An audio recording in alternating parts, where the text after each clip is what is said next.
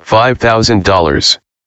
Cash payment to anyone who can prove that what lying son of a devil Farrakhan is preaching is consistent with the lessons, supreme wisdom, of Master Fard Muhammad Elijah Muhammad's representation of his teacher Master Fard's teachings.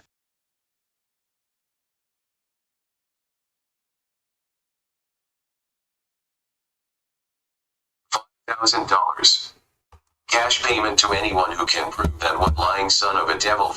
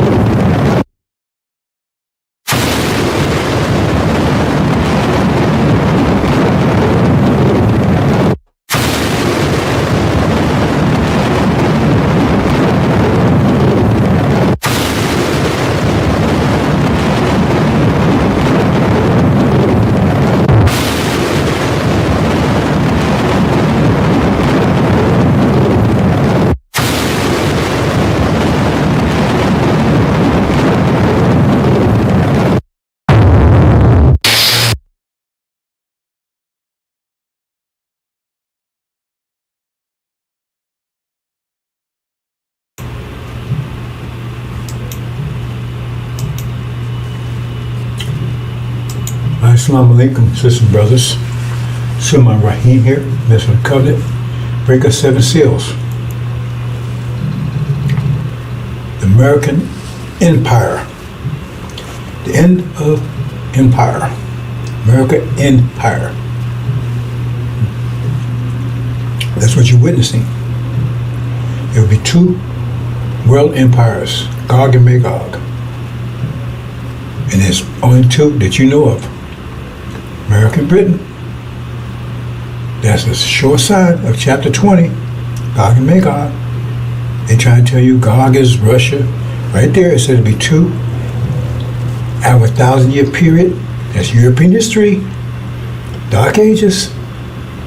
A resurrected empire kept them locked down for 1,000 years. This is clear. See, brothers and sisters, there's no excuse.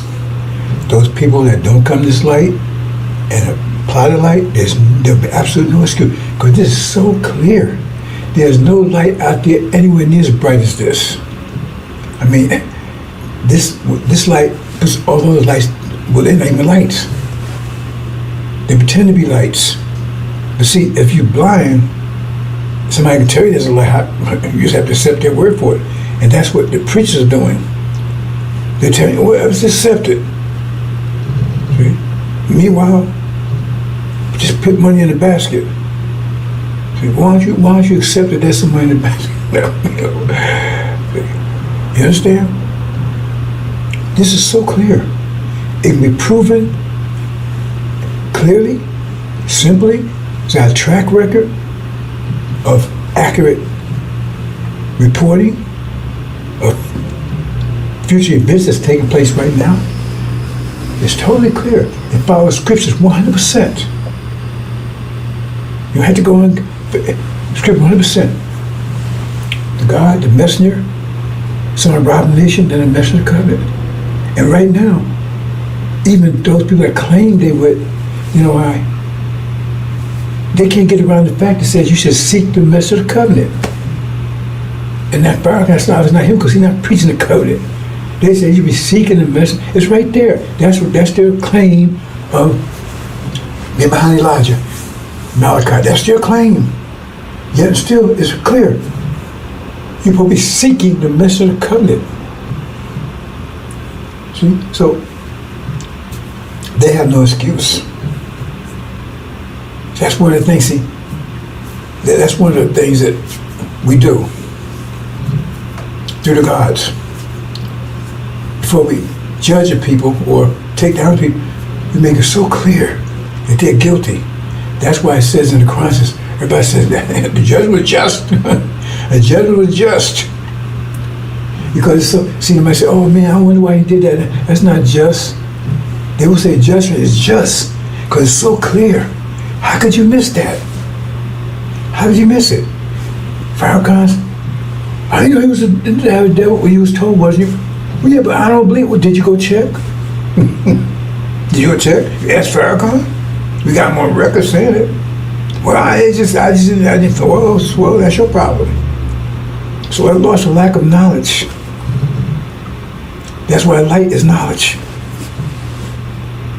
Knowledge is what the mind takes and transforms into the brain. We not transport, but brings it transfers into the brain. See, inputs into the brain. Brain gets input from the mind. The mind gets input from the world around. You understand? And so the information is there. People lost for lack of knowledge. Why? Okay, if it's lack because you chose to be like, that's your problem. If you lost because other people blocked it, then that's their problem. It's your problem too, really. But it's theirs too, because they're going to have to be responsible for blocking that light. And the judgment's going to be just, it's going to be terrible. They said only a few would make it. What's that prayer? It said it'd be so few men that 10 women would take hold of one man. 10 women would take hold of one man. They fighting over one man. You're begging him, could they be his wives? That's what the Bible says. That's just so few. And why is that? Remember, it's not talking about the devils because they won't be around to have any wives. Some of you. Why is that? When this is so clear. He said the truth be so clear and the fool wouldn't err, but you're erring. I mean, there's no information like this clear as this. You don't have second on faith. And plus, you have to pay for it. You have to pay a dime for it. You have to do anything. Right? All you have to do is take the information and then apply it for what? To help yourself. Not help me. Help yourself. How can you go wrong with that? So either a demon or you're so weak-minded, because remember it's vectors. But the vectors combination between your vector and theirs. If you got a real weak, you may be original, but if you got a real weak mind, then you can't overcome their vector. No matter what I tell you, you're not going to be overcoming it. Like if you're born mentally challenged, I could send you to any college and university in the world. You may be original, but that's not going to matter. I can get all the best teachers, you're not going to ever learn anything. And we got people like that. See? And some of that is because of whether they're feeding us and all that kind of stuff, we producing defective children. Yeah, I didn't talk about that before, but some of us producing defective children. And so they can't do anything about that. That's why you went to the wilderness. We won't accept them either. It is children. They're defective. We don't accept them. Now we're going to go out and reject them directly? No. Because it was by definition, the criteria is you have to come to this level of knowledge. You have to climb that ladder. If you can't climb the ladder, I don't care if you're male, female, old, 9, or 1,000 years old, or whatever you want to call yourself. If you can't climb the ladder, that's just it. That's it, period. Because you won't be anything in the world. You won't have to understand. You'll be totally lost. Because it's going to be a world of mathematics. A world of mathematics. This world is a world of mathematics too. It's not just totally on the conscious level, because they'll not apply it to how the universe, how to apply it themselves. But still, the reality of mathematics, or just computers mathematics, your cell phones mathematics, all the stuff you do is it's all based on mathematics. It's just that they don't understand. Most of it's theoretical. They don't know how to apply it to themselves personally. They know how to use mathematics. Now the Greeks know how to use mathematics in the past. They had a form of mathematics. But that's the criteria. You have to get in the Lamb's Book of Life. The only way you get there, you have to climb that ladder, get that angel. That's it, period. Case closed.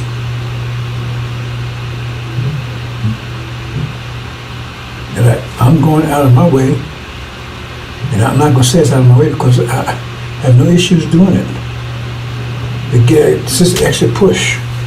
They still have to climb that ladder. Still have to climb that ladder. And from my perspective, right, I have to give a little extra push because they got other because they still take care of this nation. They still feed the children. They still deliver the children. There's different things, right? So that's it, right? So that gives the males an unfair advantage because, it wouldn't be if it was out there help change the diapers and everything else too. But we know we ain't doing that. Okay. So and that's on me, right? But still, no, I cannot protect them if they don't come out of the door. I cannot protect you if you don't rise to that level. I can only give you a push and provide, some shelter for a short period of time. But I cannot protect you. Once this new reality comes in, I cannot protect you. If you can't deal with it, that's on you. That's the level that's the level the mind's going to be on, right? All things new. Make it mathematically. And I don't see too many people, I don't see anybody do it actually. So you're going to get a helping hand on that. Because actually the sister's going to, but the brother's going to help hand too, because Master Farm Hunter's going to give you a big helping hand. He's going to put some fire on you, and fire will move you. It shuts down this reality. Major blow to it, bam. Cripple it. Okay. Break that vector that's holding you down. Break the power of it. So now if you had the power to rise up, they put a balloon on the ground, right, underwater, you take the foot off, it's gonna come out. But if it's not deflated, it don't matter, take the foot off or not, it's going to just lay there. Maybe a balloon, but it's deflated. You understand, brothers and sisters, I don't know if you understand or not. So those clowns out there with their BS, they don't bother me. I see them, they run around crazy, frantic. All of a sudden they got fire all over the YouTube now, right? They're trying to give kind of credibility. They don't show everything. It doesn't matter. I don't care what they show. You're going to get around the fact it follows the devil. Pure and simple. I don't hear anything else beyond that. There's nothing always, no, God, I don't hear anything. It's nothing you can tell me to get around that one. Now, if you believe anything what Master Muhammad said, Elijah Muhammad said, there's nothing you can tell me to get around that. He's not Abraham's seed, so that covenant doesn't even apply to him. That's why it says, Daniel said, he despised the covenant. It doesn't apply to him, it follows the devil. You know, it's fine, our devil follows a light-skinned Jamaican. Well, that's not the story Farrakhan was telling. I'm pretty sure he never told Elijah Muhammad follows the devil, because that didn't come out until after the messenger was departed. And in fact, right, I'm the only one who really pushed it, but he actually made an interview where he stated, he said his father's parents, not his mother's parents, father's parents were white Portuguese Jews, white Portuguese Caucasian Jews. We got him saying it. I know he wouldn't reveal that while Elijah was around, because anywhere in the world Elijah would have put up with that one.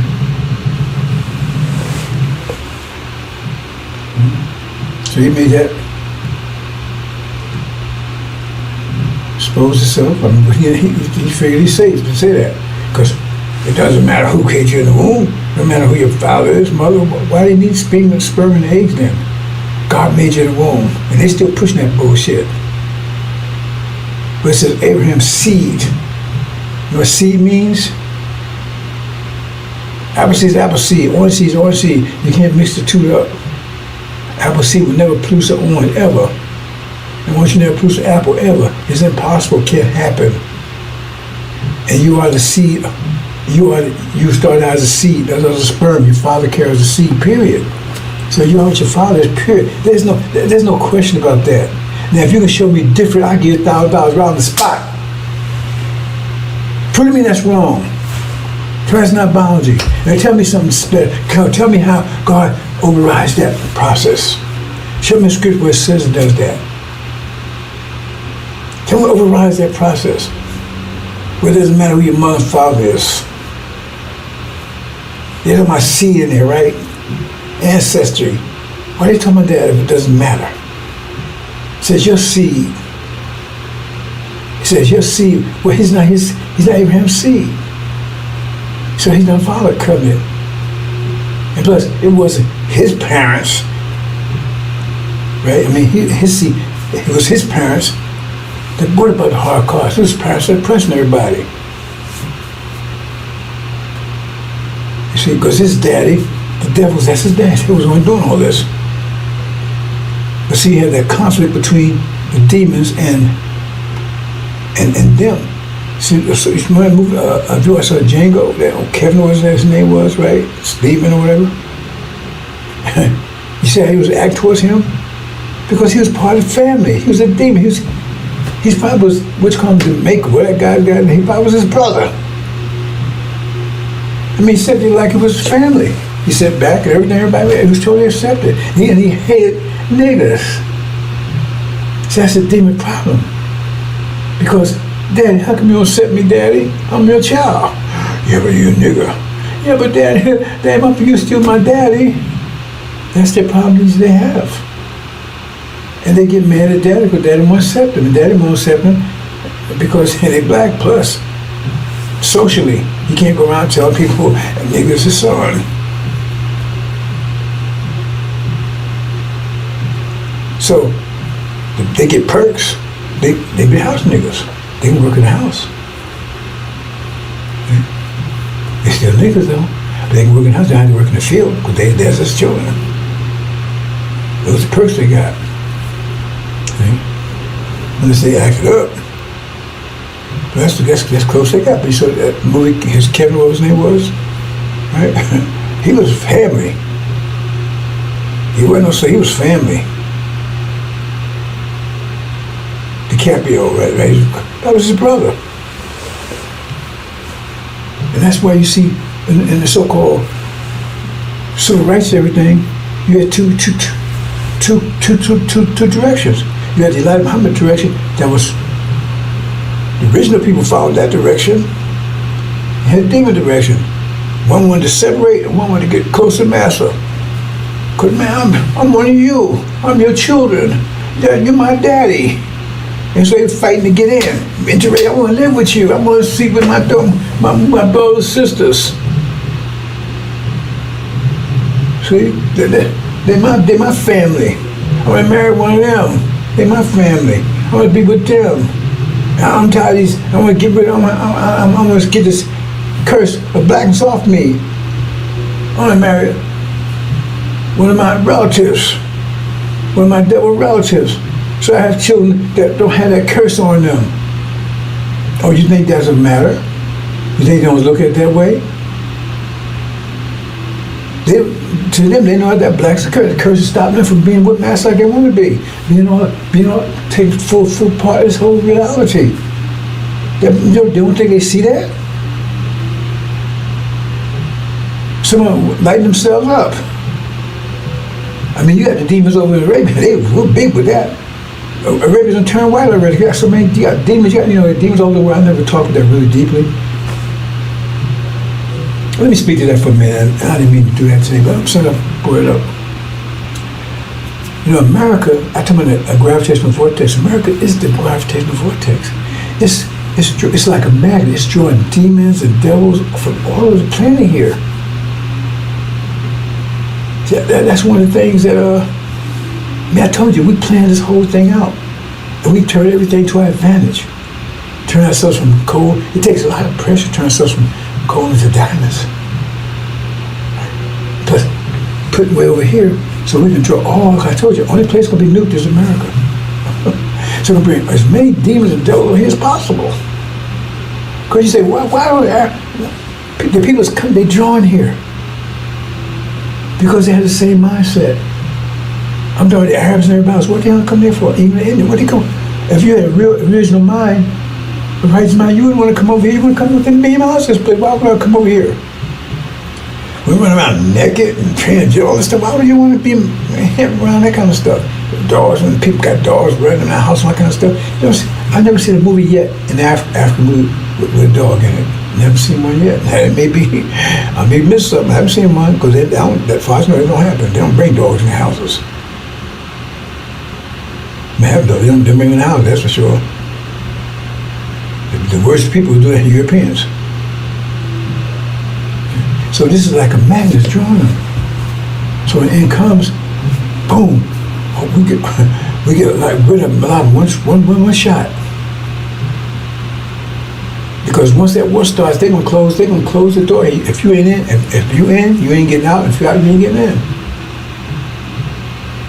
Well, they might let somebody in, but you ain't getting out if you in here. They're gonna lock. Remember 911? They locked up. They're gonna lock it up.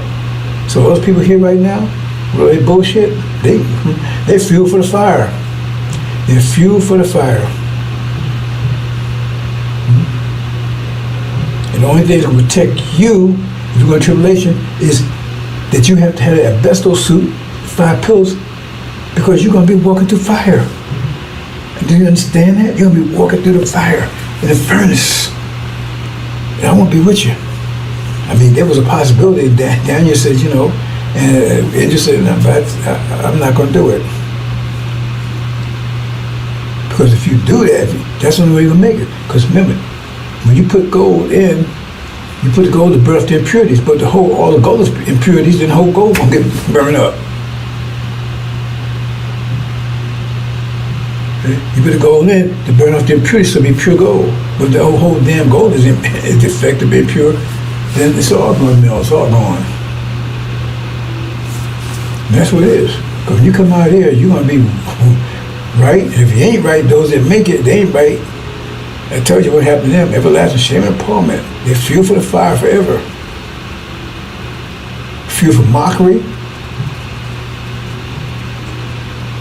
I don't know if I should say this. The other thing is, you know, God can't lie. Why? God made liars. I mean, he can't make something he can't be himself. Or he even imagine it. He can be whatever he want to be. He set up some emotion, make me shed blood. What was that about? The point is, he disciplined. Discipline is the difference. He disciplined in his nature. He disciplined his nature. That's the difference. See? They want to like him, lie. He wants whatever. He disciplined his nature. That's the difference. You understand? So he'll tell what God can do, what he can't do, what he wants to do. They discipline his nature. And they can't discipline theirs. And we're the most disciplined people on the planet. Because we had the potential for it. Move on, brothers and sisters. Okay, Empire. So we're going to do the math. You have to rise to love the math, brothers and sisters. I've seen anyone do it yet. But that's true. You have to master it to get through. If you get through without it, that means however you did it. But you're not coming through whole. Might as well not do it at all. Back to that point I was talking about justice, right? You see what's happening right now in the world? Even right now, I got people saying, whatever happens to false Israel is just. It says here, rocks will cry out, justice. So everybody will say, yes, just. Everybody say, it was just, what happened? That's about to happen. It's going to be made clear in a few more days, because it says this gospel, it tells you connect that. It says this gospel means Injil in Arabic, and when Jesus was talking, he was talking about the Revelation, that's the book he revealed. He says, this gospel will be preached in all the world. That's what they call Revelation, the gospel. Sometimes it's called New Testament, so-called New Testament. But it's still under veil, because it only could be unlocked by an angel. Because it is preaching all the world. That means it's going to overcome all resistance suddenly, and then the end will come. What do you mean it will come? That means it brought about the end. It brought about the end. Because that truth, remember, truth is a force. Truth is the force of the time. Yeah, I hate to say truth is like this. Well, every action has an opposite reaction. That's a universal truth. But when I talk about truth, I talk about, is it in season? Is it in season? There's the truth. Make Mr. Shed Blood was in season. So it was the truth. Sunnism was not in season. So they weren't the truth. They were the jinn. It was a curse. But see, you never see it like that. You never thought of it like that. Because you think some ultimate positive truth. And the universe is constantly changing. Things change. And that effect right there tells you something. That throws off right there. How can, if that's your idea is right, then that doesn't ever make any sense at all. How you going to have me in charge by God? Make me this God is Satan is doing this talking like this. But then why is the angels submit to him? It doesn't make any sense. The only way it makes sense is you have to say that God put somebody in charge, going to make shed blood. Why? Because that must be the season that's season for that. So truth is based on the situation. What's the situation and the state of the universe at that time. Like I told you, the Injil will only lasts a short period of time after once we get home, right? Once we're home, as firmly situated, and the apocalypse is over, the Injil will be of no value anymore. It's already done its job. It's been everything till you got your mind back, so what value is it? Right? Unless there's some other value, like the Quran, the value of the Quran, primarily right now, just recital. That's what was given. That's why I call it recital. That was part of the things back there was set up to make sure that Suleiman would get it, right? Because it's part of the 5 pillars that's required to develop your discipline. It's a technique to show you how to It's a technique to show you how to master your discipline, and that's definitely needed. Without that, we have a problem. Learn the Injil, right? That gets your mind, but doesn't get your discipline. It's like uploading the Injil doesn't get your discipline. You might need some discipline to learn to activate it, right? But it's not teaching you discipline. See, you get your mind straight so you can feed the correct information to your brain. But you need 5 pillars, that gives you the discipline.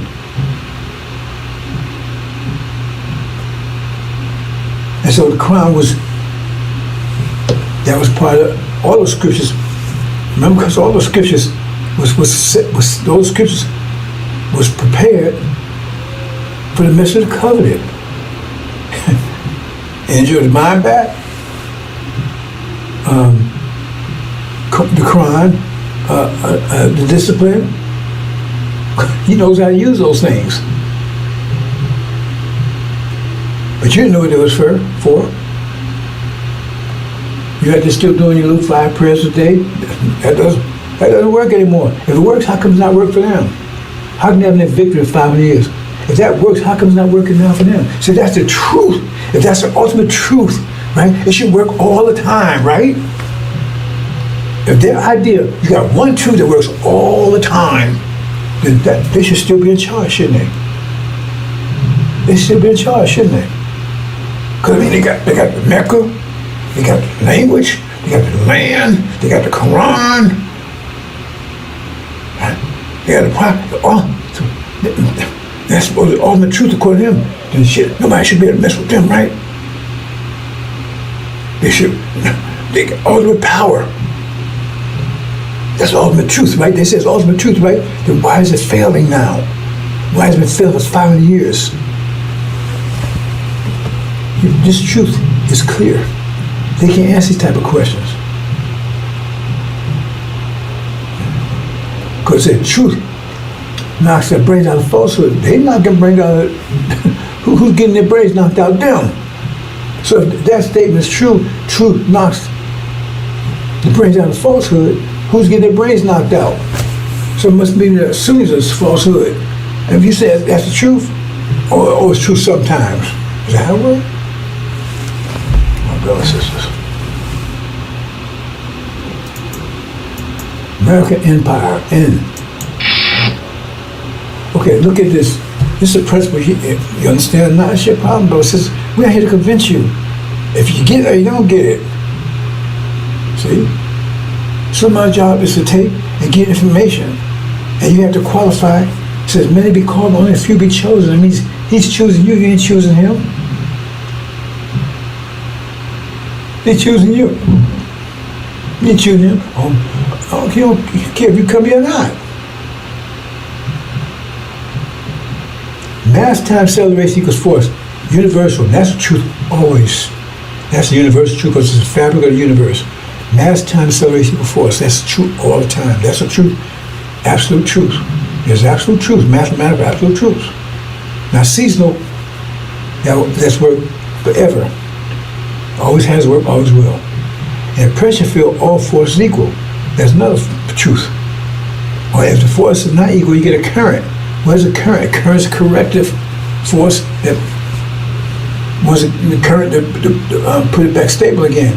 You have a lake that's quiet and everything else, right? That means pressure is equal at every point. Force is equal at every point. But if you say current, that means, oh, well, this point is, there's more pressure in this point. Just like if you open your windows in the house, right, you get a breeze go through, because one side of the house, the pressure is lower than the other side, so now you get an adjustment. And so the air is pulled on the other side, adjusted until pressure equal both sides, then the current is gone. The breeze is gone.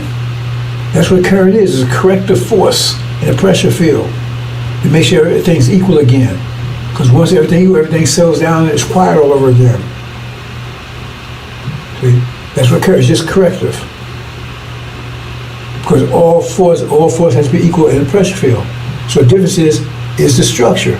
They say mass times acceleration. So if the force is 12 and your mass is 12, then your acceleration will be 1. 1 times 12 is 1.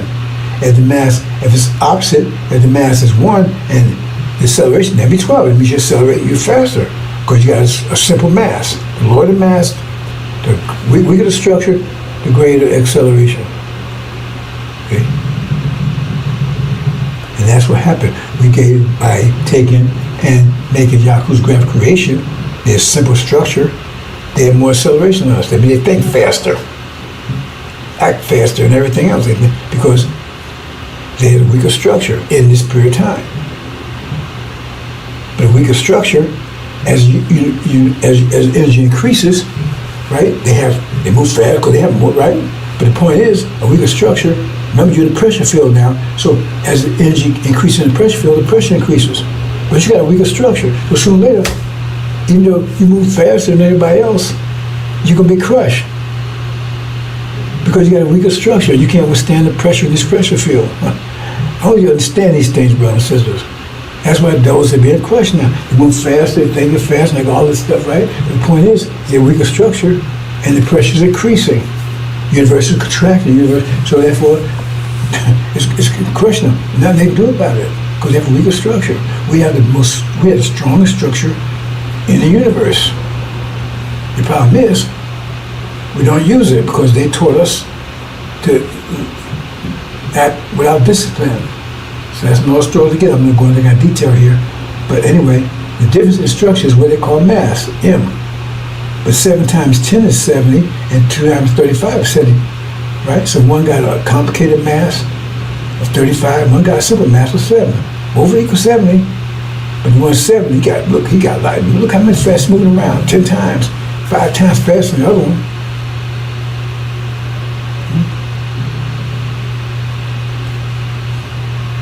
So it means thinking faster than everything else. But as the pressure increases, their simple structure after a while crumbles under the pressure, crushed under it. Both equal in force, energy, yet different in structure, mass. If you understand the principle, but you might as well just close up and just go, because that's all. Everything's built on that basic structure. Holocaust, false vision detection, American empire. Let's do the math, brothers and sisters. Now I'm gonna give you a simple illustration here. I hope you can follow it. I'm saying you got gold and you got shit. Now I'm classifying the gold. I'm saying on the gold, if you got gold, right? Now what I'm referring to, right, is your brain. And your brain, your mind, the mind you have, right, cannot be greater than your brain, because the brain won't be handled. If you got a real simple hardware, in your motherboard in your computer, but you got Windows 10, 20, 30, it's not going to do anything because the motherboard just can't handle that level.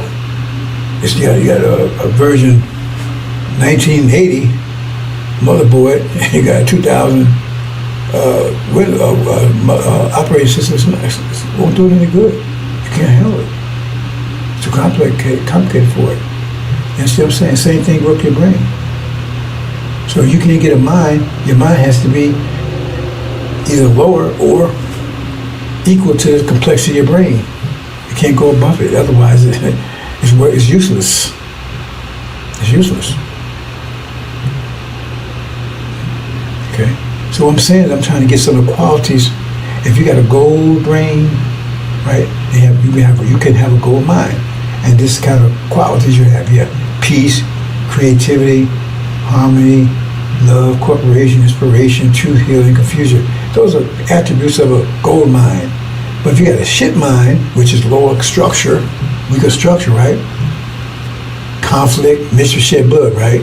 Conflict, destructive, death, divisive, hate, resistance, oppression, lies, killing, mischief.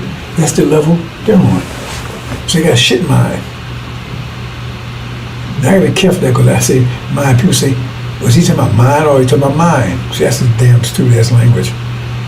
So I'm talking about mind, F-I-N-D. Yeah, F-I-N-M-E. Right? That's a gold mine. But see, that'll confuse you with this, right? Because this is a gold mine too over here with a D. I'm gonna try to avoid that confusion here as much as possible. I'm talking about mind, M-I-N-D, right? Shit mind or gold mind, right?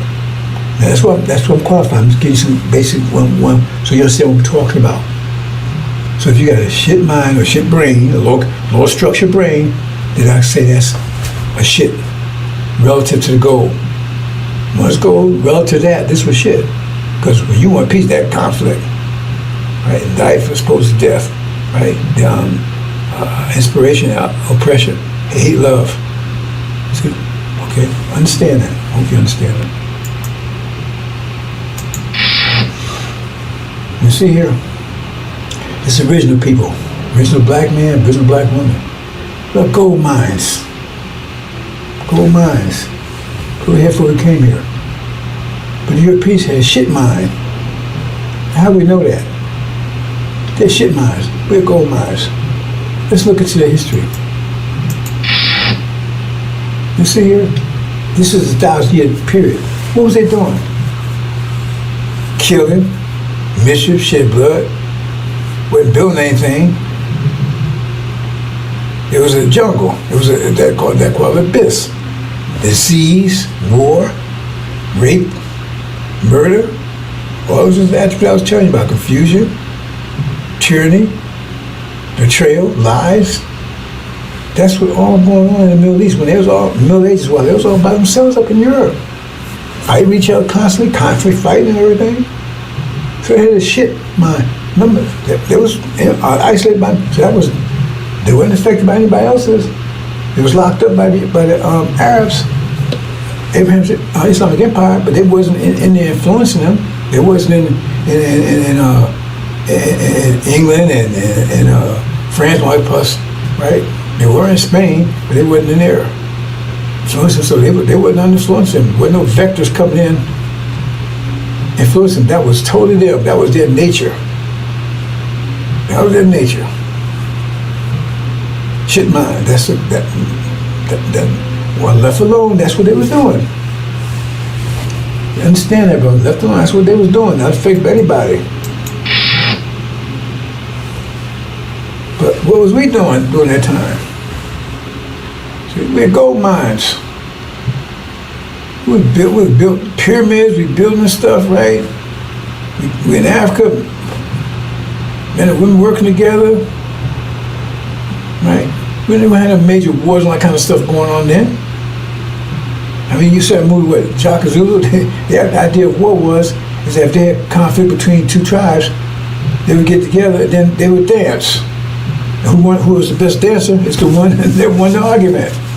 No shed blood. I mean, they were shocked when Shaka Zulu came along. And that was something that's made up. And that's the way it was in Africa. You didn't have any major wars, all that kind of stuff.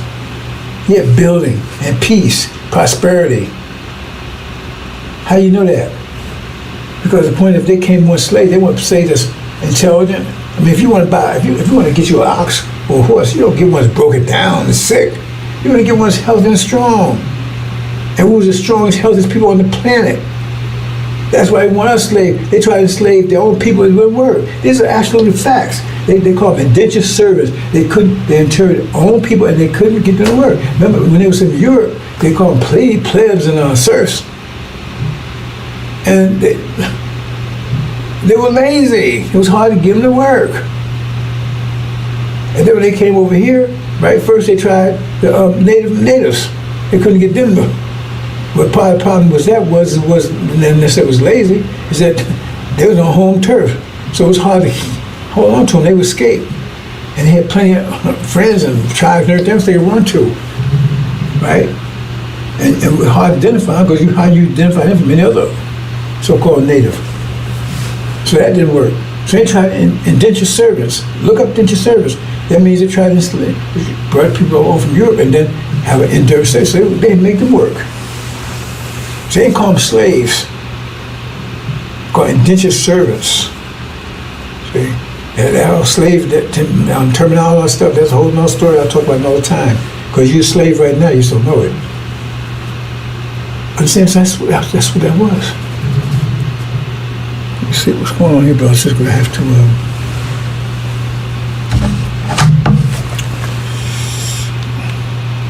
Okay. That's what it was. So, like I said, they would,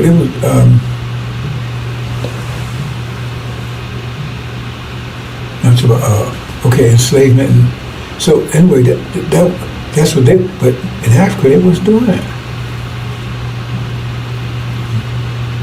They was following their nature over there. In Africa was following their nature. It was building at peace. So far, I just mentioned that, so let's move on. So they had the gold mines. M-I-N-D. They had shit mines. Left alone. Remember, they were separated. Wasn't interaction. There was an interaction between Spain and that. But what did they do? They civilized Spain. That's civilized. In fact, they call that the Golden Age. That's whole different. When we were the vectors, primary vectors, Spain was the best country in Europe. They were civilized. They was taking baths. That's why when in 1492, Columbus came out of Spain, they come out of France, they come out of Italy, they came out of Spain, because Spain was more progressive. And then when they finally defeated the Moors in 1492, Spain was the most powerful country in Europe because they had education, they had the shit, all the technology and everything else. How they got that from the original black people, the Moors. See the difference? When our vectors was influenced, it lifted them up. But when we was on their vectors, it forced us down because they shit vectors and we gold vectors. So we actually add value to Spain. While when we had us under control, right, they took value away from us, turned us into shit. When we was turning Spanish into, that's why do you think everybody speaks Spanish over here? Because Spanish came over here. They was one control first. Hispanics. It was the primary. Why? Because the Arabs influence on them for almost 700 years. Lift them up. Because they had gold mines and they took and transformed it and add value. You understand these things, brothers and sisters. Because the opposite happened to us. Once we were under their control, did they turn us in better? No. Into shit. So let's look at this, right? And that's what we was doing. While they was out there warring and killing each other, one taking baths, disease and everything else. Wasn't any disease here. Healthy people, healthy, strong, educated. Timbuktu, one of the major universities in the world, one of the best in Africa. See? This is what we was doing. Okay, let's go on. And then, boom, they got a hold of us. They got a hold of us.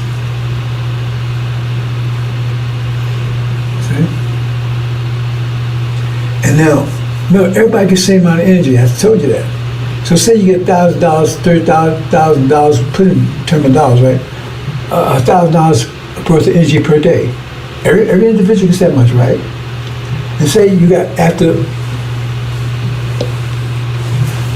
they're all done, you got 300 disposable. I'm oversimplifying this, right? So the thing is, so that's how much you could use to control something else. Remember? You got so much energy you need it for yourself. If we got any energy left, we had we had just enough energy to maintain ourselves. We didn't have energy for anything else. If we need a 1,000 units of energy to maintain ourselves, and we only got 1,000, we had no energy for family, no energy for civilization, energy for anything. But we just had enough to maintain ourselves. And if you only get down 800, then you don't have enough to even maintain yourself. We got down that bad because they got control of us. We have enough energy to maintain ourselves. So the thing is, you understand that context. So the thing is, say you got, after that, or everything else, then you got 300 left. Right? So what they did was, remember, they got shit minds. So they gave us shit minds. They gave us shit minds because they got shit minds. They have control over us. The quality. So remember, I saw the thing, oppression, when shit mind, oppression, rape, that's where they treat us. Like shit. The form of energy they gave us was shit. Because what they was doing to us was energy they was controlling us with. What kind of energy? Remember, they only could, they have to put it this way. It takes energy to control something. So they had 300 units per day of energy, right? Disposable income, so to speak, right? So, but it was shit, took the form of shit, because that's the minds they had. It was oppression, war, whatever, to extent, right? So that's the influence they had on us. They couldn't do any better. That's the mindset they had. So they had something under control, so the form of their control would be shit. Murder, rape, all the different things I told you, that attributes of shit. Right? And they get us. And remember, the transition has to be equal. Okay. If they force you to do something, this how much energy they put. They can only get that much energy back. They tell me it's capitalism profit. See, I'm supposed to hold into that. There's a greater hole in that you wasn't aware of. Right? Every action has an equal reaction. So the reaction has to be equal to the action. The reaction has to be equal to the action. So if you take and force somebody to work, but remember, it takes force and energy to do it. So say you use 300 units, 500 units of energy to get them to work. Well, only thing you're gonna get back is 500 worth of back. You're really not getting a profit. The only difference is the quality that you're getting. You're still getting the same amount back. So that's why the more you gotta press more, but that means the more energy you gotta put into it. So you're not getting any profit from that. Your profit, no net profit. They say net, that means, just bottom line. But you get the quality profit, right? Because it was $1,000 worth of shit, but now it's $1,000. It's still net. It's still $1,000. It's still worth $1,000, but it's $1,000 worth of shit that you given, and you get $1,000 worth of gold back. It's still both worth $1,000. Both for the same amount. It's just that the quality is different. So when they put us through the Holocaust, the energy took them to put us through that. All they got back was the same amount of energy that they put in.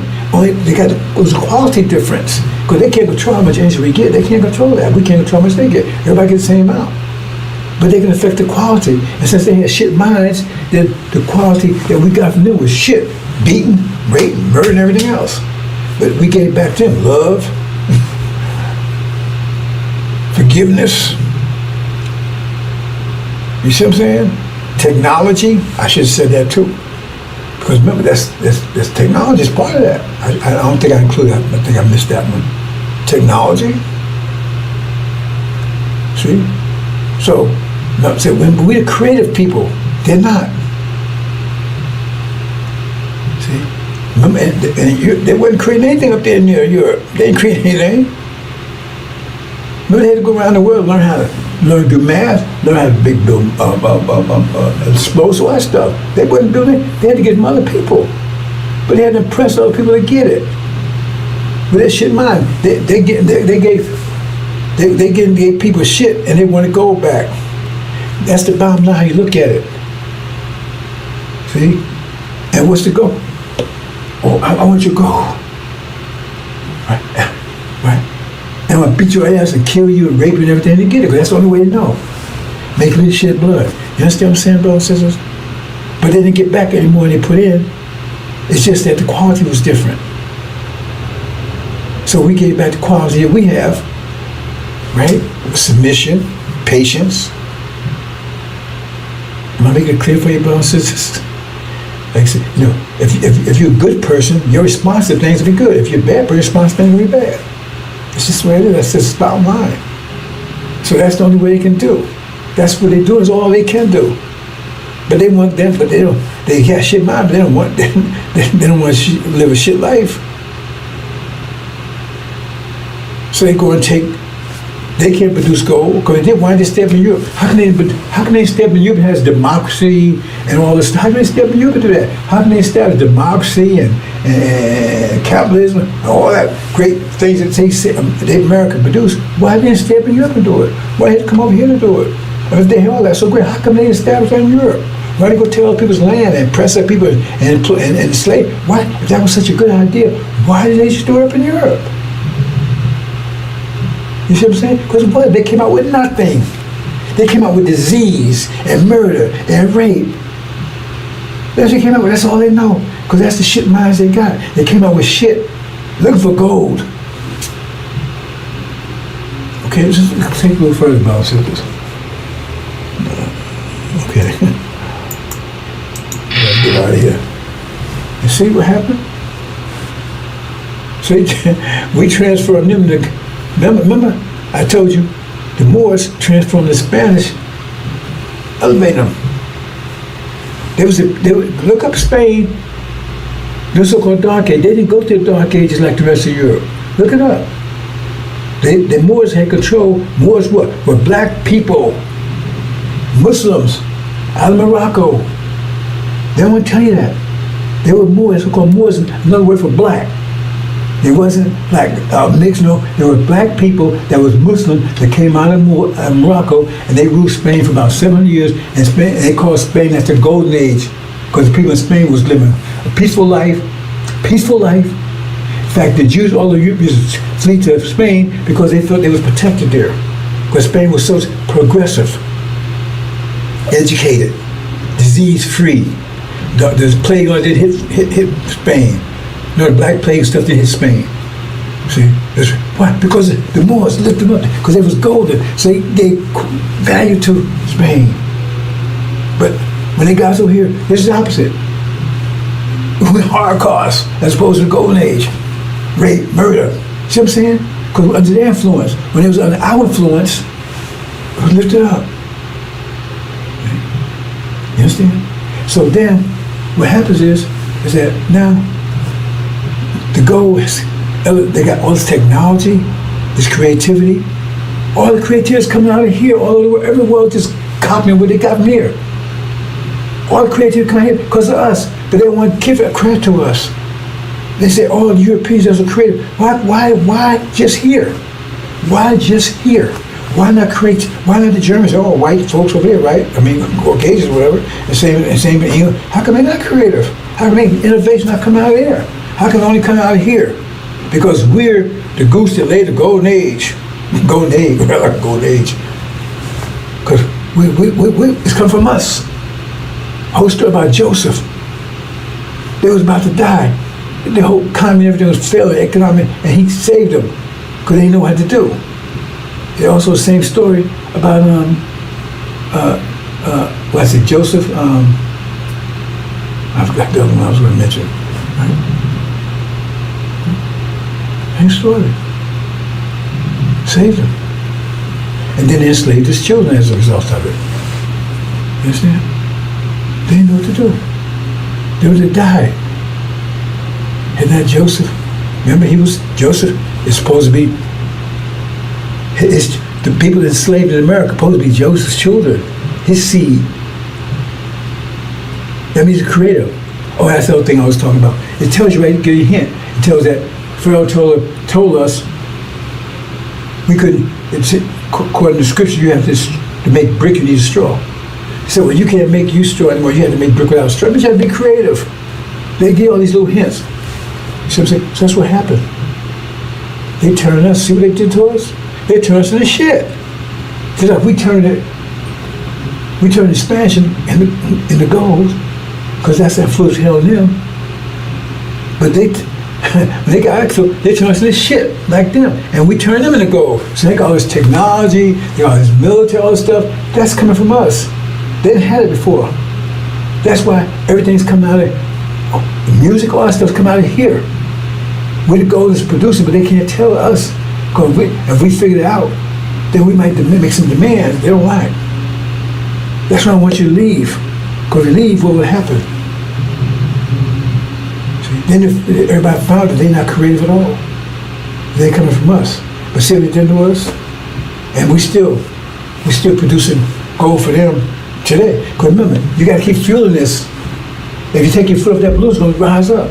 So if we still bend like that, means they still got force in place that you may not see. You can't see the wind, but you can see the effect of the wind. That means these Democrats, Republicans, maybe you can look at our condition.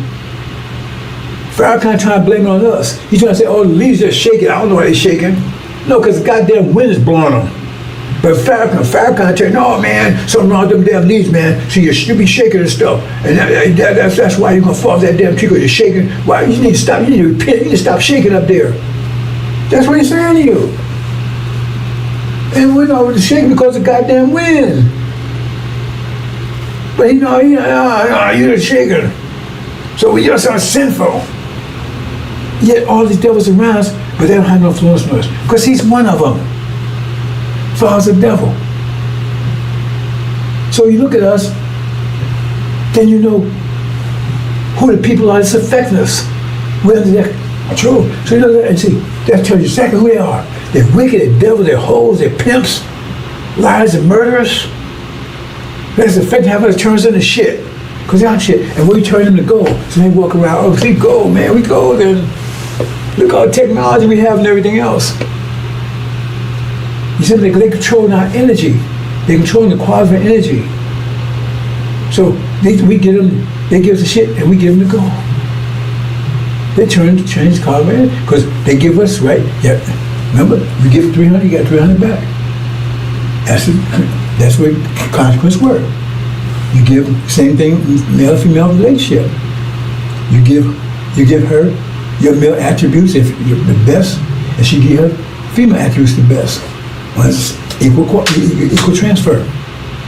Equal transfer. She get 500, you get 500 back. That's to keep the balance. Otherwise, it's misbalanced. Then you got negative energy, all that kind of stuff going on. The bottom line still comes out net, come out to equal. So if they're giving us 300, right? Because right now, look, we're under their control. They tell us how much what we can buy, what we can sell, where we can live, and everything else. They control the quality of it. They can't control the energy that we get, the amount of energy we create. They can't control the amount of energy we get the same much they get. They only control the quality of it. So they give us the shit. But they're mad that we give them the gold. Because they can't get it. We can only produce it. And they can't. Understand that, brothers and sisters. Okay? So when you look at this, that's who they are. When you look at them, that's who we are. All this technology, all this cell phone, all this stuff, everything, that's who we are. Because they're coming out of ours. See? That's who we are. Okay? And this is who they are. Every action has opposite reaction. So look at the opposite. And see, when you see it, look at the opposites. That's who's affecting who. You got everything thinking backwards. See? They got us thinking backwards. So this is who they are, what they claim we are, and who they claim they are, that's who we are. We're the masters. They try to play their God or you put them on top of everything because of us. What's going on, sister? You see here? No, this is another thing right here, right? This is that Cosby shit. See, he's no demon. He's like one of them. See, you give your children, because they're influenced, right? Here you are. You give your children gold. Love, all the attributes gold, right? What are they giving you back? Look at them. Give you shit back. Anger, mad, talk back and everything else. Because this fool right here, he's part of that. We give our children all this and we get this back from them. That didn't happen before this fool came along. Everybody traces back, even this woman she was talking, she traced all this back to the 70s. Because they turn on our children.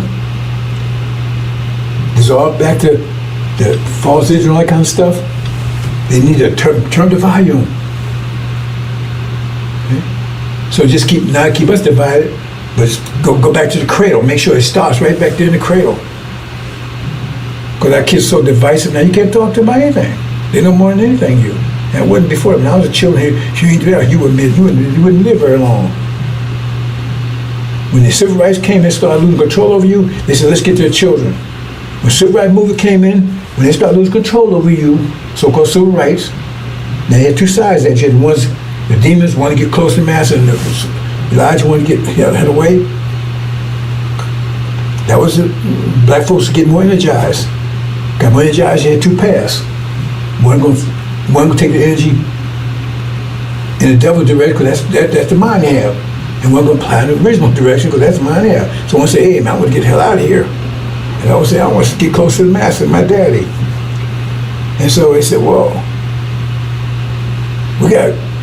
remember, they don't want to lose control of us. So, hey, go after the children. That's what we did. So you can't tell the children, hey, look at them. Oh, he give them love and everything else, and look what you get back. This is the devil's doing. That's going to change in a minute. That's why I'm going after the root. You see here? And Farrakhan's part of it. We ain't going nowhere. So what would the solution be? The obvious solution would be to stop that transition, stop that process, get away from it. Because they changing our goal to shit. So get away from it so we keep our goal. We don't want that shit. The obvious separation is to get the hell away. Pharaoh said, we ain't going nowhere. The devil's the one. That's what Pharaoh said. Pharaoh said, no, the kid let him go. And that's what Pharaoh said. Remember, he's one of them. Because the obvious solution, like Elijah Muhammad says, is get the hell out of here. So now they stop transforming your gold into shit that you even eating it. We was out there and raising cattle and all this stuff for them.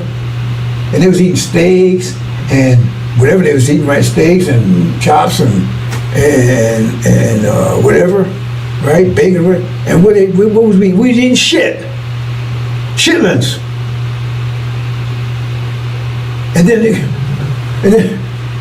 we so damn stupid. After we got a chance to buy our own stuff, we're still buying it because they took the S off and put a C there. That don't change the fact it's still shitlings. Or called shitlings now. Just take the C and put S there, and they still sell it at Walmart. So it's not still that's dumb stupid. They was feeding us shit by that. Well, we was preparing. How was they getting that? How was they getting that steaks and stuff? We was preparing the stuff for them, but we couldn't eat it.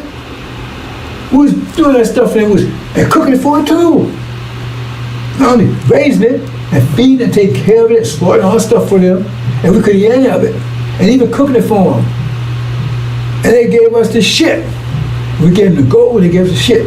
That's the transition, a symbiotic relationship. And the only solution anybody can tell you, the only clear solution is to get the hell out of that relationship. Get away from it. The Pharaoh said, no, you understand, because he's part of it. He's got rich off of giving you shit for 42 years. He ain't gave you a goddamn thing but shit. And he's rich. He ain't produced anything to the Nation of Islam. Islam is basically probably bankrupt. It's not worth anything. But him and his highest son is a millionaire too. That dumbass. See what I'm saying? And you don't see it? Oh, we love her. What does that say? I love those that give you nothing? Right? Well, I'd be better off getting nothing than getting shit, but right? You understand, brothers and sisters? You understand that out there? And Pharaoh Muhammad, I would say you ain't going, he getting rich off of you. He got rich off of you. He says he's robbing the nation. He says in Malachi, this stuff is so simple. Who is robbing the nation? He's got rich off the nation. He hasn't produced a goddamn thing in 40-some years. And plus, he's cursed with a curse. Cancer. Okay, so watch this. Now, see, they look like billionaire, man. I got yachts, everything else. What you got? See, here you are, over here selling drugs and crazy. You look at women, look how you turn the women out. See? That was, see? And wham. And then Suleiman comes. See, that's why I say seek the messenger of the covenant, because he's the only one. Elijah came, all he could do is prepare you to get out of here. They get you prepared to get out of here, like you prepared going to, you got to clean up, you got to pack and everything else. But you still got to survive where you are. That's what Elijah's job wasn't to get you out, to prepare to get out of here. But he went seeking, and so Suleiman he had the power to lift you up. That's why he says seeking, because he had the power to get you out of here, and he's going to do it. That's if you want to get out. Only ones that want to get out. See? So once that happens, now you're over here, you got your goal, everybody mess, you ain't transfer, your goal is your goal. So now you live a goal life, everything is built, you're building all these beautiful things, everything like you was doing before, pyramid, all these beautiful things, right? But look at them. They're back there, stuck in their shit no more, they ain't getting any more out of gold. All they got is shit, they're back to caveman again. This is not just a joke, bro, this is exactly what the deal is. See, they back there, with the little banjo, hey, I went downtown in Mommy's town and I'm going to grab me some pork chops and give me a little dog. That was their music level. The whole world's rocking to this, the music coming out of black people, and they take it and assimilating it, copying it. They ain't creating it. They ain't creating a new music life form. No one's created a new music form. The blues, that was us. 50 years later, jazz, that's us. 50 years later, Motown and rock, that's us. Nobody invented anything. Everything took, they rock, all that kind of stuff is just like they said, Elvis Presley, I forgot Chuck Berry was, whatever, he's copying over him. They copying over, like, what's it, Eminem and all them? They invented that stuff, they invented this music, none of it. They copy it. And now new life, now 50 years later, it's time for a new music form. Because human has to, the music reflect our emotional condition. But that's another story I talked about before. See what happens? Now we home. Now we home, sisters, brothers home with their goal. And left them with their shit, because they can't do anything. That's all they can do with it. Because that's all they got, shit in mind. They can't build anything, they can't do anything with it. Once we separate, we home now. And they back to, that's the best they can do. That's what he did in Dark Age, that's what he did when there was a cage for 2,000 years, or whatever it was. See what I'm saying? I'm gonna leave it there, brothers and sisters. Right, because I got another issue. But you see what I'm saying, brothers and sisters? Not a little issue, but some people know what I'm talking about. Anyway, see what I'm talking about? This is simple mathematics. Now show me anything I said that's wrong. Show me the mathematics that shows that's wrong. That's simple mathematics. And exactly how things occurred. And that's exactly how they end up. They ended back in the caves, like Elijah Muhammad said. Those that survived that far, which is hell. And they got the same much energy we have, but they can't do any more to it because their mind wouldn't allow them to, right? That's the best they can do is kick rocks and eat each other and whatever they're doing. And now all our gold belongs to us. They can't control it anymore. So we built a great civilization, beautiful. Our women, they watch the page now. You think they're gonna be there? Brothers, man, they're gonna be, this is gonna love these brothers, but they're gonna can't get enough of these brothers. Man, talking about the whole man, they're gonna be like, and they will so protect these sisters. This is gonna be, ain't been a war. Brother me, right? Watching every footstep they make sure and not get on it. That's how we protect, we're gonna be these sisters. Except, honey, can I? You need help, sister? Honey? Hold your hand. So this is gonna get tired after a while. Man, why don't you get out of the way, man? I can't do nothing. They will get tired of us after a while. We're going to be so protective of them, like we're supposed to be. That's what we always was. We're always going to continue to be. Like, you know how these brothers protect their moms? They can be worse than that. She's going to get mad. Get mad. I said, well, man, get the hell out of here. I can't do anything, man. I can't eat food. I go to eat food, you grab the fork and try to feed me. It's beautiful, brothers and sisters. I tell you, the relationship between the original black man and is heaven. It's the best. It's the best relationship in the world. It's the best interaction in the world ever. We've always loved each other. This is an anomaly. This Holocaust thing. But in a way, it teaches us to appreciate our natural affinity for each other. Because before we kind of like took for granted. I mean, that was just the way it was, right? But now, after all this, then we look at it again, man, we're gonna, and these are the first few generations, but then about 20 generations, our kids are gonna be back, forgot about all this and everything else, and not gonna be, you know. But when you first get there, you're gonna really appreciate this because you said, damn, after what you just had, I've been eating shit all my life, now you get some caviar, you're gonna appreciate it for it. Hope you understand, brothers and sisters. Okay, I gotta go. So I had much more, but hope you understand. Now show me what's wrong. I get $1,000, show me the error in the master max here. They can't. That's why they have nothing to say. The judgment comes, the judgment will be harsh, extremely harsh. Assalamu alaikum.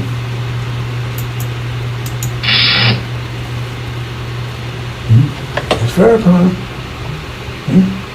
Same thing, giving us shit, giving them gold. Okay, I go in my look here. Okay, let me close, brothers and sisters. Assalamu alaikum.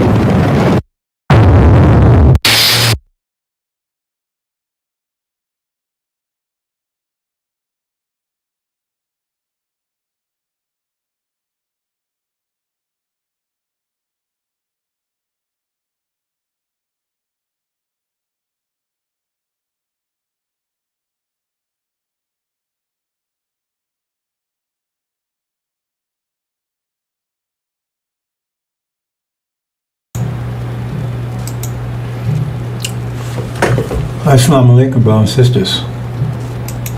Sulaiman Rahim here, Messenger of the Covenant. Break of 7 seals. Short presentation today, brothers and sisters. A review of yesterday's presentation. The false vision, decision, and American empire. Empire.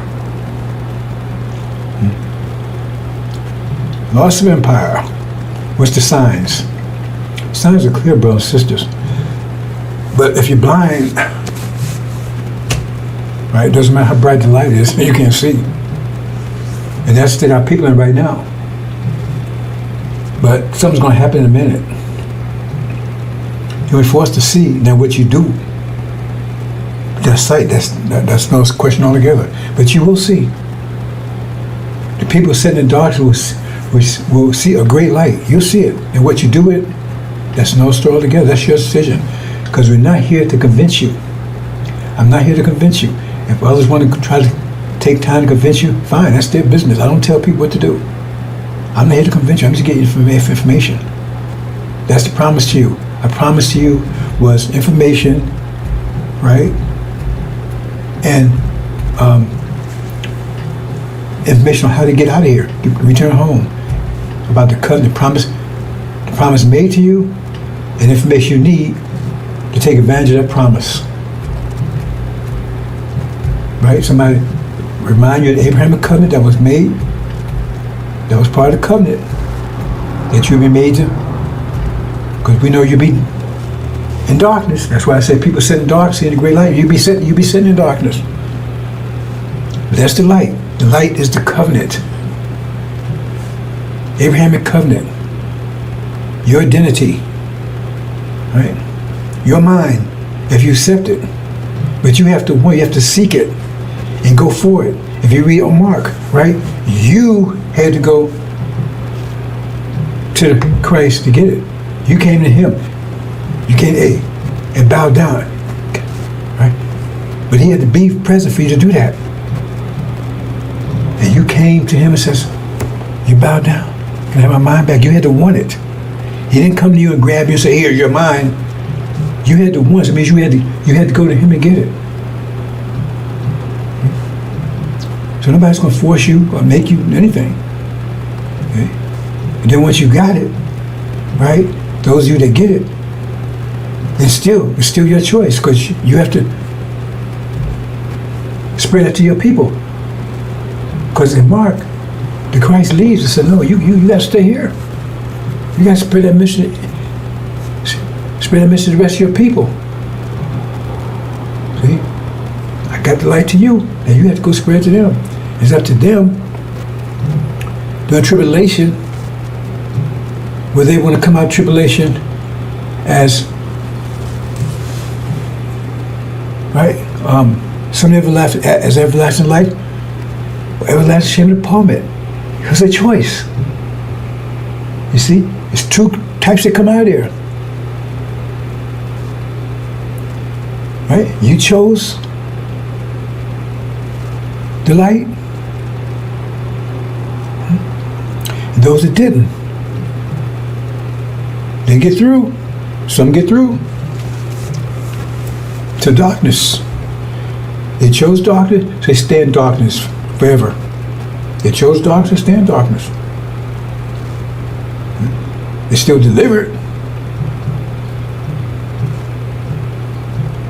They chose darkness, they stay in darkness. It's a big choice, brothers and sisters. In other words, everlasting life. Two groups come out of there. Out of tribulation. It's choice, brothers and sisters. I'm not here to force you, convince you.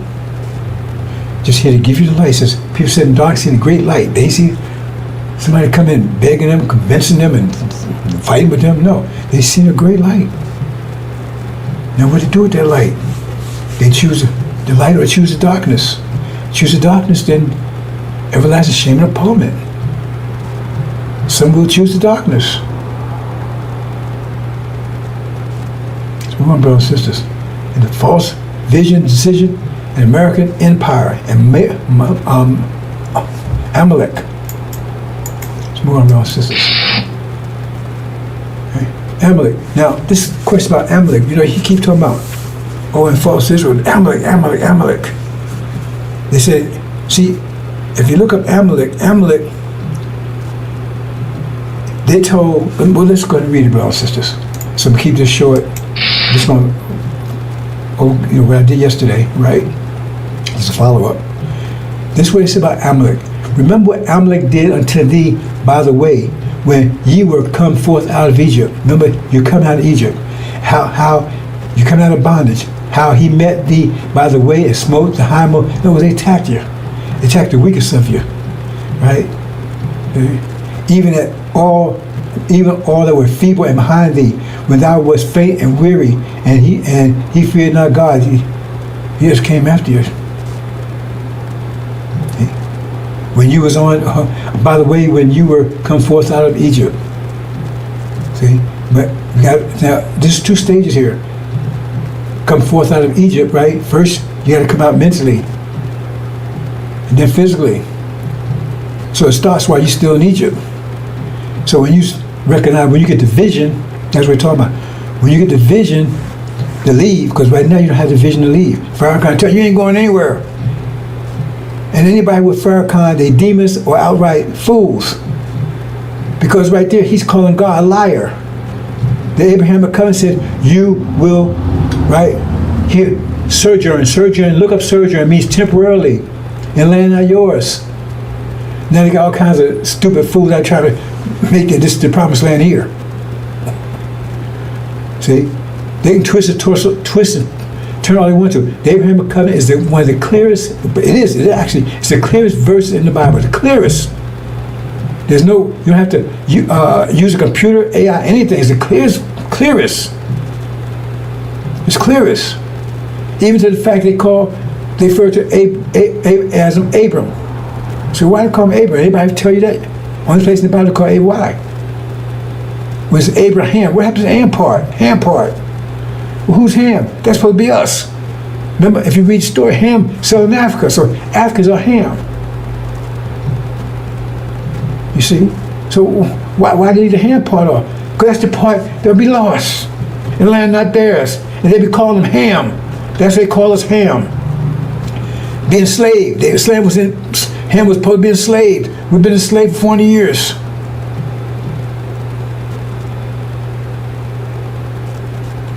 See? That's simple. Oh no. And so that's why they don't call Abraham, because his seed would be separated from him. That's what he said. Be separated to the land not theirs. It's right there. It's just a simple little puzzle right there. Abram, and Ham. That's whole. But Ham is the seed of Abraham, ain't it? Ain't the seed of that word? And it's separated.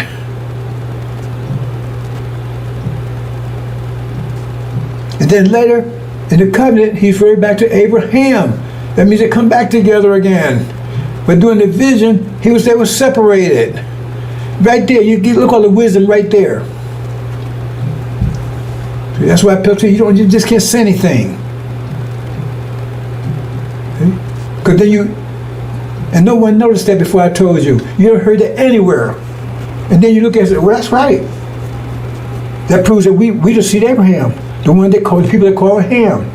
They're going to say, oh, well, those people called by my name and repent and seek I will heal their land. And then Farrakhan says us, well, we're not the ones called by God's name. False Israel is. Talking about them. We don't have a land. Where's our land at? We'll heal that land. We have to have a land to be healed. You see, that's right there. That shows that's bullshit. He's talking. That's talking about them. They're the ones called by name. They're the ones that's filthy and sick and need to repent. Not us. We need to repent. All we got to do is decide when to go home. Accept the light. Accept the heritage. It's yours, a free gift, as it says in Revelations. It's all yours. You earned it already. You earned it. And you're not guilty of anything. Because you told Smith you did. Smith, the people said, make mission shed blood. That means you be doing stuff, you be obeying somebody who make mission shed blood. That means you be acting inordinate. on yourself. Because if you submit to them, you do what they want you to do. And their whole nature is evil, wicked. So have you acted wicked and evil? So how are you going to tell you submit to that and then blame you for doing it? It says, though your sins be black as coal, they be white as snow. I'm not paraphrasing, right? But that's what it says. You're not guilty of anything. If you understand, the angel says, bless those keep their God. You're not guilty of anything. It says, accused of our, who is accusing us of being sinful? That's Farrakhan. The accused of our people are cast down. So who's accused? I'm not accusing you. Elijah Muhammad didn't accuse you. And that's Muhammad didn't accuse you. You're righteous people. It's Farrakhan is accusing you. You're sinful. You're wicked. The son of a devil. And those with him, if you want to argue with them, fine. They come and tell you, his father's a devil, period. Just Google it. Oh, I ain't gonna Google it. Well, then tell. That's your problem. See, he got him. So if he, hold on to him. Right? You choose him, fine. The robber of the nation. What does he produce? Nothing. But he's rich. He's cursed, ain't he? And he don't have cancer. Cut all insides out. When you call that a curse, what man would not call that a curse? You cut off from your heaven. You cut from females the rest forever. You're not gonna get no transplant when you get home. We don't do that. So if you got eyes, come. You got ears, come. That's why I tell you that. Tell you ain't get no transplant. If you got eyes, come, we'll make you see. If you got ears, come, make you hear. You don't come and say, come here and we'll give you some ears. Come here, we ain't no transplant. That's the devil stuff. Right?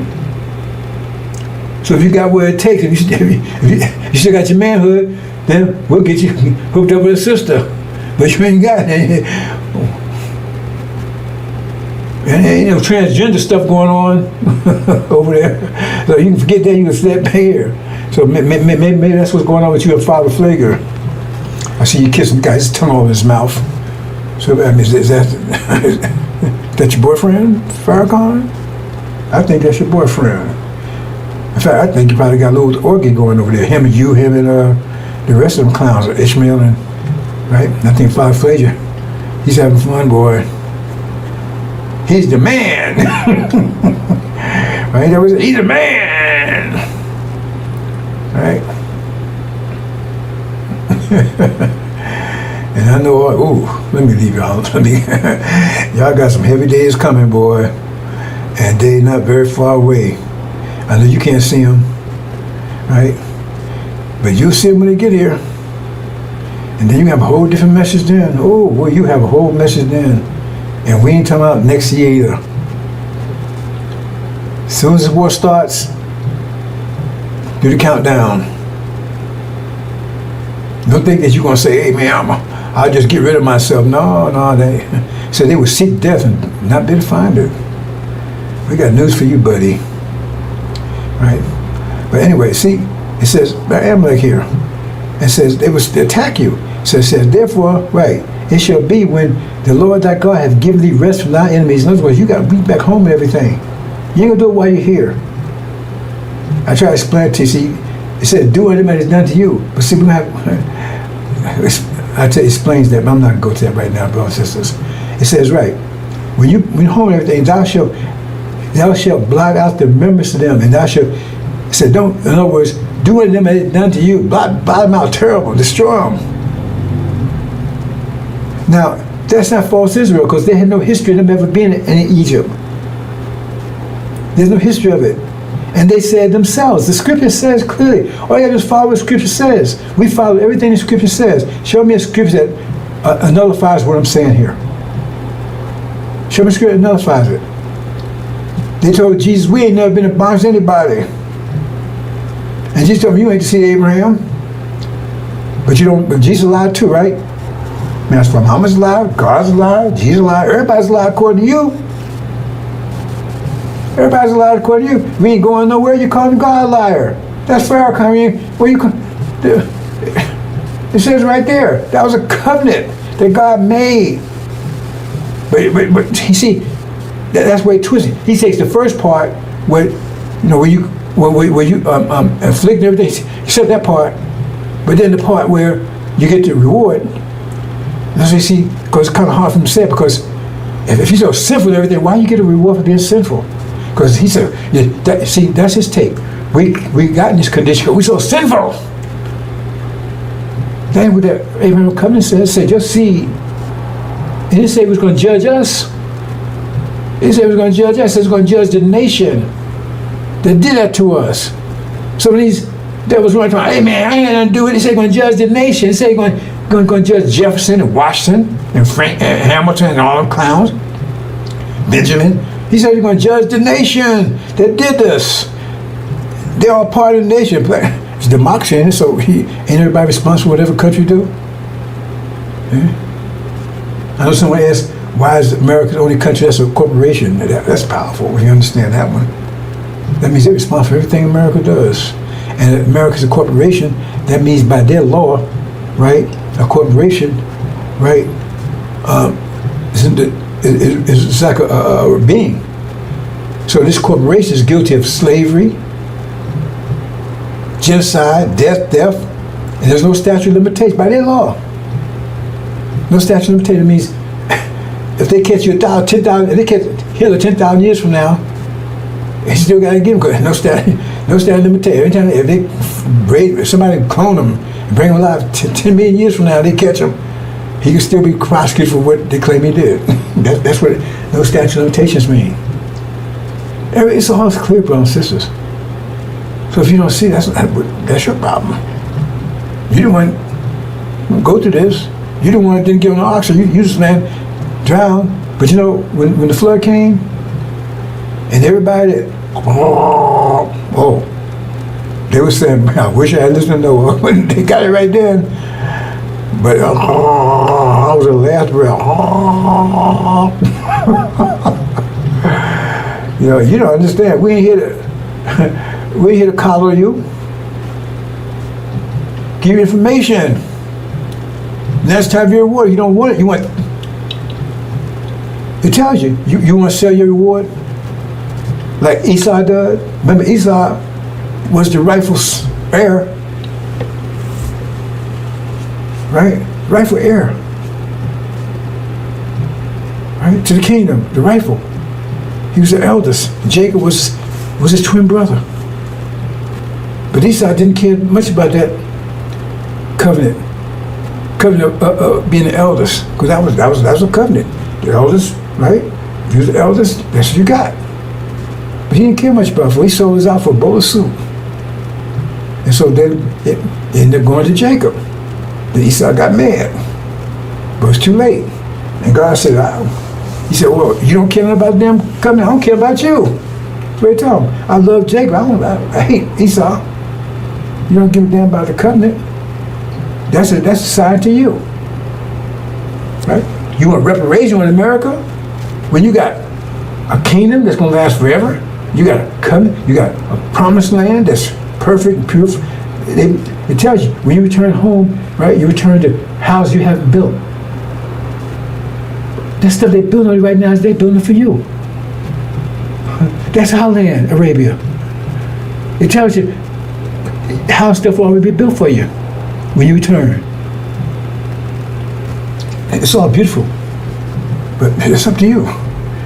I'm not going to sleep over it, but it says you don't forget it. See, now the Amalek situation, you understand it. They saying that, because remember, it's a revenge thing. It's revenge. So when did the Palestinians ever do that to the so-called Israelis? When did the Palestinians do that to them? Because they claim that's when they exercised Amalek on them. Read this. Okay? Palestinians never did that to them. So that's not the revenge. Okay? And over here, right? When did we ever do that to these devils? Because Amalek has two sides to it. There and here. Happens. That's why I say what they see it happen over there, they know it's coming here. They're going to know us clearly. Because this gospel preaching all the world. That means All resistance is gone. He's broken the resistance. Resonance. Finally broke those walls down. Preaching all the world, because right now they're doing everything to suppress it. And so they're going to know this clearly, because this is clear stuff. You have to figure out, I'm saying everything is totally clear. Right? So he says, their hearts fell for fear of those things coming upon the earth. Right? Because they see it. Same thing happened before, this is what's going to happen here. Even worse. Get people heart attacks and stuff. Because they don't understand it clearly, because this gospel is being preached all over the place. Clearly. They're going to see it clearly. But for them it's going to be strokes and heart attacks. Right? Burns, 3rd-degree burns and carrying on. Fire. Right? So this is a revenge thing, but it's tell you what it says in chapter 13. Do unto them, no, chapter 18. Do unto them as they done to you. That's vengeance. Vengeance is mine, says the Lord. So, well, he says mine, but then he tells you to do it, then you must be the Lord. Very clear stuff. Man, even a move from side from that, it's showing you to take vengeance on them. That's what Amalek's all about. And that's the same what happened over there. That's why I keep saying America and false Israel are writing their own obituary. Because what they're doing right now is especially with false Israel, what they're doing right now is they setting up this right here, the vengeance. Because what they're doing right now, it's only going to last a couple more days. That's what's going to happen to them. Tables going to do, worms going to turn, like they say. Tables going to turn, and the place is going to be under siege. And politicians coming after them. There's going to be no food let in, no water set in. It's going to be told. And it says their sons beating their father, and fathers beating their sons. And it says the whole world going to see it. Could have no drones flying over with cameras. The whole world's going to see them eating each other in panic, fighting and killing each other. That's how they do it, eating each other. They can't get out and do anything. Eating their babies and carrying on.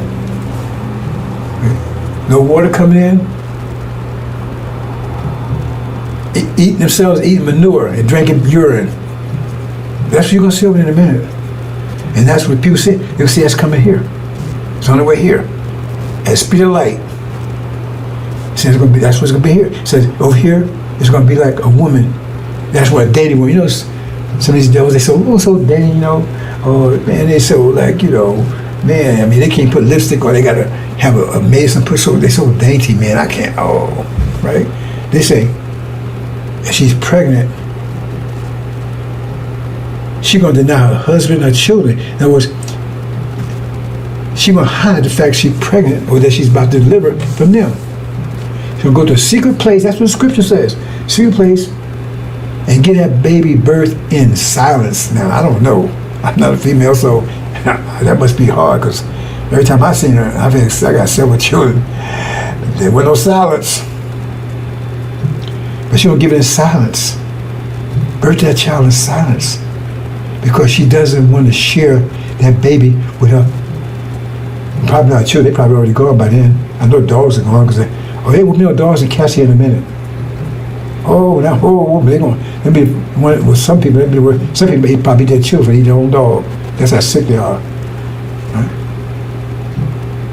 But she won't share it, and she's going to eat it. Eat that child. That's what it says in the scripture. Let me show you the verse. Then she's doing a secret. I mean, she ain't doing any cooking. Electricity stuff will show up anyway. Eat it raw. That's how hungry she's going to be. Eat it raw. Alive. Now you tell me that's, whoa, we gotta be bad. Well, that's what, and that's just the start of what's happening over here.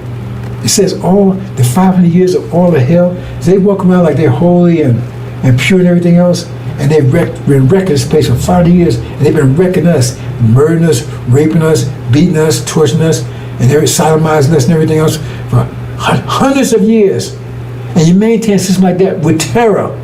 They're a terrorist nation. What I'm saying, tell me I'm lying. Tell me this doesn't make any sense. How do you maintain that condition that we was in without terror, 24/7? So who's a terrorist nation? They terrorized us, raped our women. Come on, Sally and Jefferson was lovers. She was a slave. Oh, she had a choice in the matter? I think we should break up. Is that the case? That's where it was. They're sick people. That's what happened.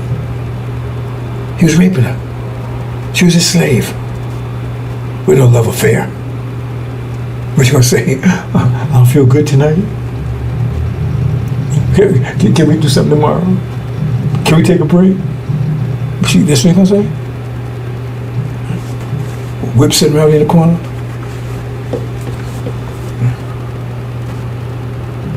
They're sick people. Jefferson, Washington, rapists, pedophiles, terrorists. Our people was terrorized. 100 years, then you got these fools walking around, fist bumping and talking to them and happy. They're going to pay a price for that.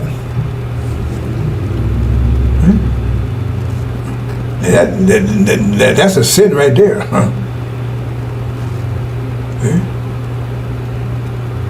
Because you're ignoring your own people and you're ignoring the promise.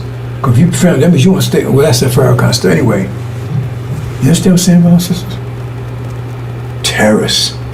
So now, for 500 years, what they did, just what they did to us for hundreds of years, that's going to come on them in 1 year. All of what they did to us, you can't imagine that. How can you put 40 years into 1 year? 40 years, you know, like I've been punching you every day for a year. Boom, punch you in the face, boom. One punch a day, bam, bam, bam. Then end of the year, on 4th of July, or Christmas or New Year, wherever you want, one day that, half a year later, right? I give you one punch that's equal to all the punches, 365. You wouldn't survive that. How can you imagine that? That'd be worse hit with a Mack truck going 1,000 miles an hour. You see what I'm saying? Because you dammed it up. I'm not going to retaliate. See? So every time you hit me with, say you hit me a 10-pound force. 10-pound force. Boom. 10-pound force for every day. Every day. So 365 days times that is 3,650 pounds now. That's how much you build up. 3,650 pounds. So I hit you with a force in the head with 3,000.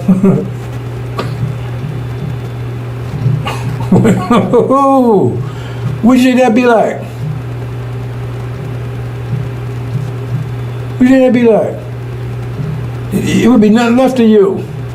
Like you never existed. Hit you with that kind of force? 365, 3,650 pounds at one time. One punch. Bam.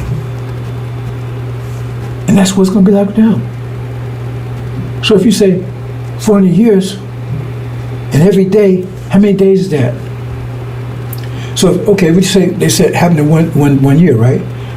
That means what we went through every year, more times 400, that's going to happen all of it in 1 year. 1 year. That's going to be a strange thing. How can you imagine that? That's their punishment. Because you can't escape consequence. So they had no fear of God. That's what it says right here, right? They feared not God. See? Consequence here, but it says they have the foot once you out of it.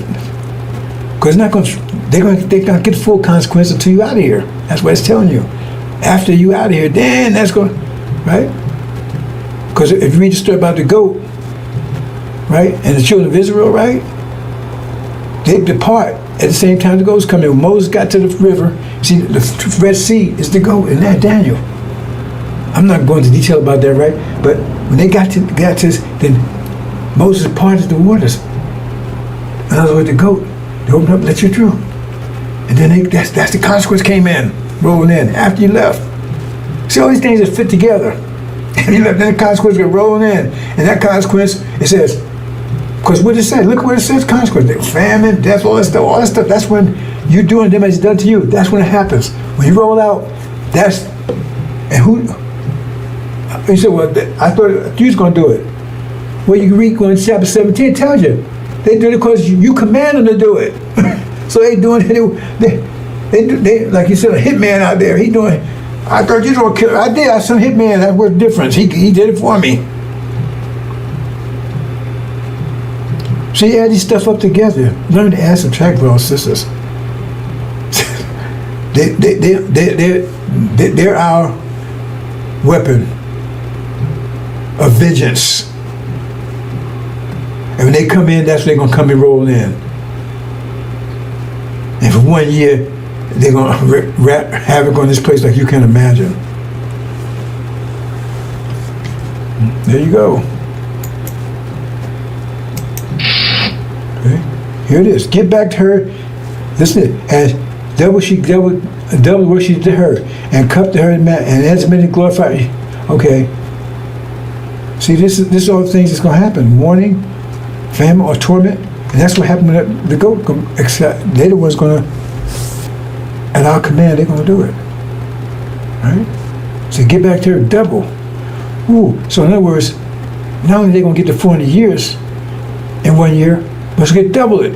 Ooh, with interest. Oh, interest.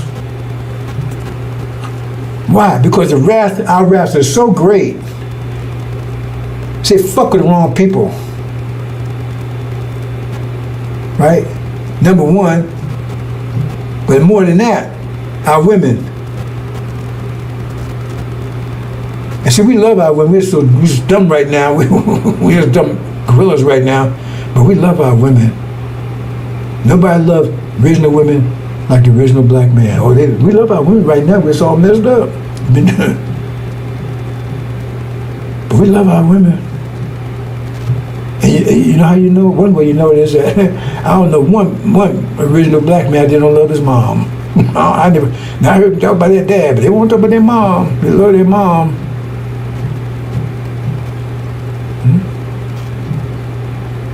And they love these. We shouldn't go out there with these devils. That's because they ain't original. They demons. And it's a psychological thing there too. Some brothers just feel bad because they feel they can't protect their women, and we don't work on all that. But once we get our mind back, you're gonna find out how much these original black men love these black women, because they're gonna tear this whole goddamn world apart. And you know what the cry gonna be? You shouldn't have fucked with our women. That's what the cry gonna be. That's the battle cry. Yeah, that word. That's the word they're gonna use. You shouldn't have fucked with our women. We love our women. I don't know if anybody love black women more than me, but right? They might like me that much. I don't care. I love them. You know, if you love something, you don't care whether they love you or not. If you really love it, right? When I get them home, they have it. You know, I understand. And once they understand, once we got our mind back, everybody gonna look around and understand. And they're not gonna be blaming each other. They're gonna recognize what was done to us. And once that's removed, I see the great army. What do you need an army for? Kick ass. It's the battle cry. Okay? The battle cry, for here, the devils, right? Or there's going to be a battle here. Not the battle of vengeance, because they're going to attack us. A battle of defense. But the evil they've done to us, we can possibly return it, because our nature's so different. That's why we have to have, let me say this. I never said this before, but it's really hidden in the Injil. It's really hidden. I talk about the Mongols and the creation of the devils. Now, you understand that these are called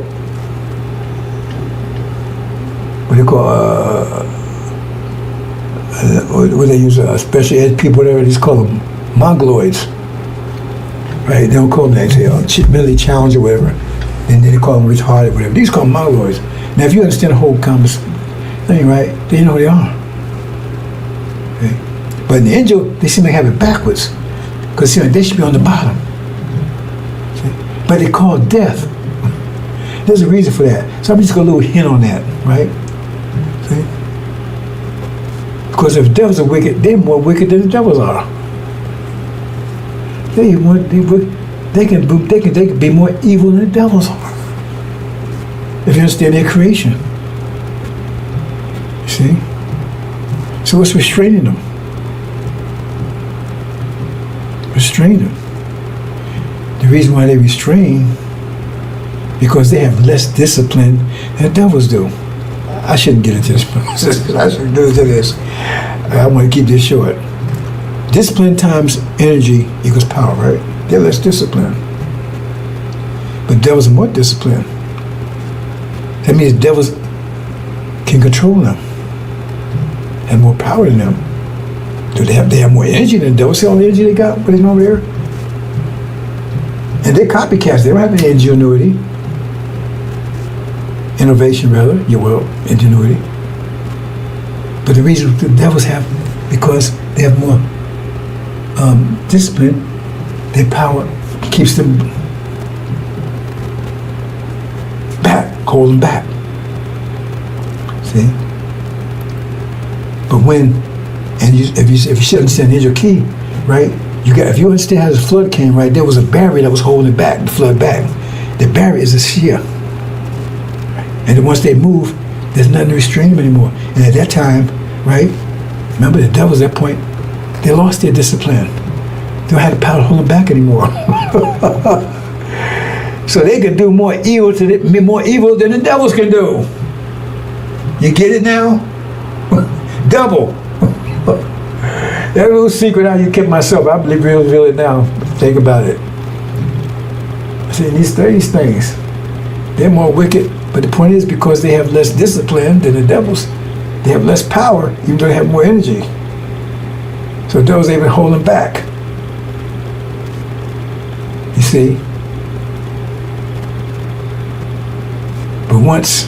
But devils' discipline is falling fast. Right? And then what happens? They get to war with each other, and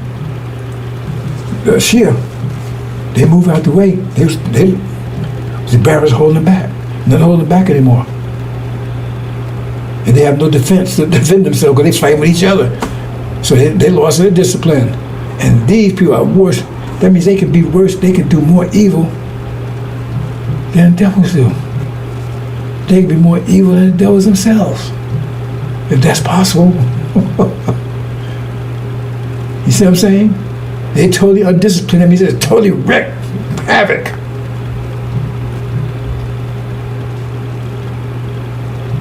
See? The flood. So they can do more evil than even the devils can. That's how it's done. Let them loose on them. That's what I call death. That's what.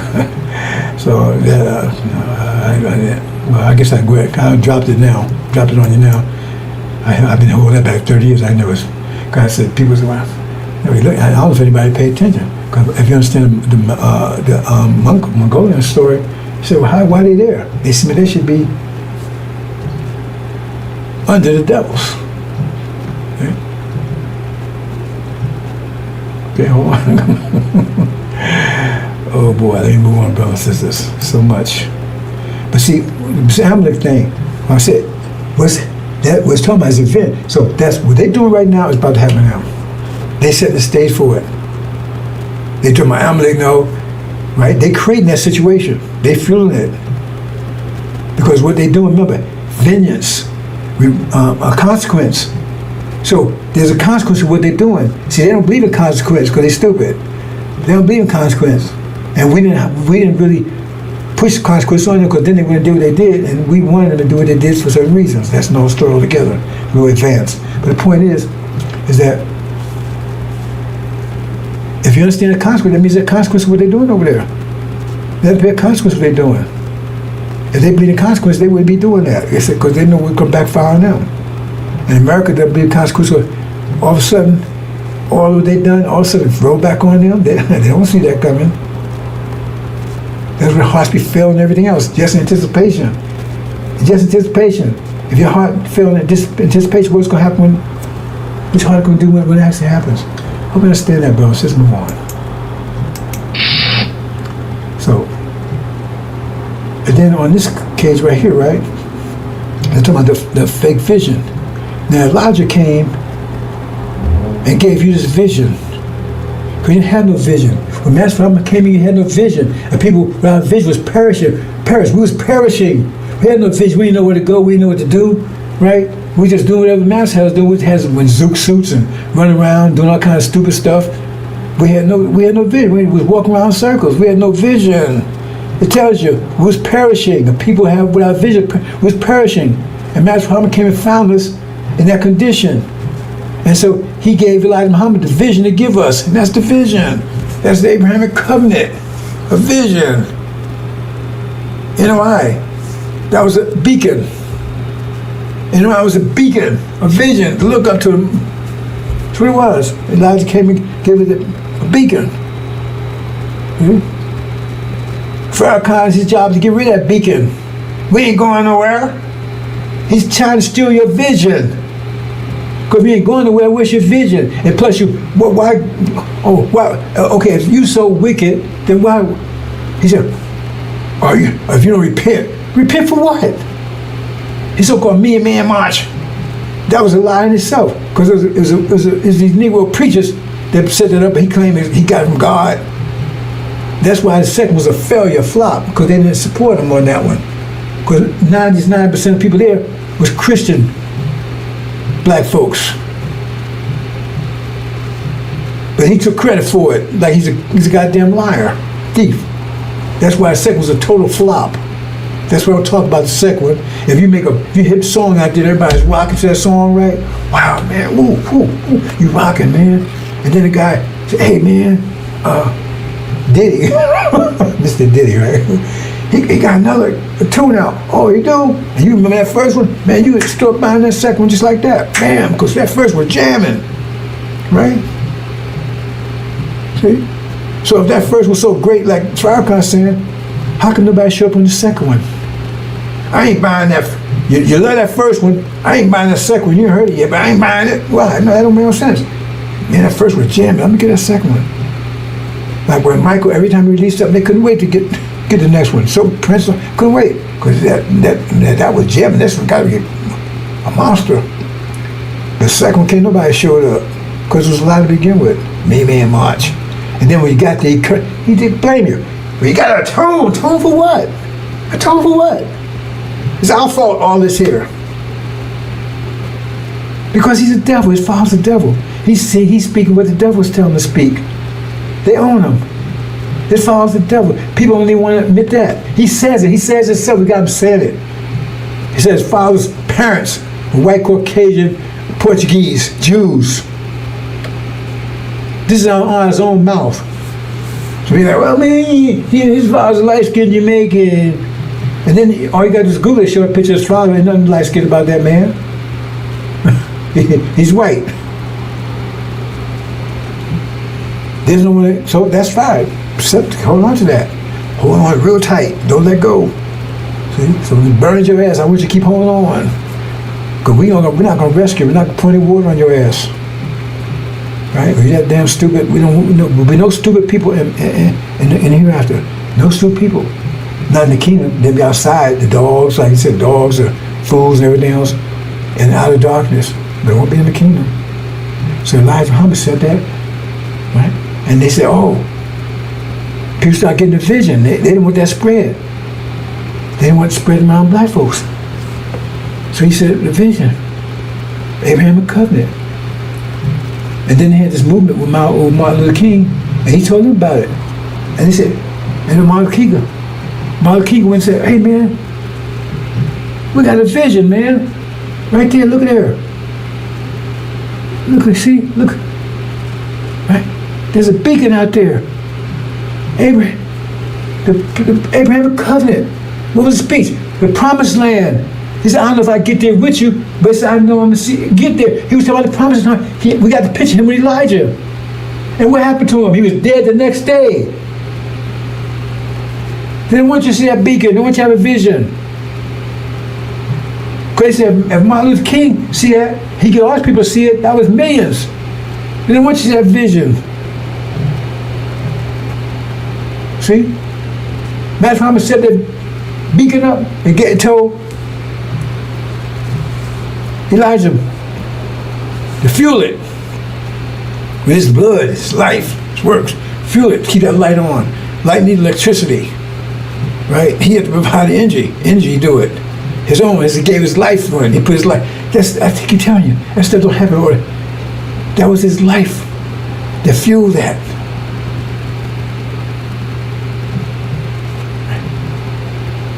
He made him the fuel for that light. And Elijah Muhammad kept fueling that light with his own energy. And he kept that light on. And oh man, can't shut that light down. So in 1948, that's what he did. See? Shut that thing down. See? So that's what he did. Boom. Right? They shut down.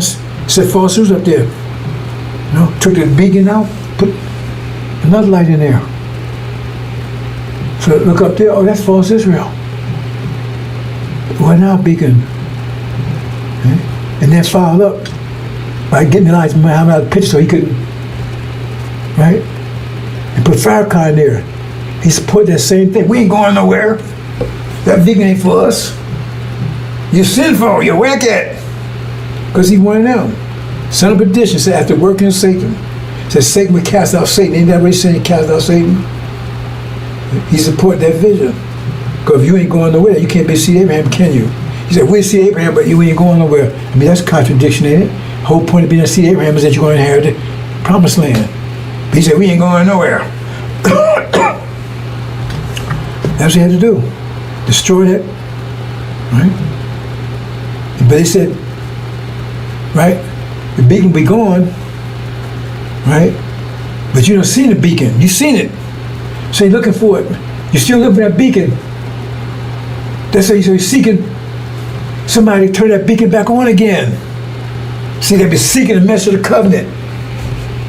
Right? The original one. They want to see it. They're seeking it. Because they know it's a false, something. They remember the vision. See, they was really Elijah, they remembered the vision, but the vision's gone. They're seeking that vision. They love that vision, they want it. But the vision's been taken away. The light's been out. They want somebody to reignite that vision.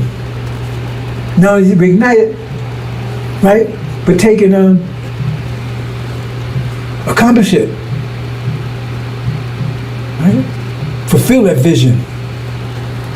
Right? That's what the secret message of covenant. You put these things together, it makes sense. Right? And, hold on, I missed something here, bro. Just hold on for a second. That wasn't supposed to be like that. Give me a second here.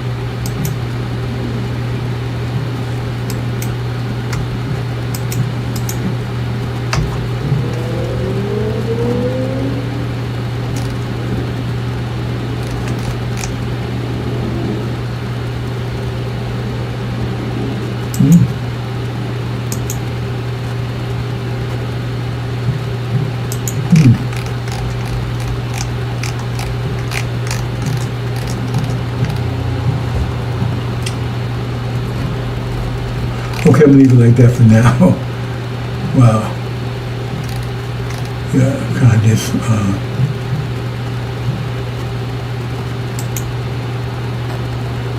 how did I do that?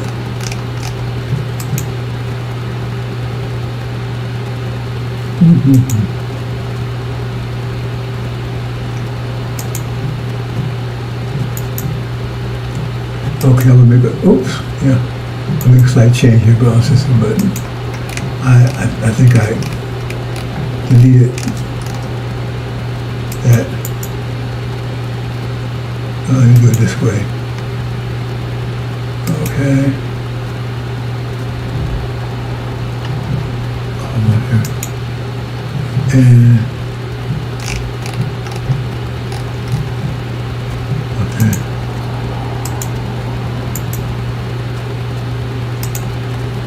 Kind of makeshift browsers, but you get the message.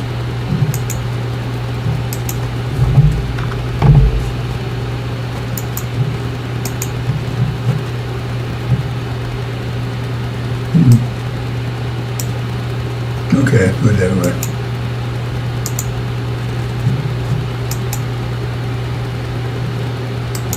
Okay.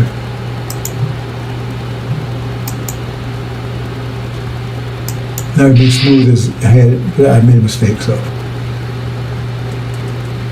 But you get the message.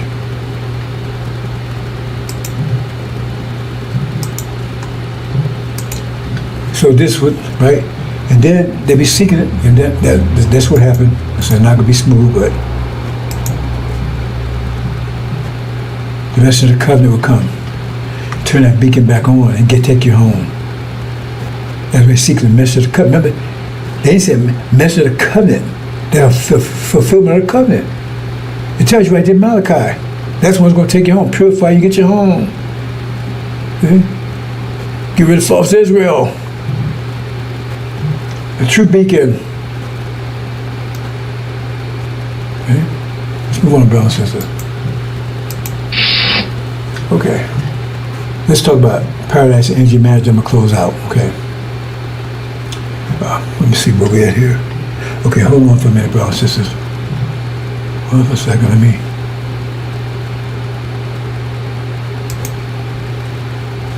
Must have a trouble here, hold on.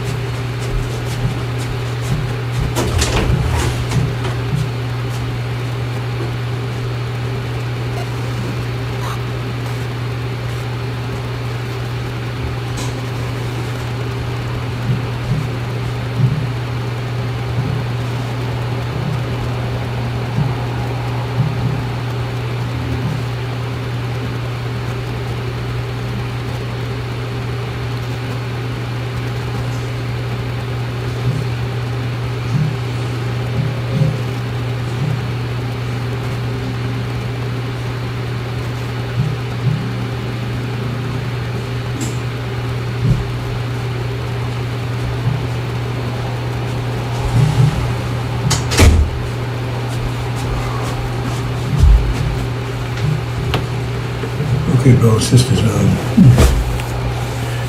me check something else here right quick.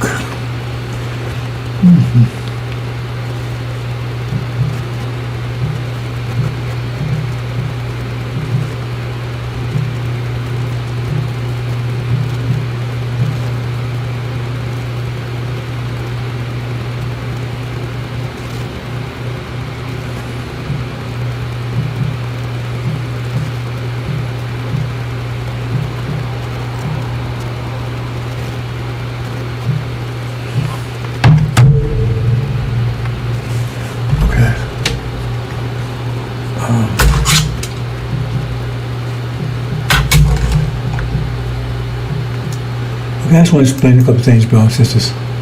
See, we got to be real. Okay. Now, paradise and energy management. Let's look into this. You see here?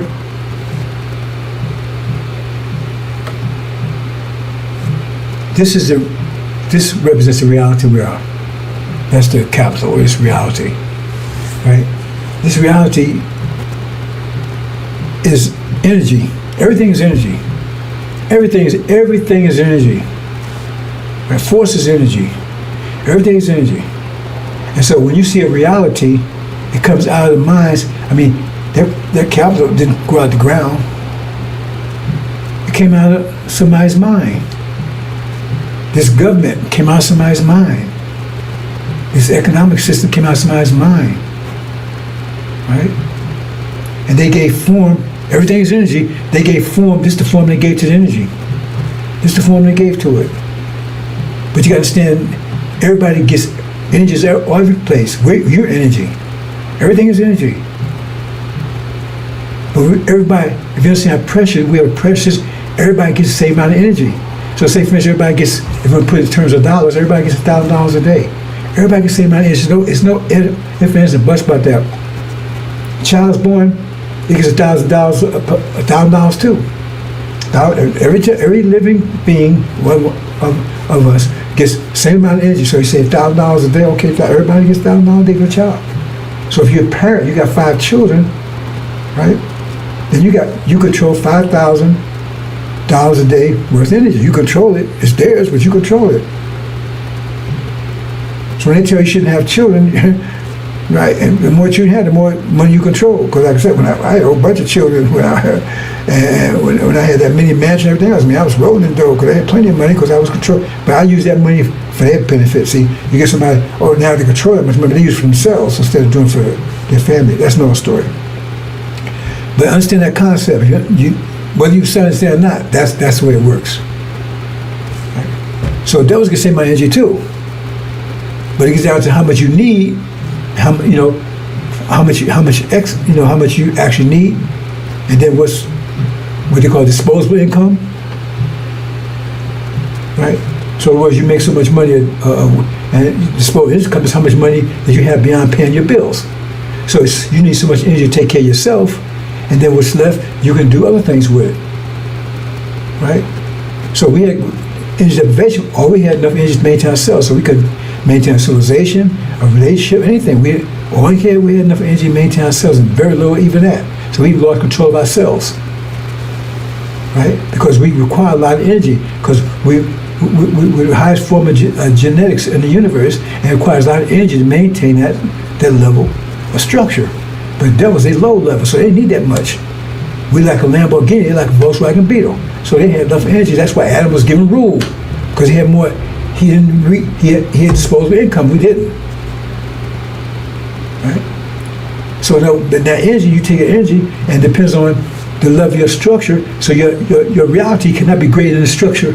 So if you got a low structure a brain, your mind cannot be greater than your brain. Right? So if you got a low structure brain, that means what comes out of your mind will be a low structure. And so when you saw the Europeans back in the Dark Ages, low structure. Other nations were more civilized than them. No structure, because they're the lowest. Well, I talk about the Orientals, but forget about that. But they're low structure. Low structure. So they build a reality that's low structure. It's going to reflect. It's like a dog. How they build? They build a reality based on the level they understand, like birds and everything else, right? You're gonna build reality based on the structure of your brain. That's you understand what I'm saying? So they build this reality. So I'm gonna go into this. That's how kind of difficult to understand this structure, brothers and sisters. I'm kind of jump. Well, I'm gonna get to it. Yeah, I'm gonna get to it in a minute. Let me just do the basic here. So this is the structure.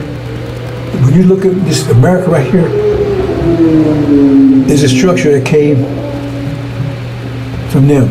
Now, when you build, remember everything's energy. So you take and build something, but you got to maintain it. So otherwise, it just disappears. Remember, you built the structure, but you got to fuel it. So you keep getting energy. In other words, you get 1,000 units a day, and so you build up your reality, right? And if your reality is like $600, took $600 a day for energy, you got to keep putting $600 in it to keep it going. You got to fuel it. You understand? Otherwise, it dries up, dies. You got to fuel it. You got everything's energy. To keep it this form, you have to keep on giving it energy to maintain the form. So it takes America, they have to keep on the energy they have to keep the form they have right here. But see, one of the problems is that's why they fear us so much, because we're doing the same thing too. But they lose control of us, so that means we're going to cover a different reality than they have. Then you got a conflict between the realities. And when you got a conflict between the realities, what happens? They have to use more and more energy to maintain their reality. So it gets harder and harder to do it. See, so in other words, they got $1,000 a day, for instance, and okay, and you $600 made just to maintain that, right? Okay, fine. There's another reality comes. Okay, now you got to resist. So now you got to pay $300 or $200 to maintain the right. Suppress that. So now you only got $300. Say you had $600, right? Or say $7. So and you get $700 a day, right? But it takes $300 a day to suppress the other one. So you got $4. So now this starts crumbling, right? Because it takes $700 to maintain it. So you only got $400, so it starts diminishing. Hope you understand that concept, right? So I'm getting more into it in a minute. So here it is. This is the reality that the Europeans over here, right? They got to fuel it. See, but it's hard and hard and hard. That's why they're in debt and everything else. Because because they got other realities that's a challenge to this, challenging it. So they have to suppress those because those came in, that's going to kill this. Earth is not so big. So it'd be one dominant reality, and the strongest reality is the most dominant one. So if other realities start growing, then it's going to be a challenge to this one. So then these guys start directing some of this energy to suppress them, which means have less for this, so this start crumbling. Hope you understand the concept, brothers and sisters. Anyway. So then, a challenge comes. In 1990, a new reality comes. That's the angel. Make all things new. Revelation, the great light. He shows up in 1990. That's the beginning of a new reality. That's challenging this reality with the people that they have under control here. So it happens. So now, right, he's starting to build that, fueling that reality, energy. With his own energy coming, using that energy to fuel that. He has to fuel it. So if he gets $1,000 a day, he put $1,000 a day into this reality, new reality. He's fueling. If he only put 200, then 100, then don't that much. But if he put it all in, then you see, it's like you got a water, a lake, and it's solid, it's smooth, solid, right? It's not moving, motionless. Then you throw a rock in it. Once it got waves, you change the reality of that lake. You understand? But if you want to keep that reality going, you got to keep throwing a rock in there. Because if you don't, you stop. It settles back down again, right? So if you want to keep that new reality come in, right? Got a lake that's waves all the time. That's new reality. You got to keep on throwing a rock in there. Got to keep fueling it. Otherwise, you stop. The lake goes back to where it was before. And that's a simple analogy, but that's pretty much the way it works. And boom, it blows away that reality. Because high pressure overcomes low pressure. So if he comes to a new reality that's higher pressure than the old one, he blows away that reality. That's happening right now. Right? And then what? Then his reality comes in. Higher pressure reality overcomes lower pressure reality. Other pressure reality is going to new reality. Right? What happened here? Okay. Covers the whole planet. It's new reality. Got rid of old reality. Okay? Let's move on, brothers and sisters. I hope you understand that concept. That's what's happening right now. That's the way it always happens. They send one prophet in with a higher reality mind, a higher pressure mind. That's scripture minds. Like if you got a version 2001 Windows, and they come out 2010, they don't support 2001 anymore. 2010 blows away 2001. And while it won't work, you don't support, you gotta get rid of it. Because now you got a new version. Same thing. Scriptures are minds. That's why they give you scriptures revealed, and that's high. They send one person. They don't need to send one person, because the mathematics says high pressure overcomes low pressure, no matter how small high pressure is. High pressure could be just big as a small balloon. But if you put it right, if you put it in water, it's going to move the water out the way because it's higher pressure. If it's high pressure, it's going to move. I don't care if it's a ocean or whatever. If it's high pressure, it's going to move. There's no exception. High pressure overcomes low pressure. And scriptures are minds, and that pressure, that energy, that force. And so they come in with it, and that's why, right, when Moses came in, he was able to remove that, the empire that existed before that. Jesus came in, right, the Roman Empire, he defeated that. You see the remnants of it in the Catholic religion, but he defeated the Roman Empire. Right? You see? And then Prophet Muhammad came in, right, and he defeated the Catholic Empire. Put it down for 1,000 years. And then Adam came along because of his deprivation, right? The new ruler, he put down all of them. He put down, it was called some Jews that was following Moses. People say they were following Jesus, and people that followed Muhammad. He put them all down. Adam put them all down. His presence was higher than theirs. The scripture he had was higher, and he put them all down. That's right. I put a rule. They rule. Who been ruling the earth? Who been ruling the earth for 400 years? It ain't been the whole world. They try to say, soon as said the whole world. No. Only 2 empires been ruling the world for the last 5 years. That's America and Britain, Gog and Magog. Our chapter 20. That's they would see the whole world, and that's one of the major exceptions right there. The chapter 20 is in the future. No, that's European history. And they came out and they see the whole world. 2 empires. Only 2 world empires you know of in all history. The Mongolians or Genghis Khan wasn't a world empire. Caesar wasn't a world empire. Napoleon wasn't a world empire. Alexander, so-called Great, was not a world empire. None of people was world empires. Only world empire was first was Britain, like it says, the Ram and Daniel, and then the one that comes last was Greater American Empire. 2 world empires, as Gog and Magog. Period. See, this stuff is very simple, but it said they're perishing because they refuse to accept the truth. Well, probably because they got a low brain. The demons, they can't accept it. And if they did accept it, it would be against them.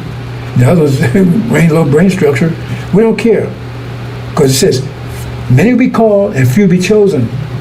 So you get the light. But we choose you. You don't choose us. And we choose you based on your response to the light. Your response, that's how we choose you. It's your response to the light. Okay? If you walk around the light and you walk around the circle, you're blind. We don't want you. Understand that. So let's look at this.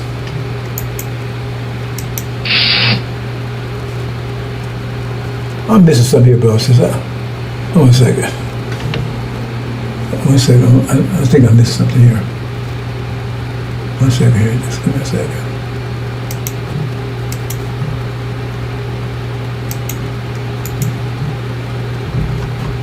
Where did I put that at?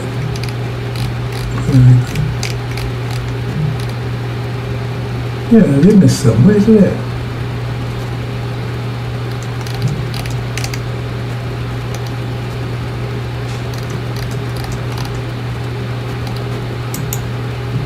Oh, that's why. It was in the right place. Okay. Let's see what happened. Okay, I'm going to move it around.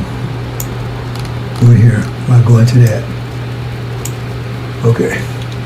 Yeah, I was wondering what's happening with it. Okay.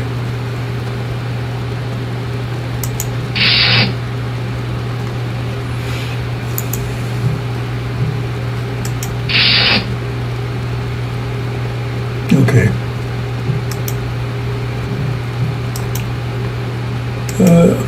Okay, fueling your paradise. But first, before I do that, let me show you this. You see this right here? This is how we talked about it initially. And when I said you got to fuel, right? Okay. Now I show you when your mind will come, your reality is based on the mind you have. So if you got a weak mind, you have a weak reality. If you got if you got a real low class mind, you're gonna be maybe I should say this. You know, I don't know. I guess I'm getting off track here.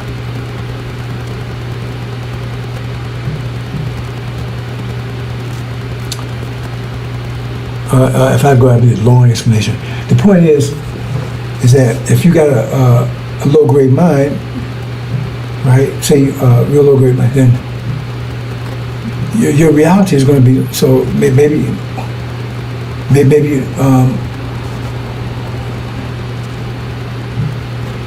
you're living down the street someplace. Well, that's not a good analogy.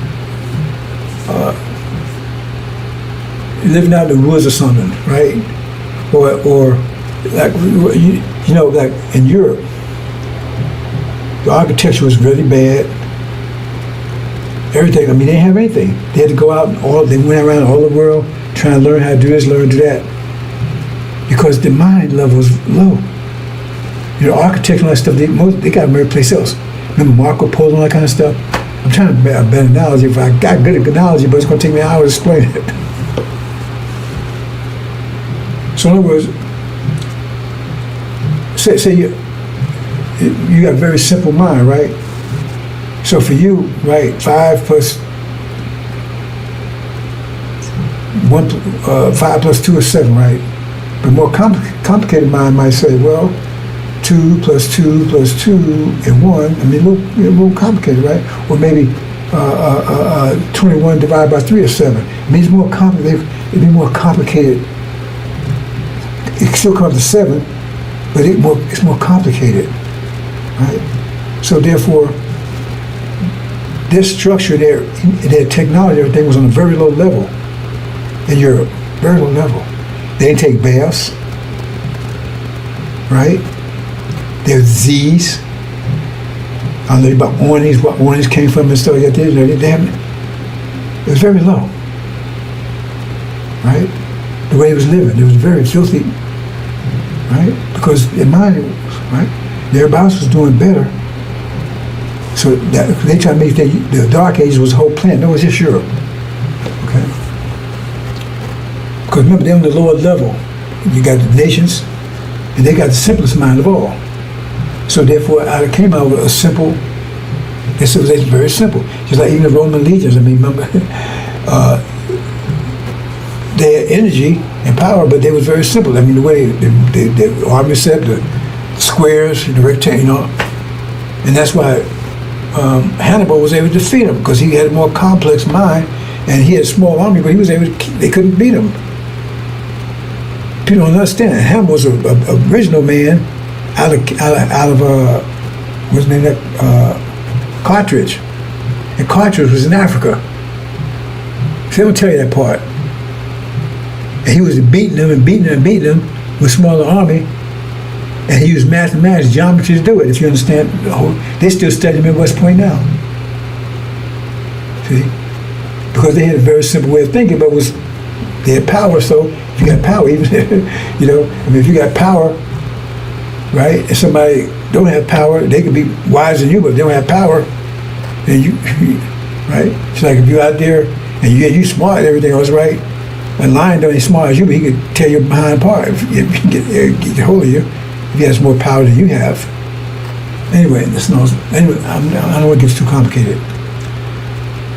So what I'm saying is, I don't know, I should go back to that, because this is just out of place here. What I'm saying is that, say for instance, okay, if you got a simple mind, and all you know how to do is build shacks, but you have money. So you hire somebody that knows how to build buildings and say, okay, I give you money.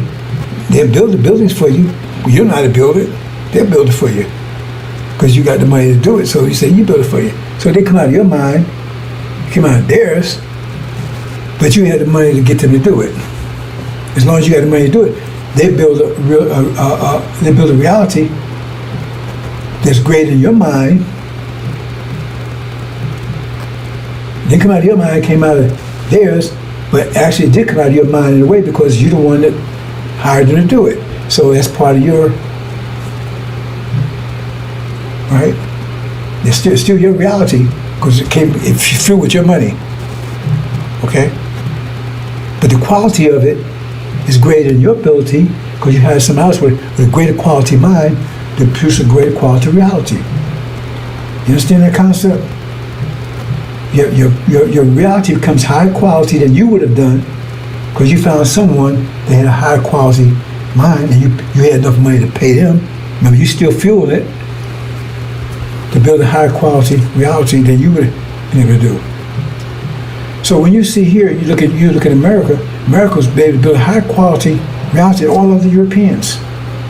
Now America, you innovation say, well, Americans are so smart, right? Europeans so smart. White folks so smart, and everybody else, right? So say. But if that's the case, how come Germany's almost all white? How come they don't have an innovation? All of the Europeans just copy what they get from here. How come everybody's copy what they get from here? So there's something strange about these white people here. They're wise than all the white people in the world. You know, most of the Europeans that's here, Google it.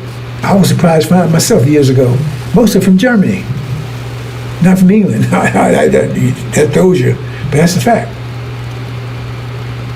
So, coming over here made them extra wise or something?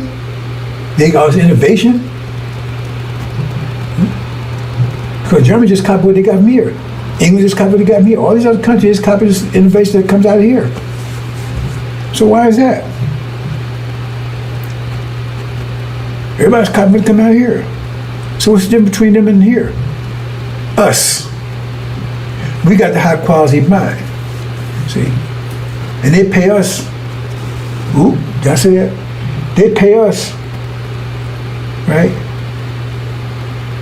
I mean, one of the only secret, Washington D.C. was supposed to have been designed by a black person. That's what they say. Are you Google? That's what they say.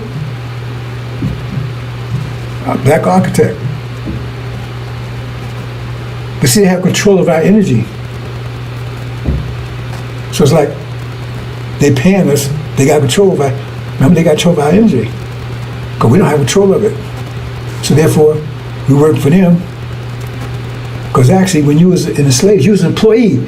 You've been an employee the whole time you're over here. They just changed the name now to employee. But when you was a slave, it's the same. You was an employee. You was working for them. They changed the name to make you think you feel better. You're still a slave. But we had a high quality, but they had control of us. So they was able to build all this innovation, everything that came from our minds. But they control us, so they control our minds, right? They gave us their minds, but it came from our brains. Our innovation came from our brains. That's why they don't want us to leave here. That's why Pharaoh says, hey, don't let them leave. See? The whole thing's about creativity, if you understand it. That's what's going on here. As long as they control us, that's why they have an innovation, because it's coming from us. But they control us. And they lose control of us, then we're going, and all of a sudden they go back to the simple mind stuff. They can't, no more innovation. And now we over there doing all this great innovation. How do you think we think that's going to work? See, one of the little hints there, they told us that we could no longer make bricks out of straw. You could still have to make it, but you couldn't make it out of straw. That's the scripture telling you, you have to be creative, that you're the creative force here. Who is the creative force to help them survive? Joseph. Joseph was us. Remember they enslaved his people. After Joseph showed them what to do, because they didn't know. They was about to starve to death. And then that's us, Joseph, us. We were still in slavery, and then they enslaved his children, his people. We the ones caught. So that's what's happening here. Okay? Because we're taking the energy. Remember, they got to give us energy. They control our energy. They mean control energy. In other words,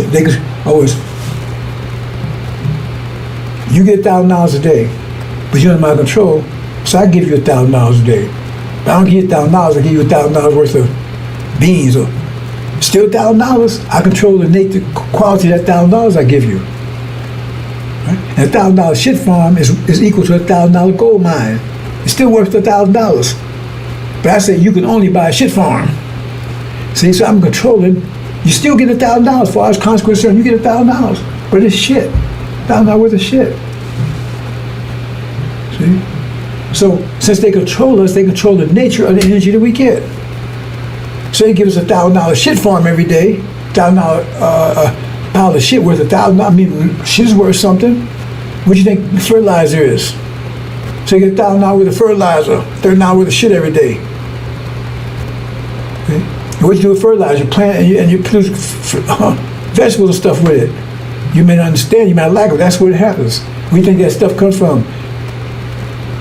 They put further, now they use chemicals and stuff, but that's where before all that, that's where you put animal dung and everything else in the ground.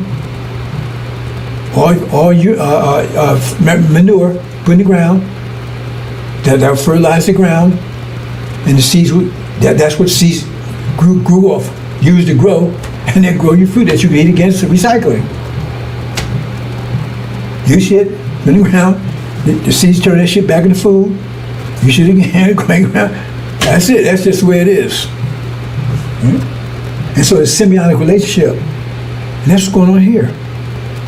See? Because we creative, we turn shit into gold. It's like, right? The seed turns shit into cabbage, pickles, like cabbage or cucumbers or whatever, right? The seed turns it into that, right? And you eat that stuff and you turn it back into shit. Shit goes in the ground, seed turn it back, What's happening here? That's what he's doing with us. We're the creative force. We don't want all this innovation. Okay? So we turn it into gold for them, and they turn the gold back into shit, and that's what they feed us. So we live in the ghettos and everything else. Because we allowed them to control. That's why we got to get the hell out of here. Listen to goddamn Farrakhan, because that's the relationship here. They control our energy, so we keep getting $1,000 worth of shit. We could be getting $1,000 worth of gold, but we get $1,000 worth of shit. That's what they give us. They shit it out, and we give them the gold. They turn it into shit. When we was in the field, right? We go out there and work our ass off and produce food and all that nice stuff for them, right? And so they sit back eating caviar and steaks and ham, whatever else they eating, right? And what they gave you? Shipments. Which is shit from pigs, stuff they used to throw away. They gave you garbage. They gave cow chips. That's where this thing comes from. Taste you stuff from. You don't even know it. Just like you call it chillers now, and Walmart sells it because people still buy it. That's what they called it back there when you was in the fields. Chillers, because that's what it is. But then when you got out and said, if they choose these niggas, they might pick up on that. So let's change the S and put a C there. Still the same damn thing. Just because they change the letter, it's still shillings. Yes, they did. And they give you shit. So you was out there working your ass, and they fed you. You didn't handle this shit. They showed Django. You sitting back in a home. You had a fireplace. That didn't happen that way. I guarantee it didn't happen that way. Even Oprah tell you that. Oprah let us. It didn't happen that way. They lock your ass up in a little closet like room outside where it was cold and everything else. Whole family in there. If you had to go to the bathroom, you did it on each other. So you would run away at night. You had no fireplace. You had no home. You had none of that. Barely had any clothes.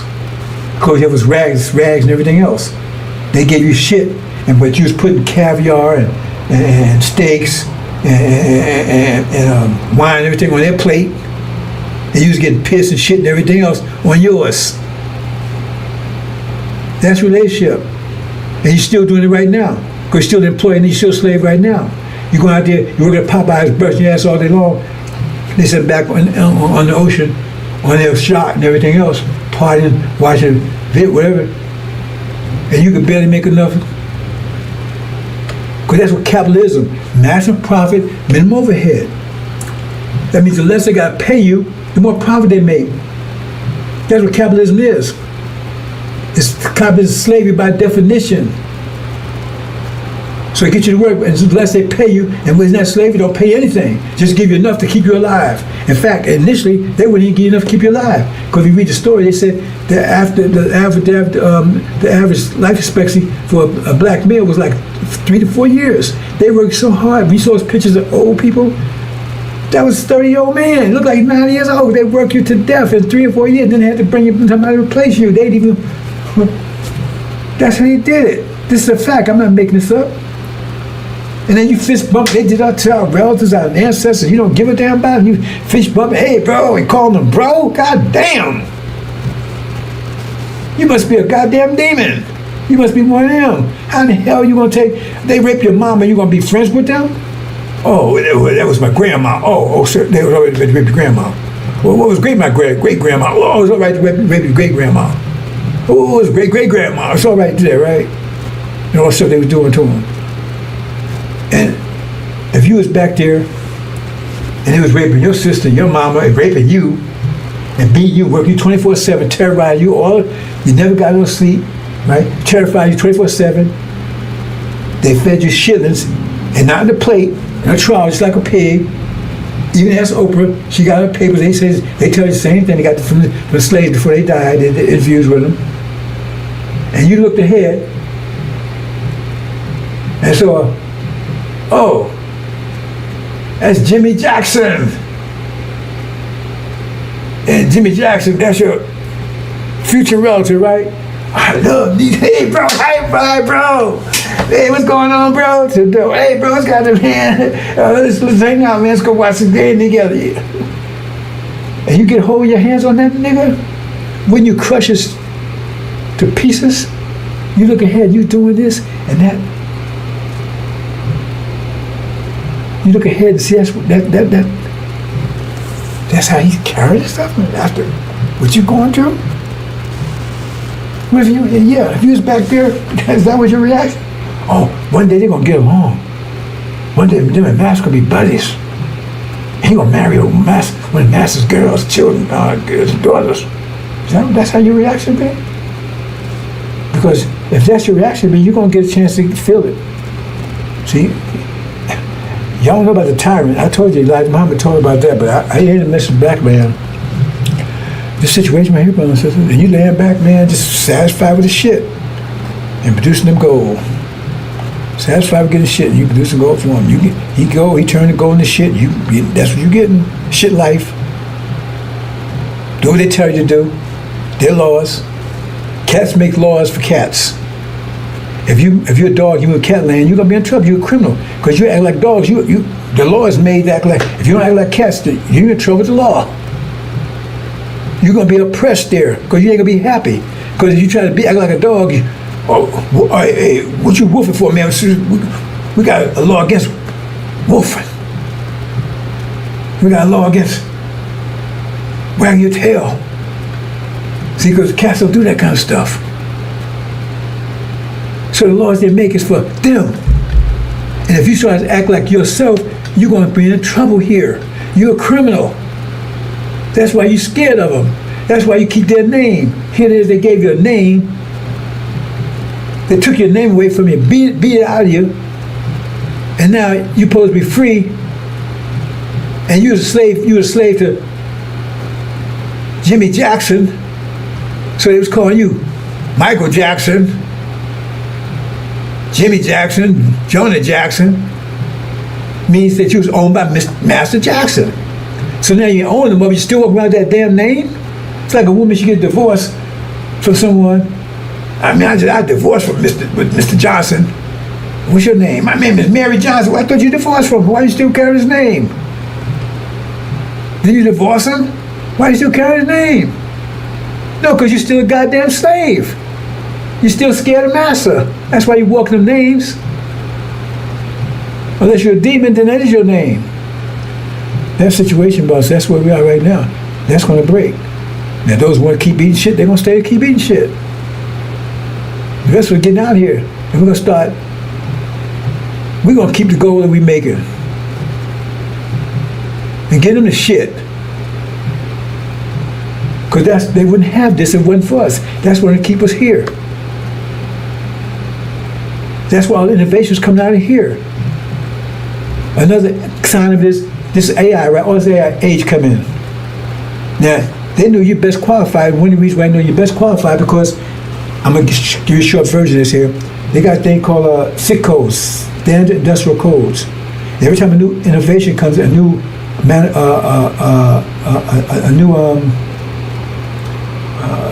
I want to use? I'm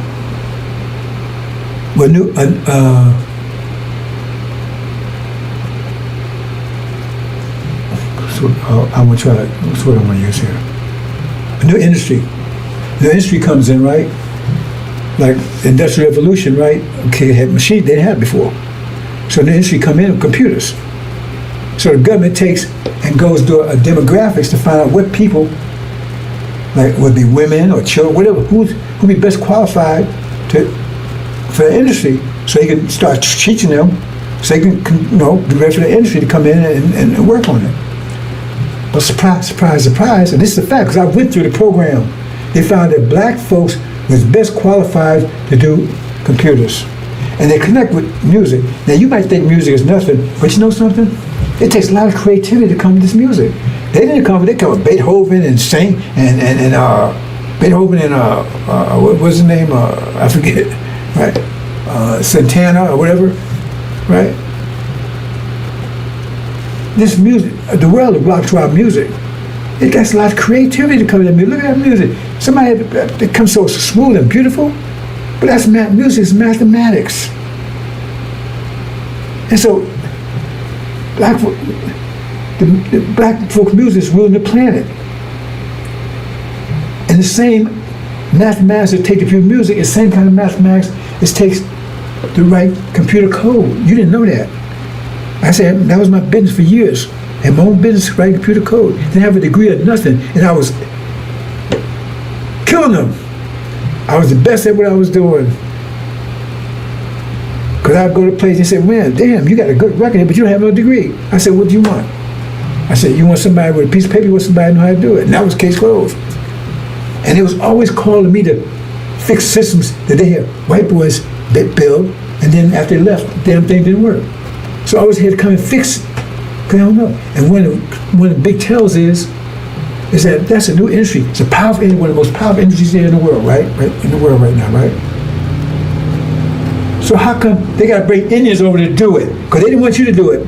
Reagan shut that program down. Called to the program. I went to the program and started teaching black folks programming. Urban League was the one that sponsored it. IBM was the one that provided the technical stuff, right, and the teachers, right?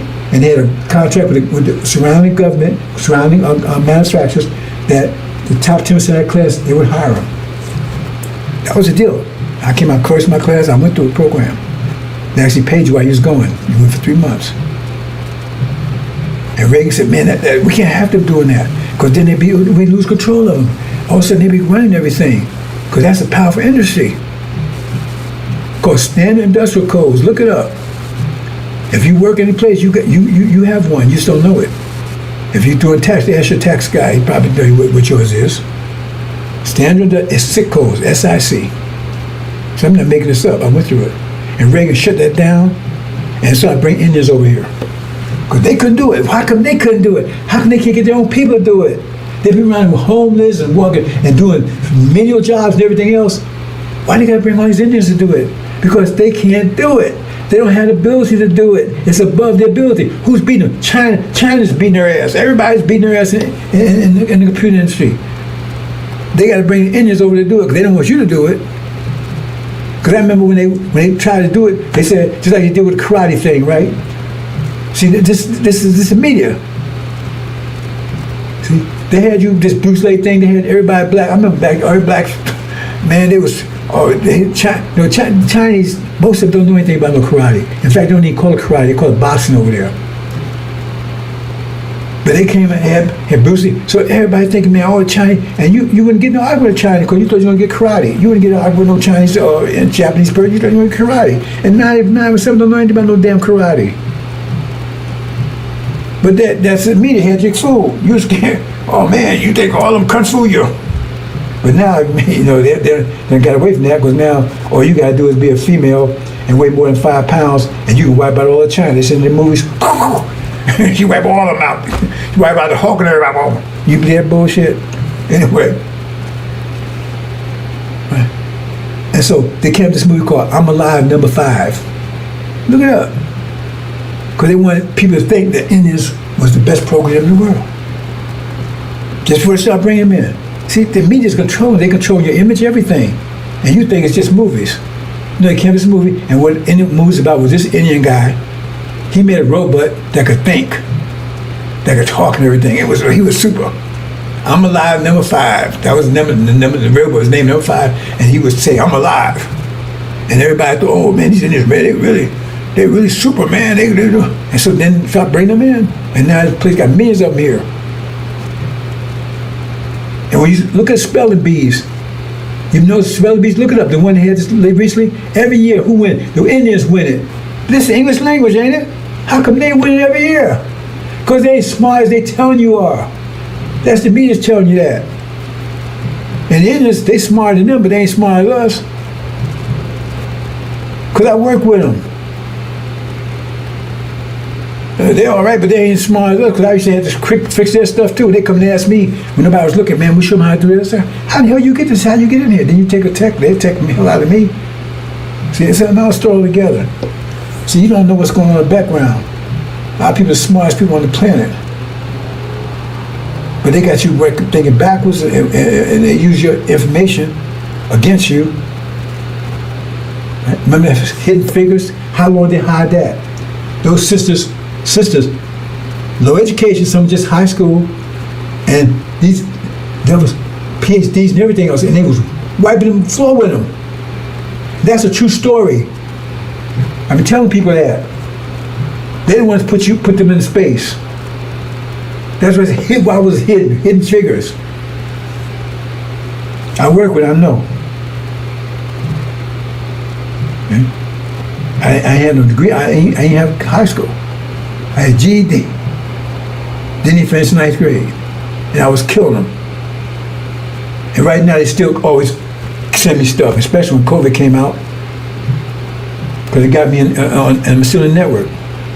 They kept calling me because they said, hey man, can you come in? There's another story together, because I knew this language that they don't probably use too much anymore. Okay? They don't want you to know that. So they got you with NFL and all this bullshit. And then if you try to exert yourself, I want you to get my name back, I want to get my language back, then you know right away you're going to lose that job. Because I'm going there with my name, Raheem, right? And right away, my background was so great, right? So they had to bring me up. They didn't want me around though. They didn't want to keep me around. They loved my work. They didn't love me because they couldn't control me. I ain't put with their bullshit. So they signed a contract and they gave me extra reference. They had to do that because they know I did the job. I'm gonna give you a short story. I'm gonna go. I worked on AT&T. When they broke up AT&T, I was in New York. Over in that project in 83 and 84, I worked the project, right? And so AT&T, they had to break all the data up until all of my bells, all the different states, right? Because they couldn't be, they broke it up. So each state had their own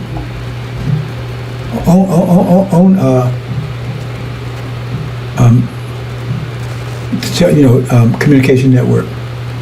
Right, so it'd be New Jersey Bell, California Bell, whatever. Couldn't be AT&T at all, so they broke it up. So I was working New Jersey Bell. And so, in the process, all the data they had, it still was tons of data, millions of bytes. And so they had to figure out how to break it down by state. They didn't have to do that with AT&T, right?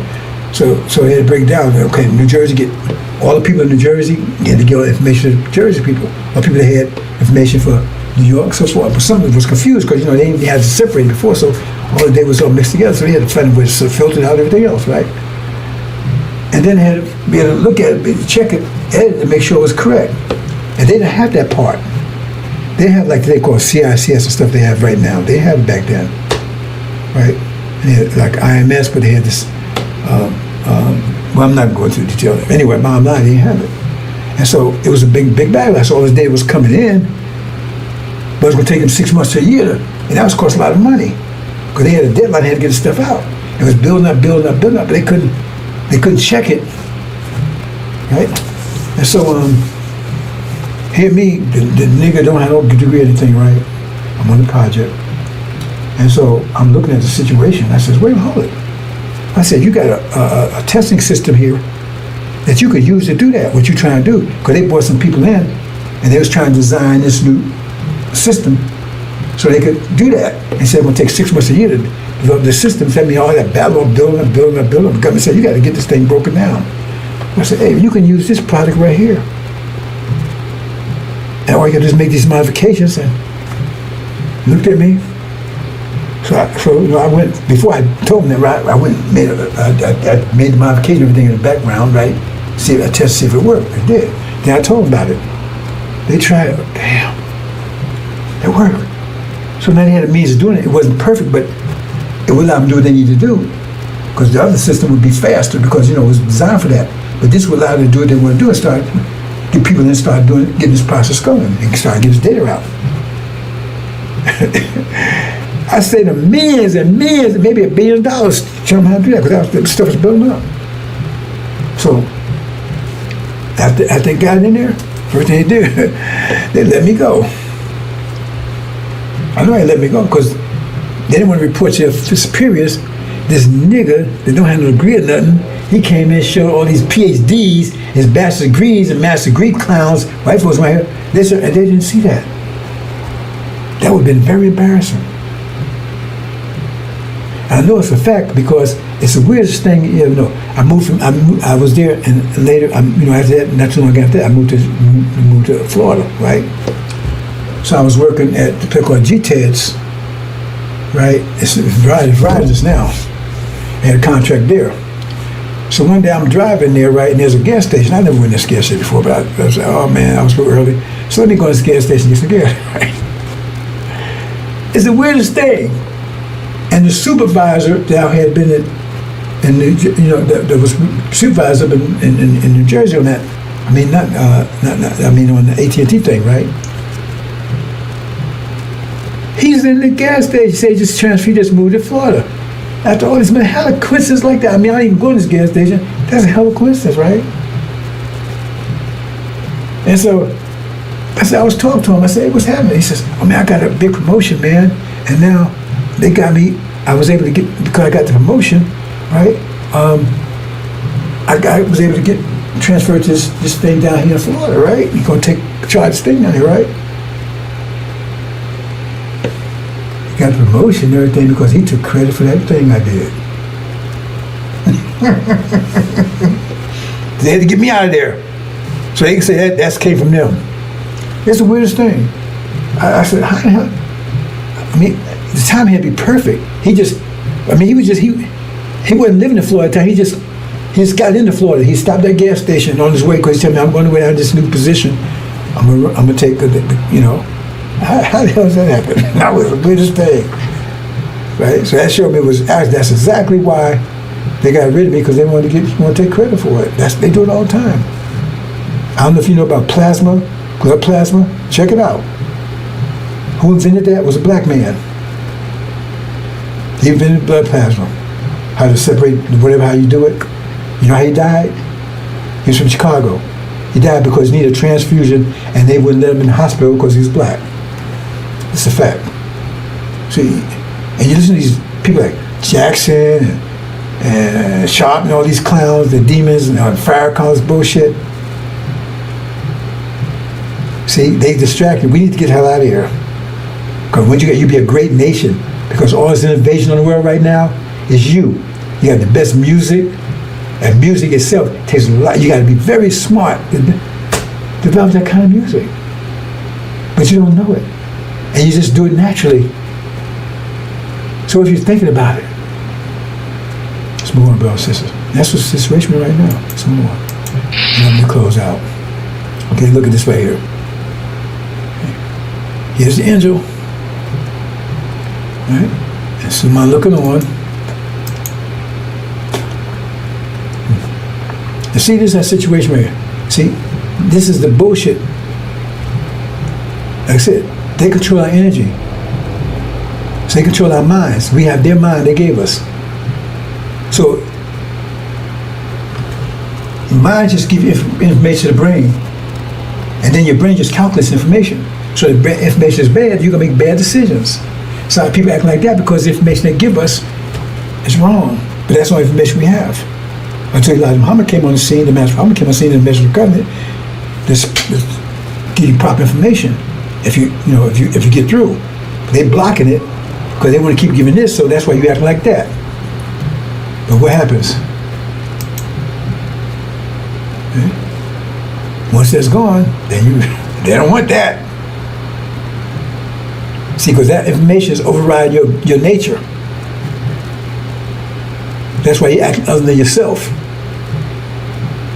Master Muhammad's getting ready to destroy all that.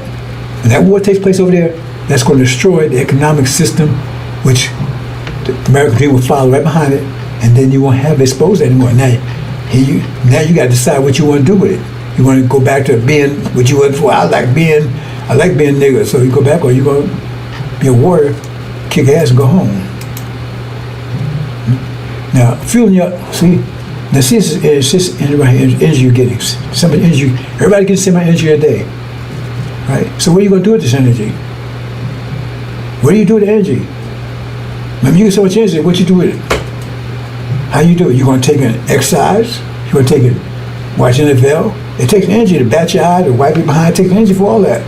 So you get so much every day. So if you use all your energy for one, then you won't have energy for anything else. It takes energy to keep your heart beating, to think. So how you use your energy? So here's your energy coming in. So now what you gonna do with it?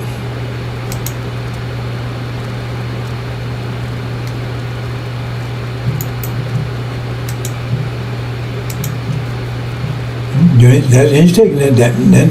That's your reality, based on your energy. That's what you did with it. So if you did that way, you created paradise for yourself, right? Or you created hell for yourself. You create hell for yourself because the devil's controlling your energy. They control how you use your energy. Or you got to work here, or you live here, or you do this. See, that's where we got to get away from them, because the reality you're creating is not for you, it's for them. So you create a gold reality for them and they give you hell reality back. But if you control your energy is going to reflect your nature.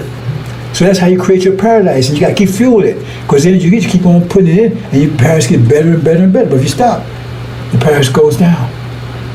See, like our paradise, we went from paradise down to hell because we had no energy to keep fueling our paradise.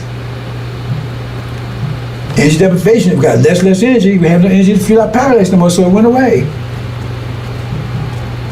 We lost control, because you got to fuel it. But now we get energy now, but now somebody's controlling it, so we don't have a paradise because we got hell when we could be in paradise. That's why Elijah Muhammad, Master told we could be in heaven overnight. But as long as we sit around here and listen to Farrakhan and them, they control it. So now we live in the ghetto, we live in here, we're working 9 to 5, all this bullshit, because they control the nature of our energy. Once we get away from that, then we control it, and then we're going to give it, it's going to be consistent with our nature, so it's going to be paradise, because we're going to be happy, because you're going to be happy being somebody else. You can't be happy being Michael Jackson. You can't be happy being Denzel. How are you going to be happy being other than yourself? I'm a fan, I'll be like him. I'll be like Jay-Z. Why don't you be like you? That's what Master Muhammad said, be yourself. Then you're in paradise. You can't be in paradise being like, how can I, by definition, be like somebody else? But you got to fuel it. You got to get it, and then you got to fuel it. And that's what the angel here for, to show you how to fuel it. How to fuel your own, not my paradise, not her paradise, not his, yours. Because when you get home, it says, home you return as gods. That means no one's going to control you. You're going to control your own paradise, and it's going to be exactly like you want it. That's what paradise is going to be, exactly like you want it, because no one can make it like you want it. I can't make your paradise like you want it. You can't make it like I want it. See? And the devil's got you making it like they want it. See, because the paradise you make is like they want it, so that means you making their paradise. And that's hell for you. Because they said white man's heaven, white man's heaven is a black man's hell. That's true. Because you use your energy to create that paradise, which is hell for you. That's why I said you're working, you're fighting, you're beating yourself up in Bamar. Use your energy to defeat yourself. So man was beating yourself up. Use your energy to beat yourself up. As long as we stay there, that's the situation.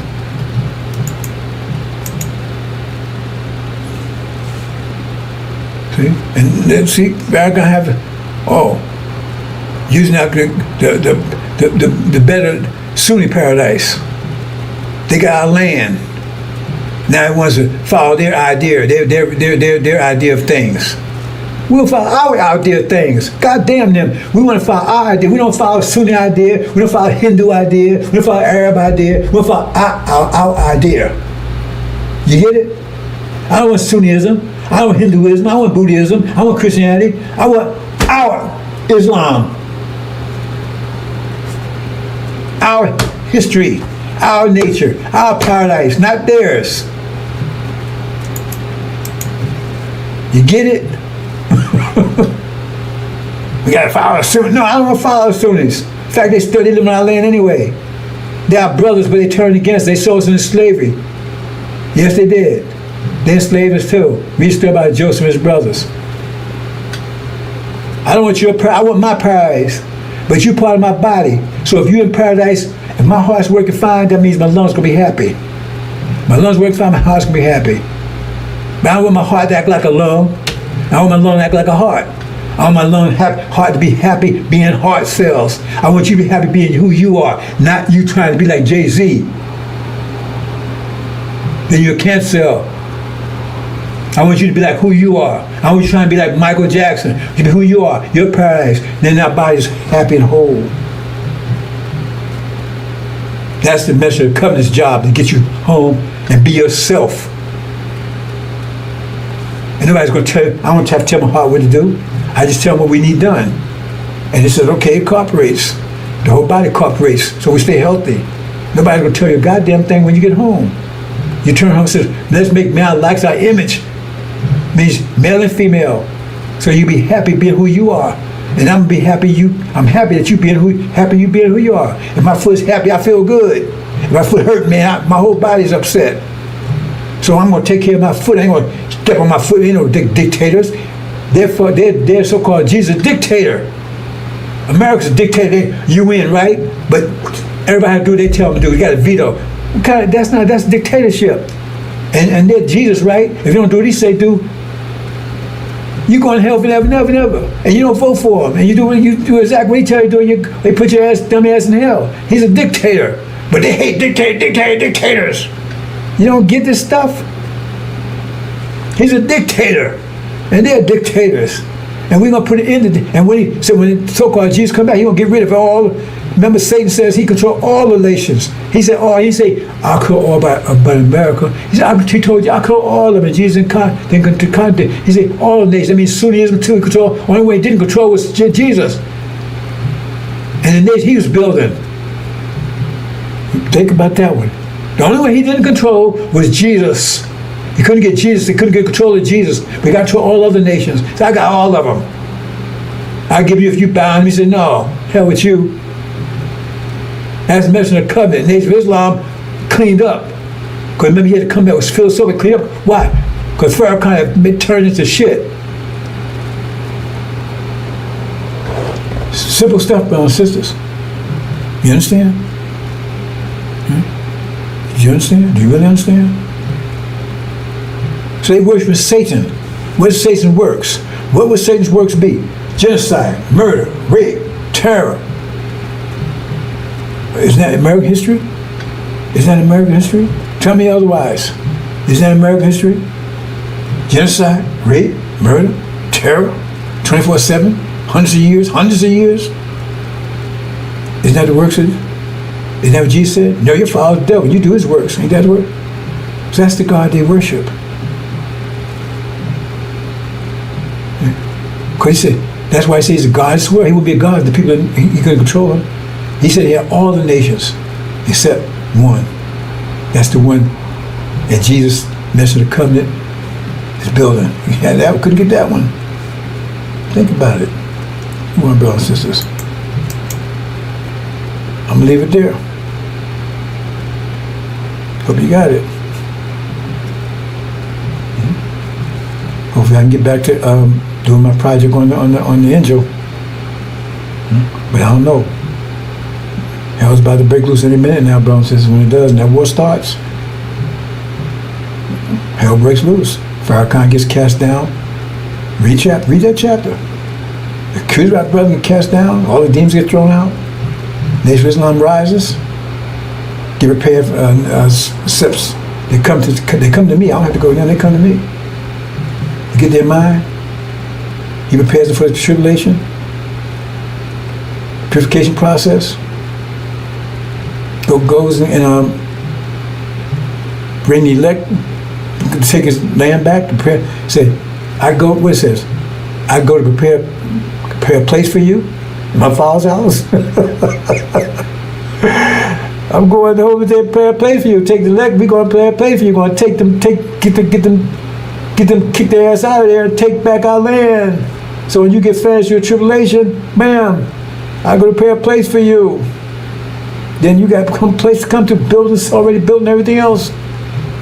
That's the promise. It's all true. It's all come together, brothers and sisters. I'm going to prepare a place for you. In my Father's house are many mansions.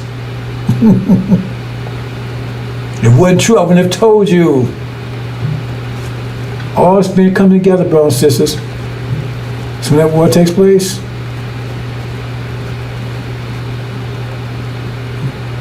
that vision returned, that false vision torn down, the truth, the beacon comes on bright. Man, that beacon, they're waiting for that beacon to come back on. It's got a false light on there. I'm seeking it. Oh, bam, oh, that gleam, oh man. There's lights on again. Let's go over there and see, check it out. Oh, there's the covenant. Tell me, what did you do? Good. Assalamu alaikum.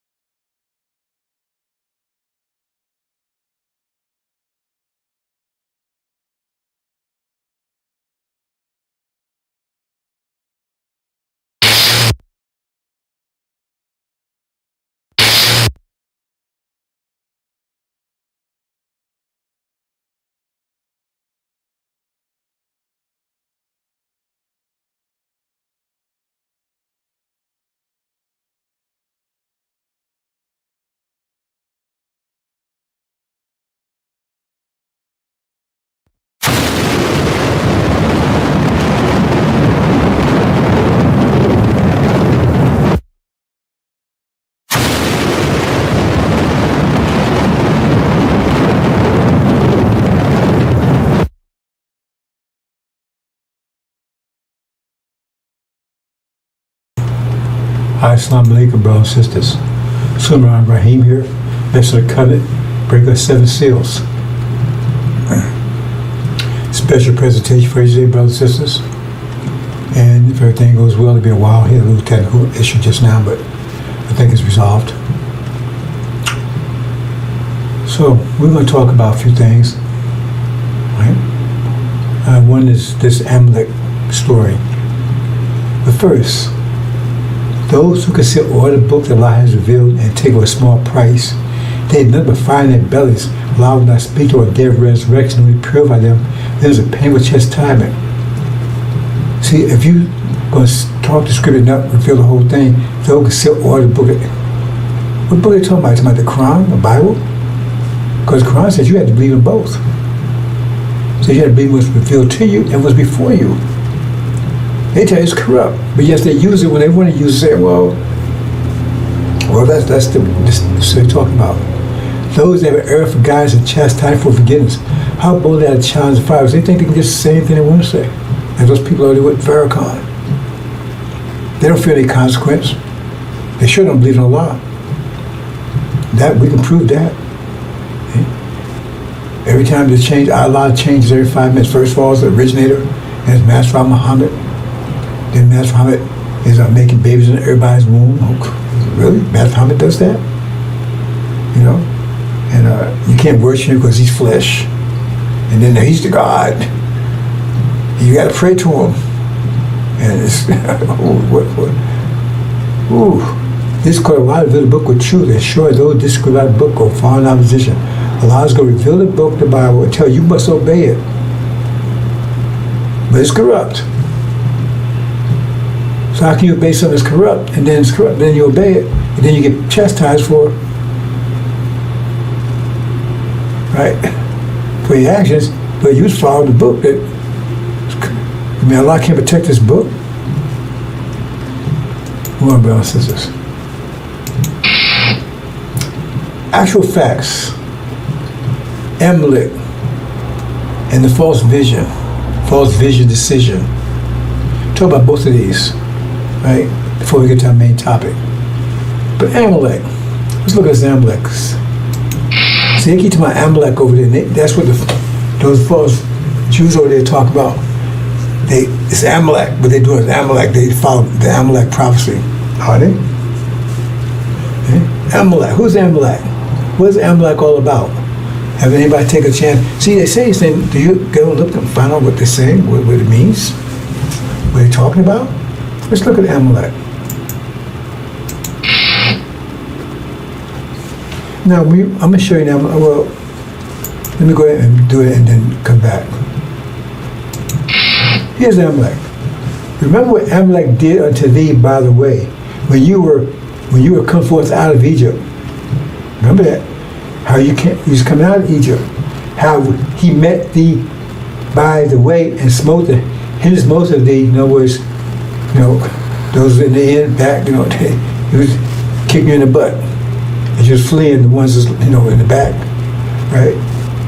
And even all those were feeble behind thee, so the weak, and the ones in the back, he was taking them out.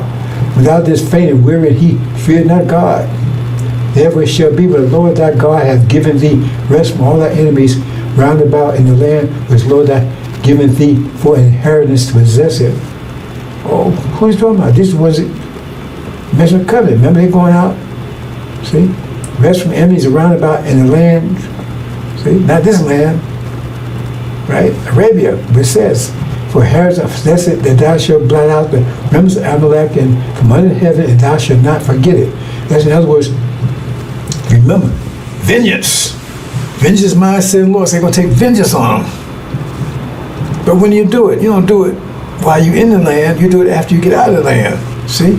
It says, remember, after all these, when you're home and everything else, then you wipe them out. Just wipe them out. Right? Now, what's that over there said? That means it's vengeance, something. Remember they did to you, you do it to them. But now they saying, see, that's like falsehood was a lie to begin with. But look at this lie. That couldn't apply to them. Because for them to apply to them, that means the Palestinians have done what they're doing to them, have done to them. That wasn't the case. They was living peacefully with them for 1,000 years or whatever. They didn't never oppress them. They never kill their women and children and that stuff. Right? They said, well, see what they're doing, Hamas and all that kind of stuff, right? See? Right? But that's not what they saw about here. That's when he was leaving out of Egypt. And we know that doesn't apply to them because they said they was never in bondage. I'm saying it. See, the scripture is so clear. It says this be made so clear in the food and earth. Everything I'm telling you is clear. He's researching easy. So if you misled and you deceived or you fall or you don't make it, that's totally. You cannot blame anybody because everything I'm telling you is very simple. It's very clear. So that couldn't be applied to them because first of all, they said specifically, we've never been bondage. I told you we've never been bondage to any man. And they weren't. Those story, that's future story. That story's happening now. We the one in bondage for 400 years. That's a fact. So that show, we destroyed, we doing God's will, we destroying them because they never did those things to you. And you was never in Egypt anyway. You wasn't fleeing out of there. They never did those things. You was there to show you a goddamn lie right there. See? But see, remember, you gotta remember when this takes place. See, there's some confusion about this. Now, when I went over there and checked Farrakhan's life, they said, you can't do unto them. God, look, it says, give you back to her as she or as also she have back, and double you the double according to the works of her, and the cup of what she mingle you to her double. Right? So as many as she glorified herself and lived unreigning luxury, so much give you to her torment mourning, because, right? In other words, you know, double what they did to you. That's command. Not suggest command. So everybody, we can't do it as they did to us. What he's saying is, that was his people. He's a devil. He started as a sperm. He came from his father. His father's a devil. We got him admitting it. We got pictures of him. Just Google it. So he don't want to take vengeance on his people. The murderers, the liars, the rapists, the terrorists, the devils. Right? So it says, vengeance is mine, says Lord. So you must be the Lord then, because it says they're telling you to take vengeance. Right? But if you look at the Amalek, where it says you do it afterwards. You see? So how you put this thing together? It says wipe them out totally. So, but how do you do them as done to you? Right? See? So let's go back and look at that again. You haven't been double, right? According to it, right? But it says, come out, hurt my people. So you don't take of her plagues.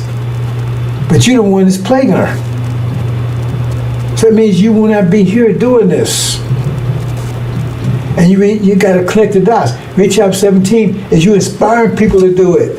So you inspire the 10 horns to do it. To take out the harlot. And to do these things they say about where it says it, morning, says give her torment in morning. Was those things there too, right? See what I'm saying, brothers and sisters? Those are going to be your weapons. Because when they come in, they're going to tear this place apart. It says, we inspired her to do this. We inspired the 10 horns to hate the harlot and to make her desolate, right? You see what I'm saying, brothers and sisters? And then eventually just wipe them all out. Eventually, at the end of it, just rid of all of them, just wipe them totally out. Right? Not while you're here. Because they was doing that while you was here on the way out. It's hard costs on the way out. Okay? Like I said, you're gonna be fighting a defensive war on the way out. They're gonna attack you. And it says the weak ones. What do you mean the weak ones? That's weak-minded ones. The ones in the back can't keep up. That's what they're telling you. Those ain't gonna make it. Because they don't have the protection. They don't have the angel mind. And they don't have the 5 pillars. That's what it's talking about here. You got to be between the lines here, brothers and sisters. Like you told Exodus, Moses came to the camp. But we know that's not actually Moses. We know when you're on the angel key, that's that 4th wind. We can get to that in a minute. So that shows a line over there, Amalek. It says, wipe them out. But you're not going to do it personally. Right? One of your main weapons is going to be the goat. And they're going to come in raping, killing, murdering.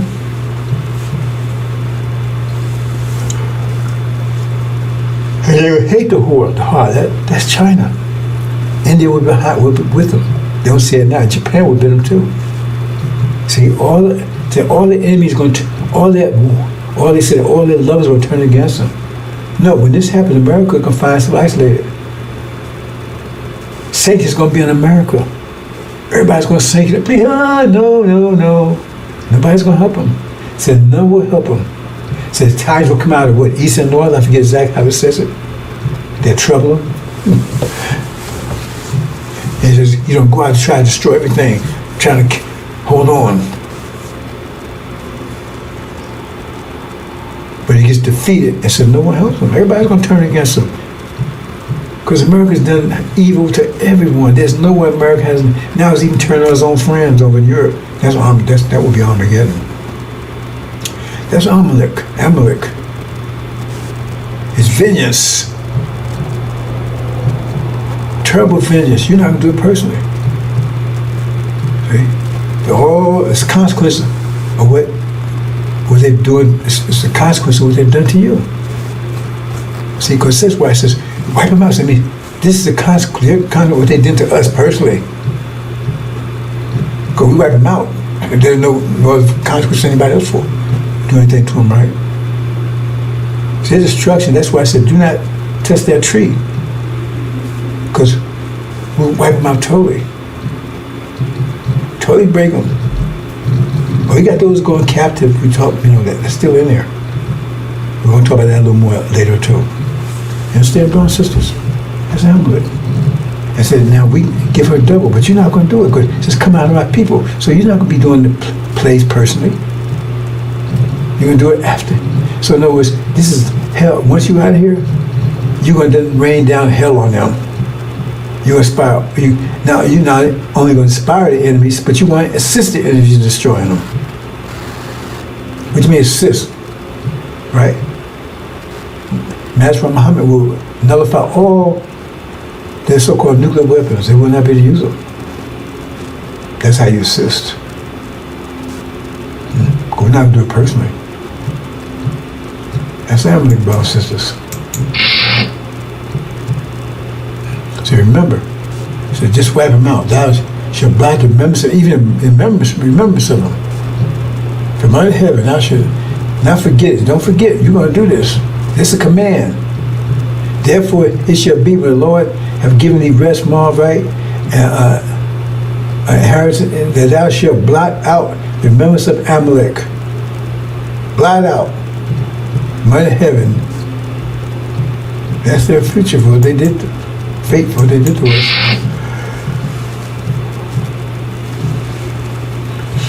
And let's talk about the false vision decision. See, Elijah came, the God came and provided us a vision that we're lost. Right? Tell us about the covenant. And Elijah prepared a way for the message of the covenant. But see, it's still been a time of winter. Still in a time. So Elijah had a double job. He had to prepare a way for the message. But how was preparing you for it? It's like if you're preparing for the spring, you're still in the winter. If you're preparing for the spring, you're still in the winter. So if you're preparing for it, that means the message of the covenant like this, so you're still in the condition you were before he shows up. He's the one who's going to take you home. So that means you'll still be here. So he has prepared you. That means you have to succeed here to get there. You have to succeed here to get there. Because when Master Muhammad came out, people was on, I'm sure later, right? Was on E. It was collapsed. They have knowledge. There was mind against them. They were destroying themselves. They didn't know about discipline. They didn't know anything. They was following what devils taught them. Following devils. And if you follow the devil's path, that's even destructive for you. Because see, they have low discipline, but it has some discipline. Discipline times energy equals power. Now they had low discipline, but had a lot of energy. That was the whole idea of putting them in charge. We had a lot of discipline, but no energy. So I don't know how much discipline you got, right? But ain't 10 times 0 is still 0. But then we start getting energy by following the devils. Remember, they got low discipline. We didn't have any. We had natural discipline. We just wasn't developing it. Like a man has natural strength, but he has to develop it. Man has natural strength, has to develop it. I mean, you have ability, you have to develop it. So we have natural, but we was taught not to, based on we found the devil's, right? Eating 3 meals a day, eating pork, drinking, and everything else. We found an example of no discipline.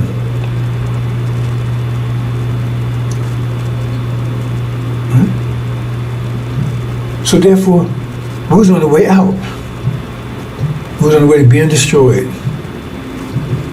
Okay? Because their power was still crushing us. Because we didn't have any power. We had energy, but no power. Energy times discipline equals power. So we was practicing no discipline. That's the whole thing. There was no discipline. What Christianity said, you have to have discipline. Christianity tell you don't need this. Why you got to just call on Jesus? That's what the Catholic Church told you the same thing too. You didn't need any discipline. You was on the grace. Just had to believe in Jesus. And so they had people thinking that. You don't have to have any discipline. You do everything you want. Because in the Catholic Church, you can do everything you want to do. You got to just go and ask the priest, tell the priest you did it. And you get 3 Hail Marys and you're done. You see, it's a whole open religion about no discipline. The Protestant religion practice some discipline, right? See? Because they said, because they was before, the Catholics, you don't have to have, and Catholics, you don't have to have any discipline whatsoever. All you got to do is confess to the priest and boom, 3 Hail Marys. But Protestant had to follow some discipline. That's how they got power. Because they start applying they start following some of the laws in there. They follow some of the laws. And if you go check Christianity, right, 500 years ago, they start following some laws like that. So now they follow the guidance of Scripture Bible, sealed Bible. So therefore, they was practicing some discipline, so they became powerful. Because they had more energy. And when applying their discipline, they become more powerful in the Catholic Church, even Sunnism. You see? But they started declining in that, and discipline. They started falling away by the time the 20s came in, right? 1920s. It was pretty much everything gold. I don't know if you know that. Coke, that's why they call it Coke, because that's what it was. It was a drug initially. They don't tell you the ingredients anymore, but it was cocaine. Coke, that's why they call it Coke. This plan was rapidly falling. So then you start the wars kicking off, World War I, World War II. But the bottom line is, black folks were on the way out because they wasn't applying any discipline. They was following the devil's. And so, and they had less energy. So if they had any power at all, it was still less than the devils had. So the devil still controlled them. And if greater power, greater pressure, crushes lower pressure. Our people were being crushed until Master Muhammad showed up and started teaching discipline. To Elijah, discipline. Okay? Eating properly, fasting, restraining from fornication and pork and all that kind of stuff. So I teach them discipline. So Elijah. We're going to talk more about that later. Right? Okay, so our people start getting strong. Because see, if Elijah had high pressure overcomes low pressure, so if the pressure increases, they would never take over the country. Because they would have higher pressure. The devils saw that coming. They saw that coming. See? And then the fact that Elijah Muhammad, remember, what he's speaking, what he's teaching is higher pressure mind. See? So therefore he was overcoming the pressure that they was putting on our people. He was overcoming the pressure. He was overcoming, because by teaching them, they was overcoming the pressure. They started coming out of that crushing mode. Because our people were being crushed when Master Muhammad showed up. Raised Elijah. Okay, Elijah gave us the vision, because we didn't have a vision. Our people without vision perished. We had no vision. I had no vision. Right? It was Ham. It was doomed to be cursed. We couldn't be slaves all our lives. And we prayed Master. Master prayed, asked Master when he prayed for us and we died, that we go to heaven and still serve Master in heaven. And that wasn't thinking. He had no vision. Our vision was tied to the devils. And they was cruel about it. Because you be on your deathbed, you don't work, you're 30, 40, 35 years old, and you look 90 years old, because they said your life expectancy for a male slave was about 4, 5, 6 years. That's why you bring somebody over. They work you to death. And then you die at 4 or 5 years, they had to replace you. You didn't have no long lives when it comes to, they showed the movies. They showed old people, those people, go and check it out. Those old people, look at old people. I mean, he's about 80 years old. No, he's about 30 years old. They work so hard, they look like he was 80 years old. And then when you in work, they work 24/7, relentlessly, no matter what kind of weather anything was. And then here you are, and now you can't make it anymore, and you're about to die, you're on a deathbed, and they go, Master, please, Master, tell Jesus I was a good nigga. Yeah. Because now you don't want to go to hell. And you're already in hell, don't know it. But Master told you this is worse than this. And you say, damn, I don't know anything worse than this. Because you know how bad this is. Master really got you. You're going to worse than this. You're going to put your hand, and it's going to be forever. Forever. You ain't get no rest or nothing. Oh, man, Master, please tell Jesus I was a good nigga. I worked, And Master, cruel. He had all the stage right. Nah, man, you didn't work hard enough. I ain't going to tell Jesus that. And you're on your deathbed. And you're just looking for a little, work this fool, work this devil for 5, 6, 7 years, relentlessly, 24/7, no rest, nothing. They fed you shitlings. And they fed you it all. Beat you all the time. You're lucky if you got 2 or 3 hours sleep a night. If you're a female, you're just raped constantly. And they raped the men too. And he now, burnt you out. And they go, please, Master, tell Jesus, I was a good nigga. Nah, you wouldn't. They put them up for the other slaves. So now they can't work as hard as they are. I mean, when you work as hard as you can, how can you work any harder? But they try, because they want Master slaves up good stuff. And Master had no intention of doing it. So I keep the slaves in line. But all they can do is work. See, because they'll keep their hair, they'll keep that cotton. See, because they made Master say some good Jesus for because I don't know. That's the situation they had our people in. Terror. And now you sitting there bumping, fist bump with these folks?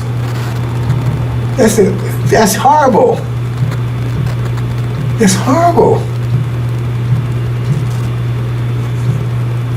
And that's not even the worst of it. And so Elijah Muhammad gave us a vision after Master Muhammad raised him up. He gave us a vision right there. Abrahamic covenant, nation of Islam. And they'll say, hey, you can't have the people with discipline. Because they overcome us. This tells you there, that was their fear. That you would fight against them and lead the country. So they said, man, we got to take that vision away, because that vision was inspiring their discipline. And we're going to talk more about discipline a little while later, right? We're going to be here for a little while, I think. So what happened? So 1948 said, we got to destroy this vision. So what did they do?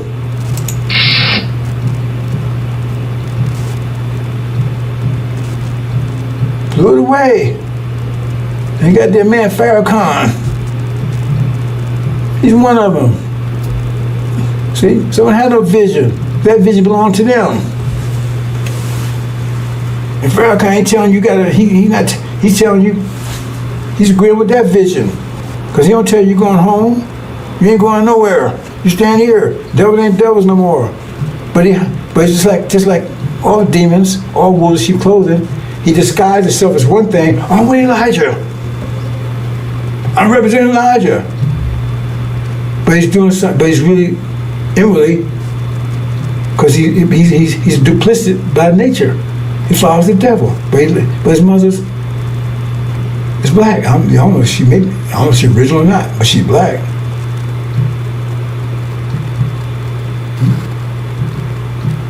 But you know, no matter how much you disguise yourself as a lamb, if you're a wolf, you still don't sound like a wolf. You may look like a lamb, you sound like a wolf. So how he sound? He sounds like a damn wolf. We ain't going nowhere. Devil ain't devils no more. See? We are one. Because he's one of them. He's not singing Elijah Mama's song.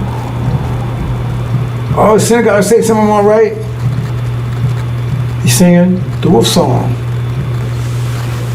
He's singing the devil song. False Israel song. See what I'm saying, brothers? As he did. It blew away the vision. Let's look at it again real quick, brothers and sisters. It blew away the vision. Blew it away.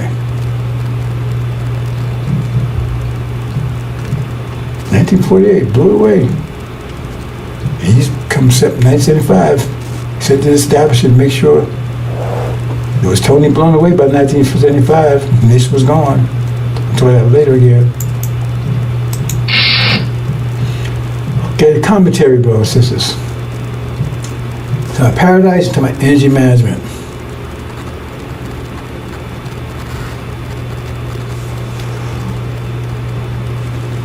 Okay, let's look at this.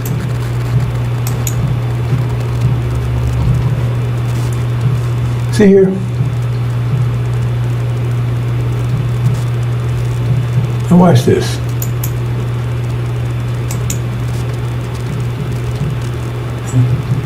Got this then.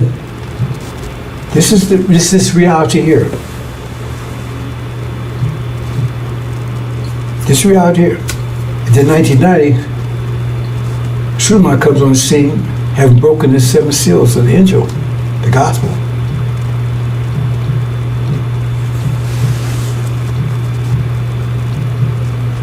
As I explained, may give you a scripture. A scripture has twofold. It's a gym. Because if you want to develop a muscle, you got certain equipment allow you to do that. I mean, you got a leg machine, have a good leg muscles. You got, right? So scriptures is build this, and this is force. Thought is pressure. And so how to increase that pressure, increase your power of thought. If it's greater than the pressure around you, then you grow. If it's less, then you're being crushed. So he sends it to your situation, and you apply that. You start studying it, because that's how you do. You go lift weights, you have to lift it. You can't just look at it, you have to lift it. And same scripture, you have to study the scripture. And when you study it, that's how you think. That's the same for the brain. Studying is the same thing like lifting with your arm. And you get confused. That means, just like if you get sore, that means muscles building. If you soon as you get sore, say, hey, you stop, then it means you don't get anywhere. When you get sore, you know, hey, that means that muscle's building. So when you get confused, that means now you're learning. Because once the soreness goes away, you got a stronger muscle. And once confusion goes away, the smarter you was before, you're more elevated mentally. But people don't know that. Oh, man, that's too confusing. Well, that means it's hard. I mean, oh, that weight's too heavy. Yeah, but that's the one's gonna make you give a big muscle. The heavy one. But you say, oh man, that's too heavy. Well, it's no benefit for you. And oh, it's too confusing. Well, it's supposed to be. That means the more confused it is, that means the stronger you're gonna be once you get it. The heavier it is, that means the stronger you're gonna be once you lift it. Same concept. So he said a measure of profit in. With that gem, that's the scripture.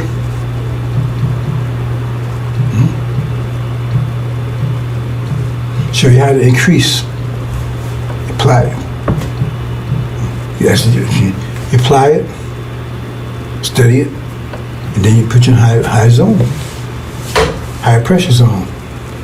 Once you do that, then you overcome the reality, because the reality is pressure.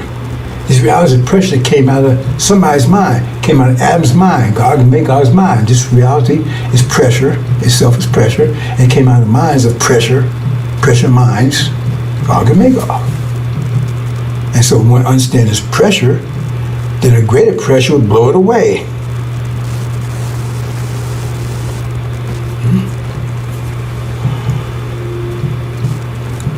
So how it is that in 1990, Injil was given, he got the Injil and started studying it, right? By studying it, right, it started increase his brain power. That means he created a high pressure zone,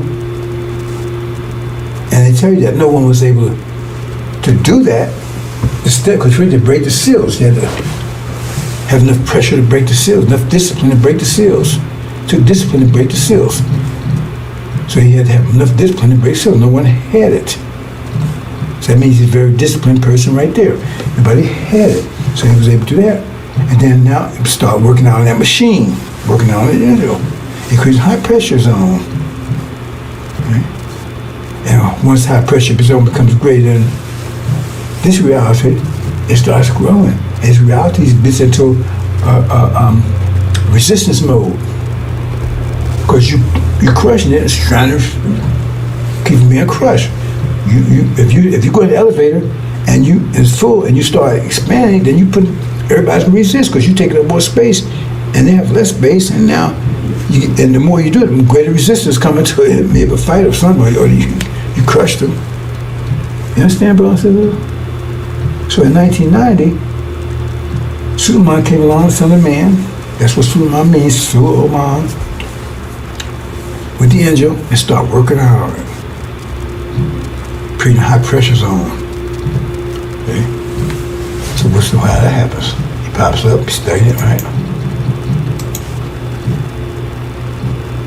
Okay, now, high pressure. He's vocalizing. He's putting it thought process. But got to activate it, right? So he thought process is stronger. So now he's got. If it's spreading out, that means the pressure is greater. If the pressure was less, then the circuits be going inward. So now he's got pressure waves going that's bigger than the pressure around him, bringing this reality. So what happens? Here we go, sister. Boom.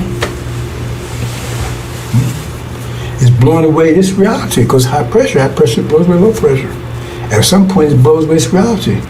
And pressure comes, see? It gets back to Farrakhan. He's either keeping on the same level of pressure as society or less. We'll talk that later. It's greater, it's suspended. So it blows away. That's the process happening now. I just haven't got there yet. It's almost.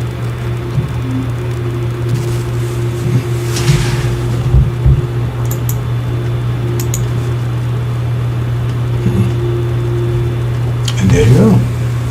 So you bring in a new reality. Blow away the old one. Now this reality can handle greater pressure than the old one. So blow it away.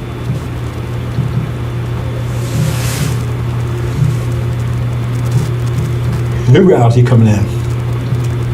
Because high pressure zone, so I cannot come back in because it's lower pressure, and plus it has an ability to become any greater pressure anyway. See, the demons and the devils, they have a limit to how much discipline they can have. Remember, discipline times energy.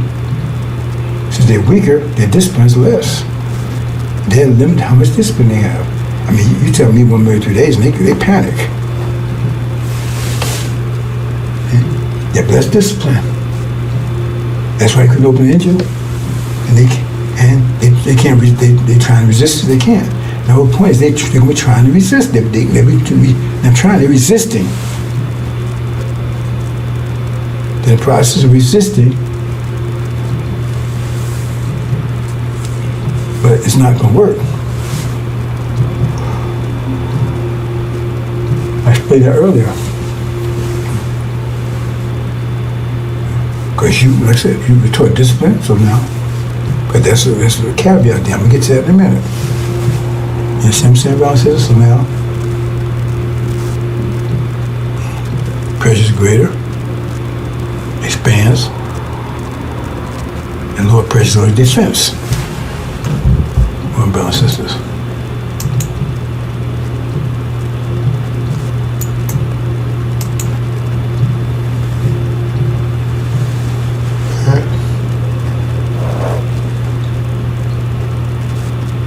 Nothing will stop it.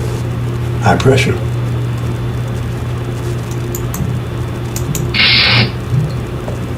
Let's talk about another subject. Now we'll get back to it another way in a minute, but fill your paradise.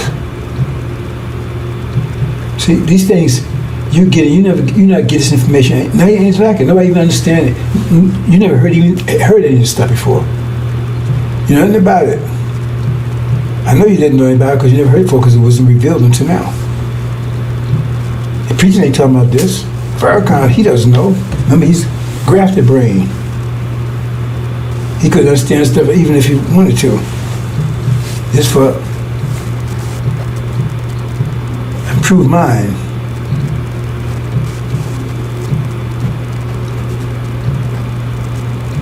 You're process of getting that mind. The thing is, like I said, you don't get this information, anything like it. I mean, it explains everything. So say it's your energy coming in right here. Fueling your paradise. See, you get so everybody gets the same amount of energy. Nobody ever told you that before either. It's a fact. See? Everybody the same amount of energy. No matter what you control, somebody else controlling your energy. Energy will not just lay there. Somebody has to, it's controlled by something or somebody. So here, fuel for paradise. So you get so much energy. And so how you manage your energy? How you manage that energy you get?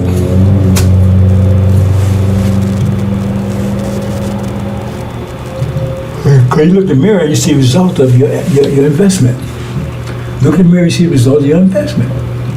Because you are an investment that you made with your energy you get. Everybody gets some energy. So you use your energy all day watching NFL, and you don't have energy for anything else. You need energy to breathe, think, hear, see, interface with your family, your friends, energy for everything.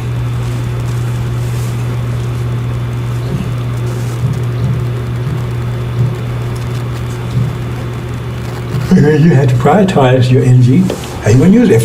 If you knew this, you don't know this. You didn't know this to do that. You think I got energy. You never thought about where you get it from, how much you get. You know, I got energy. Maybe I got a good night's sleep. I smoke and crack. Well, no, that's not how you get energy. We all get the same amount. Momentous in heaven, earth comes all of a sudden. Every probably 50 years. So your reality around you. See, right now, we're part of this reality. But what part of this reality, how do we fit in this reality? Because as long as our pressure is lower than theirs, then we're part of their reality. But we're being oppressed in it because higher pressure overcomes lower pressure. Nothing you can do about it. If you're in their reality and their pressure is greater than yours, you're oppressed.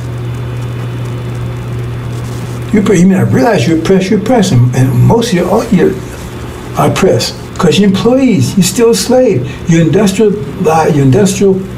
age slave. This industrial age now. What was slave or industrial age? We know how to look at agricultural age. You had to pick cotton, being rape, and everything else. What would it look like in an industrial age? That's an employee. You're still a slave. Now you call it an employee. They got certain perks and stuff.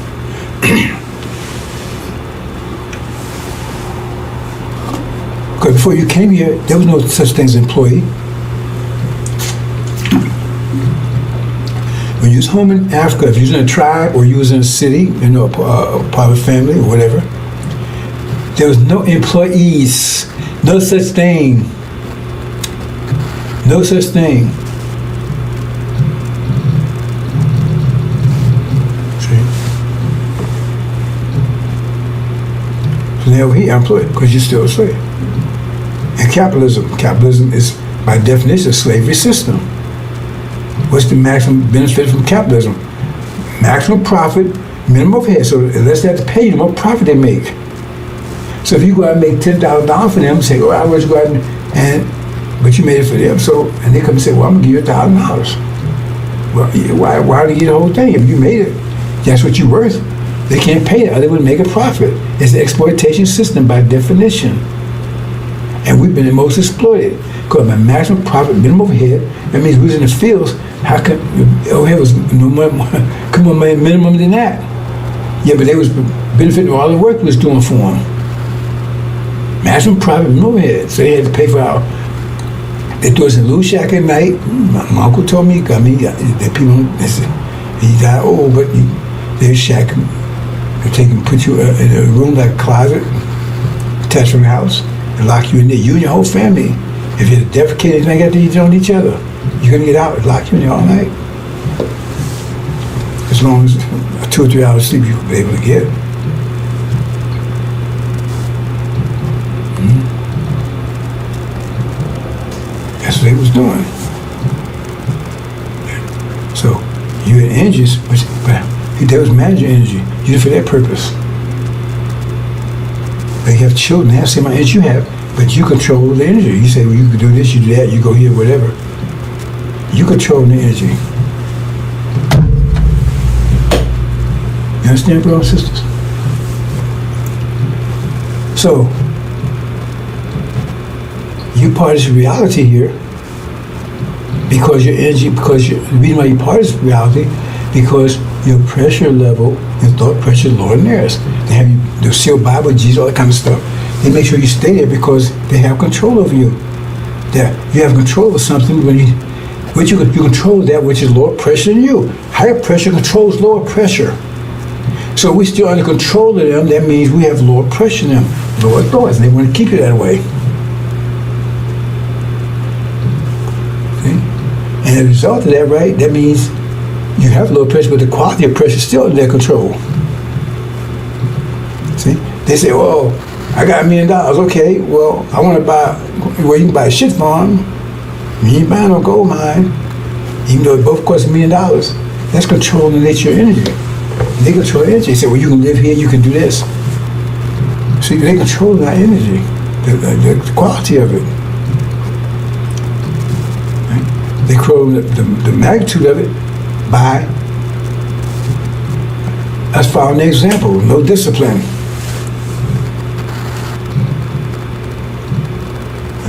So they keep us a low discipline, so that means they can still control us.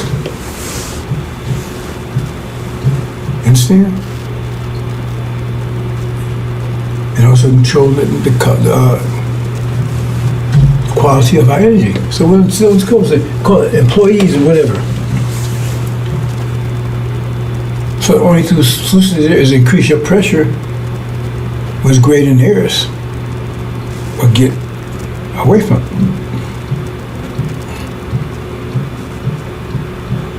And so Elijah came and was increasing your pressure. Remember, he wasn't creating, we wasn't creating so be great in theirs up to be equal. That's why I say things be money, good homes, and war collect. Be equal to master. So the master won't be oppressed anymore. So now you can he break their oppression of you by making your pressure equal to theirs. He couldn't take it and make it greater because that would be the message of the covenant will come and do that. So what's the result of that? Feel your paradise.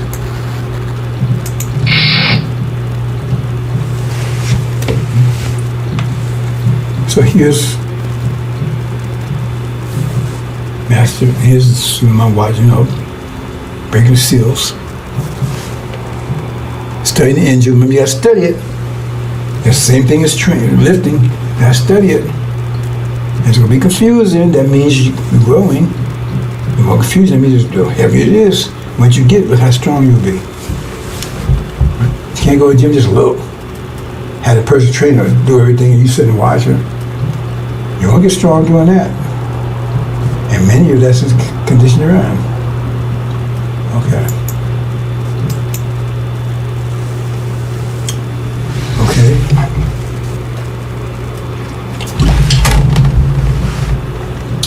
So look at this.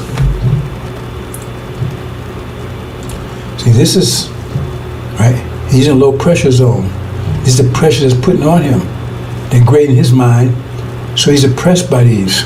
He's acting foolish, stupid. Because all these pressures are supposed to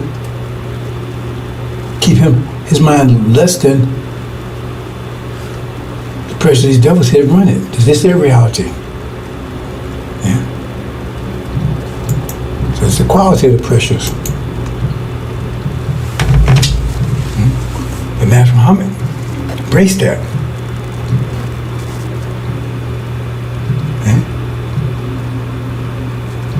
Okay.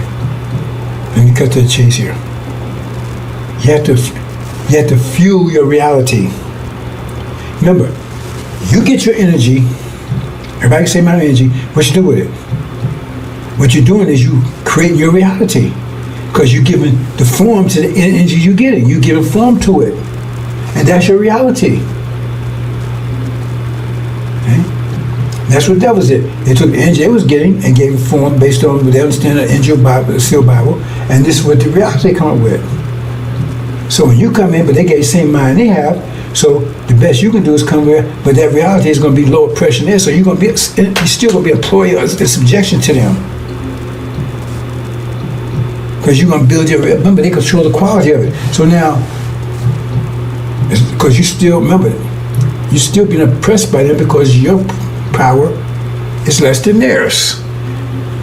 Your thought pressure is less than theirs.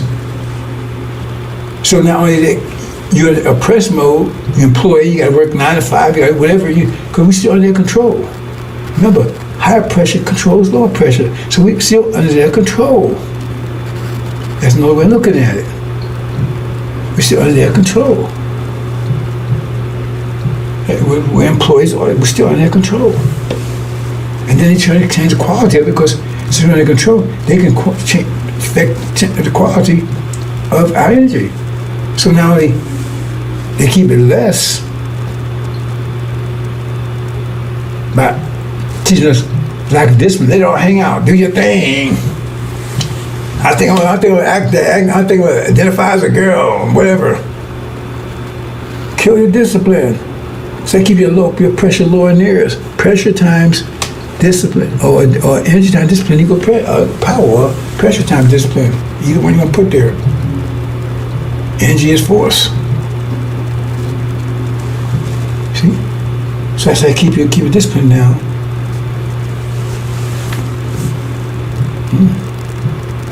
And then they control the quality. It's like you got $1 million, right?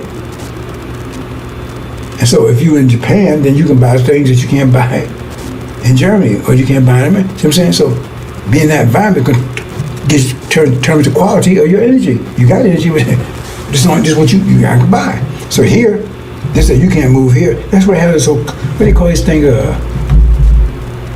In the community zones, whatever. Right, where you want to move this neighborhood, but you got to go to the community thing. That's actually illegal. Let's keep your ass out. I already been down that road. A couple times we was gonna move to a place and everything went down. Boy, everything was covered. And they said, well, what do they call it? Community, whatever it is, right?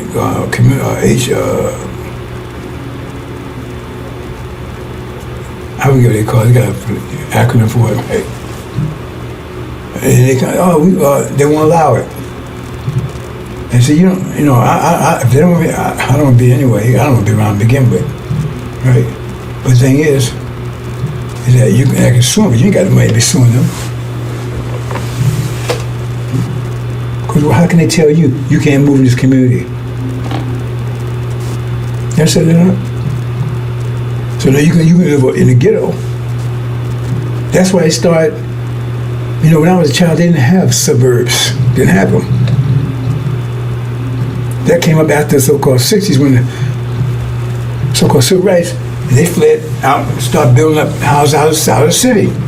They were living in the city, started moving out. Or farms, they started actually building up suburbs. That means cities outside of the town. Suburbs is not just farms, it's cities basically, right?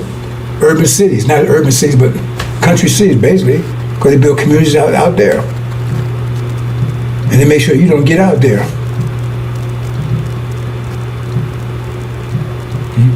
I don't give what they call that, right? Community something, whatever. You understand, brothers and sisters? So, by following the example, make sure you keep your discipline stays low. So that means your power stays lower than theirs. That means they still have control of you. And they've been losing control over you since so-called. Why? Because you have natural discipline. It's just you're not developing it. And you don't know how to develop it. Like a man can naturally strong than a woman, but he don't know about the gym, no anything like that kind of stuff. So he never developed it. He got natural ability. He just walk around. You see him walk around, no muscles or anything. Like olive oil or something, like a spaghetti stick or something. Yet they have all the potential. They can look like the Hulk. But because they don't know anything about developing muscles, they walk around. And some got arms and everything smaller than females. Now, they don't know it, they don't care, but the point is, you see what I'm saying? They have to develop it. So you got you walking around, you got all this discipline power, and it's not developed. And so make sure you never develop it.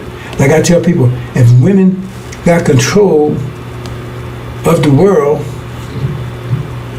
the first thing they would do that was wise to ban gyms for men. You would not be allowed to gym, and women and exercise would be forbidden. Then they could go to the gym. And so you could never overpower them, because the only thing you could overpower them with is your strength, and you wouldn't have any, because they would never let you develop it. It's like they told us you couldn't read. Now, would you make a law that a dog couldn't read? Why? It don't make any sense.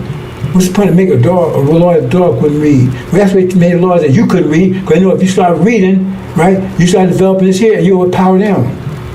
That's why they made the law, because they knew that if you start reading, you start exercising this, they're through. And now people are not exercising this. They're not doing it. The NFL, NBA, they know all this stuff, right? Partying, hanging out, drugs, they're exercising this. And they're not doing it. And so therefore they keep control over you. Because you start exercising this, that's their ass. The men start going to the gym, secretly going to the gym, that's why they come out, boom. It's all over for the females. They can't compete with them in strength contests. So execute, man, if y'all catch you going to the gym, that's a felony, That's like murder. We'll execute your ass. They can't allow you to do it, because they will lose. You take control. Understand, brothers and sisters? They don't want. And some after a while, guys so thin and everything else, man, and then he got so weak and everything else. He found out about the gym, he said, man, I can't go in there. He just gave up. Because, now he's a little stick. Arms like big as a spaghetti stick. And he can do it, but hell, man, woo. It'd be years before he could, right? And 4, 5, 6 hours a day at the gym. He said, man, woo. Because he let himself get down so weak. Now people with the drugs and everything else, that's why I say you had the 40 years in the wilderness, because it was just too late. There's too far gone. They don't know anything. Someone can't add, subtract. And I keep every time I run to the brothers, every time they tell me, I don't know, but I can't deal with math. I wasn't good at math, man. I hate math. And you're the mathematical genius. You are math. I tell you, I said part of the reason why you don't know math. First of all, you ain't. They teach it confusing. They teach it in a confusing way anyway. Then you don't know what to do with it to begin with because you don't know what it is. And plus, the math they give you is mostly theoretical stuff because they don't teach you how to apply it. Now you take people like some people like the so-called synagogue of Satan. Now they don't know how to apply it universally. They don't know how to do that. That's what Injil does. They know how to apply it in their reality. So you got this guy. He goes in there and they got this capitalist system, right? Finance. So he goes to school, man, he learn all about finance. So he applied calculus and all to that. Remember, that's not the universal thing. That's just their particular slice of reality they develop. And so when his son comes, he sees the relevance of learning math. Because now, look all these things I got, man. All the quality of life I got. Look at the quality of life that daddy got. If I learn math, I had a quality too. Then they have incentive to do it. But you say, what the hell I need that for? Why need to learn calculus for? You don't see a way to use it for anything. You don't know what, because see, they see a practical application. But you don't have a father that knows anything about this. You don't even know what it do for you. See, that kid he knows, oh man, if I learn calculus, I can do this. If I learn trading, I'll do this. But you say, if I learn calculus, what am I going to do with it? So you don't say, that makes sense. One will learn something, spend time doing something, I don't know what the hell to do with it. What can I do with it? I can tell you, I got people in my own family that went and got these stupid ass degrees and never worked one day, and they got all this money owed, haven't worked one day in it. I got several people in my family that's done that. I tried to tell them, they didn't listen. Got a big connection to it. And you don't know how to do that. So therefore, it's meaningless to you. So you don't do it. Okay? But everybody's talking NFL, so hey, if I learn the NFL, if I know about NFL, I can talk to people, I got a social life. So that's relevant to you then, that's relevant. But it's worthless. Shit about energy management.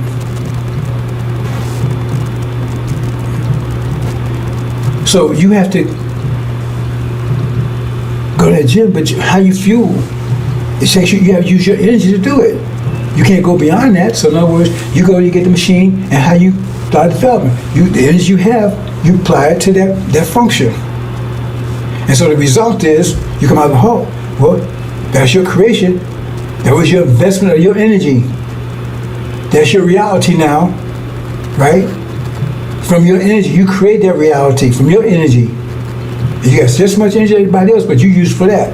Somebody else uses their energy for something else. You develop this, you might use develop muscle. Whatever, how you use it. So when you look in the mirror, what you see is how you invest your energy. Let's move on, brothers and sisters. You see here?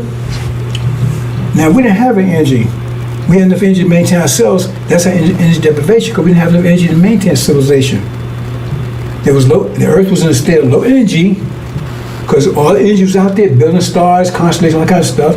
So it got to a point of energy deprivation here, right? Low energy. And so we didn't have enough energy. You take energy to think, energy to walk, energy to talk, energy to see, energy to blink your eyes, energy to go to the bathroom, take energy, everything takes energy. So if you need 1,000 units of energy a day just to maintain your heart, your lungs, right? The digestive system, and it takes 1,000 units, that's all you're getting. You have no energy for intimacy. You have no energy to talk to other people. You have no energy to do other things. You have energy to maintain civilization. It takes energy to do those things. To maintain a family, to create a family, to take energy for that. You didn't have enough energy. So everything fell apart for us. So the solution was, if we can make a being that requires less energy. So if you're a Lamborghini, man, everybody got Lamborghinis, right? But they don't have enough money to maintain, so everybody's got them, but they're sitting in the garage, right? They take $1,000 a month to maintain it. to buy the shorts and everything else, but you had the money for gas. So everybody's got them. Man, we got them, but nobody's moving them. Because nobody had the money for it to move them, to buy the gas. So then you go out and say, well, can you make a car that don't need as much? How about how if you make a Volkswagen Beetle? Oh, well, make a car low, they don't need that much maintenance. And it only takes $200 a month to maintain it. I got $800 left. So you do that. And everybody's got one of those guys, they moving and grooving.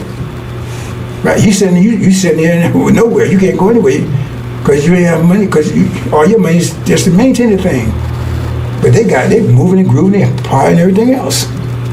And that's what we did with Yakub. So okay, that's what devils. And the biology tells you they're recessive. They have less. They came out. Even science tell you they came out of us. Their genes are recessive. Our genes override. That's why if you get a black and a black and a white person together, if it's just on skin level, if you have genetics, the baby is most likely to come out dark because our genes are more powerful. That means it takes more energy to maintain them. So now they don't require as much energy. So the Adam, but he's been weaker though, weaker structure. That's why he make men shed blood, but he get control. He make men shed blood, but he get control though, because he requires much energy. But now he can rule. You couldn't rule. That's why I told him, hey, you can't rule. You gotta submit. You get the story now? Yeah, you can't rule. You gotta submit. Baby, listen, that's another story altogether, right? Because Adam could rule, but he'd be weak. He'd be a virgin, but he didn't require as much energy. That's the math of it, brothers and sisters. But now universes can start contracting and energy start coming back. It's momentous in the heavens and earth, but it comes above a sudden. So it's all about the earth. Anybody who knows physics know, for that to be true, the earth has to be the center of the universe. And it's all about the earth, momentous in the heavens and earth. And once earth converts to a form we can use, and then we suddenly experience it. And we're in the process right now, because every 50 years it happens. Because the first ones, we start breaking out of our captivity 20 years ago. No, not 20 years ago, 150 years ago. 1860s. Okay? Because start getting energized. 50 years later, the 20s. Remember, because we had the blues back then. See, the music reflect that. I won't get too detailed here, brothers, but the music is a hint. We had the blues go. We had very little energy, but at least we broke our chains.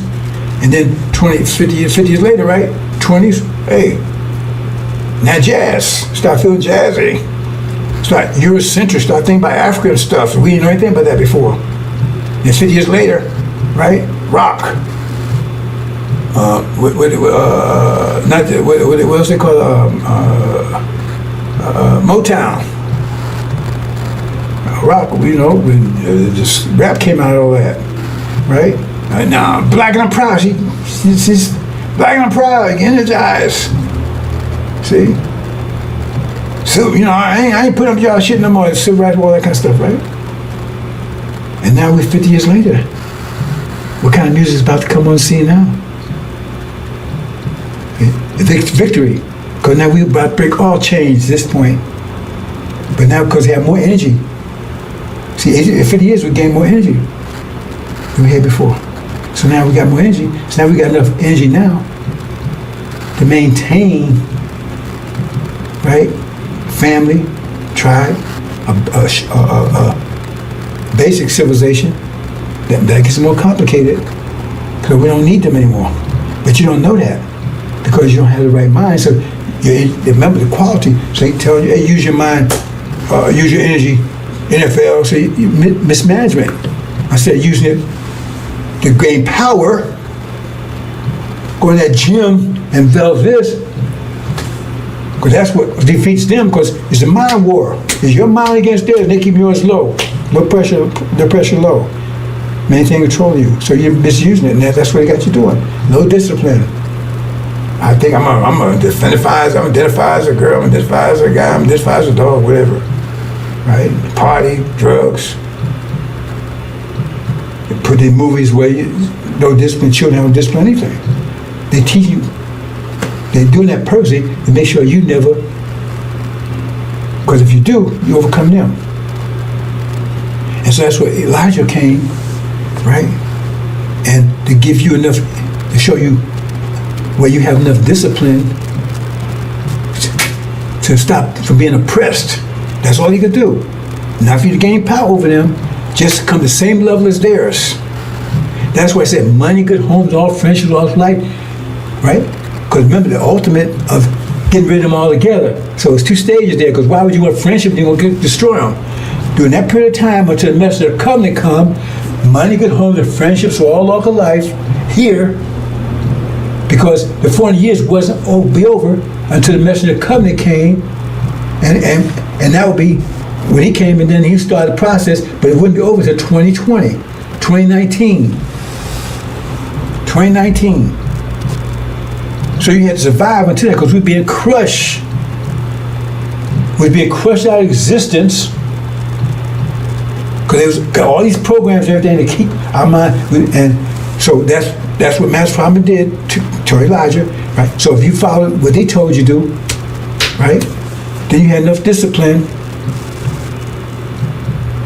to offset what they was so equal there, so they wouldn't question anymore. So now you could survive here until the spring came.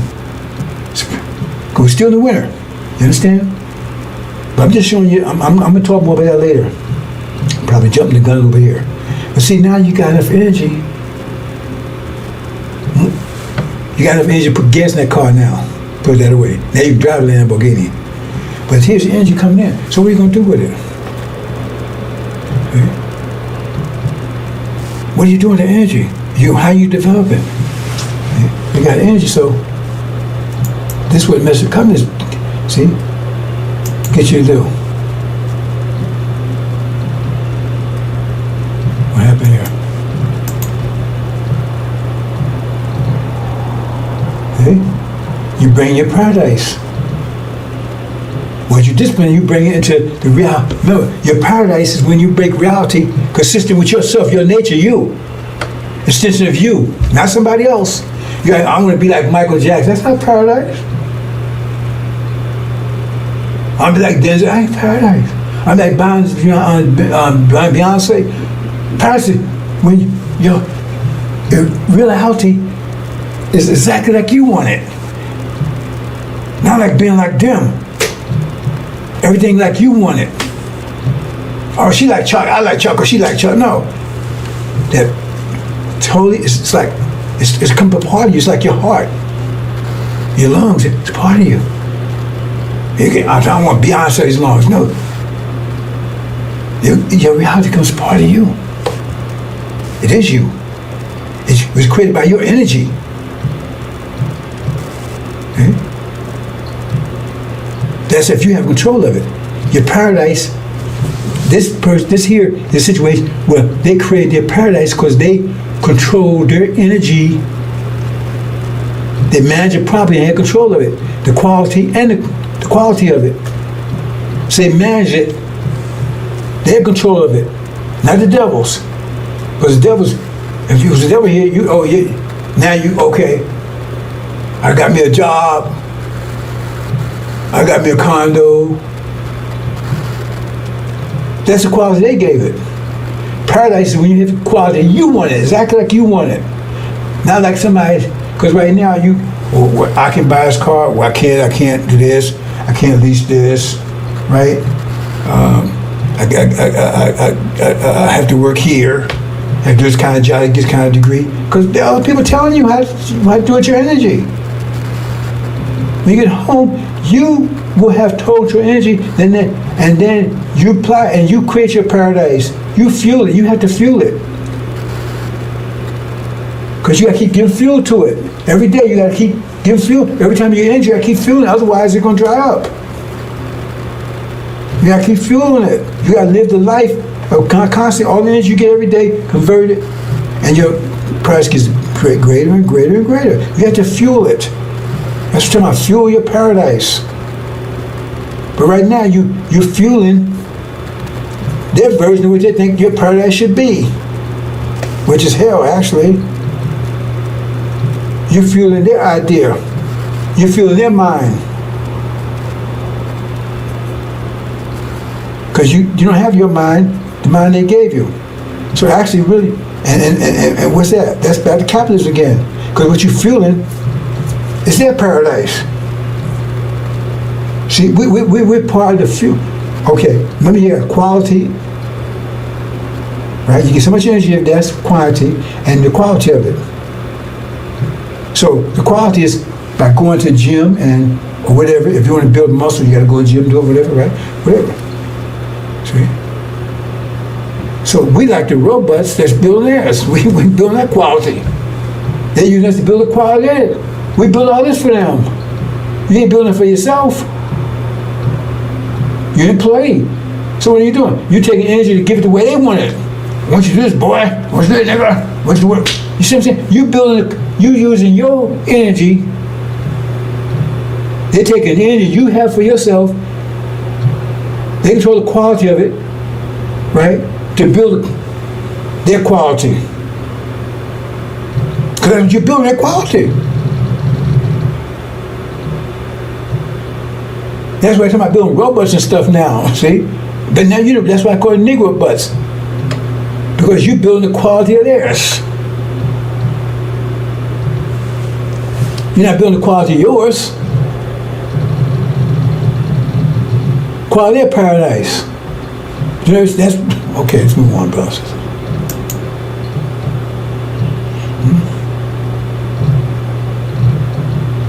And now you got Farrakhan, right? Once you build the quality of Sunni stuff too. Oh, we're gonna be the Sunni. We're gonna go over them and worship them. That's what it said about the golden calf. You start worshiping, take that for a god. No, we start using it to manage to build there. Because they don't give a damn about you. Everybody protesting about what's happening over there. When have they ever come to protest about what happened to you over here? You suffer the word in any civilization, any people in the world. You ever see them come here and protest anything about your situation? You see? So now you build the quality. You come over here, you want to help build their little mosque and all that kind of stuff. We're a tool to build everybody's quality, their paradise, with our energy, because they control our energy. So Farrakhan, you go there, we go over to Sunni land. We allowed Muhammad, forbid them to even come to the temple. Forbid them even come to the temple. They could not, Sunni Arabs could not come to the temple. They would stop them at the door. Farrakhan bring them right in. Everybody's using this. So what Suleiman does, he's correcting all this. You start using the quality of yourself. Turn it around. Start using your energy for your quality of yourself. Get you control of it. Okay? Elijah would give you enough to neutralize, right? So you won't be oppressed anymore. You have your own house. You still had the quality of this. You just wasn't oppressed anymore. Because he paid you still had quality. You still was under the quality here. You didn't have to control that yet, because you're still here. You had to get out of here. So that's why he said, do it yourself. Build a house, build your own store and all that kind of stuff. Still quality of this. Still quality of this, because we're still here. That's why I had to get out of here. But as long as you're here, but the point is you didn't have the discipline to keep him crushing you. So he was able to neutralize that by giving discipline. They weren't able to crush you anymore. But they still had control of your quality. That's what Elijah's all about. So now, you was free. You wasn't being crushed anymore, but you still had under the authority of their quality, because we're still here. So you build a house, you go out and build a store. And they said the object was first to free us from being crushed, and then free us from being crushed, and then start increasing our power. So now our power will increase, and also we have control of our quality, and that would be up to the mission of the covenant to do. By spanning, right? Because right now, just stop being oppressed. If our pressure is equal to their pressures, they can't oppress us anymore. We can oppress them. But if yours is greater, then they can't oppress anymore, and they resist it because we're oppressing them. If our oppression come great here, they don't want that. Okay? So he was able to neutralize, so we wouldn't be oppressed anymore. Money, good homes, and friendships, all walks of life. That's why they was saying stuff like that. See? But they told you, all walks of life, but they told you was going to destroy most all walks of life. That means after. But while you was here, we're still in the winter, how to survive during the winter until the spring comes. Spring's on the way. He's come to tell you, spring's on the way, but you still got to be alive to enjoy it. So that's what that was all about. See? So they still had quality. They didn't have quantity. They didn't have control of quantity anymore. Was it? Right? So that's what happened. Okay, let's move on, brothers. I hope you understand. I'm going to talk more about that in a more mathematical in a minute. Oops, I keep doing that.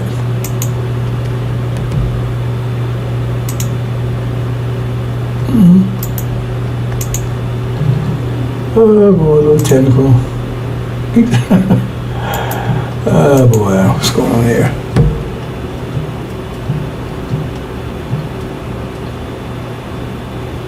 I know why. Oops, okay, it's not going to work. Hold on. Wait a minute, brothers and sisters. Wait something.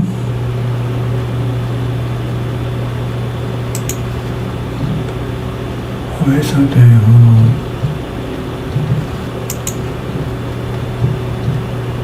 I did test that, so I don't know why it's not working now. I don't know why it's not working now. Oh yeah, let's see.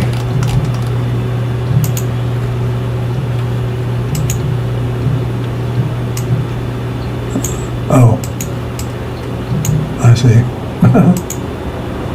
Okay, added that and forgot. Okay. It should work now.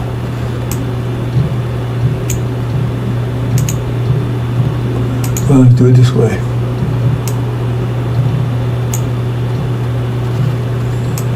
Oops, oops.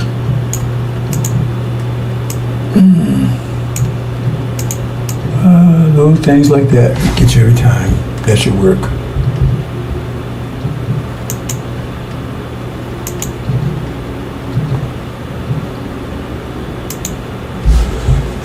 Okay, 1 second here, brothers and sisters. Check on something.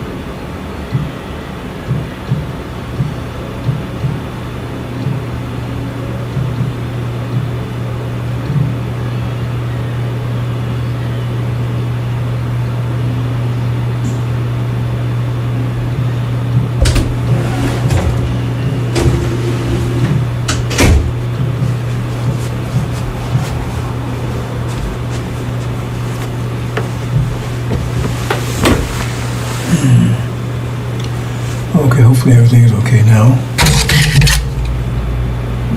Okay. See if this works now.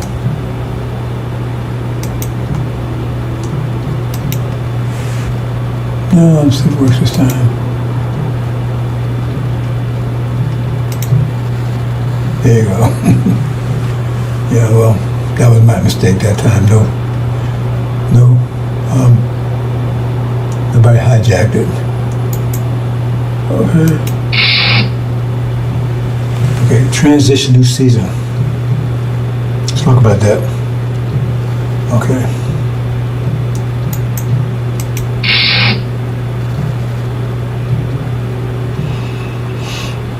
Okay, now I'm going to talk the process, the mathematical process of, I just mentioned about Master Muhammad, right? See here, we had no discipline when he showed up. It was being crushed. He was pressure. In fact, it was being crushed. We had no discipline, so it was being crushed as a people. Because we didn't have no direction. We didn't know who we were. We had energy, but we was misusing it. It was out there, zoot suits, and you heard stuff about Malcolm, how he was just a criminal, like, he was doing all kinds of, because we didn't know how to control our energy. Like, you have money, you don't know what to do with it. He's out there, part. Okay? So he had energy, you don't know what to do with it. Okay? So he showed up. I'm sure that's the condition we was in. So no discipline. We had more energy now, so no power. 0 times energy is 0. That's when he showed up. Okay, so he was being crushed, see? When he showed up. Okay, if he hadn't showed what he did, would have been crushed out of existence. That was the aim. And then set up Elijah. Now, he forced discipline on you. So he started, right? And enough to neutralize their force. So it neutralized, so it wouldn't affect us. The quality was being crushed anymore. The ones that listened to him. Because he forced discipline. Now see, that's a very important point. Elijah forced discipline. Because usually Elijah, he forced you to go out there, he forced you to stop eating pork. He forced you to sell papers. He forced you to do all those things. You had to do it. You kicked your butt out of here. Forced discipline. Forced discipline, well, it's just good as discipline if you force somebody discipline, it's just good as discipline. It's still discipline. Maybe forced, but it's still discipline. He forced discipline. So therefore, the people were successful. They had money, homes, all that other stuff, right? But they wasn't doing it on their own. He was forcing them to do it. Still wasn't ready. They hadn't absorbed it yet. Still forced to do it. See? Because they weren't studying those lessons and all that kind of stuff. In fact, they actually looked down on people that did. Because you just call them bean soup scientists.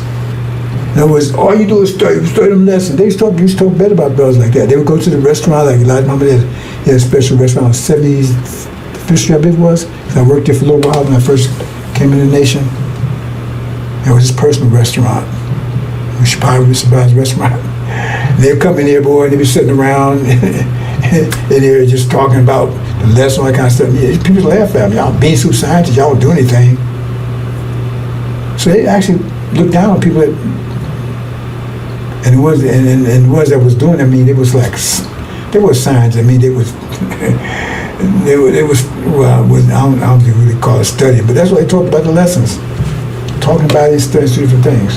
When talking about, hey man, I talking about the gym, all the equipment. That's not the same thing as actually living, is it? And either way, they was called bean soup scientists, right? And me, I was studying the lessons. And somebody would talk to them, and so they tried to call me bean soup scientist, but I was actually studying. But I was selling papers, I was doing all this stuff. Everything Elijah Muhammad said, I was doing it. But nobody had to force me to do it. That's another stuff. I'm going to get to that one day, another time, and explain that. But nobody asked me to do it, because remember, I came on my own. Nobody fished me in. I didn't know anything about it. I wouldn't look for Elijah. Nobody came, that's another story. But that's a forced discipline. So now the pressure was neutralized, because he was giving discipline, but was neutralizing theirs. So now you start doing good. Money, good home, because I tell you, after Elijah departed, I kept what he was doing. So I had in me. Nobody had to force me to do it. I was doing good. I said I had a mini mansion. I said 5, 6 bathrooms there. I know there's a bunch of bedrooms. It was 3 stories. Nice piece of land. Detached garage with an apartment on top of that. The mayor, Orange, lived right down the street from me. Right? It was really nice. I was doing it. I ain't had no degrees in that stuff. I was following Elijah Muhammad, the discipline. I was following with this, and that's what he said. He baptized right? So when Jesus went to, he said, yeah, you can't. I ain't worried. He said, no, I got to baptize and all store together. But the point is, I was jamming, had my own business, rolling in dough, nice new cars, everything. Because I applied it after Elijah Muhammad departed. It wasn't forced on me. Okay, so what happened? Then Elijah departed. And since he wasn't forcing the discipline anymore, it went away.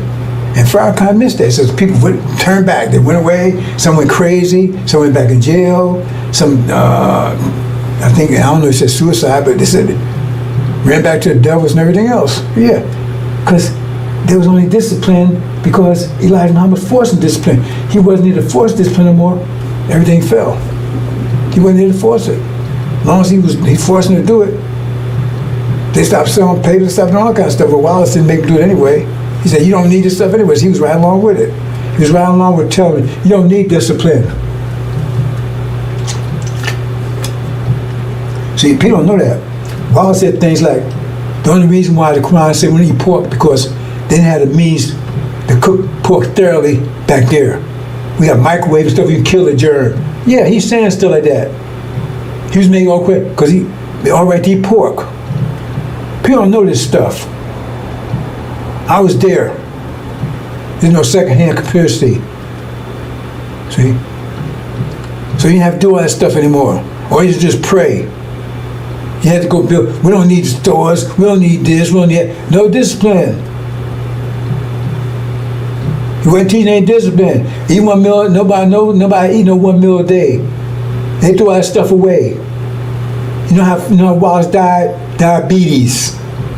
Did that do anything for you? That's where he died, diabetes. They took the discipline away. And I fell. I wasn't this forced discipline anymore. Everybody was happy for it. Oh man, I ain't got to sell papers no more. I ain't got to do this no more. And one of the first things Wallace did is he has a big old picnic where everybody just go and party. Picnic, everybody, you have picnic, all this stuff, pies and all. That's what he was doing. So I was there. And that's where I felt. No discipline. Said power. That's how he made a left and stock and everything else to the world. He said, y'all go over there now. My daughter's married 3 of those clowns. And all of them just clowns. None of them worth anything. I told her, don't go over there. I told her, if you go over there, don't go over there and drink the Kool-Aid. She didn't listen. 3 failures. They don't do anything. They want her to do stuff. No discipline over there. You see? Okay, so he departed. Then what happens? So that's right. No discipline. Stop. Pulling up. And then you see, you can't see it right there, but those arrows, the black arrows, they point inward. So Farrakhan made it worse. Scientology and all that crap. What do you need if you got the supreme wisdom? What you need Scientology for? L. Ron Hubbard. That's their worship. I know, but I was over there. So they used to have big conference things, on the phone, with a network, whatever. Everybody get on there, and all they want to talk about L. Ron Hubbard. So I said, well, what about it like? And they muted me. They shut it down quick. They're not about discipline over there. And Farrakhan make it worse. They talk about how they don't obey that stuff. I remember when I went over there, right? I was in Florida and I went to what was it? I think it was in Tampa. A few years back, right?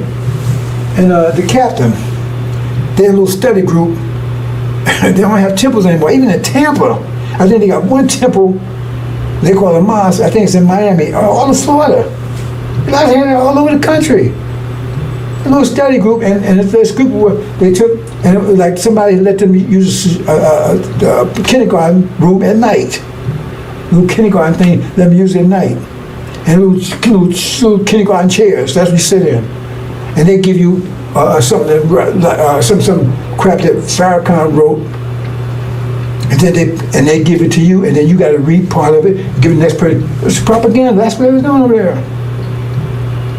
And so the captain, he was suffering from gout, a young brother. He had to be in his 20s. He suffered from gout. So I said, what's wrong, brother? He told me. I said,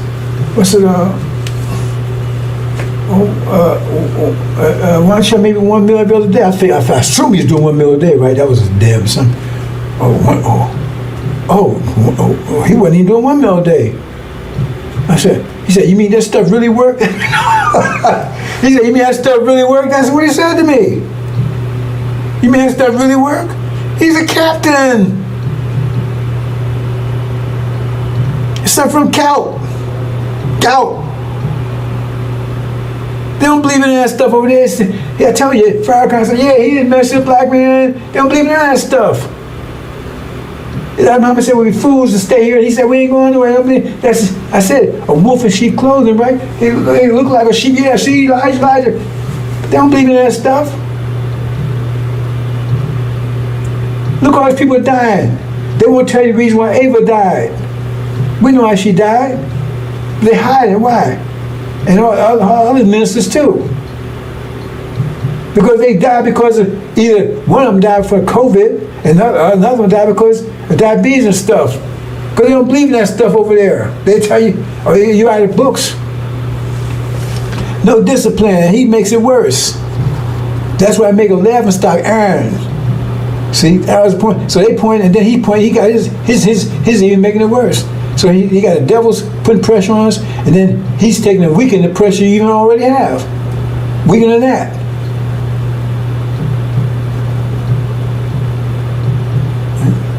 So Islam that's why it says being consumed. With Lord consumed, spirit's mouth is being consumed, is getting weaker and weaker and weaker. No discipline over there. They don't sell any papers, anything. They don't own anything, don't have any property, anything. Farrakhan's rich, but look at him.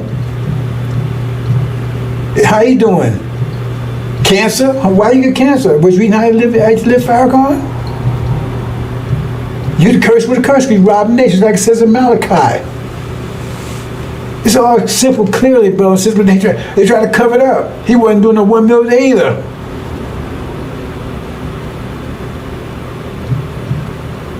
Remember some of that mosaic, he's going to be, what you call those,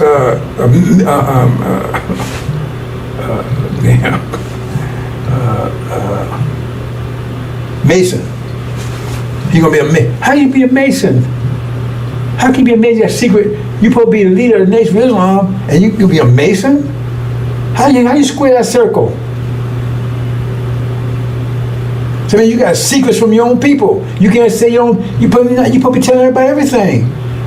So it means you got Mason. You got to keep secrets from your own people. Are you supposed to be a leader? Your loyalty. If you're a Mason, you got to be loyal to them. You understand? If you're a Mason, that means you got to be loyal to them, not to the Nation of Islam. We got a picture of Mason. You got to be loyal to them. Swear oaths to them. Why is he doing that? See, people don't pay attention to this stuff. Forget about the fact that his father was the devil. See, so that's what happened. That's they there right now. Then what happens?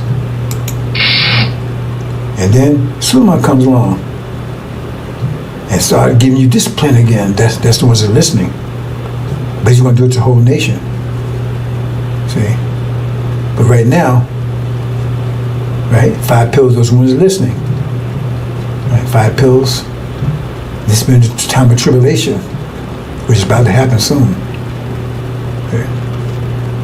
So that's what he's going to do to the Nation of Islam. Get their mind back. See? So they start growing again, but he's going to make them not just balanced, but greater pressure. 5 pillars. That's to overcome. And then that's, see? Obey back. It's a little slower to slow down, brothers and sisters. So you understand this. See? Master Rama shows up. Bam! What does he do? Look at this carefully. He gets rid of. Oh, okay, I need to go back a little more. He gets rid of the vectors that, by taking out the American dream, breaking their power, gets rid of that. So there's no that resistance. He breaks that. That's root is here. Right? So he neutralized it. Somebody neutralized it. Right? He breaks this. That's what's about to happen. Right? And then what happens? See, that's gone. That's how I took care of that. Boom.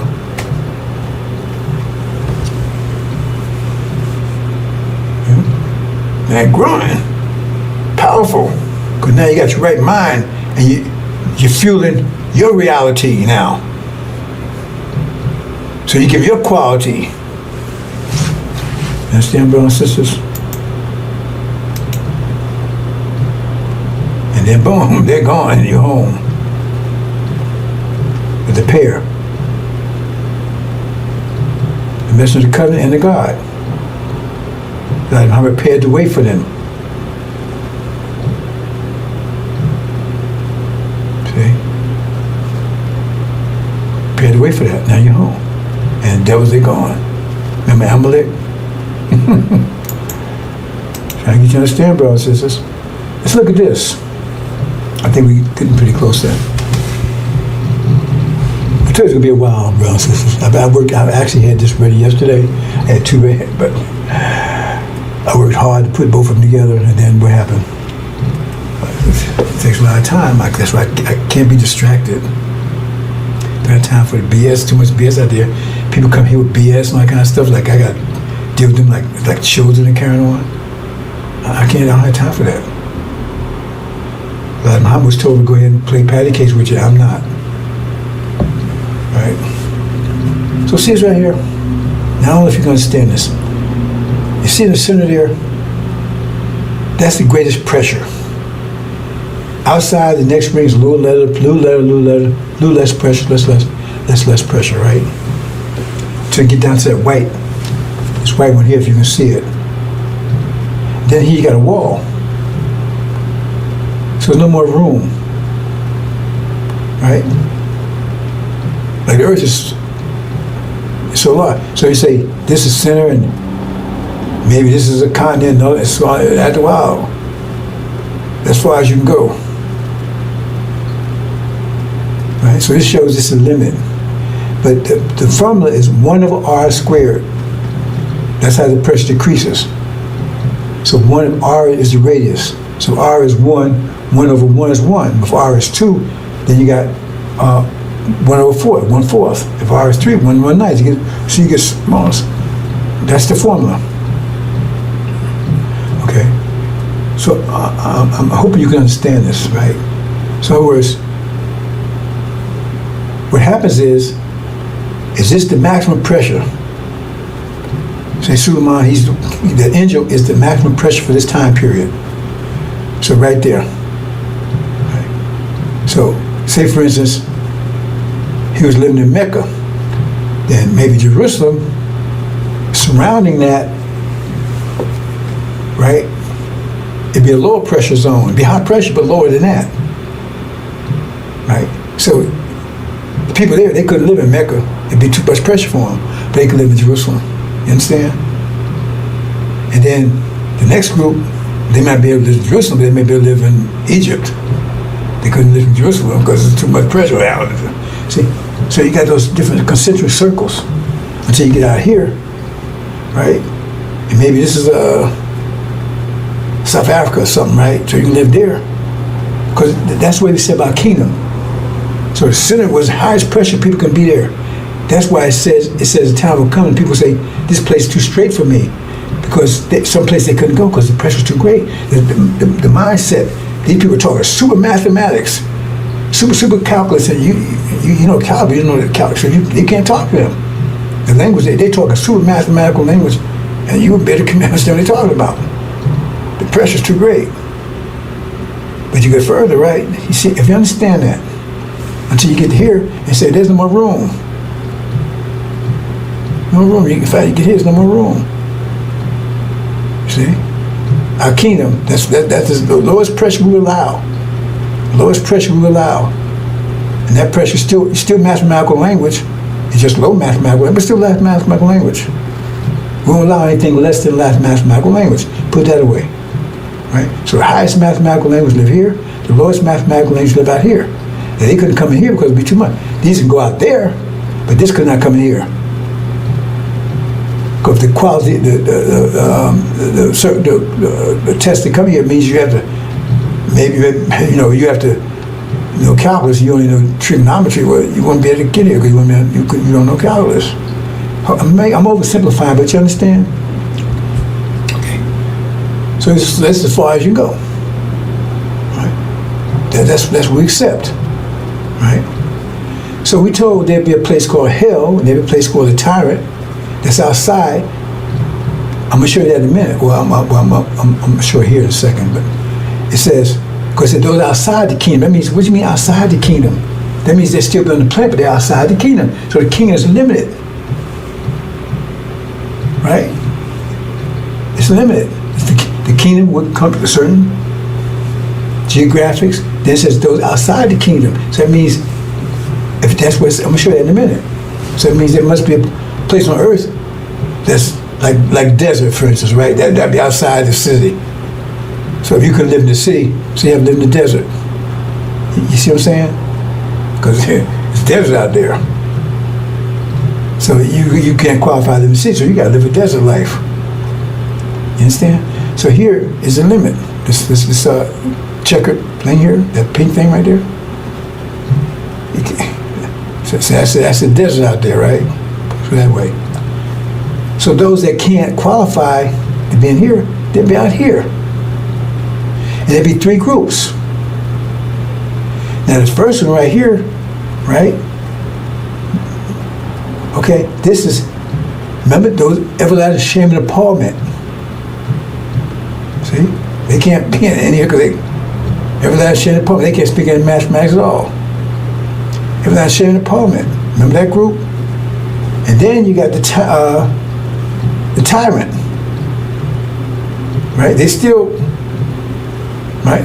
It's still part of, right? That's it. The tyrant. They, like I said, they would be punished.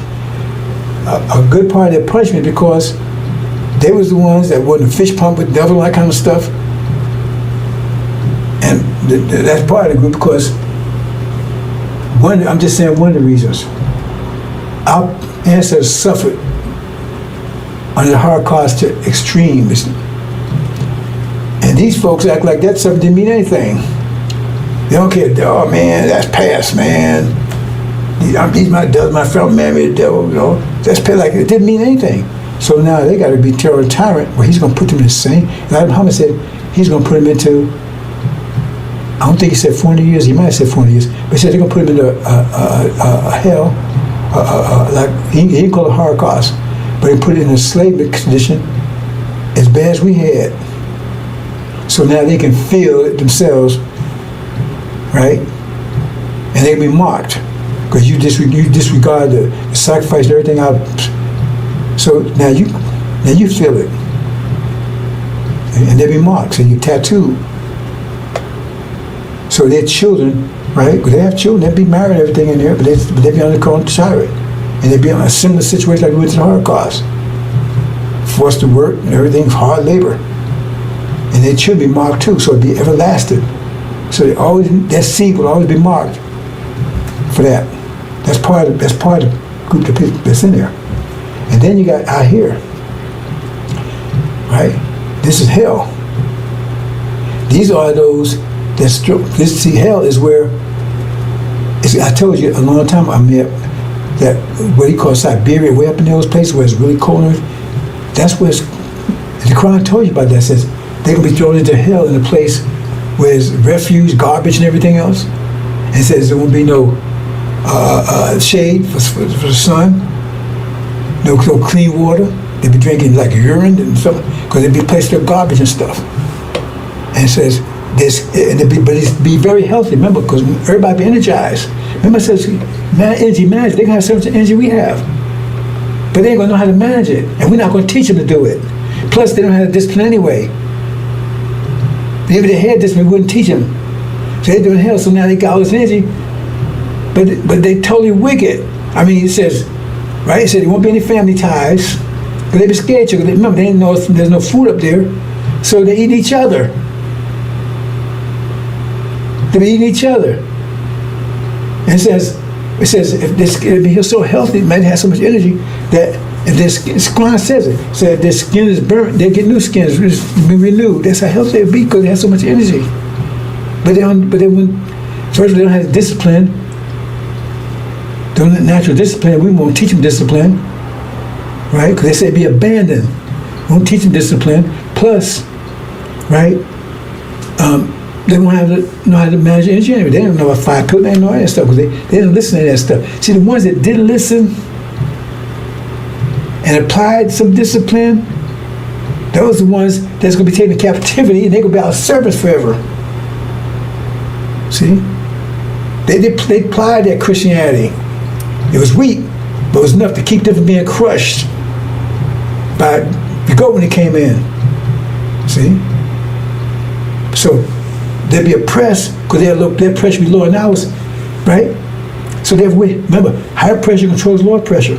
So we have total control of them forever. They'd be our service. But these here, right? They had transgender and all this BS, right? So there's no discipline at all, none. So they're out there, and everybody's scared of everybody because they know they're the only food. The women be running from the men, and it says that worm will never die. That's what Jesus said. That's a nice way of saying it, right? And their reproductive parts will be on steroids constantly. That's what it says. They won't be satisfied. That's how much energy they have. We don't have to worry about ED anymore. What about Viagra? So they'll be total, all constant. So the desire for sex will be constant, 24/7. But ain't nobody to have it with. So they catch another guy, somebody's trying, like little rabbits, trying to satisfy, and you can't. You just can't satisfy it. So you keep doing it, you do it, right? And it's still, can you even imagine that? And catch a woman, and she's running like hell. Because while he's doing it, he's also eating them, biting on them while he's doing it. Because he's hungry too. That's the only food he got. And he catches her, she gets away, he gets pregnant, just like the animal, drop him. The dog wouldn't have a baby. That's hell. And some black folks would be in there with him. You can throw them in there with him. That's the worst of the worst. You talking about demons, the worst of the worst, throwing you with them, the devils. You see? Understand that? That's what if you understand that graph, that's what it explains. See? So watch this, what it says here. See? Let me see, I made it bigger so you can see it.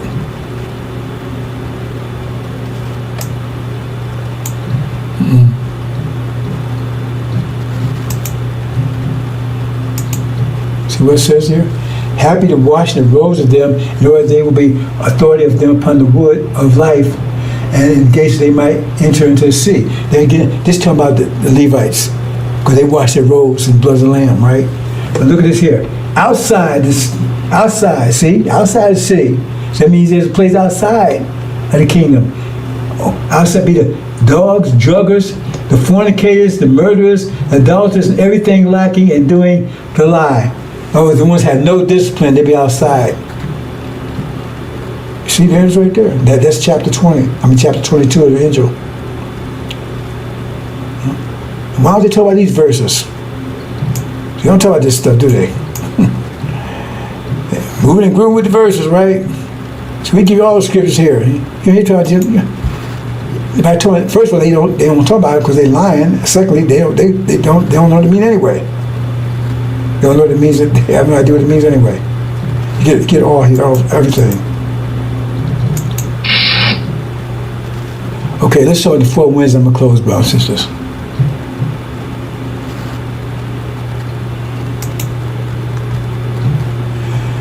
Now the 4 winds brings about the resurrection.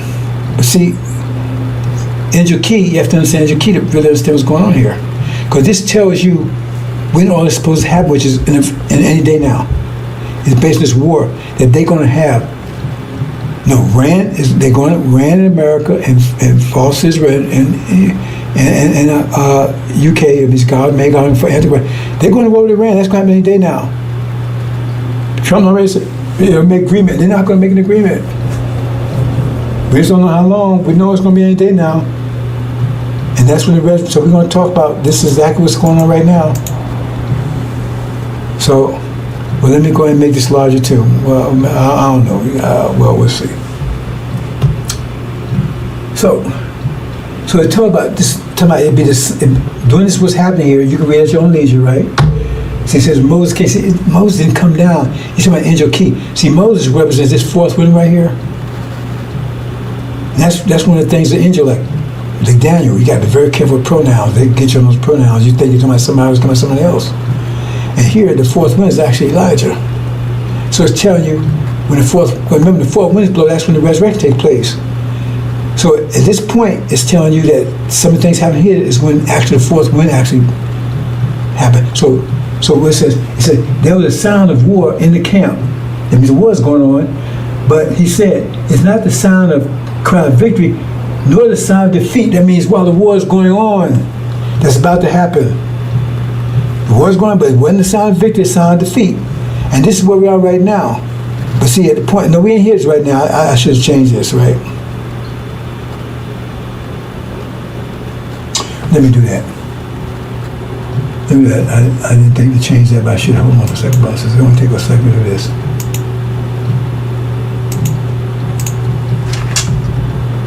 I didn't think to do that, but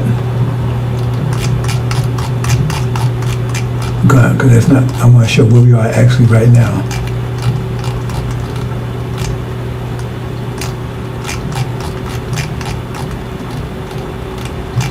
Oh, come on, there you go. No. Right here.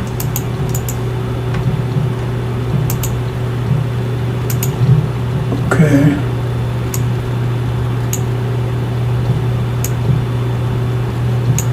Oops.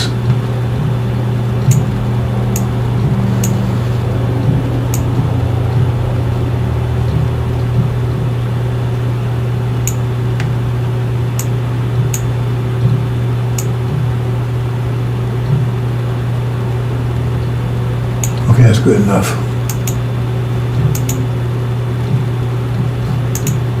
Okay. One more. Continue. Okay. Okay, I do it.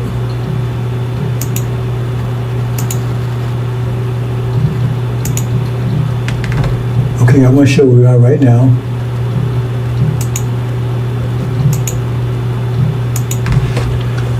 Right now, Iran, see, I'm not going to JCLP, all that explained, but anyway, at this point right now, America, Britain, and France are in control of the Middle East. But Iran, and there's conflict between the two. They're trying to regain their position, put that away. So, when this happens, that's the war, which they will win. But it's not the sound of victory or defeat, so it's war is going on. War is going on, right? Okay. So I talk about Moses, but Moses is actually Elijah, and Moses is fourth wind. I see they say Moses, they really send the fourth wind. So that means you know the time frame that all this is going to happen. And that's when the war, remember the war starts, the war is going on, that's when Suleiman takes control of the NOI. People in the dark see the great light. It says some become black. That's why it says black, because you understand, right? And it says when Moses approached the camp, so we're going to say in a minute. Because this fourth wind, that's actually Moses. Right?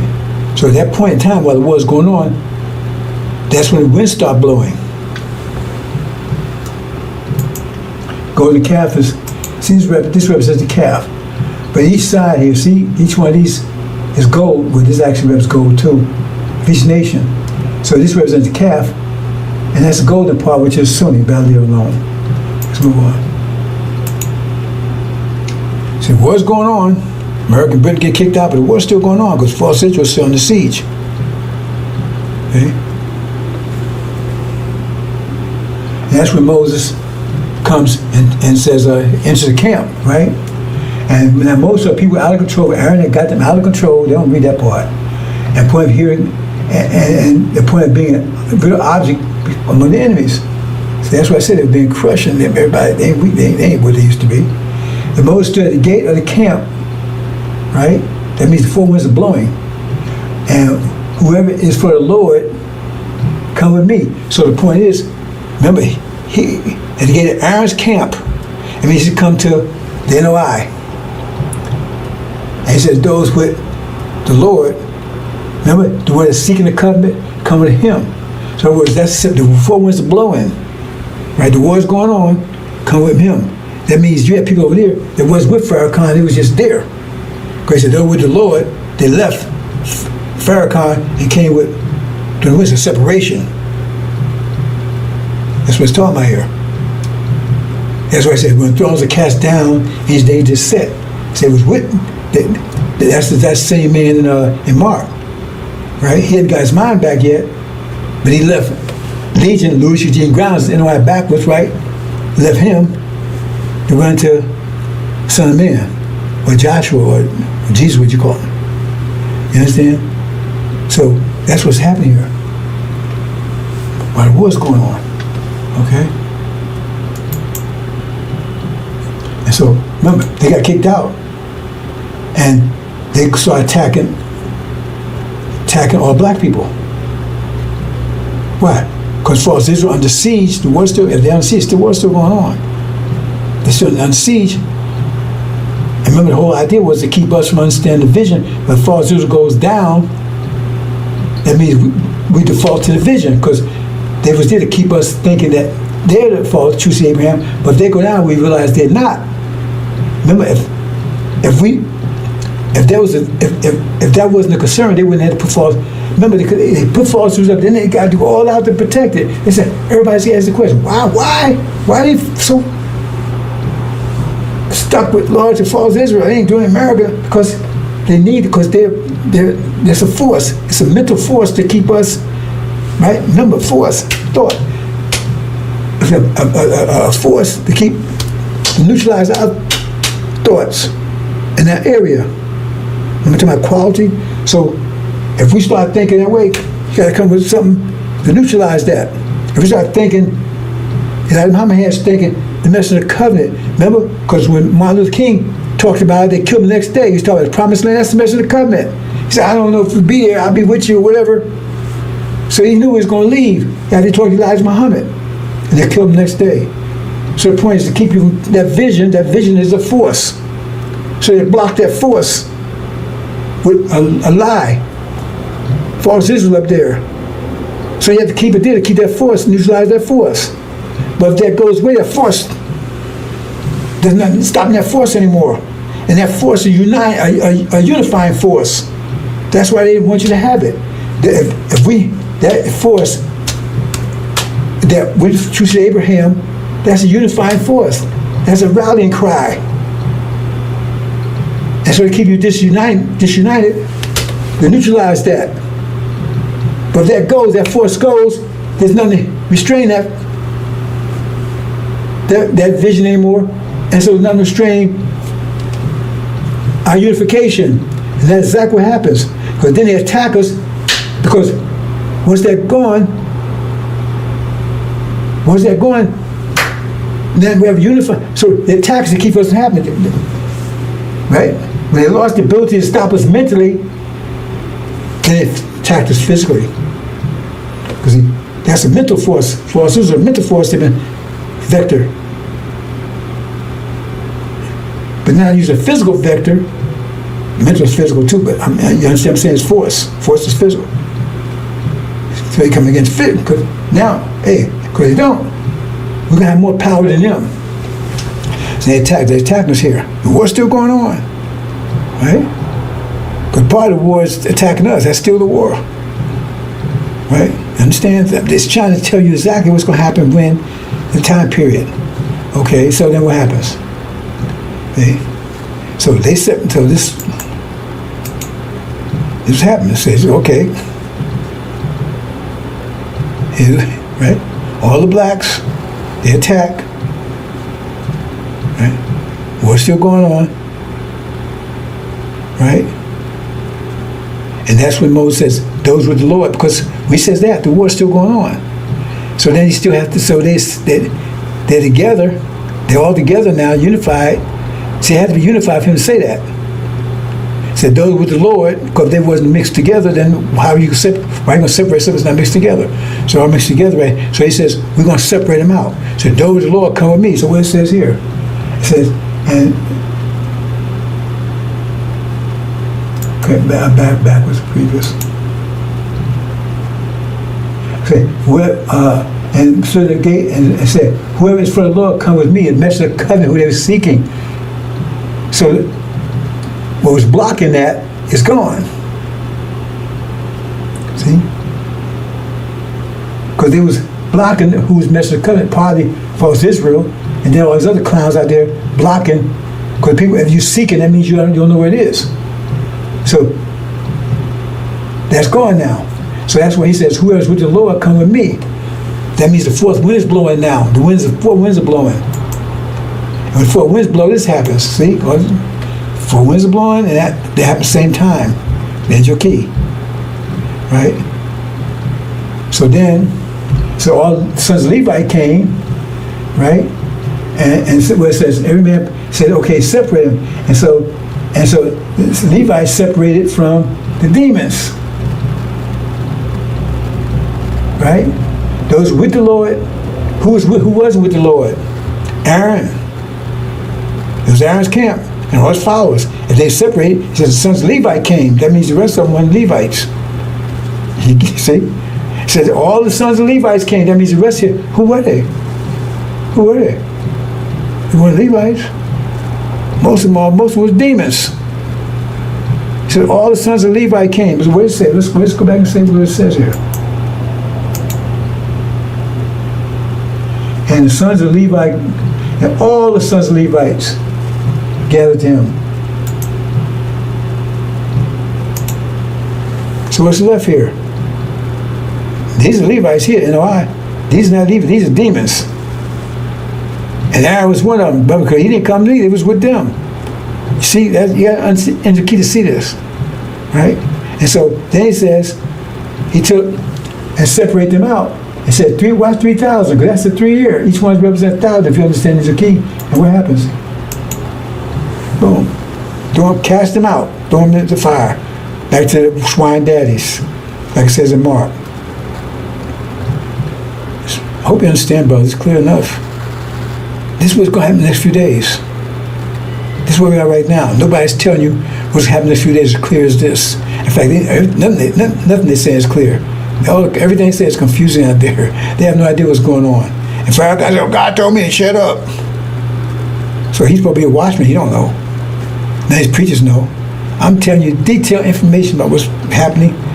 I told you these things before they happen anyway. I told you when Pharaoh come in and announced it, 3 years ago, Armageddon is going to start in Europe and spread over that. Where's it at? I said right then, it's on my station. Go out there and look at YouTube. I said, no, you're wrong. That was before so-called abomination happened. What happened over in Gaza? I said, no, the war's going to break out in the Middle East. That's where the war's going to be. But there will be a war in Europe. There'll be Armageddon, but it's going to be triggered by what's happening in the Middle East. Right? And not only that, but I've been told that for 30 years anyway. There war in heaven. But I was, anyway, let's move on. Okay, so it is, brothers and sisters. That's quite a bit. I don't know how long I've been here. But it's been a couple of hours, I think. So I took a long time preparing this. I covered a lot of stuff. Hope it wasn't too complicated. That's where we are right now. So if you understand any of this, you should have a clear vision. Like so, on clear day you see forever. Clear vision of what's happening, what's about to happen. Okay? That right there increase your mind a little bit, not that much though, because you got, getting in the gym is part of it, right? You know the machine's part, but you got to do something with it. You got to start exercising it.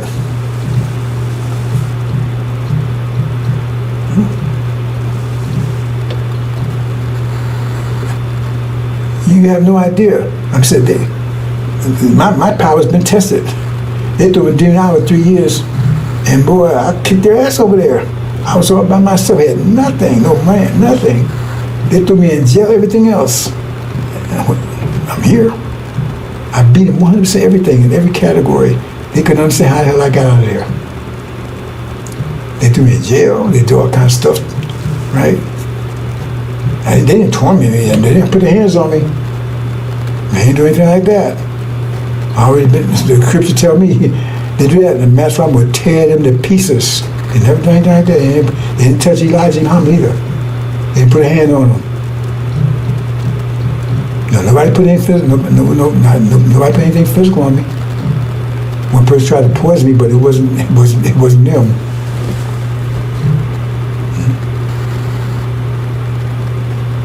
3 years. And he came at every kind of way you could imagine, and I beat him 100%. They put me on a trial. Actually, a little trial, jury and everything. I had no money, nothing. No lawyers, nothing. And I beat them. I walked out and they couldn't figure how I did it. Because I got the angel mind. There's no one on this earth can F with it. See, I knew this before I went there. But I knew it from nothing like experience. Experience needs scars, but nothing like experience. You see something there and you experience it. What I experienced when I saw there, they say, if you know how to see God, if I was a Christian, boy, I'd been on my knees, God, thank you, Jesus, boy, because the stuff I saw was amazing. It's like an angel was right behind my shoulder, just kicking ass. But I knew it was the mathematics that was doing it. So, they locked me up. Right away, I went on 30-day fast. They tried to force me to eat. Third time, I went 30-day fast right away. Bam. I don't want none of your food or anything. Right away. Immediately. I kicked the 5 pillars into gear, high gear. I admit I was a little nervous at first. I had no idea what that was going to happen. I should have knew. Like I said, sometimes it says the Son of Man, he'd be like someone who, how do you say that phrase? Seeing many things, he comprehend them not. I mean, he'd be so busy looking at everything else, he don't see how it affects him. And so he'd be like that. He'd see all the stuff, everything affects everybody else, but he never thought about how it affects him. I should have saw that thing about Jonah. I didn't see how it affected me. It already affected me. About the hedge. They have that demon, my demon, right? Thing is that, like I said, I was rolling the door and everything else. Once I picked up the angel and devoted myself to that, everything dried up overnight. I lost everything, my mansion, my house, everything. Like overnight. In one day, it's like it says in Daniel, one day, it's all gone. I didn't bat an eye, because I understood, 100% angel was the world's life. I gave it up. I understood about energy then. So if I put total energy over here, I won't have an energy over here. By me putting total energy over here, I had no energy to maintain that anymore. I can't fuel both. If I try to fuel this, I won't have enough. If I try to fuel this, I won't have enough to fuel this. So I said, this needs 100% fuel. You understand that concept? I had to fuel it. To maintain that quality of life, I had to fuel it, my energy. You only got so much energy, everybody got the same amount. But the angel required all my energy. I didn't see it coming, but once it happened, I realized what was happening. And so boom, this dried up because I wasn't going to fuel it anymore. I got a lot of flack behind that. Right? My children, everything got mad. But I put total fuel in the angel. That's what it took to break those seals and everything else. So I said, So like I said, I had some experience. Right? But like I said, seeing many things, see how it affected myself. So I knew about Daniel and all this stuff, right? I mean, Daniel about Jonah and all that. But it didn't dawn on me that how it affect me. I was going to break the verses down, how it was going to affect my people and everything else, right? Because when I had a contract up in Indiana, right? And it was this company, and it was an Indian company. Right? I had a contract with them, and I was showing the child support system up there, whatever. And something went down, and they lost the contract or something. And so the Indian guy came to me because I said, I knew my stuff, right? So that's why with my name and everything else and my attitude. But they knew if they wanted something done, I had a reputation, sharp. See, like I said, these white boys, they don't know shit. 90% of my money I made, right? Because they bring me in to clean up the programs and systems they wrote, didn't work. Can you fix this for us? I tell you, he's nowhere as smart as you think they are. Anyway, so, and the guy came up and said, hey man, I got a new contract out in Guam, Demon Island. He asked me to go and run the contract for him. They're going to give me some good money, right? When I run the contract for him, I was going there, I'll run it. New contract they got, so they need somebody to make sure that they don't mess the contract up and everything else, right? So I should know, man. Going out with that whole thing about Jonah, going out overseas and the place where it was right in the China region. That's North Strip. You understand, Angel Key? I should have saw that one coming, boy. I just saw that one coming. And after I got there, it hit me. Right, just like I said, I was still stuck. 3 years stuck there. I could not leave. 3 years there, I was stuck. And all kinds of BS. They threw me in jail, everything, false charges, the whole 9 yards. And part of the reason why I was there, I took that contract, right? Because I had the information, but I made my mind, I wasn't going over there to talk to Farrakhan and those people over there. I was totally hating those folks what they did to Elijah. And that's what it said. Jonah was supposed to go and talk to them. And I said, man, I ain't going to talk to those folks. I didn't see it that way at the time, right? What I know is I wasn't going over there because I had the angel. One thing I did do, I sent Farrakhan a copy. I keep forgetting to put the book over here. But I got a screen book. I published a whole bunch of them. In fact, I gave a lot away because over the years, I run into a brother that was saved still with Elijah, right? And he told me, hey, one brother, what was that brother named Babatunde? Outland. I don't know if he's still around anymore.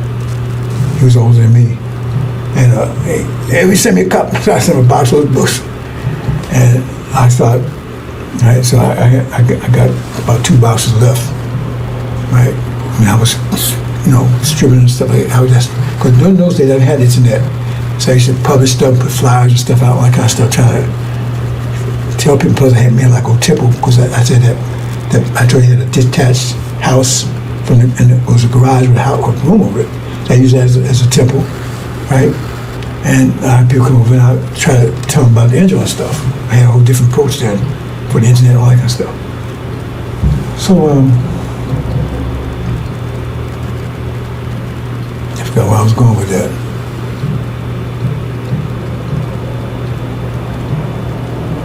Oh, and what I did was, I sent a copy to Farrakhan in 1990. Registered mail, make sure you got it. Registered mail with a certified, whatever you call it. Right after that clown got that cancer. Right after that, we got that cancer. Check it out. So he must look at it and say, man, whatever. You got that cancer right after.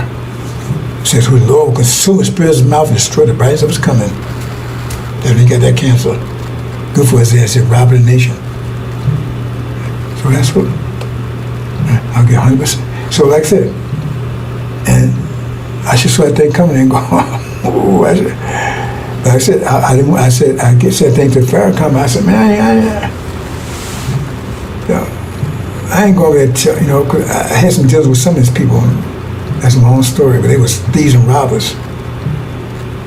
Let me say this quickly. At that time, what I was trying to do, I was went into the Injil. So I said, well, one way to do it is try to, I was mixing up with Elijah's program a little bit, right? Because what I did was I said, well, okay, I was going to take, right, this before everything just collapsed. I said, everything just dried up overnight, right? Because it didn't happen as soon as I got the Injil, I broke the seals, right? And it took me a while to understand what was going on in there. I didn't go intentionally to break the seals. That's a long story, but I said, I got hold of the book. I like solving more puzzles. So I went and said, well, let me try to figure this out. I didn't know I was breaking these seals. As I got in, I said, oh, what the hell I got myself into? The bottom line is that I wanted to tell people, right, I'm in New Jersey, right? And so there were these brothers, right? And I don't know how I can't they must find the flyers. I don't know how I got in touch with these people. I have not gone so long ago. It's like, 35 years ago, whatever. And so they came around, and so what I was going to do was, since I knew I was buying and selling real estate, all that kind of stuff, I was going to show them how to do this kind of stuff, right? Because remember, they lost discipline. They wasn't doing anything. They wasn't building anything. So I was going to, show them, because 40 years wasn't up yet, so I was going to show them how to we liked the program. And so one thing we did was that there was like one group of them were like Masons, not political Masons, but you build houses, stuff, with your blocks, like I said, that stuff. So I went out and I went and got a contract with people to help build their house. Because that's what I was doing. I had contract. I know how to deal with people contract. I was buying, selling houses, all that kind of stuff, right? So I got it. And so how I did was I was going to supply all the equipment and all that kind of stuff. But they knew how to do the block, all that stuff, right? I supplied the equipment, all that stuff, right? And then at the end, right, then we split the money up, right? And the way it was, initially I was going to get the majority of the money because I had to buy the equipment that they're going to be using because it's the next project. So one of the ideas was, I told myself, let's build, once we got that contract going, so we worked together, and let's build lofts. Because I said, black folks ain't familiar with lofts, and we can build them cheaply, and they can have nice places and everything else. Because if you know how lofts would lie, because they could build lofts, we could build them cheaply. I said, black folks don't know about that, but it's a good, it's very inexpensive, but very nice. And the bottom line is, so that was the plan. But initially, I had to get because I had to make the big investment because I had to buy all the equipment they're going to be using to do all this stuff. So I had bought the equipment, plus I was helping them work and everything else. So once we finished the thing up, right, Zoe came in and gave me the check. I deposited the check. Next thing I know, the check bounced. And I went to check out, and I found out that it didn't bounce because there wasn't money in there. Because these clowns, they went to him, told him to cancel the check and write them a check because I wasn't going to give them no money. So that's what he did. So he took all the money, got the equipment and everything else. These are Farrakhan's people. Ripped me off. Okay? Farrakhan's people. So that was the end of that. They got the money, so we never did business loss. Because if we did, if I showed up, they had followed through on that, I was trying to make a loss, they'd have been millionaires, most millionaires, man, because that would have been a hell of a thing. If they knew how to, because all you do is follow through. That's Farrakhan's people. They ain't no goddamn good over there. Thieves and robbers. And one of them is a captain over there now. He's probably a regional captain. I catch up with his ass. Oh, I'm catching up with him one day. Catch his ass one day. They ain't hurt me because I had plenty of money at that time, right? But the point is, there's thieves and robbers over there. They're just like Farrakhan. He's a robber. He robbed the nation. Let me leave you there, brothers and sisters. Hope you understand. Hope you got something out of this. Okay, assalamu alaikum.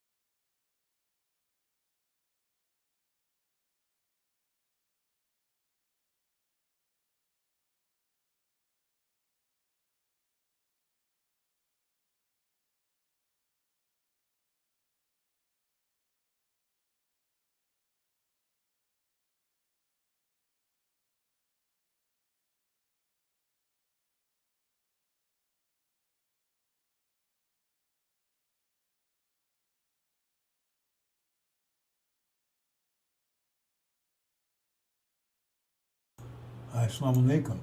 Sallallahu Rahim here. Message of the covenant. Break our 7 seals. Give me a moment, brothers and sisters. A little technical issue again. Just give me a moment.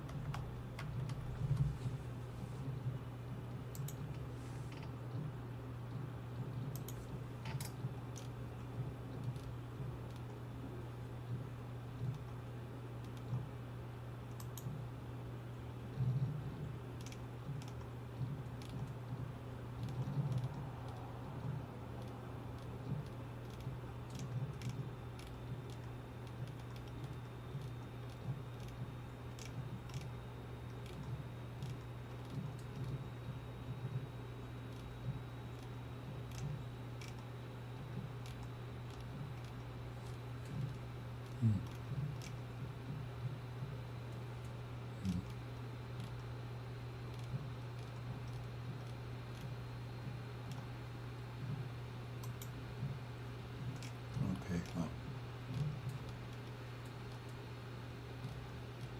Let it be.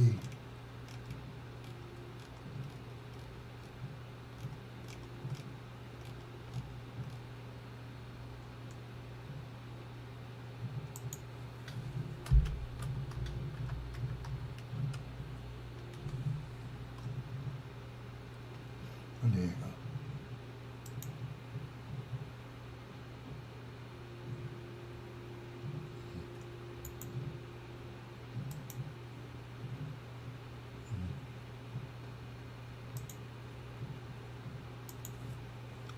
One second, brothers and sisters.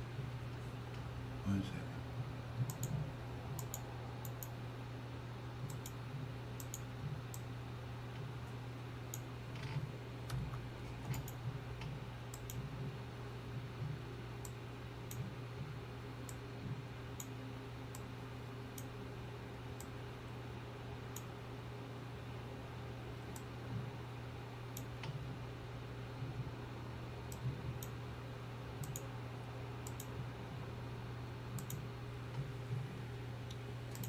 Okay. I do it.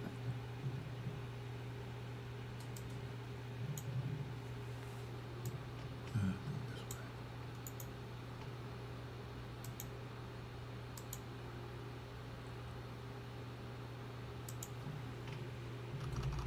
Okay, problem solved.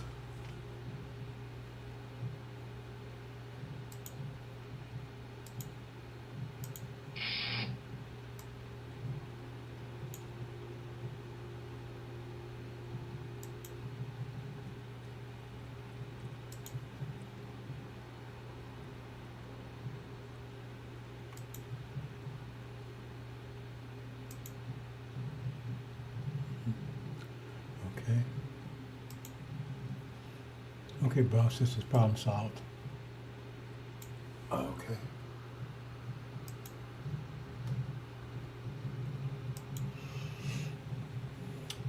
The Christian legacy. The Christian legacy. You know, they tell you nobody works. So what's the Christian legacy for the last 500 years? See, we're taught that Christianity is only 500 years old. But most people think it's 2,000, but Catholicism and Christianity is not the same thing. The form that you call Christianity right now is Methodist, Baptist, well, that's 500 years old. That's the Protestant movement. That movement started 500 years ago. The Protestant movement, Methodist, Baptist, whatever, right? That's the Protestant movement. Protestant, that's where the word comes, because they protest against the Catholic Church. That's what I mean Christianity is 500 years old. And so what's the legacy of that? But see, you need to know the history. I'm not going to go into details here, brothers and sisters, but it says Gog and Magog will deceive the whole world. But you understand, when is Gog and Magog? So they tell you that's the future. Say Jesus is going to come back. He's going to rule for 1,000 years. And then for some reason he's going to just disappear and get a kingdom over to Satan. And God is going to take and rule and deceive everybody. That's the story they're telling you. So-called millennium. That's bull, total. That's the deception is that chapter itself.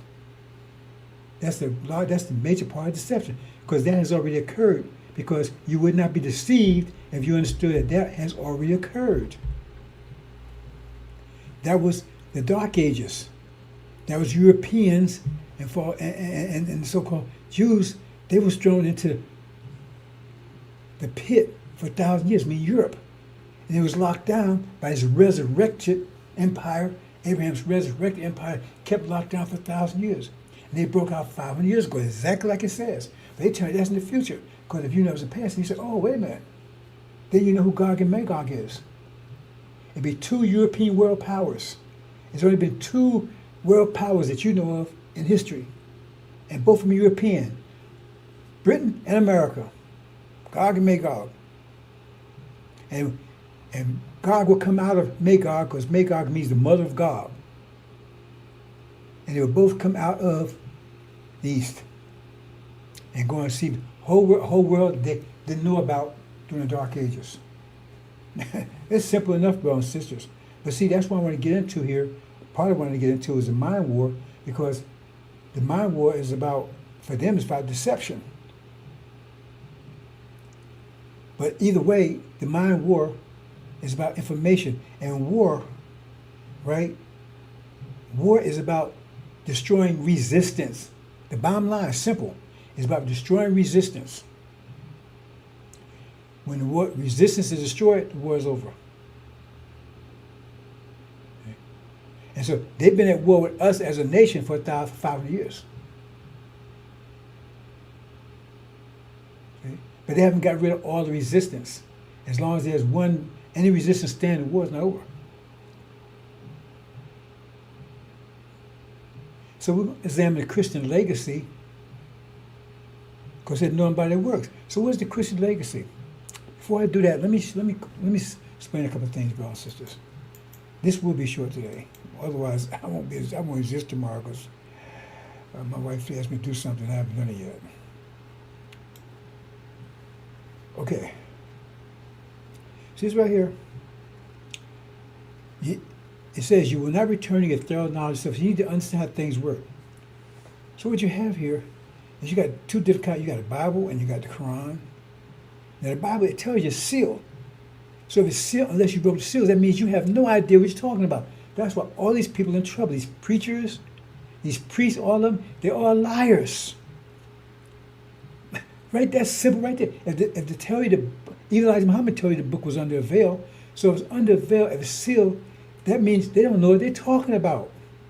That means they're deceiving people, because they tell you what they're talking about. That means they don't know what they're talking about. But then they tell you, they you're supposed to depend on them and give them money and everything else. But by death, they don't know what they're talking about, because it says the book is sealed. Daniel is sealed. Revelation is sealed. But they still talk about it. And they don't know what it means. It means they're lying. They're part of deception. You see? But you got the books there. Now, the way this works is, I'm going to give you the short version. The universe keeps changing. The seasons change, right? You got the weather seasons, right? And you got the Earth transition seasons. Right, as the universe, transfers. As it expands and contracts, you go in different phases, different seasons, and we know it takes 24,000 years for a complete cycle. So that's, you got 4 seasons there, each 6,000 years. That's why they talk about 6,000 years. So it's come out of a 6,000 year cycle. Anyway, you have these seasons. Some people call them cycles. You got these, or let's call cycles. You have these cycles of reality. And seasons that we know, summer, fall, winter, spring. Those are weather cycles, right? You also got like cycles in life, like when you being formed in the womb. That's a cycle. Then you're born, then you infant, and then then the next day you're a teenager, and then those cycles of life. So you got different cycles. So, but what scriptures deal with, right, is the earthly cycles in respect to the universe. So look at it from the point of view of just winter weather cycles. So you have winter, spring, summer, and fall. But those different cycles, and they require different levels of understanding, different modes of action to deal with them. A winter cycle, you have to have a different mentality for the summer. Okay? So they send a book and say, okay, to define this cycle, right? And now thought is pressure. This environment we live in right now, it came from a mind. This is the reality we see right now came out of the mind of Gog and Magog. That's pressure, because thought is pressure. I'm not just saying it's fact. And this pressure is greater than any other pressure, so it's dominated Hinduism, Sunnism, and everything, because it's greater pressure. Greater pressure. And it was truth.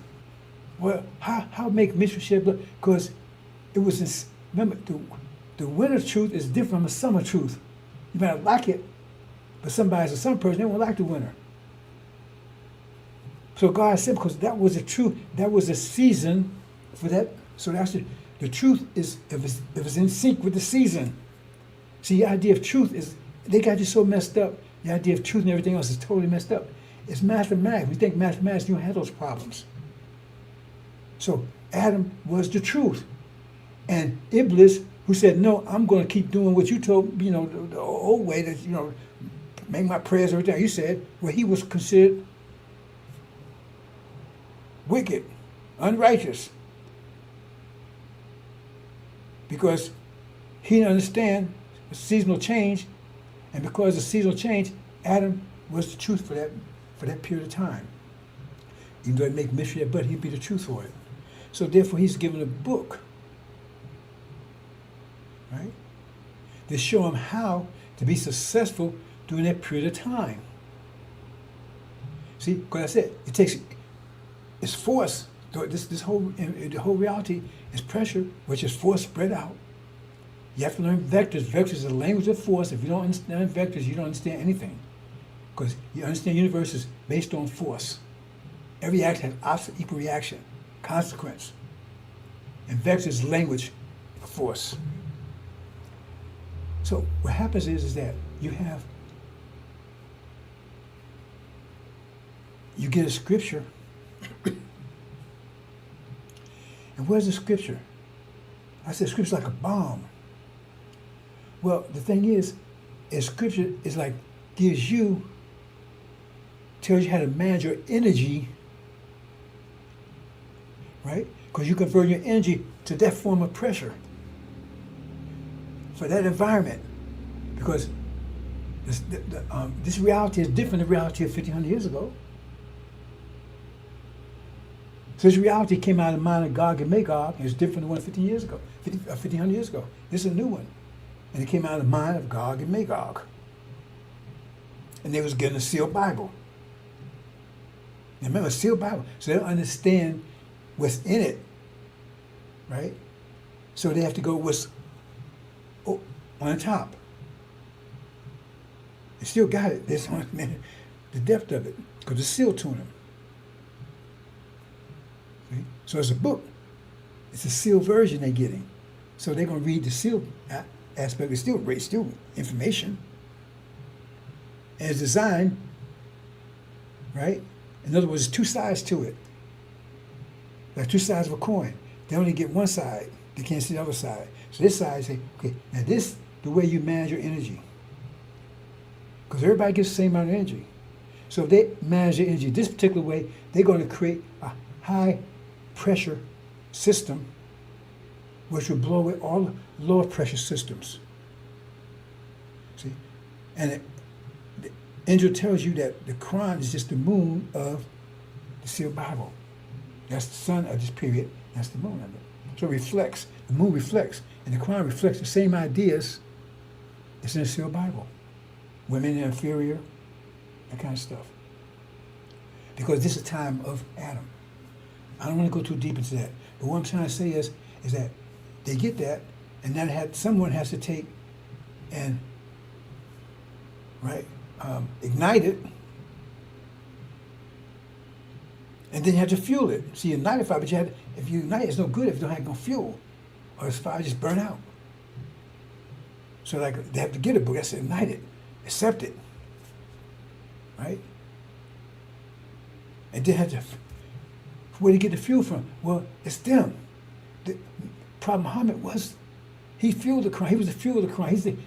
He was intimately connected with because it was his fuel, his energy that fueled it.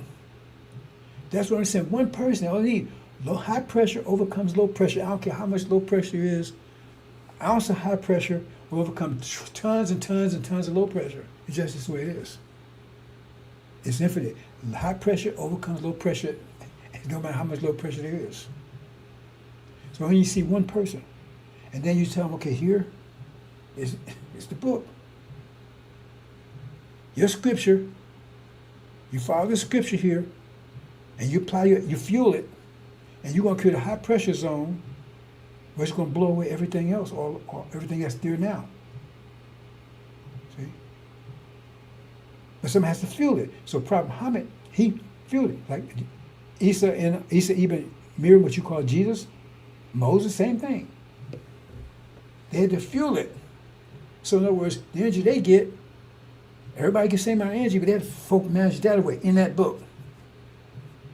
And then they create a high pressure situation, and it expands, eventually overtakes what the pressure system that just like the Quran took out the pressure system that existed before was the so-called Roman Empire. Took it out. Couldn't withstand the Islamic Empire. And then Gog and Magog came on scene 5 years ago and blew away the Islamic Empire. They took that book because they didn't have access to that book before. See, in Catholicism, only people who had access to that book was the priests, the kings, the monks. Those say normal people didn't have access to it. The Protestant movement, I think it was Gutenberg Press. They started printing the books, and they gave it. And then those people started reading the book, and they started following what they thought was in it. Remember, it's a sealed book. So once they had the book, all of a sudden now, you're fueling based on what they get from that book, which it says you had a lesser light and a greater light. The greater light was first, according to Genesis, and lesser light was 500 years later. Everyone was 1,000 years and it was broken in two parts, day and night. If you look at it and you do the math, exactly when the angel was revealed, which what Arabs call the angel is called a gospel, and then 5 years later, right, the Quran. And the Quran blew away. But Prophet Muhammad had to fuel it. He had to live the life, follow what's in there, fuel it. So it depended on him. The Quran wasn't going to do anything by itself. He had to fuel it. Okay? So all these sects came about because after he left, right, they took their own interpretations and then they fueled their interpretations. They didn't fuel his interpretation. So you got all these different sects over there. That's another story. But it has to be fueled. And the energy you have, you take and manage that away. And same thing with the angel. It says nobody could ignite that book. Because it takes energy to ignite it. So it had to be something about you that allows you, it's something about you personally that allows you to ignite it. Because remember, that's still energy management itself. That had two come together. It's like it's a magnet. They draw you together because you're on the same wavelength already. That's how you able to get the book. You come together. then you ignite it, and then, but you got to put your, and the more energy you put in, right, 100%, rods start changing. And the thing is that, like towards the quality, I'm not going. I don't want to go into a lot of detail here, brothers and sisters. But like I said, you can't see the wind, but you can see the effect of the wind. So 1990, that's when the Injil was ignited. And then take the message of covenant and start fueling it. See, Elijah was given the supreme wisdom by Master Muhammad. He ignited.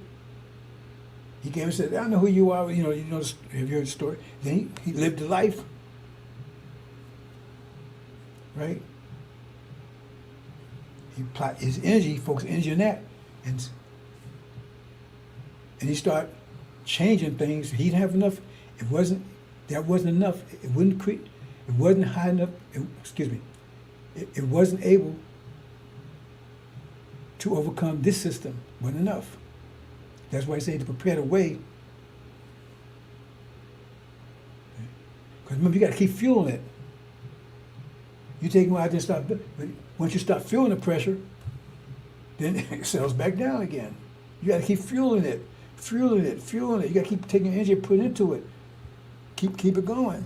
It's this explosion. So you keep that explosion getting stronger and stronger and stronger. But see, Elijah took it to a certain point, and then they'd take him out. They took him out of there.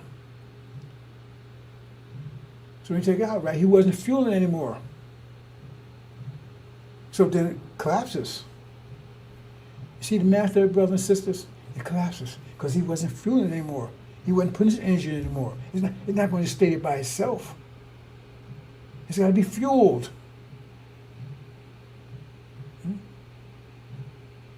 Then along comes Mr. Farrakhan.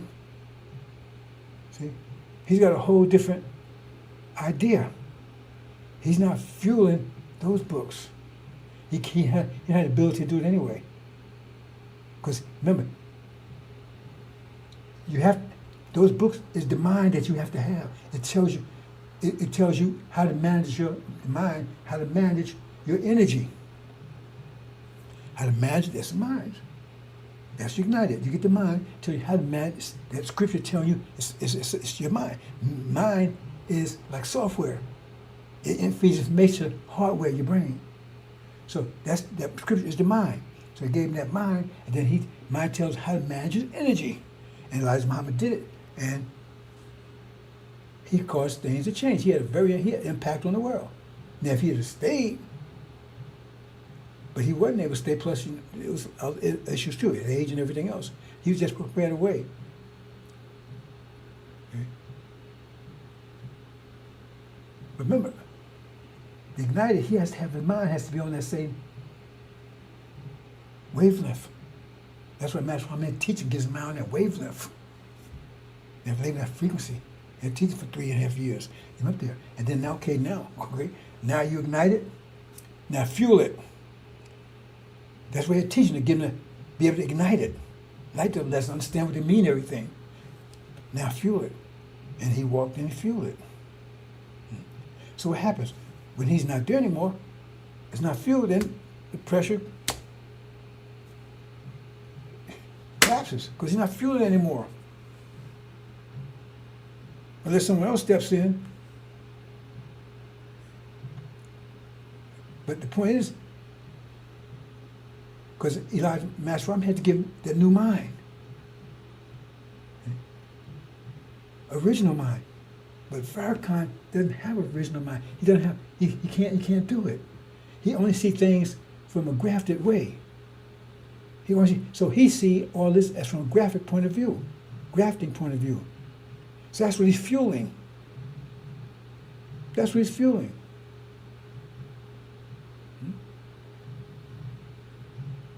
And that's on the same level as this reality is here.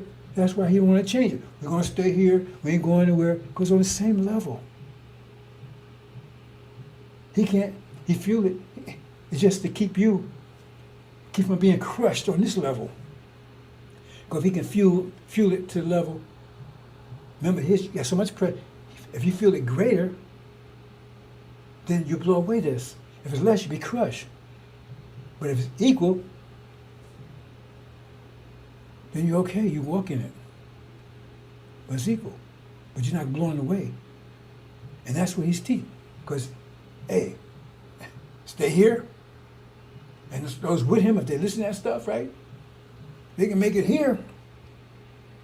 Oh, Farrakhan, he helped me. I was being crushed. You see, I don't know if I try to, because some people get all messed up and try to explain like this, but I tell you how it is, the mathematical way. Because it sounds like, hey, I'm helping them out. I'm just telling you how it is. I get actual facts so you can make the right decision. So the information he's giving them is how to survive on this level. Because the same pressure he's fueling, the same pressure the devil's fueling. So that's why he say things like he say. Devils ain't devils anymore. We got to stay here, right? See? We intimate with devil. You see what I'm saying? Because that's on the level his mind is. He can't do any better. That's what he's son of perdition. And it says they're deceiving, he's deceiving, because that's the quality of it.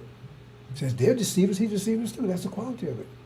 Hope let me move on, bro. It says, I don't mean to get too deep, but let me move on. Oh yeah, definitely. Wow. I'm not gonna get this in, brothers and sisters. Time go by so fast. I can't believe that much happened fast. So what happens is that in 1990, right?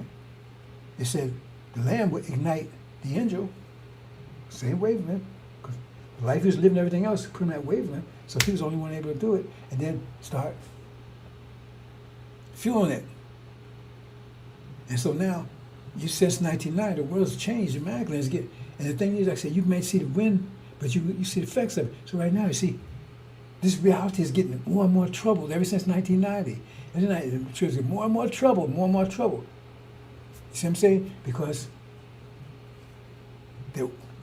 it's changing it. The pressure's greater, right? And it keeps fueling it. And the only way they can stop it is they have to stop what's fueling it. But they can't do that because high pressure, they low pressure. There's nothing they can do to stop, except if they can trick them into lowering this pressure. And if they trick them to lower this pressure, lowering this, they can crush them real quick, and that's the end of it. Okay? So the book and the person, they like husband and wife. See? They're on the same wavelength, but one ignited, and then you got to fuel it. Your life, what you're doing. You can take all your energy, like I said, 100%, and put it into that. And then you create a high pressure zone, which starts blowing away the low pressure zone. Let me show you. I'm going to have to do it in two parts, brothers and sisters. Okay. See, like this, see? Because that's what the engine's doing. He's fueling it, and then you got the pressure waves going out. And the higher pressure waves than the pressure waves that, because they're putting pressure waves out all the time too. You hear the news media, that's pressure waves.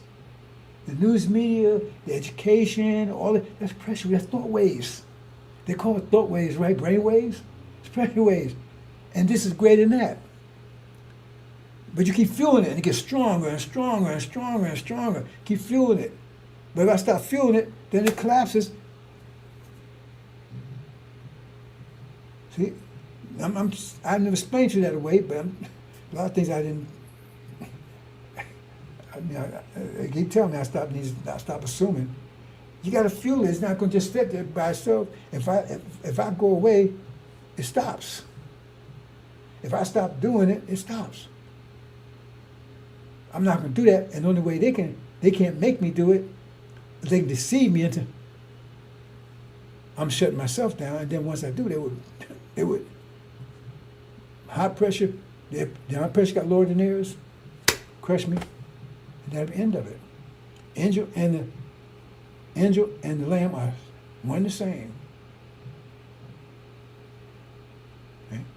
It tells them how to manage your energy so you have a high pressure zone. And when you see it, then you also see things changing around you. The pressure, reality is starting to. That's why you're in trouble right now, economic in every form. It's not. It don't happen by itself. Somebody in trouble. They're in trouble just because of mystery God. In trouble because there's a force putting them in trouble. Every action has an opposite reaction. So if they're reacting, you got to say it must be a force that's causing their action. So if everything is declining, and economy and everything is in trouble, and wars and all that kind of stuff, it means there must be a force that's causing that. I don't know if I get that through to you.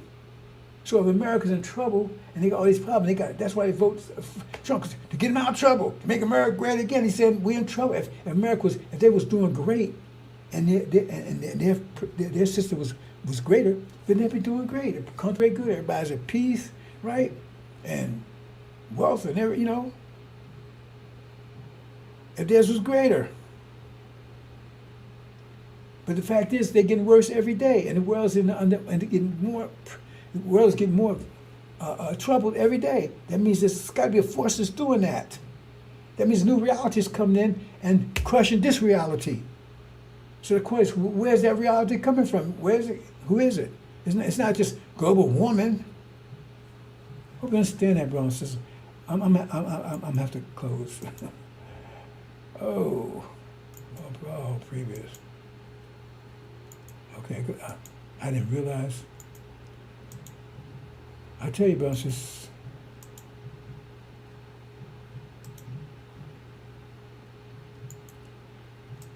I didn't realize. And so when you read the story, I'm not going to Mount. It tells you. See, these things are clear, right? Well, this past reality was clearer than the purpose thought. That was clear. It doesn't matter. Look, just look at it like high pressure overcomes low pressure. Well, it's clear, dirty, or whatever. If it's higher pressure, will overcome lower pressure. Dirty water, high pressure air. Well, I shouldn't say high pressure. Well, I said it shouldn't. Well, that's not totally correct, right? I mean, you can put water under pressure, right? Okay, put it that way. It could be dirty water. If it's high pressure, it's going to overcome clean water that's low pressure. This is the way it is. So maybe they make myths shed blood. But during this time, this season, and because of their nature, they had higher pressure. So it would come to blow away. Like that's why I said, why they let the wicked overcome the righteous? I think Abraham asked that. Some prophet asked that. So I think it was some prophet asked that in the Bible. Okay? So they couldn't understand. Well, how come the wicked? Because they don't understand how the universe works. It's high pressure, low pressure. Understand that. And then look at the quality. And look at the season. And then you start seeing stuff make sense. So when the season was in, that means that it was a negative season. And so negative people would rule in negative season. Move on, brothers and sisters. Okay, I'm part 2 tomorrow. I'm going to go into more details. I had something to do today and I haven't finished it. Right? But let me give a brief.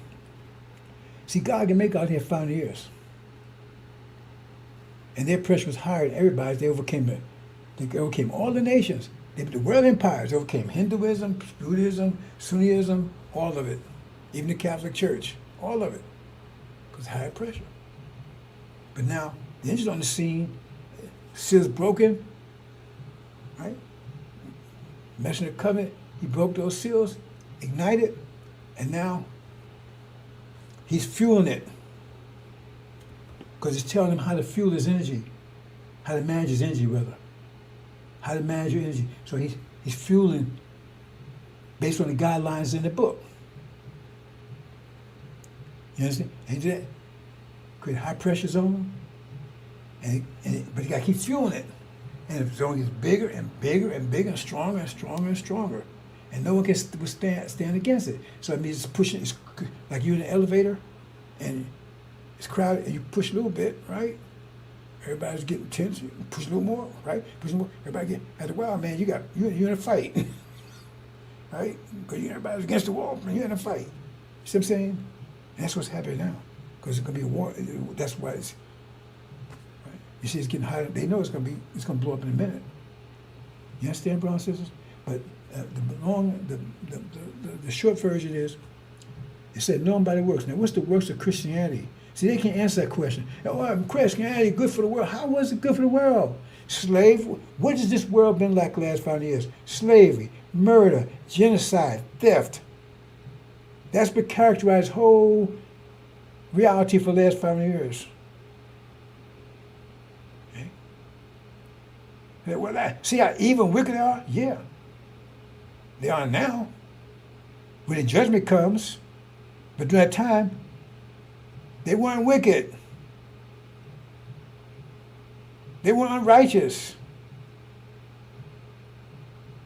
Because Adam was a righteous, as long as he didn't touch that tree, like I said, what it said, do not touch that tree, you should become unjust. That means he wasn't unjust till he touched that tree. So his mission to shed blood was just for his period. But then it said judgment will take place after 40 years. So now that his time is over. So if those actions now out of sync, because during his time, the actions of the jinn, which are the Sunni Arabs, was sinful, out of sync. They was constantly getting their ass whooped. They had not one victory during that time. But they was the righteous. No, see, your thinking is all wrong. And that's what Suleiman's here to straighten out, give you your mind. I'm gonna leave it there, brothers and sisters. I had a lot more to say, but I'll leave you with that. That's a lot right there to think about. You gotta fuel it. And that's why I said the only thing they can do is trick me into lowering my pressure by not distracting. Remember, it takes energy. So I give 100% energy into this. If I start giving 50%, that means I'm gonna lower my pressure. Is that enough for their pressure to become overtake mine? Because once it does, they eliminate me because they're high pressure, they're low pressure. That means they crush me, eat me, and nothing I can do about it. So how would they do that? They send people over for all kinds of ways to distract me. See? That's what it is. So whether they do it intentionally or unintentionally, it doesn't matter. The effect is the same. Right? So at this point, case closed on that. Nope. We'll not accept any more distraction on that level or just get rid of it. Because that's the purpose of it. Because in the end, it says, I talked about this, it says, Suleiman will be betrayed. Son of man will be betrayed. Okay? And put to death. Okay? What does that mean? I know what it means. It's not going to work. Because it say it was raised to life. But the thing is that anybody's distraction is the enemy. I don't care what they say, they're the enemy. Because they're taking distracting energy they're against the angel. Because this the angel is bringing a new, like, a woman pregnant, right? And she eats something that's wrong, it's going to mess the baby up. And the baby come out all messed up. That's not going to happen here. Anybody if you're not fueling this, you're an enemy to it. If you're not fire, you fuel for the fire. So if you come here distracting, that means you telling me, don't cause me not to focus on energy, and so therefore you're weakening the vibrations, the angel message, you're lowering the pressure. Anytime you lower the pressure, because this pressure is changes reality, but it's also helping my people, because it's giving protection from them. Because this reality is getting weaker, so it has to just use more energy to try to stop this. So I don't have so much energy to mess with them that much anymore. Because now they're doing everything they can to stop. Like in an elevator, everybody's worried about what happened, everything else. You stop pushing, they ain't worried about it. The only thing worried about is you pushing, man. Man, you taking all the room, you pushing. So you gotta focus on that. So if you a distraction and you out here talking about you over here coming in my house and with all your BS and you got attitude, you got to go. Because you're doing a purpose or unpurpose, it doesn't matter. The effect is still the same. I got to focus all my energy just to make this happen. I have to fuel it with the energy I get. Now, I haven't really explained that to you that deeply, but I'm telling you right now. It has to be fueled by someone. That's why he picked one person, and that person has to live the life of it, to fuel it. If they don't fuel it, you hear about some prophets get killed or whatever, because they got tricked into lowering their pressure. They try to trick Prophet Muhammad Lord's pressure. He said they try to, why don't you be more pliant? It says in the Quran. They don't say lower pressure, but you understand what they're saying. They told him, why don't you ease up? See? So they come in, oh, this, you want to change things, oh, I don't like you said this, and Elijah said all that kind of stuff. Get the hell out of here. Because I'm throwing your ass out, and I'm letting you back in. I don't have time for that.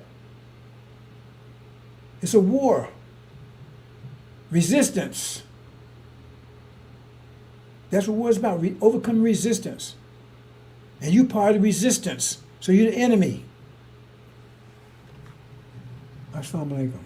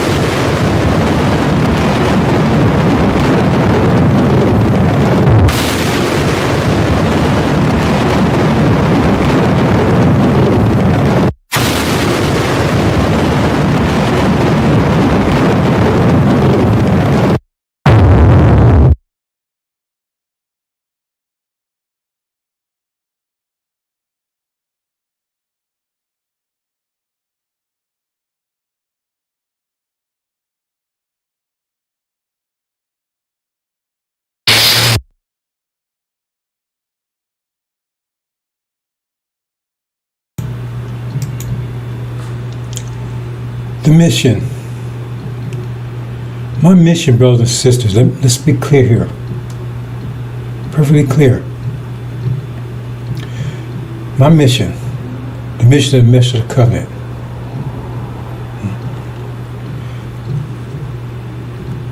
in the most simplest way to explain it, right, is to take and rid you of your enemies, right? Restore you. Thorough knowledge of self, restore you to yourself. Acting other than yourself, restore you to yourself, and get you home if you're willing. That's it. No one's here to tell you what to do. No one's here to control you.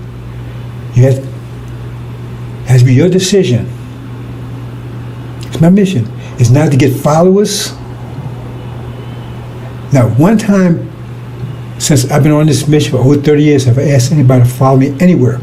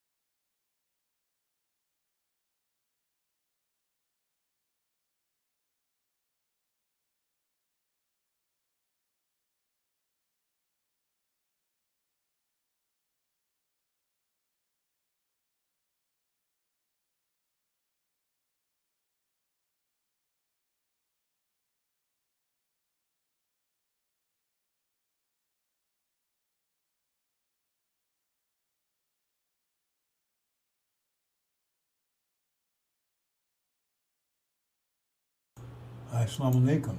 Should my right here, mess of the covenant, break our 7 seals. Give me a moment, brothers and sisters. A little technical issue again. Just give me a moment.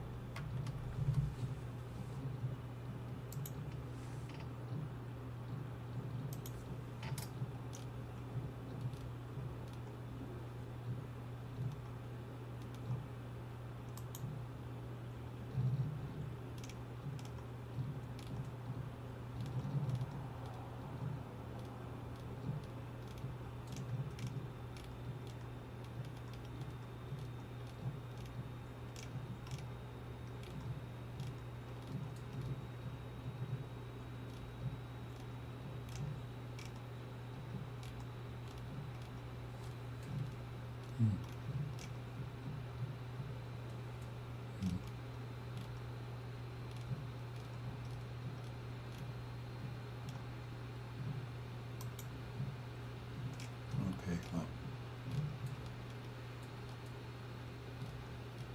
let it be.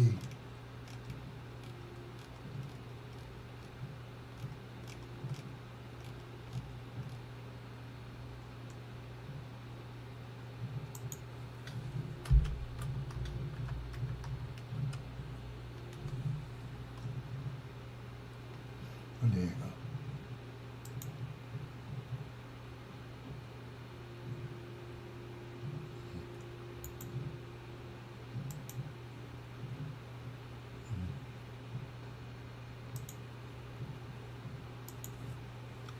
One second, brothers and sisters. 1 second.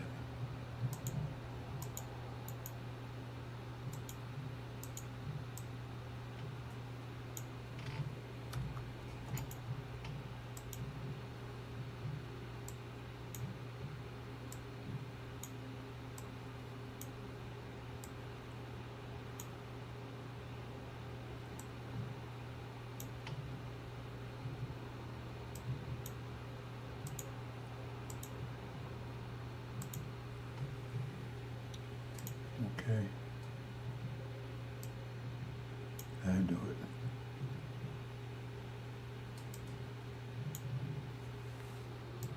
This way.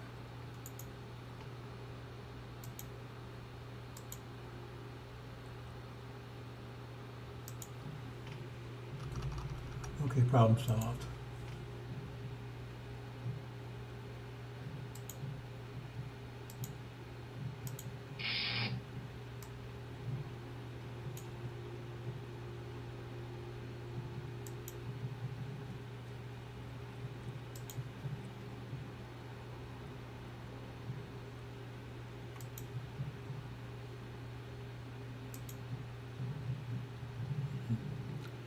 Okay.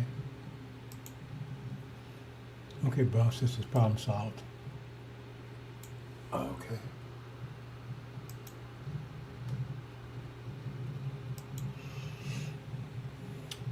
The Christian legacy.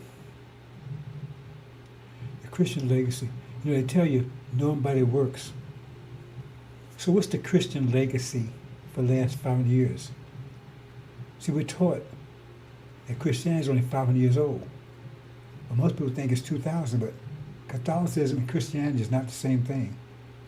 The form that you call Christianity right now is Methodist, Baptist, all that's 500 years old. That's the Protestant movement. That movement started 500 years ago, the Protestant movement. Methodist, Baptist, whatever, right? That's the Protestant movement, Protestant, that's where the word comes, because they protest against the Catholic Church. That's what I mean Christianity is 500 years old. And so what's the legacy of that? But see, you need to know the history. I'm not going to go into details here, brothers and sisters, but it says Gog and Magog will deceive the whole world. But you understand, when is Gog and Magog? So they tell you that's the future. It says Jesus is going to come back. He's going to rule for 1,000 years. And then for some reason he's going to just disappear and get a kingdom over to Satan. And God can make God is going to take and rule and deceive everybody. That's the story they're telling you. So-called millennia. That's bull, total. That's the deception is that chapter itself. That's the major part of deception, because that has already occurred. Because you would not be deceived if you understood that that has already occurred. That was the Dark Ages. That was Europeans and the so-called Jews. They was thrown into the pit for 1,000 years, I mean Europe. And it was locked down by his resurrected empire. Abraham's resurrected empire kept locked down for 1,000 years. And they broke out 500 years ago, exactly like it says. But they tell you that's in the future. Because if you know it's the past, and you say, oh, wait a minute. Then you know who Gog and Magog is. It'd be 2 European world powers. There's only been 2 world powers that you know of in history. And both of them European. Britain and America. Gog and Magog. And Gog will come out of Magog, because Magog means the mother of Gog. And they will both come out of the east and go and see the whole world they didn't know about during the Dark Ages. It's simple enough, brothers and sisters. But see, that's what I want to get into here. Part of what I want to get into is the mind war, because the mind war is about, for them, it's about deception. But either way, the mind war is about information. And war, right? War is about destroying resistance. The bottom line is simple. It's about destroying resistance. When the war, resistance is destroyed, the war is over. Okay. And so they've been at war with us as a nation for 500 years. Okay. But they haven't got rid of all the resistance. As long as there's any resistance standing, the war is not over. So we'll examine the Christian legacy, because they're known by their works. So what's the Christian legacy? Before I do that, let me explain a couple of things, brothers and sisters. This will be short today. Otherwise, I won't exist tomorrow, because my wife asked me to do something I haven't done it yet. Okay. See this right here.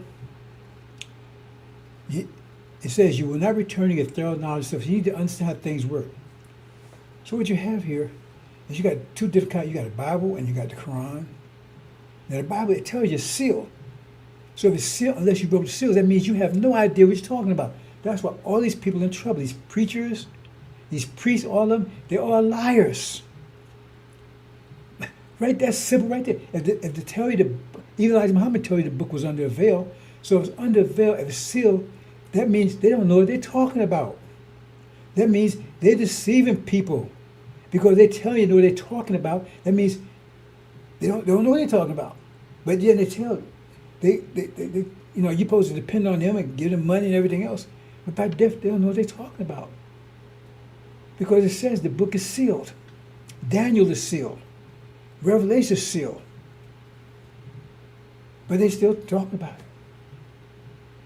And they don't know what it means. That means they're lying. They're part of deception. You see? But you got the books there. Now, the way this works is, I'm going to give you the short version. The universe keeps changing. The seasons change, right? You got the weather seasons, right? And you got the Earth transition seasons, right? As the universe, transfers. As it expands and contracts, you go in different phases, different seasons. And we know it takes 24,000 years for a complete cycle. So you got 4 seasons there, each 6,000 years. That's why they talk about 6,000 years. So we just come out of a 6,000 year cycle. Anyway, you have these seasons. Some people call them cycles. You got these, or let's call cycles. You have these cycles of reality and seasons that we know, summer, fall, winter, spring. Those are weather cycles, right? You also got like cycles in life, like when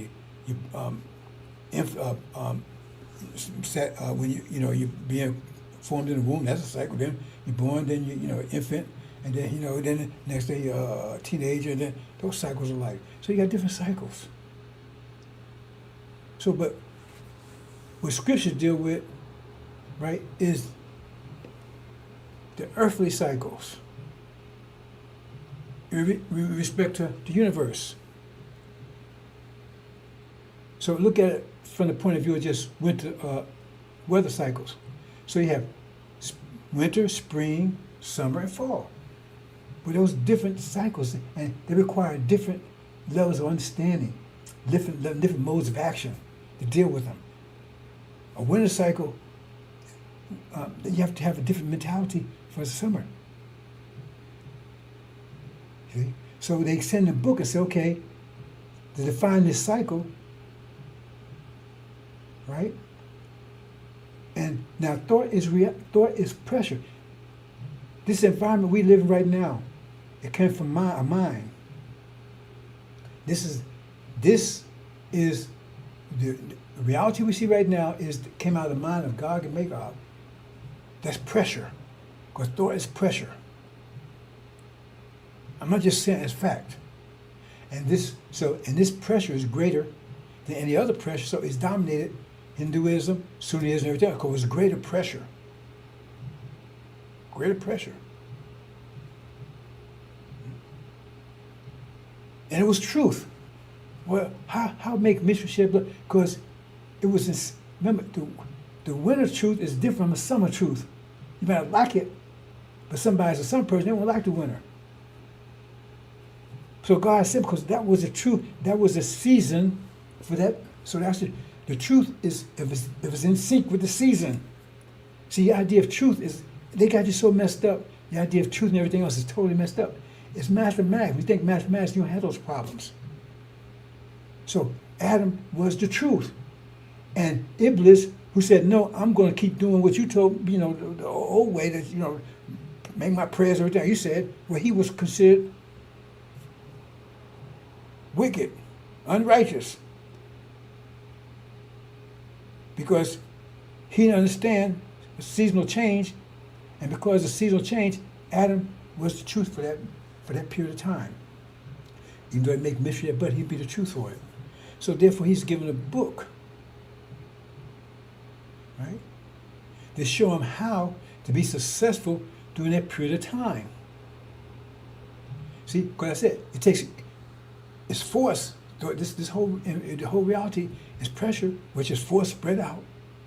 You have to learn vectors. Vectors is the language of force. If you don't understand vectors, you don't understand anything. Because you understand the universe is based on force. Every action has opposite equal reaction, consequence. And vectors is language of force. So what happens is that you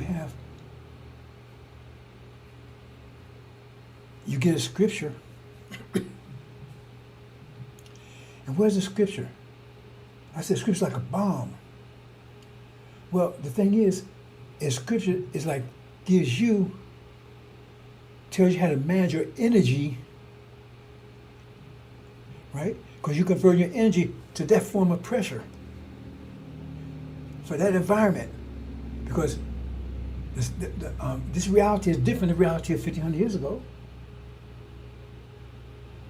So this reality came out of the mind of Gog and Magog, and it's different than one 1,500 years ago. This is a new one. And it came out of the mind of Gog and Magog. And they was getting a sealed Bible. And remember, a sealed Bible. So they don't understand what's in it, right? So they have to go what's on the top. They still got it. There's the depth of it, because it's sealed to them. See? So it's a book. It's a sealed version they're getting. So they're going to read the sealed aspect. It's still information. And it's designed, right? In other words, there's two sides to it. Like two sides of a coin. They only get one side. They can't see the other side. So this side say, okay, now this is the way you manage your energy. Because everybody gets the same amount of energy.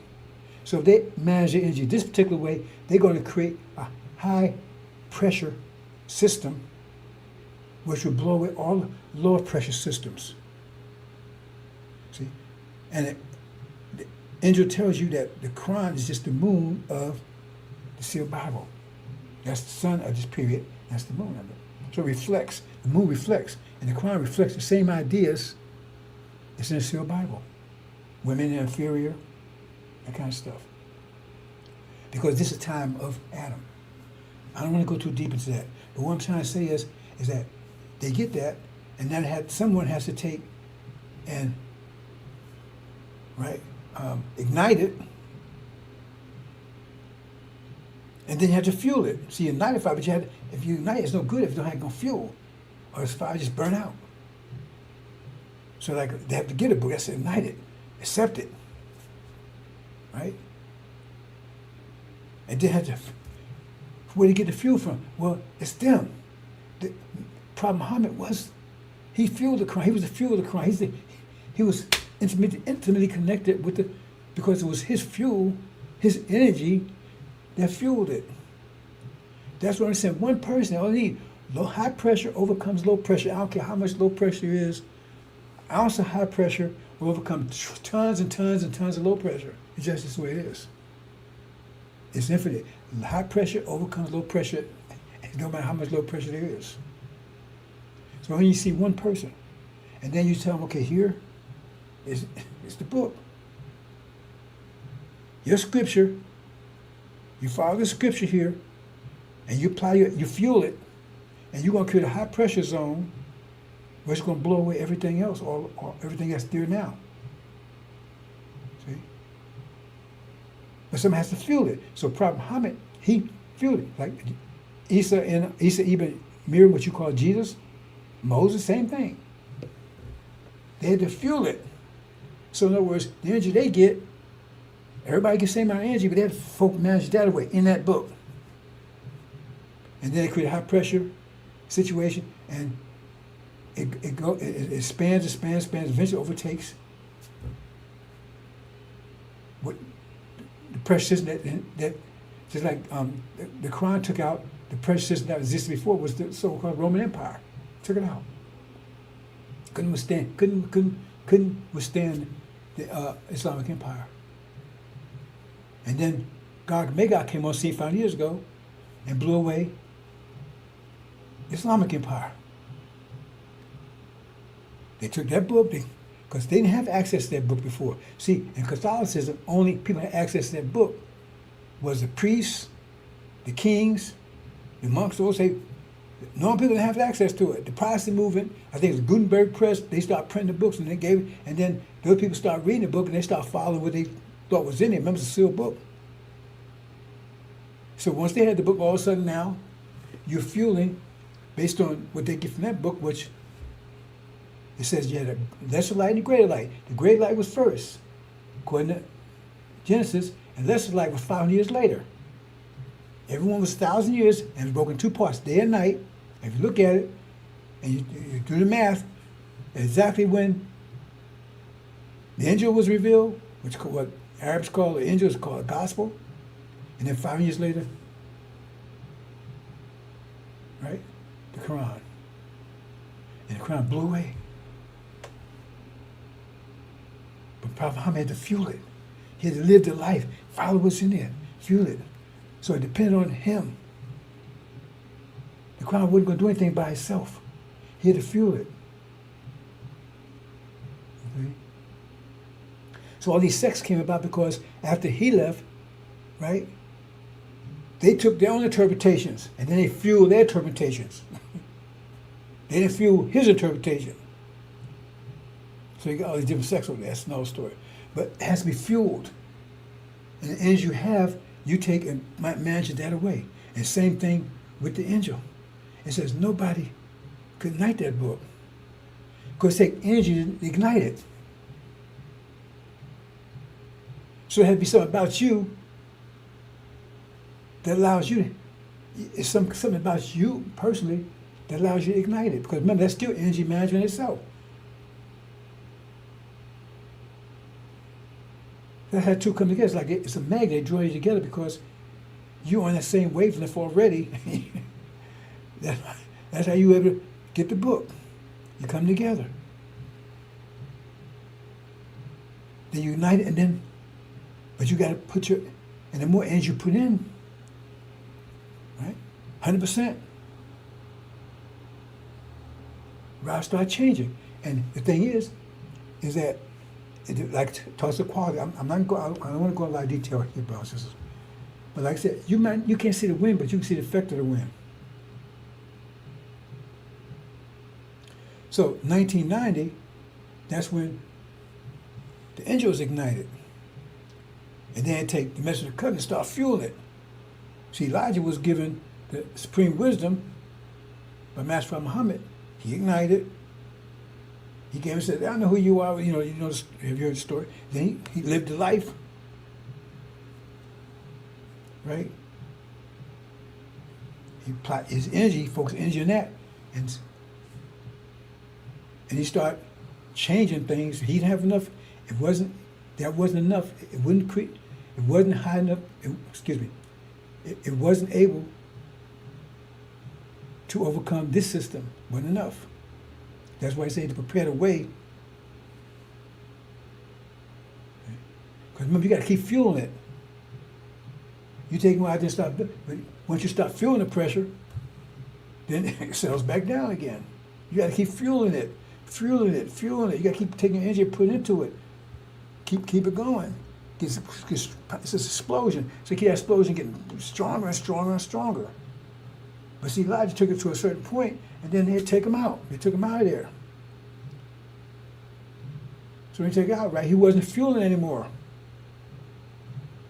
So then it collapses. You see the math there, brothers and sisters? It collapses because he wasn't fueling anymore. He wasn't putting his energy in anymore. It's not going to stay there by itself. It's got to be fueled.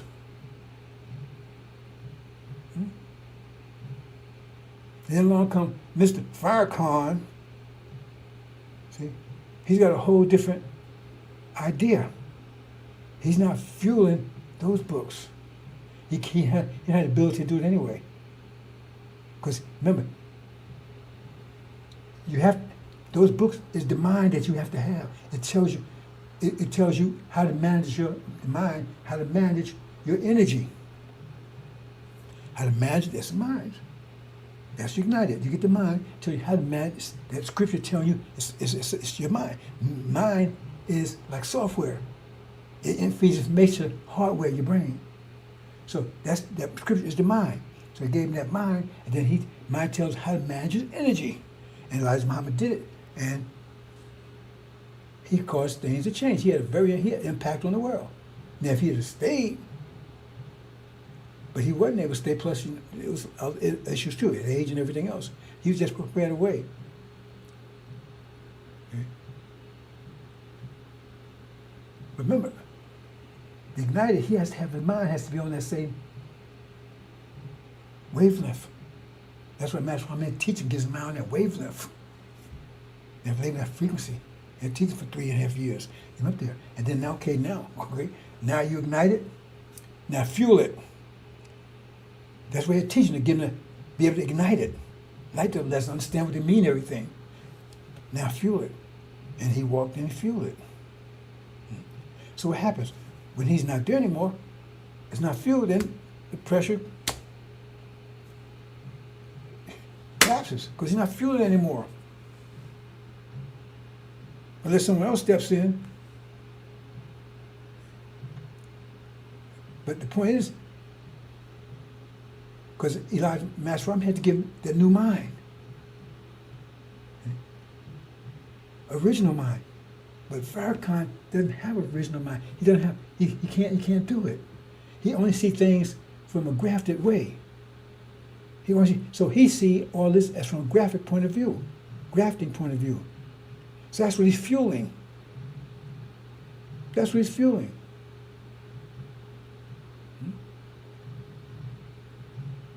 And that's on the same level as this reality is here. That's why he don't want to change it. We're going to stay here. We ain't going anywhere. Because on the same level. He fueled it. It's just to keep from being crushed on this level. Because if he can fuel it to the level, remember, he got so much pressure. If you feel it greater, then you blow away this. If it's less, you be crushed. But if it's equal, then you're okay. You walk in it. But it's equal. But you're not blown away. And that's what he's teaching. Because, hey, stay here. And those with him, if they listen to that stuff, right? They can make it here. Oh, Farrakhan, he helped me. I was being crushed. You see, I don't know if I try to, because some people get all messed up. He try to explain like this, but I tell you how it is, the mathematical way. Because it sounds like, hey, I'm helping him out. I'm just telling you how it is. I get actual facts, so you can make the right decision. So the information he's giving them is how to survive on this level. Because the same pressure that he's fueling, same pressure the devil's fueling. So that's why he say things like he say. Devils ain't devils anymore. We gotta stay here, right? See? We intimate with devil. You see what I'm saying? Because that's on the level his mind is. He can't do any better. That's what he's son of perdition. And it says they're deceiving, he's deceiving, because that's the quality of it. Since they're deceivers, he's deceivers too. That's the quality of it. Hope you understand. Let me move on, brother. Says I don't mean to get too deep, but let me move on. Oh yeah, definitely. Wow. I'm not gonna get this in, brothers and sisters. Time go by so fast. I can't believe that much fast. So what happens is that in 1990, right? It said the Lamb would ignite the angel, same wavelength, because the life he was living, everything else, put him that wavelength. So he was the only one able to do it, and then start fueling it. And so now, since 1990, the world's changed dramatically. And the thing is, like I said, you may see the wind, but you see the effects of it. So right now, you see, this reality is getting more and more troubled ever since 1990. And the church is more and more trouble, more and more trouble. You see what I'm saying? Because it's changing it. The pressure's greater, right? And it keeps fueling it. And the only way they can stop it is they have to stop what's fueling it. But they can't do that because high pressure and they low pressure. There's nothing they can do to stop, except if they can trick them into lowering this pressure. And if they trick them to lower this pressure, lowering this, then crush them real quick, and that's the end of it. Okay? So the book and the person, they like husband and wife. See? They're on the same wavelength, but one ignited, and then you got to fuel it. Your life, what you're doing. You can take all your energy, like I said, 100%, and put it into that. And then you create a high pressure zone, which starts blowing away the low pressure zone. Let me show you. I'm going to have to do it in two parts, brothers and sisters. Okay. See, like this, see? Because that's what Angel's doing. He's fueling it, and then you got the pressure waves going out. And the higher pressure waves than the pressure waves that, because they're putting pressure waves out all the time too. You hear the news media, that's pressure waves. The news media, the education, all that, that's pressure, that's thought waves. They call it thought waves, right? Brain waves? It's pressure waves. And this is greater than that. But you keep fueling it, and it gets stronger and stronger and stronger and stronger. Keep fueling it. But if I stop fueling it, then it collapses. See? I've never explained to you that way, but a lot of things I didn't. I keep telling me I stop assuming. You got to fuel it. It's not going to just sit there by itself. If I go away, it stops. If I stop doing it, it stops. I'm not going to do that. And the only way they can't make me do it, they can deceive me into. I'm shutting myself down, and then once I do, they would. High pressure. The high pressure got lower than theirs. Crush me. And that's the end of it. Angel and the Lamb are one and the same. Okay? It tells them how to manage your energy so you have a high pressure zone. And when you see it, then you also see things changing around you.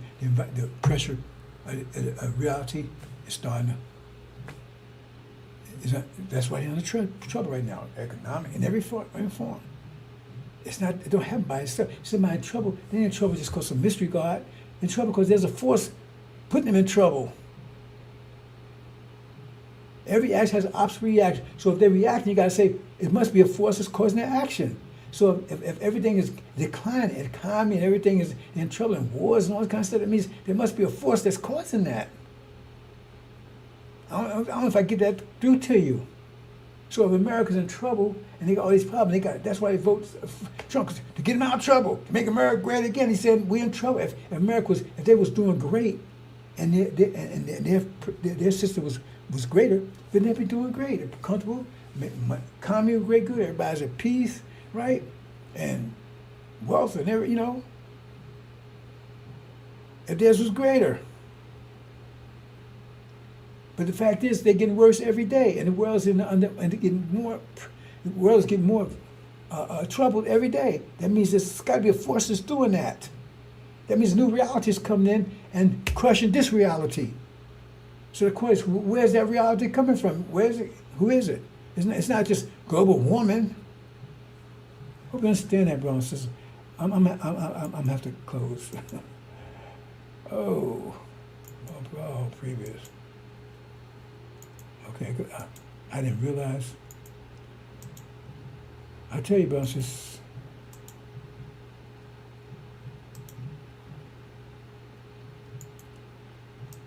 I didn't realize. And so when you read the story, I'm not going to Mount, it tells you. See, these things are clear. Right? Well, this past reality was clearer than the purpose thought that was clear. It doesn't matter. Look, just look at it like high pressure overcomes low pressure. Well, it's clear, dirty, or whatever. If it's higher pressure, will overcome lower pressure. Dirty water, high pressure air. Well, I shouldn't say high pressure. Well, I said it shouldn't. Well, that's not totally correct, right? I mean, you can put water under pressure, right? Okay, put it that way. It could be dirty water. If it's high pressure, it's going to overcome clean water that's low pressure. This is the way it is. So maybe they make myths shed blood. But during this time, this season, and because of their nature, they had higher pressure. So it comes to blow away. Like that's why I said, why they let the wicked overcome the righteous? I think Abraham asked that. Some prophet asked that. So I think it was some prophet asked that in the Bible. Okay? So they couldn't understand, well, how come the wicked? Because they don't understand how the universe works. It's high pressure, low pressure. Understand that. And then look at the quality. And look at the season. And then you start seeing stuff make sense. So when the season was in, that means that it was a negative season. And so negative people would rule in negative season. Move on, brothers and sisters. Okay, I'm part 2 tomorrow. I'm going to have to go into more details. I had something to do today and I haven't finished it. Right? But let me give a brief. See, God can make God here 5 years. And their pressure was higher than everybody's. They overcame all the nations. The world empires overcame Hinduism, Buddhism, Sunnism, all of it. Even the Catholic Church, all of it. Because high pressure. But now, the engine's on the scene, seal's broken, right? Messing the covenant, he broke those seals, ignited, and now he's fueling it. Because it's telling him how to fuel his energy, how to manage his energy, rather. How to manage your energy. So he's fueling based on the guidelines in the book. You understand? And he did that. Create high pressure zone, but you got to keep fueling it. And the zone gets bigger and bigger and bigger and stronger and stronger and stronger. And no one can stand against it. So it means it's pushing, it's like you're in an elevator and it's crowded and you push a little bit, right? Everybody's getting tense, you push a little more, right? Push a little more. Everybody get, after a while, man, you're in a fight. Right? Because everybody's against the wall, man, you're in a fight. You see what I'm saying? And that's what's happening now. because it's going to be a war. That's why it's. Right? You see, it's getting hotter. They know it's going to blow up in a minute. You understand, brothers and sisters? But the short version is, it said, known by the works. Now, what's the works of Christianity? See, they can't answer that question. Oh, Christianity good for the world. How was it good for the world? Slave. What has this world been like the last 5 years? Slavery, murder, genocide, theft. That's been characterized whole reality for the last 5 years. Okay? Well, see how evil and wicked they are? Yeah. They are now.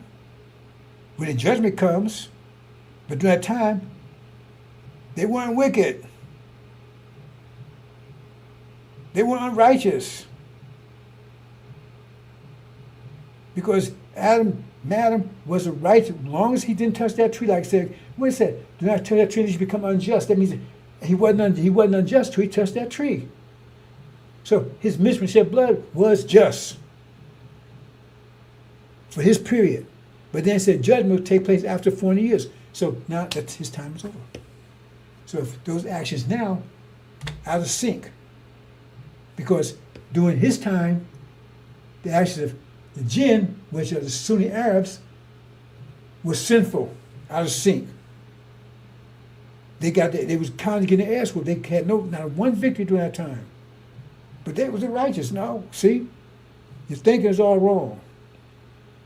And that's what Suleiman's here to straighten out, give you your mind. I'm gonna leave it there, brothers and sisters. I had a lot more to say, but I'll leave you with that. That's a lot right there to think about. You gotta fuel it. And that's why I said the only thing they can do is trick me into lowering my pressure by not distracting. Remember, it takes energy. So I give 100% energy into this. If I start giving 50%, that means I'm going to lower my pressure. Is that enough for their pressure to become overtake mine? Because once it does, they eliminate me because they're high pressure, they're low pressure. That means they crush me, eat me, and nothing I can do about it. So how would they do that? They send people over for all kinds of ways to distract me. See? That's what it is. So whether they do it intentionally or unintentionally, it doesn't matter. The effect is the same. Right? So at this point, case closed on that. Nope. We'll not accept any more distraction on that level or just get rid of it. Because that's the purpose of it. Because in the end, it says, I talked about this, it says, Suleiman will be betrayed. Son of Man will be betrayed. Okay? And put to death. Okay? What does that mean? I know what it means. It's not going to work. But to say it was raised to life. Right? But the thing is that anybody's distraction is the enemy. I don't care what they say, they're the enemy. Because they're taking distracting energy they're against the angel. Because this the angel is bringing a new, like, a woman pregnant, right? And she eats something that's wrong, it's going to mess the baby up. And the baby come out all messed up. That's not going to happen here. Anybody that's, if you're not fueling this, you're enemy to it. If you're not fire, you're fuel for the fire. So if you come in distracting, that means you telling me, don't cause me not to focus on energy. And so therefore you're weakening the vibrations, the angel message, you're lowering the pressure. Anytime you lower the pressure, because this pressure is changes reality, but it's also helping my people. Because it's getting protection from them. Because this reality is getting weaker, so it has to just use more energy to try to stop this. So I don't have so much energy to mess with them that much anymore. Because now they're doing everything they can to stop. Like in an elevator, everybody's worrying about what happened and everything else. You stop putting, they ain't worried about the only thing worried about is you pushing, man. Man, you taking all the room, you pushing. So you gotta focus on that. So if you a distraction and you out here talking about you over here coming in my house and with all your BS and you got attitude, you got to go. Because you're doing a purpose or unpurpose, it doesn't matter. The effect is still the same. I got to focus all my energy just to make this happen.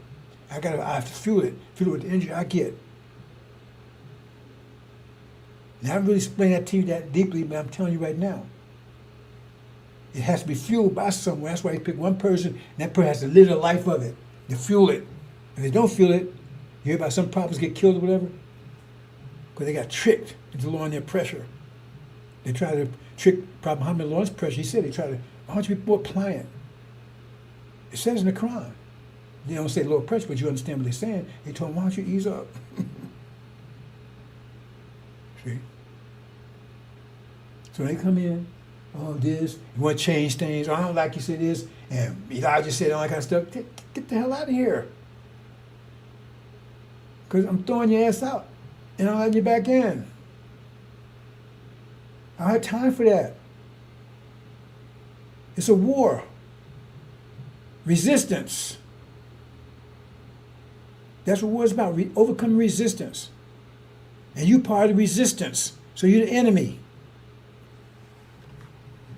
Assalamu alaikum.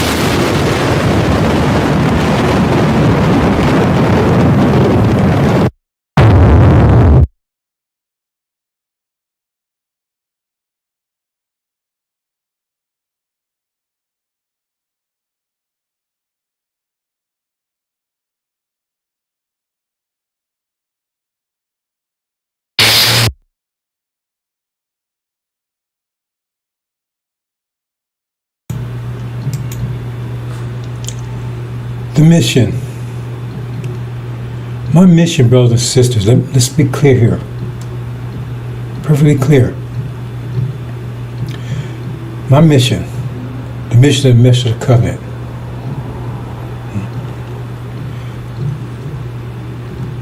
in the most simplest way to explain it, right, is to take and rid you of your enemies,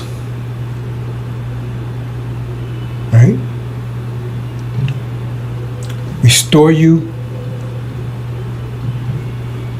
thorough knowledge of self, restore you to yourself, acting other than yourself, restore you to yourself, and get you home if you're willing. That's it.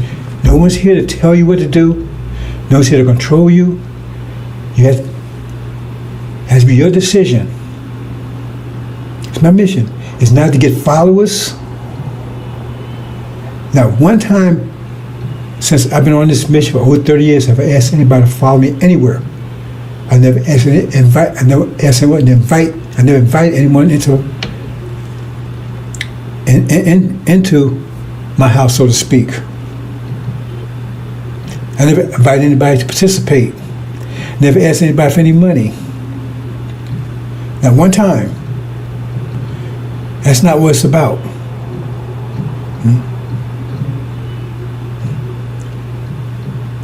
That's not what it's about. So, use an analogy. If I have a house and you uninvited guests, and you come knock on the door, it has to be let in, right? Then if you have sense, then you respect the house. First of all, you wasn't invited, but you asked to be let in, you respect the house. You follow the rules of the house, right? But you gonna come in and then start wanting to change things around. This ain't right, that ain't right. It should be like this. Come with attitudes. Get the F out of my goddamn house. I ain't asked you to come in to begin with. You knocked on the door. There was no sign out there say, please come in. There was no sign on the door like that. All you saw was information going out. A loudspeaker, pumping information out. But I asked you to come in. That's simple say. So if somebody came into your house and knock on the door, first of all, who are you? Okay, and you nice enough to allow her in, what would you do? They're gonna start shitting on you, telling you what you do, and you shouldn't be doing this, and messing up your furniture, and marking your walls up, and pissing on your floor, and so forth, so on, making a mess. What would you do? Tell them to get the hell out. Get attitude and can't. What the hell are you in here for? Nobody asked you to come here. No one asked you to come here. That's not my mission. Elijah's mission was to take and baptize you in water. In other words, take you and like you bathe the baby, take care of you and stick with you. And Master Rahman told him, said, you got a hard job because you got to be patient. Because he has to prepare these people for the message of the covenant. But that's not my mission at all. Not even close.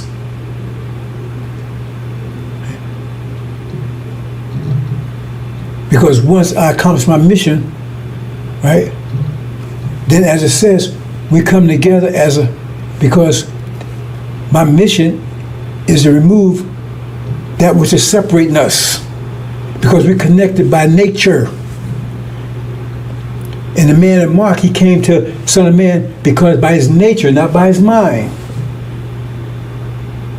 I often use the parable, description of saying the Son of Man is like a body's comatose. He's the brain. He's alert. He's awake. But the body's dead. The body's comatose. It's paralyzed. He's trying to activate the body again. So the body is his. He's part of it. He's conscious of it. He's trying to revive it. You see? But it's paralyzed. So why is it paralyzed? You got to remove what's paralyzing it. And that's my mission. Because once I move what's paralyzing it, then the body comes alive, starts moving. That's my mission. That's it. Clean it up, inwardly and outwardly, and get them home. Restore you. That's my mission.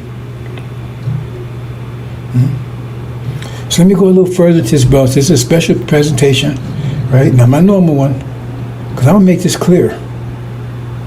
Because over the years, I get people coming here with their bullshit. Get that father, drop the bomb on you, F-bomb on you. Hell out of here.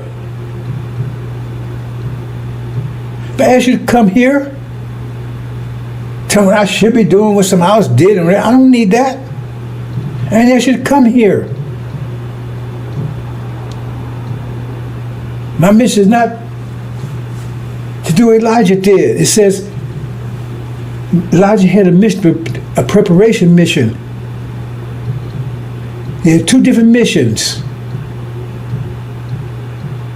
It's not me to do his mission. His mission was prepare the way for this. His job was prepare the way for this mission.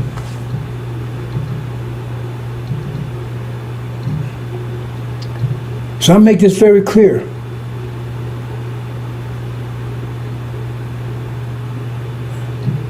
Zero tolerance. Like I said, if you fire, you will not be burnt by fire. You'll be invigorated by fire, inspired by fire. But if you're not fired, then you fuel for fire.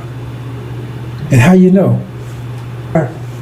Is two things happen. You get brighter, your flame gets brighter because now you're adding fire to fire. Or you say, ooh, you get all, ooh, you know, because you've been burnt. That means you ain't fire. You're fuel for fire. Either way, we'll use you.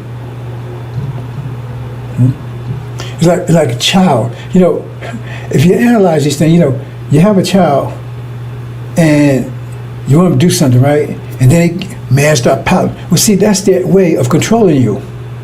What they're telling you is they're only going to be happy if you do it they want you to do. You see? And we got people like that falls in that category, you know, and get all. We don't care about, get that, get out of here. Take your pouting and bullshit someplace else. Take your bad attitude someplace else. I ask you to come here. You're being warned because you got some bad road coming to you. You're gonna be going down some bad road in a minute. Get the hell out of here. I don't care about your attitudes, your wants and dislikes. You come here. If you don't like what you see here, get the hell out. I ain't asking anybody to come here to change anything. If you don't like what it is here, get the hell out. Get away as fast as you can, because you'll get burnt. That's why you act like that, because it's burning you. That's how you know they shouldn't be there, because it's upsetting her, it's burning them. They're not fire. And this is all about fire. Let's move on, brothers and sisters. Let me point out a few things here. Okay? That's why you have soap and fire. Soap to clean you up outwardly. Fire inwardly. What does that mean? What does that mean? Okay, let's look a little further here. See, outwardly. See, they're cleaning shit off of you. That's causing you to stink and smell and everything, right?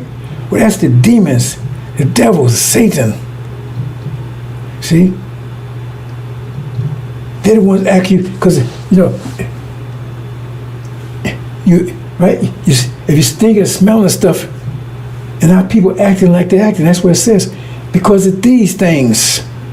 It ain't their fault. That's what Farrakhan said. Oh, no, it's them. They're the vectors that's causing the problem. Outwardly. And so that's his job, to remove the outward soap. the demon, the devils, Satan, false Israel. See? Clean off outwardly. That's what's causing you act, because those vectors there. Remove those vectors. Now you clean outwardly. That's why it says soap. It comes with soap and fire. You don't use soap and fire together. Okay? Then once that happens, right, separate them out away from you, because they're all over. You can't recognize. Look how filthy they are, because they're covered with demons and devils and Satan, Hollywood, and all this, and demons who pretending to look like you, but they ain't you. Setting the false examples and carrying on. Remove all that. That's the soap part. And then the fire comes. That's the inwardly. Now you get your mind, your vision, and get your home. And this gets into tribulation. That's the fire. Got to get your mind. After you clean the other stuff off, now you got to get the fire. It's a true vision. Because they had a bad vision for you. Or they had no vision at all. Setting the false examples and carrying. That's why it says fire and soap.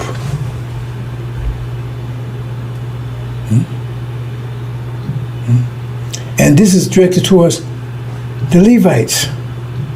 See, when you understand angel key, the elect, they still go. They're pure. They didn't get corrupt. So you don't have to go through this process. The Levites had to. Okay? See, the gold, they got it. They had 30 years to, if there was any problems, they got it. They wasn't affected. That's why it was out. It was clean. It was pure. They had to require any soap or fire. See? So they couldn't be deceived. But the Levites, they were. And so they had to be clean up like gold. So he says, like the gold.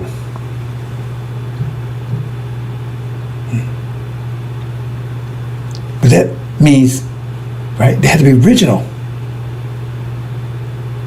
So in the process of cleaning, right, that's where you're going to separate the demons out, because now it looked like you see they all mixed together. And he has to separate them. I'm going to talk about that in a minute. That process.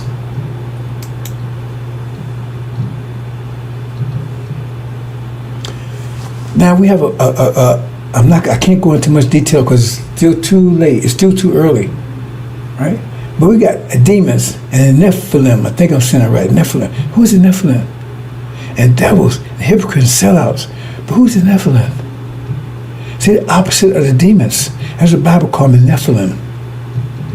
Oh, that's from Muhammad said Nephilim. The Shia are Nephilim. Original, but white skin. See? Now, original, that's why we have to be careful to use the words. Because it's my job to get the original black people. And the Nephilim, we have a lot of those here too. I talked about that, but I said I would not reveal exactly all the details about that. I'm about to do it, but not quite yet. Because they have to be separated differently from the demons. See, you know, I talk about centrifuge. If you understand how centrifuge work, see, most of us have no idea about it. He's saying we don't look into it and say, because when I hear something I haven't heard before, I try to look into it and understand what it is. Instead of just say, oh, that's a centrifuge, and you don't know what a centrifuge is and what it does. I guarantee 90% of our people have no idea what a centrifuge is. They may know the word, they don't know what it does. So when you put pressure on something, everything responds to pressure differently, depends on their structure. Right? They may look alike, but that's just on the surface. It's the structure that is affected by, or the nature that's affected by the pressure. And what centrifuges do, and I need to look that up actually, but the way I understand it, I understand how centrifuges work, but the reason why they need it, because when you get uranium or whatever they're trying to separate, it's mixed with something that's similar to it, but it's not it. You see? So the uranium has a certain property, certain nature, and you could use that to make a bomb. But there's other stuff, right? It just looks like it, but it doesn't have an effect. Like, well, I guess salt and sugar looks alike, right? But they have two different natures. If you mix them together, how would you separate them? Okay? You could separate them because they both respond to different pressures too. So what happens is you put it, and a centrifuge spins it around faster and fast, and when it spins it around, right, that means that's putting pressure on it. If you understand, we put centrifugal force, remember pressure is force. When you spin around, you create a force called centrifugal force, circular force. That's why I call it centrifugal, circular force, but force is pressure. So what happens is that you spin it fast enough, and then one's going to respond one way, one's respond out. So one will move more towards the surface, and one will stay closer to the center because they're different, respond differently. And so when that happens, then you move the uranium out, because if you store it back down, they're going to mix back together again and pull it out. And that's one way of doing it.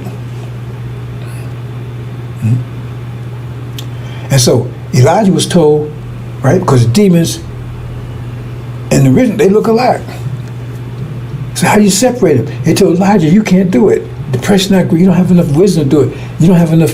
You can't create the pressure that's needed to cause that separation. So he was told, if you understand Angel Key, to preach to both of them. They said, well, we got chaff amongst the wheat. He said, no, don't try to separate them. Don't you try to do it. Mr. Covenant would do it. Suleiman would do it. Because the pressure has to be tense enough. You know, it says, when the four winds blow, see, you know, why it says wind? Wind is pressure. See? Intense pressure. That's no, I don't want to go there, brothers and sisters. But the point is that it's telling you that at that time, the pressure is great enough. Because when you put centrifuges in, it has to go fast enough. If it goes slow, then you ain't going to get separation. You have to find how much pressure you have to be before you get the separation. So therefore, how fast you got to spin to get this thing to spinning. Lower than that, it won't do it.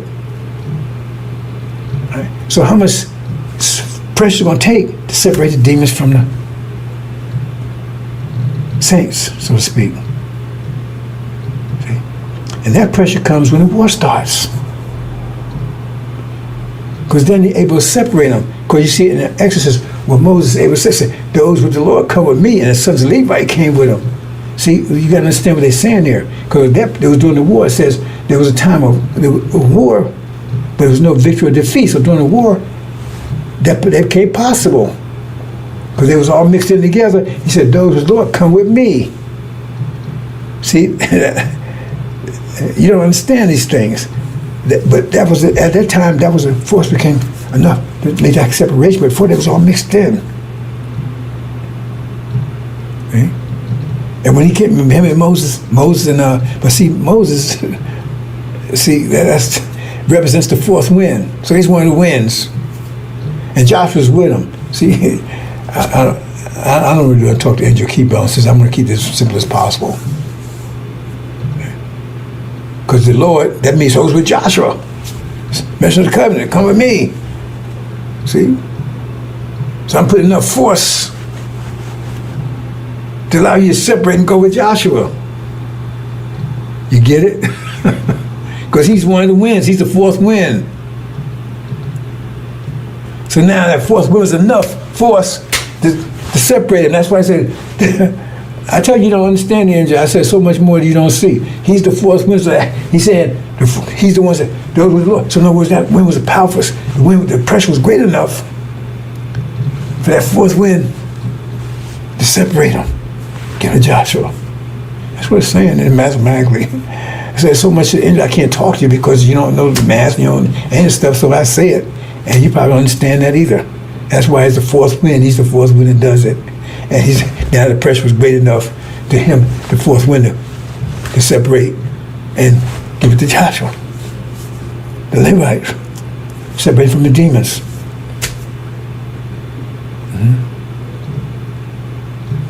But see, the thing about that is I told you, at that point, right, that's when they attack, and then the winds blow. So the pressure's great at that time. But it says they attack all blacks, and that caused all the pressure on the blacks. See? Because they attack all blacks. Right? So they come together, but then the pressure's great enough to separate them. They're all together. However, you can't separate the Nephilim like that because they're not black. Because they're going to attack all blacks, black skin. So that means the demons, and then they come together, then you can separate them. But Nephilim, they're not affected by that. But we still got to get them, they're our people. And it gets complicated because some of the Nephilim don't know, like some of the demons don't know they're demons, and some of the Nephilim don't know they're original. But it don't matter when you put it in centrifuge, like I said, right? You get speed high enough, it doesn't matter what they know and what you know, what you don't know. The force is going to cause you to separate.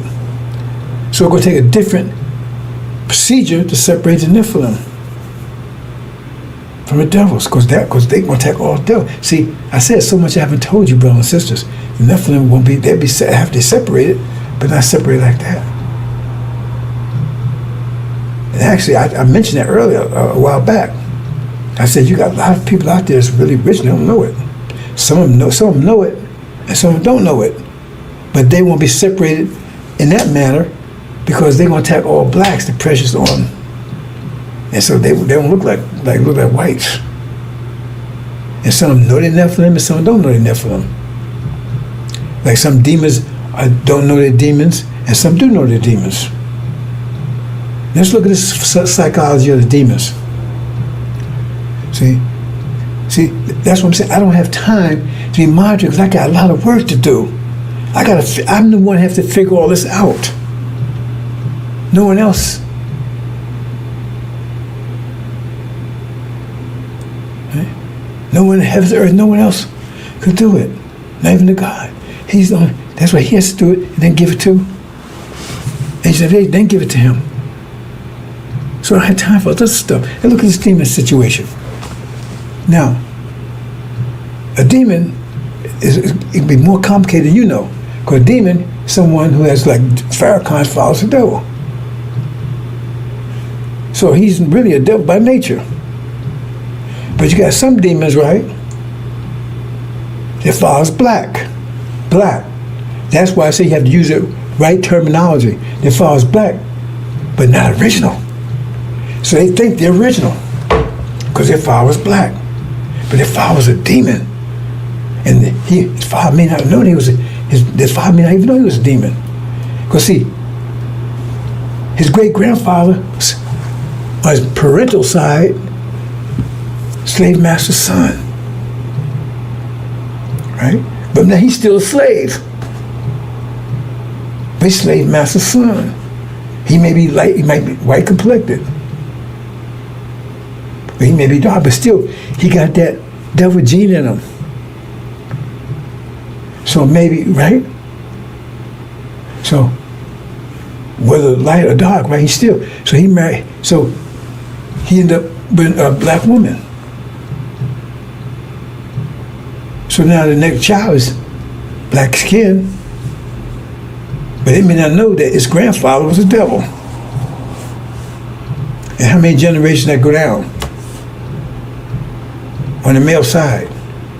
So now I say, my father was black. Yeah, he might be black, but he still may have been a demon.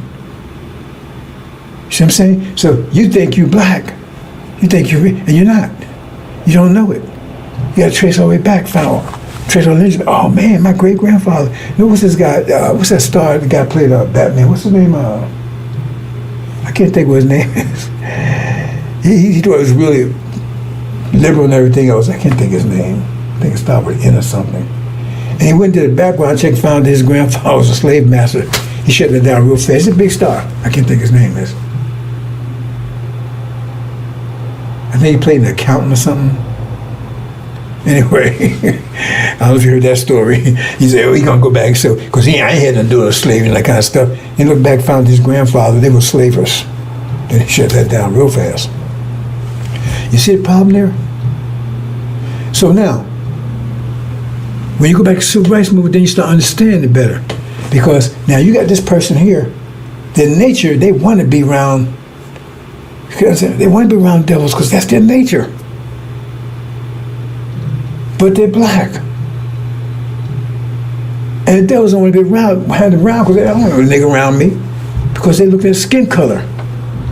So the person, they don't know that they're original. I mean, they don't know they're devils. They think they're original because they're black. So, but they want to be around devils. But devils reject them. So then they go around black people, original black people, because they look the same as them, and they can't find peace with them either because they don't agree with them. They don't like what they're talking about. They got in conflict with them all the time. They like ghosts. They're trying to find a home. They can't find one because they go with the white people. They don't want them because they're black skin. They go around to the rich people. They don't want them because their nature conflict, man. They talking stuff. They don't hear that stuff they're talking about. So they get kicked out of almost every place they go because they can't find peace over here with them because they don't want them. And they can't find peace over these because they ain't talking. Man, oh man, y'all don't look. How come y'all don't love America? Let's go fight. They don't hear that shit. See what I'm saying? So they're like lost. You see, they can't find their place because they don't know who they are. They can't find their place in the world. See, so we have demons like that. Their demons don't know it. They can't find their place. They can't find a place around devils who they want to be around. And they're around these black folks they don't want to be around. But they look like them. So you go, see what I'm saying? So you got a problem. Now those are the ones don't know. But some demons do know. Now what's their attitude going to be? They know they want to be around, they know they're devils, but they like being around devils, but devils be around them. So they want to force it. Let's march. Let's have immigration, civil rights movement. We're going to force daddy to love us. We want to be around daddy. You see what I'm saying? See the attitude? So they know they're demons, and because they want to be around them, they're going to stand for it. See, they know they're demons. They know that, you know, that's what they want to be around, and they're going to fight. They're going to fight their way in. The other ones, they don't know. So they don't know. Should I be over here? Should I be over here? You know, I'm black, but I ain't like them. You know, I'm like them, but I'm black. You know what I'm saying? I'm like the devils, but I'm black, right? But I ain't like these, right? But I'm black. I'm like black like them, but I ain't like them. See? I don't like being around them. I like being around them, they don't want me. You see, I'm lost. But the other ones, they're going to fight their way in. Immigration, I want to live next door to you and everything else. Because they know they say what they want to be with. They don't want to be with you. It may look like you don't want to be with you. I'm a married white girl, I'm a married white man, I don't want to be with you. You see, it's like, that's what somebody got to deal with. He got to separate all that out. And Nephilim got similar problems. Here they are. They're white skinned, but they want to be around black people, original people. You see? And when they're around white people, they don't like being around them. So they have conflict with white people. And that's the same thing. If they know the Nephilim, or if they don't know, they got the same problem. They don't know the Nephilim. Right? So they vagabonds too, man. Okay? They can't find their place. I look like them, but man, I can't get along with them. I don't look like them, but I want to be with them, and they don't want to be with me because I don't look like them. That's why I have time for this bullshit. That's all things have to deal with. See? And see, I know these things. You don't know these things, so I know what I'm dealing with here. I see what I'm dealing with. How people act, reacting.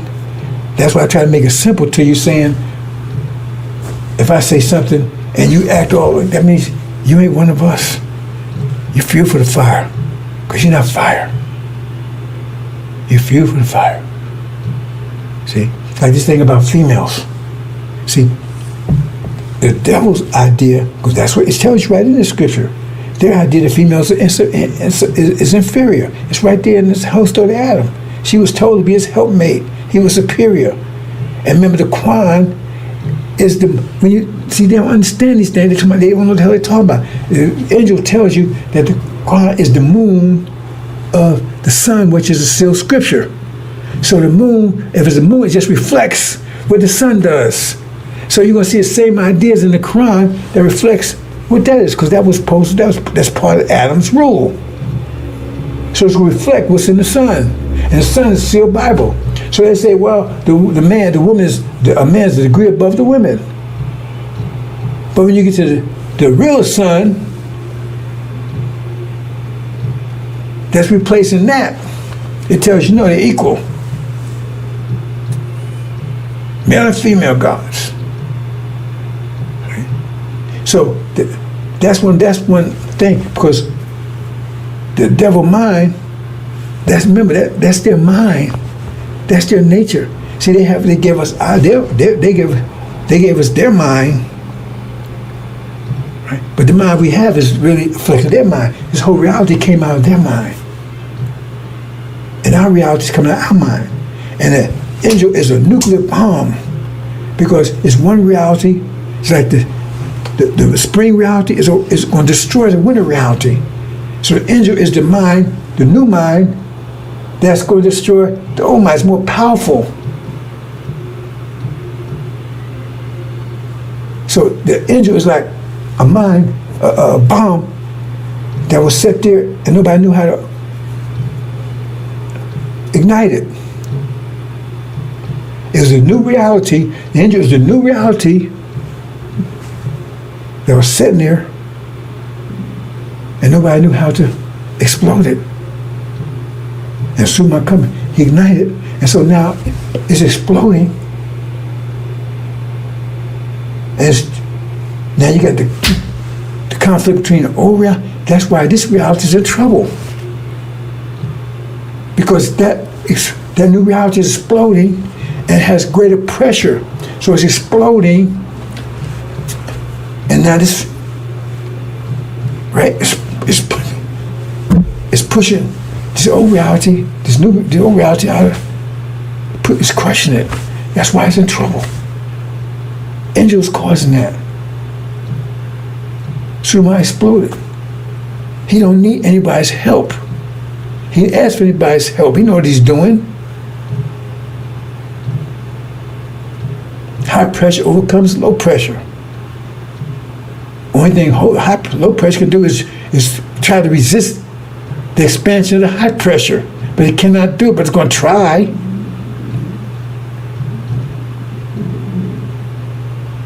And it's just like the sun. Actually the sun is exploding. I don't know, but see, you see explosion like instantly. What if something takes 1,000 years to explode? The sun's exploding. We think energy explosion means something expanding, energy is being released. But how fast is it? It's just how fast it does it. The sun's doing it on a real slow method. It takes billions of years, but it's doing it. Energy's coming out of it, ain't it? That means exploding. The light coming out of the energy is exploding. It just takes a long time to do it.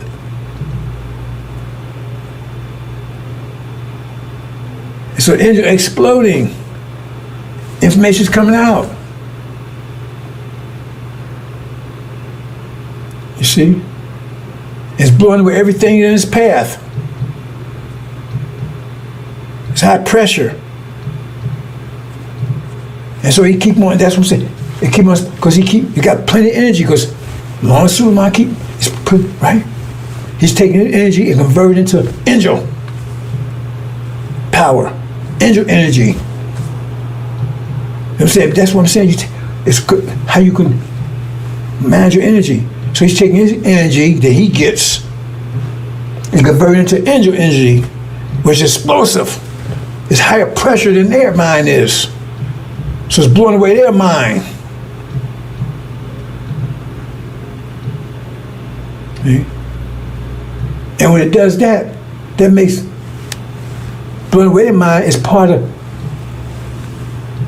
the soul process. The things that's keeping you, got you all messed up. American dream, the demons, all that stuff. Blowing away that. Outwardly. Now after outwardly is gone, then inwardly. Now burn up all the, get the cancer out of you, all the, right? The inwardly stuff. Get your mind. That's inwardly stuff. After you clean like a diamond, right? It's a diamond, you gotta, when you first find a diamond, it's in the dirt, it's got dirt and shit all over it, so you clean all that off of it. And then, but it's raw. And now you gotta cut it, make it, give it form. You don't find a diamond that look like a triangle like you see in the store. No, that's gotta be cut. Look like that. It's just like, it looks like a piece of coal. It's just, a diamond, you can't, it look like a rock or something, but or just, right? You see the diamond, you see the light and everything in it, but it's raw. You got to chill and put it back in it, give it form. That's what tribulation does. Gives your own mind, gives the right mind and everything else. You understand, brother and sister? That's right. And see, so after that's what I'm doing. Then you got the hypocrites. Well, those original people that are so corrupt, you can't do anything with them. But the demons also fall in that. The demons are hypocritical by nature. Because they got two natures they're struggling against. And demon, hypocrite what? You're saying one thing, doing another? You see? So you say, like if you say, they come around, you say, okay, remember, the original mind says, once you got your mind, but the unoriginal mind knows that the male and the female are equal. The demon mind the devil mind don't see that. They see the males is superior. So you get the demon mind coming around you. Remember, they conflicted, hypocritical by nature. And so you can identify them right away because you say the male's, his nature gonna tell him that's not right. He gonna get third-degree burns. Man, you can't go. Because nature tells him that's wrong. Because his nature says the male is superior. It's right there. That's the way it was built. They tell you Adam and Eve story. They tell you the nature of the two. Male was first. Female was afterthought. She's supposed to be help meet to him. She's supposed to submit to this. What the Seal Bible say? Submit to your husband. Why? Because that's the grafted mind sees it. They're recessive. It's in their nature. So if you tell them, hey, they're equal, they rebel against that because their nature, that goes against their nature. So they got three to get burned. Amen. See, because they burn, the fires burn them up. They're getting bruised. See, it's going to bother them because it's burning them. That fire is burning them. But the original mind won't have that response. At first, it's going to be a little uncomfortable because they still got that devil mind. It's kind of like go against that devil mind, but that ain't their mind. Their nature will accept it. It's their mind that got the problem with. But their nature will accept it. See? But with that demon, it's the other way around. His nature will not accept it. His mind says, but his nature will go against it. That's why he get the burns from. Because it's going against his nature. They're going to say, nah, man. Then I'm saying, once you get your mind back, you start seeing these things clearly. See, I see these things totally clear, but you don't because you still have, how can you see it? You still, it's just the lens of the devil mind. You're still looking from the lens of the false of the sealed Bible. See things I'm revealing to you now. If you think about it, that you see it. You see it. Original mind won't have a problem with it at all. It may, like I said, it's gonna be a conflict with their mind, but his nature's not gonna rebel against it. So he's not gonna get burnt. But demon will burn. You got to, oh man, look, you got to burn, man. I got burn marks. Because nature's gonna rebel against that. Because he's a devil. And devil's nature tells you right in Genesis, the female is inferior. And the Quran, which is the moon of that, says the same thing. Remember, that's why you understand what the Quran is. And I mean, the Quran's not wrong, but it's for the season. It's for that season. Made the sun and the greater light and the lesser light. And it was 500 years apart.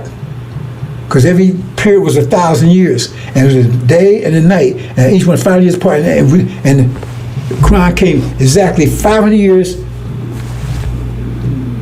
after the sealed Bible, sealed angel was revealed. Exactly like it says in Genesis. See, so like I said, they don't know a goddamn thing. They can't touch this because this pressure is so powerful. And you can't touch any of this stuff. Because when you understand this, look at that, say they don't know anything. That means their pressure is very low compared to this. That means you can't stand against it. So all he needs, he comes high pressure, he don't need any help. So if you come in the house and you say, well, that means, okay, if you're going to help, you want to increase the pressure, that means you come in to help. That means you're going to be positive. You're not a pushmobile that's trying to slow down the pressure, weaken the pressure of the angel. That's what you're trying to do by getting in the way, lowering it, causing disruption. Because remember, the pressure, he's taking his energy and converting it to pressure, converting it to angel pressure. But here you got to convert some of his energy to dealing with you. You see? Mess with your mess, having to bother with you, waste time talking to you. That means you're slowing the pressure, you're weakening the pressure that's like you throw a rock in the sea. Okay, you got the waves going out. And you keep throwing a rock. But also so the waves, you keep that pressure going, building up. But then you come in and we'll throw a rock today, or get in the way of the rock, or throw a lesser rock. Okay? That's what you're doing. So you weaken the pressure of the angel. Because it's diverting energy to you. And so no more of that. So I made my final move on that. I gave it to someone who could deal with that, so I don't have to be distracted anymore. If they can't do it, to shut down. Because you're not helping. If that doesn't work, it's shut down. Period. If you understand what I just explained to you. Okay? Because he's converting, that's the energy, remember? If you have centrifuge, you got to get that centrifuge up to a certain speed to make that separation happen. But if you slow down, then the separation won't happen, or you shut it off. If you get up to the speed and then shut off, it comes back together. No, once you get up that speed, you got to remove it. Otherwise, if you slow it down, they come back together again. Can't have that. Right? And that's why he's converting the energy he gets to high pressure, because he's the only one who can do that, to the high pressure of the angel. So if he stops, now I know they'll come and try. See, the thing is, they can't stop. Low pressure cannot defeat high pressure. Only thing they can do is to trick the high pressure to lower this pressure.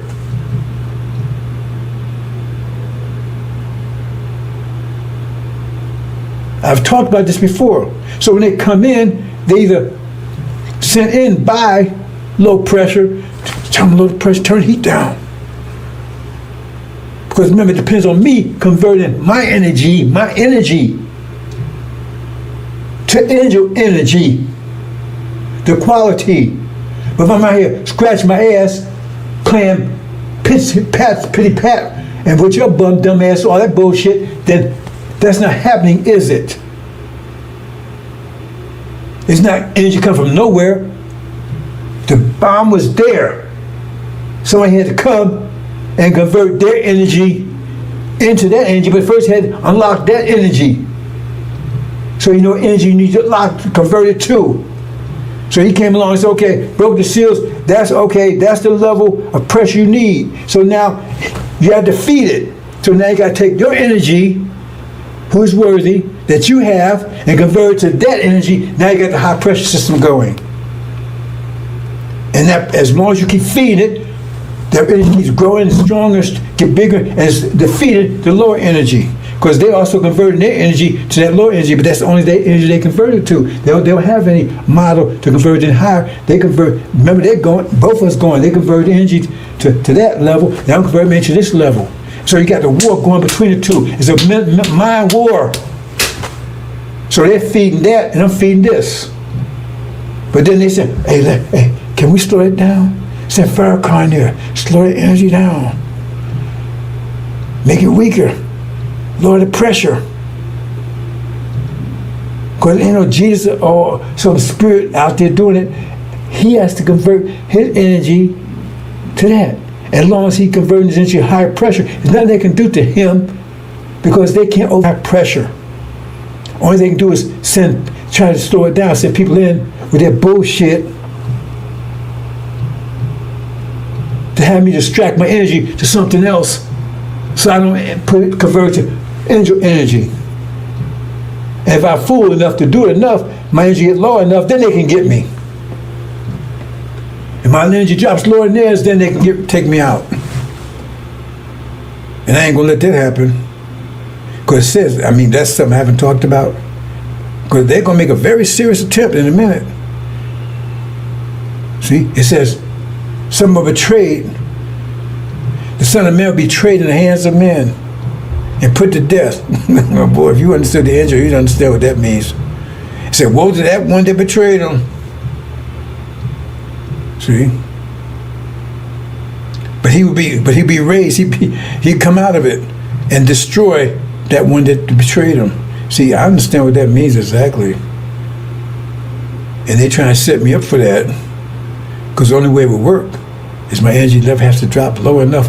And at one moment, it's low enough, then it's done. I have to drop lower than theirs. And that's not going to happen. And they got people sending in to do that. And I'm not supposed to know it. I see it. I'm not going to be distracted anymore. I said the fire's on, it's up.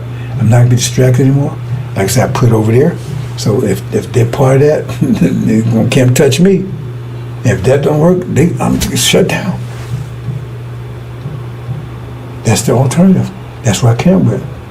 They'll handle it, but you better be handling it right. Otherwise, shut it down. Because I'm not going to be distracted anymore. Because I'm distracted, right? And those are people out there that's blocking everything. Hey, I'm not having a problem with that. Because this pressure's crushing them. They resist. Remember, this is a war. When you have war, the idea about war is resistance. Overcome resistance. So they're part of resistance. But they could only win if I lower the pressure. My pressure. But I keep my pressure going, it's resonance. Keep going out there, resonance, building, keep going against theirs. And then if they're distracted, it means they're lowering their pressure. Because they ain't putting all the energy into maintaining the level that their lipper is lower, but they can lower it even more. That means their disaster comes faster. And so if they distracted And they got to put all the energy into stopping this. That's what's going with Farrakhan and them. That's why they're being defeated. That's why he said he will consume the spirit of his mouth. Keep putting information out there. So they got all the information you got to do to try to block, to keep their pressure up enough to keep my pressure overcoming them. But it's not working. Their pressure is dropping fast. That means they're overcome. Soon they'll be crushed. He's thrown out. And separation comes. You understand, bro? I'm making it as simple as possible for you. So you're not going to defeat me. Only way you can defeat me is I'm foolish enough to drop my pressure, to let you distract me and come with your bullshit now. Oh, he feels so bad. He don't like what I'm saying, so I'm gonna stop saying it. You know, because he feels so bad. I don't give a goddamn whether you like it or not. I ain't asked you to come here. I ain't asked anyone to come here. I'm winning. I'm on the battlefield. I'm kicking ass. A demon slayer. As long as I keep on putting this pressure in, my energy into this, 100%. Keep putting it out there. It's not a goddamn thing they can do to me. Nothing. They've already tried. There's nothing they can do. Unless I'm foolish enough to listen to your dumb ass, because some people are just dumb. Some of our people are just dumb. They was dumb before they came here, they're dumb now. But they won't make it. That's why I said in the wilderness to wipe them out. Got hippies, got sellouts. The whole job of Farrakhan is to get me to, and to keep our rest of our people from hearing this, so their pressure stay low, so they can be eliminated. Keep that pressure low, so the devils can handle them.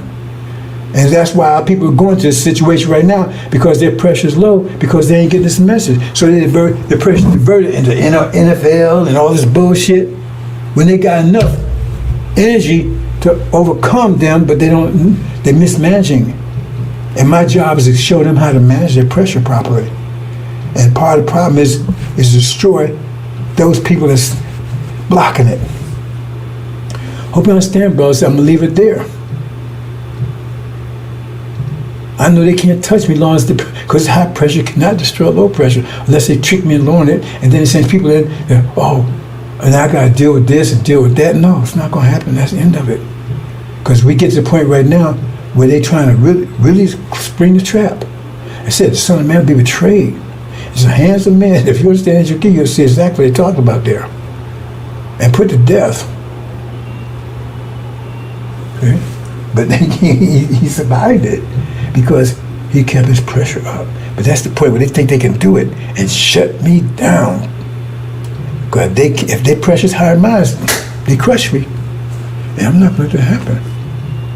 That's why I came to the decision that people around me, whatever their reason is, whether they hear for purposely or it doesn't matter whether they're doing it on purpose or unintentional, it doesn't matter. It's not going to happen. So I said, okay, if you don't apply your energy 100% to helping this, you over there. I said you have to be 100%. All your energy has to be applied like I'm doing it. I'm taking all my energy and turning energy in. I've been doing it for 30-some years. See what's happening in the world around. It says every time I broke one of the seals, these things begin to happen. Everything started changing. What, in 1990? They tell you that. Why? Because the angel was released. That bomb was exploded. And I'm still exploding. Like the sun's exploding. I'm still exploding because I keep feeding it, keep putting energy in it every day, 24/7. They tried to put me out a couple of years ago. I couldn't even move. Tried to stop me from putting the energy out there. Convert my energy into, I get energy every day like you do. But see, they can't. Their brains are not powerful enough to convert to higher level. So they have to get me to lower my level. Enough they can think their pressure become greater than mine. It's not going to happen. So I keep mine higher. I keep putting it, feeding it. That's how it works. Because it's exploding. I'm exploding that angel. Keep feeding, putting energy into it. It's like the sun. The sun runs out of energy. No more energy. It doesn't explode anymore. Stop exploding. Runs out of energy. But as long as you got energy, you got fuel in it. What? All that energy, all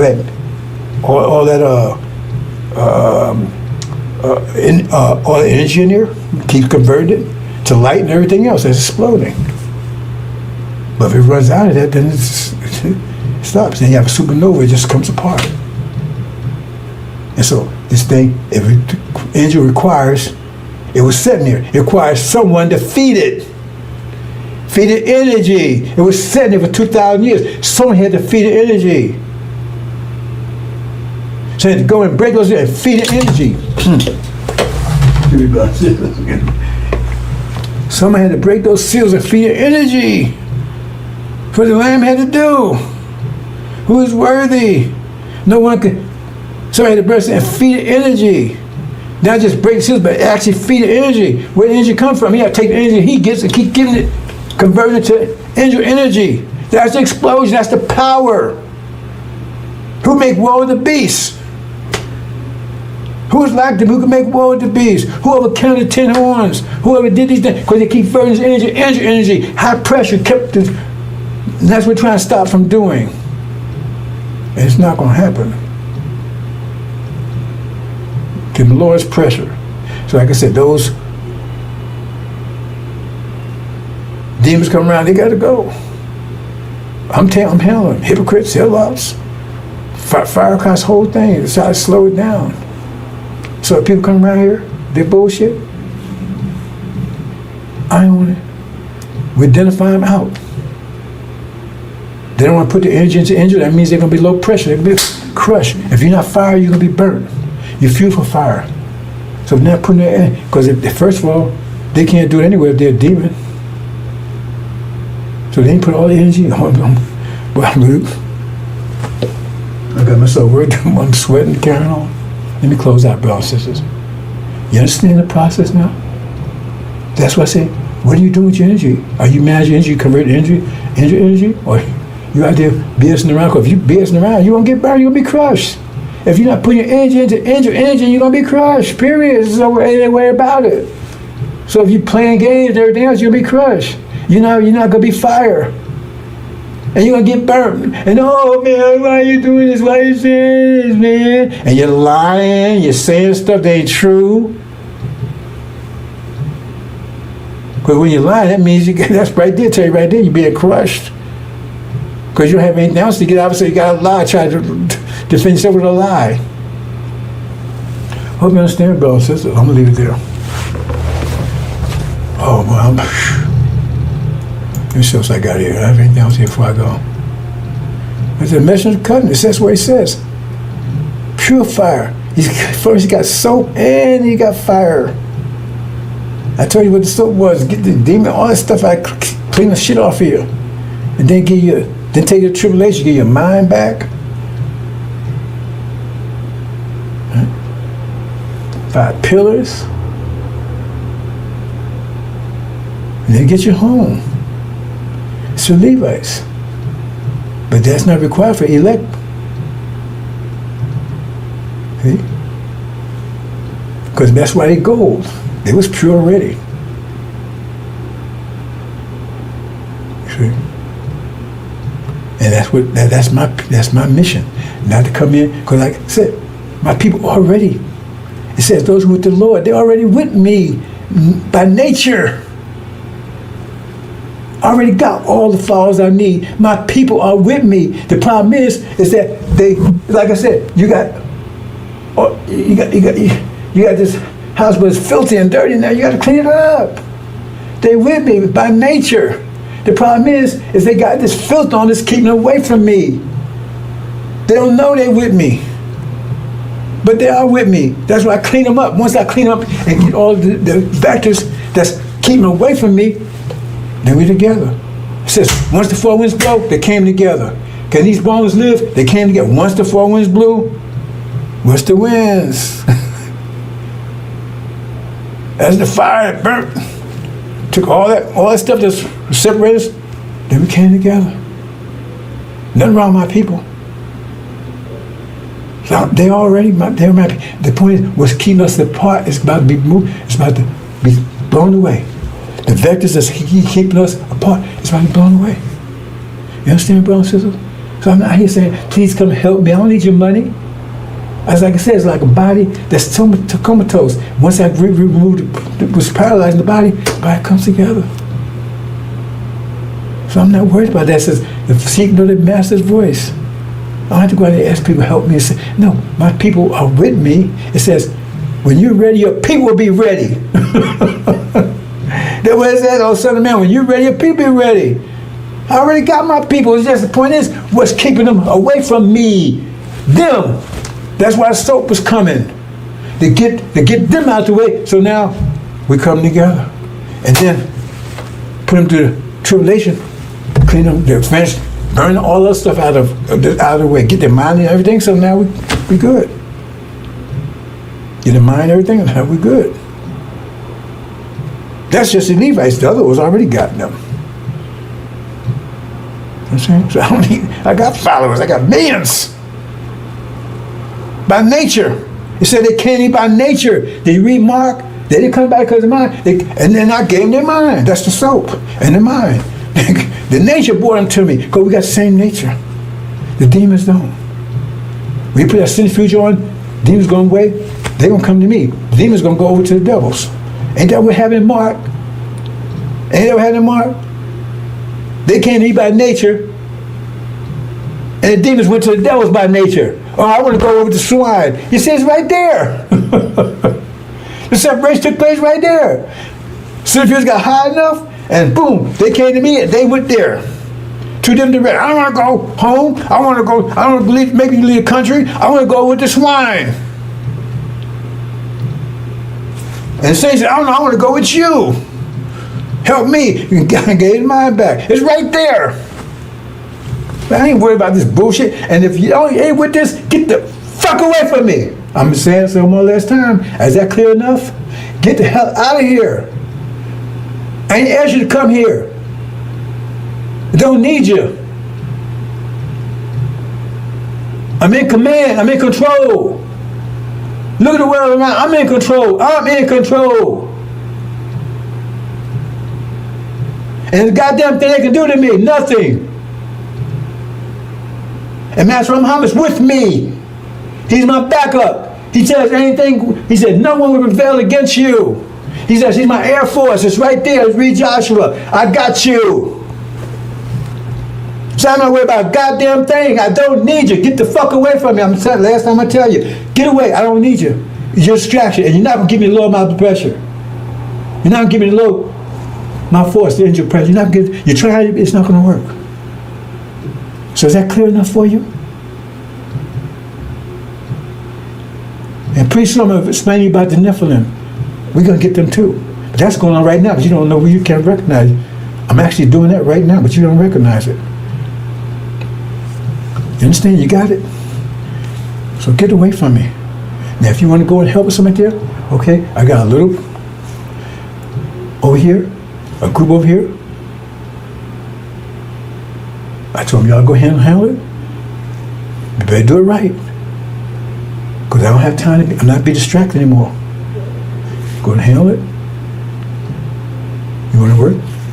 That's it. And if anybody ain't get rid of them. But I can't be distracted by anymore. I got too much to do right now. Hope you understand, brothers and sisters. Things that it. Hey, God came, it's pretty, Malachi, straightforward. Then came, raised up Elijah. Then you got the son of perdition. He destroyed everything Elijah was doing. It says right there in Exodus. Destroyed everything Elijah was doing in Elijah's absence. And then Joshua came with the same name as Jesus. Joshua, I keep that wrong. I think I spelled that wrong. Joshua is the way you say it in Hebrew. The way you say it in the Greek is Jesus. Messenger of the covenant, who you seek. That means they're seeking them. They want, that's what they want. They don't want Farrakhan. They're seeking Messenger of the covenant, the purification, the return home. Get their nature back. They had their nature, right? What it says, when you throw knowledge of self. Because the universe is ours. We get home. The next 6,000 years, where I said, Master, I'm a day in the child. We explain that. But still, no. We're still the gods. Nobody's going to tell us what to do. We can make our own creator planets, God of the universe. We're going to traverse the universe. Anywhere in the universe we're going to go. We hit like these. And we ain't going to take 10 years to go from one star to another. We can get there in hours. Depends on how far a star away is. When you say God's, that's once you get home and you got thorough knowledge of self, that's it. Future off the page. Female and male. Beautiful. Unlimited. Unlimited. But first we got a little work to do. I'm handling it. I ain't asking anybody to help. I'm handling it. My people out there, you don't worry about anything. I just trying to keep you from messing around, hurting yourself. But I got you. I don't need help. Okay. See over here? This is where I got people right now. Okay. But we're going to take care of it, see? There you go. Gotcha. Nothing wrong with our people. So it's my job to get mission. Now we're not going to force you, we're just going to get information and give you the means to go. Now you have to decide whether you want to do it or not. That's your choice. Promised land. Should land right there. This is start. But the whole plan is ours. But that's where we're going here. It says when you go home to build houses you have not built. Oh, they thank you, House of Sod. They building all the stuff they're building right now is for you. Right? That's just take a break for 6,000 years. See? And then you get the whole, then take the whole thing. See? So we're going to take a break for 6,000 years. We have 6,000 years of hell. Now we're coming out of it. So we're going to take a break for 6,000 years in paradise. Brothers and sisters, we got you. These assholes with this bullshit. We're going to test them. We're going to take a break. But first we're going to kick some ass. And we're going to kick ass till we're thoroughly satisfied. Or we're going to kick some ass. Nothing they can do, brothers. I explain this. Nothing they can do. Their time is up. But you either fire or you fuel for fire. Let's go, brothers. Okay, assalamu alaikum.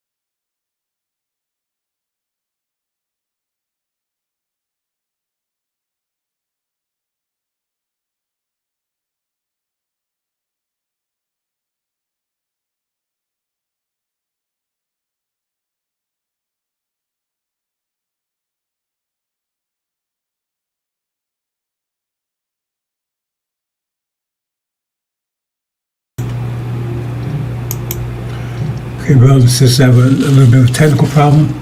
Bear with me for a minute.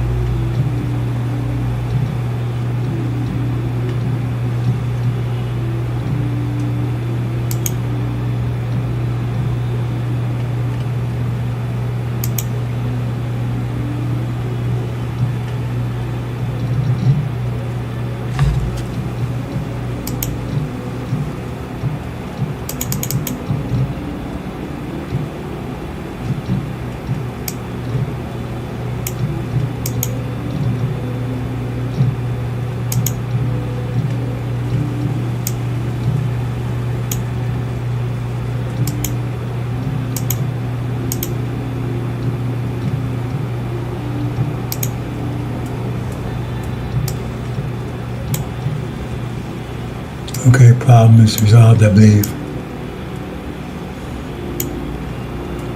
I believe it's resolved. One more second here. And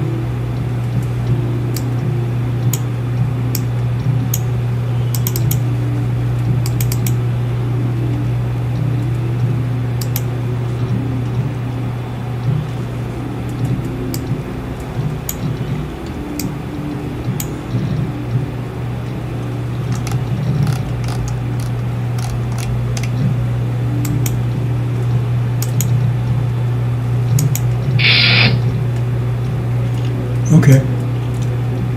The problem resolved.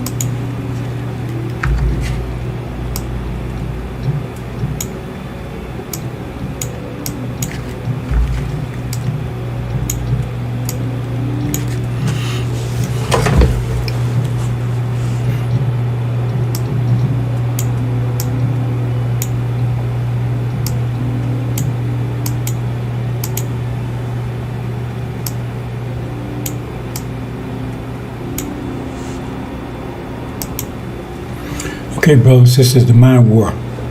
This is a redux from yesterday. You need to understand this, brothers and sisters, because this explains to you what's happening in the world today. Okay. We need to know what's going on right now. You can't ask Farrakhan, because his answer is watch the weather. Oh, he says he's been told to shut up. Yet, his sycophants keeps saying they're speaking for him. So, I mean, if you're a ventriloquist, you're told to shut up. Shouldn't your dummy shut up too? Move on, brothers and sisters.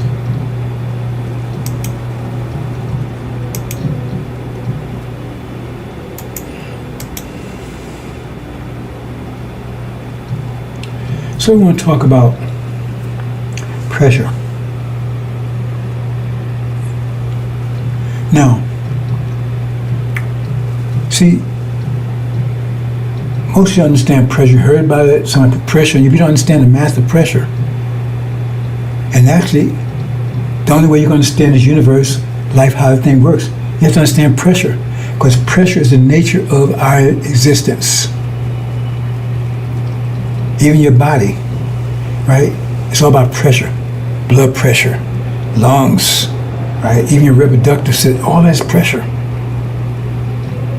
So if part of your body's pressure, the whole thing has to be pressure. That's another scientific concept. And it's whole reality. You're under air pressure. Sound is pressure, pressure waves. It's all pressure. Right? Water, pressure. So we're going to talk about the quality. See, because you understand the basis of pressure, but to get to the wisdom of it, that's the quality of pressure. What do I mean by the quality of pressure? Well, pressure comes in many forms. You see? It's like heart pressure and lung pressure. That's two different tastes. Pressure has different quality to it, right? One is taking in air from the outside and pumping it in, and one's pumping blood from one side of the body to another. Anyway, quality. So the thing is that thought is pressure. Thought is pressure. Thought is vectors. Vectors are forces spread out. Thought is pressure. The more powerful your thought is, the more pressure. Greater pressure forces lower pressure into submission. Forces it. It can't resist. Lower pressure cannot resist greater pressure. Cannot do it. Lower pressure has to submit to greater pressure. That's where it is. There's no exception to that. Lower pressure has to submit to higher pressure.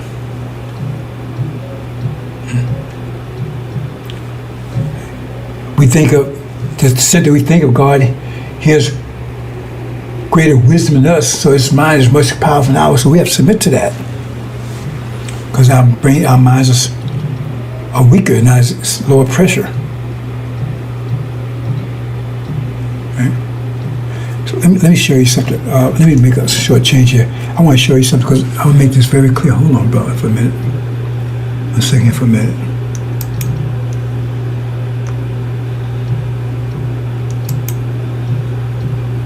One second for a minute. This won't take but a minute.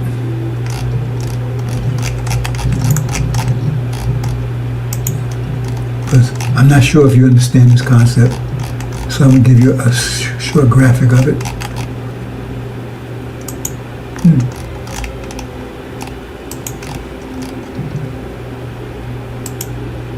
Okay, about right here.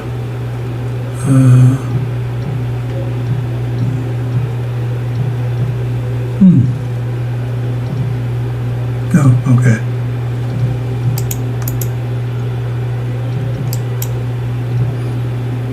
Okay, this way.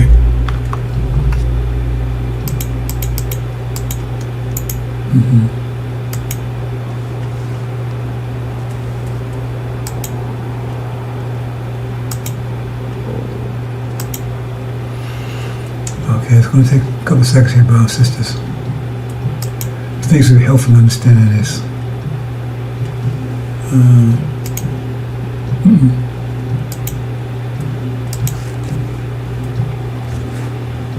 Where is this at?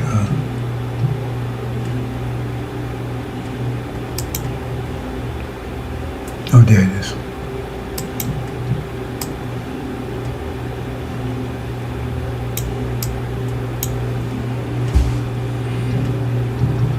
No.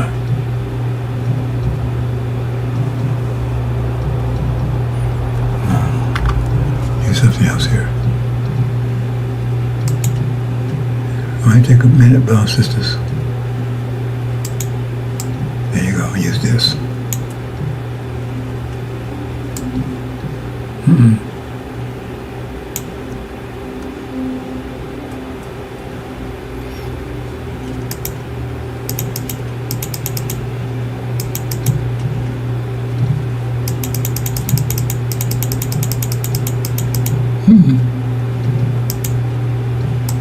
Okay.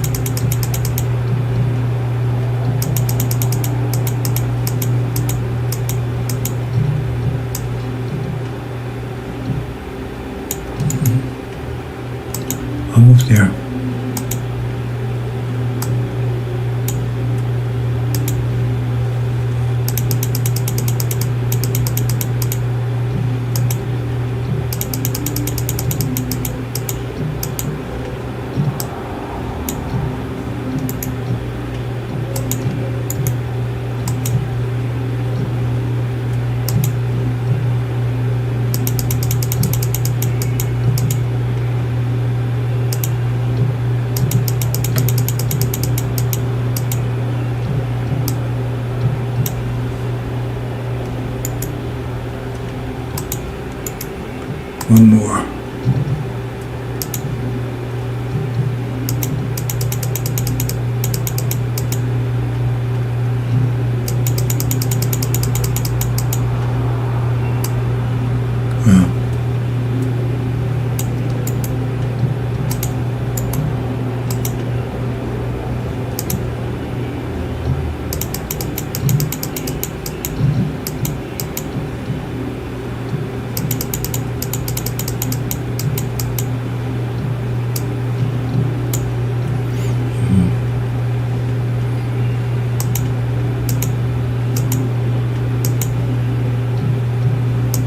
Okay.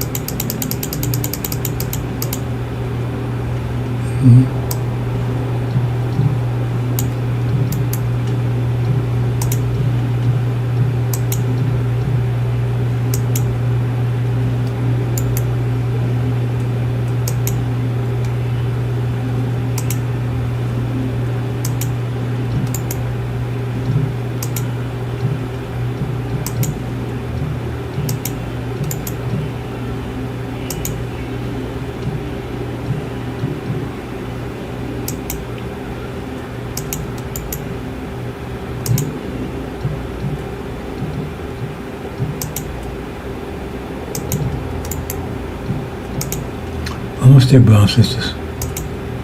Here, a couple more seconds here.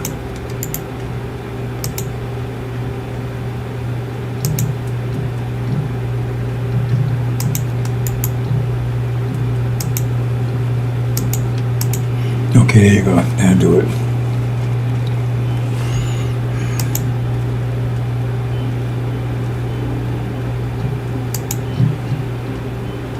You gotta do it. Okay.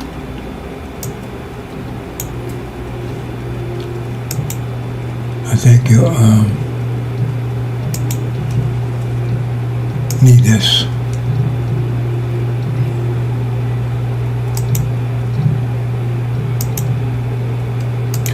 Now I'm showing here, brothers and sisters. It says right here, in the center, it's like you throw a rock in the ocean, right? Then you get waves going out. You also look at this like, but each wave is less pressure. The greatest pressure in the center. The next, it gets weaker, and the formula is 1 over r squared. 1 over r squared. That's how weak they get. The greater r gets, that means the further out it gets, the weaker the pressure is, right? So you can look at this at other people. Say you have people that's very powerful minds, then they'll be in the center. Then next outside them will be the next level, so forth, until here be the weaker minds. See, so they're comfortable out here. They can't make it here. But here, the pressure is fine for them because at this level, remember, 1 over r squared, the pressure out here is lower than the pressure here, so they're comfortable as long as they stay out here. They move in here, they're going to be crushed because this pressure is greater than them. So this is the greatest pressure, so it can't survive. That's right here where it's lower pressure. So the weaker people, the weaker minds will be out here. They'll still be part of this, they'll just be out here. And they'll be happy there. They wouldn't be happy in here because the pressure's too great for them. They're happy here. You understand what I'm saying, brothers and sisters? That's why I did the graphic to understand that. So pressure is weaker and weaker. So the wisest would be in the center. The least wise would be out on the perimeter. It's weaker and weaker and weaker. So understand that. So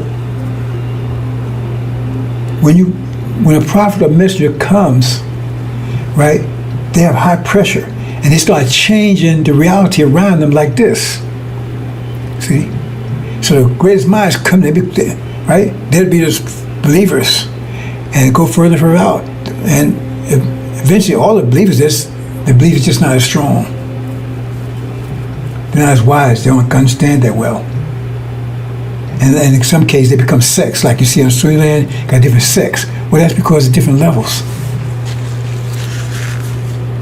See? So they're not crushed, right?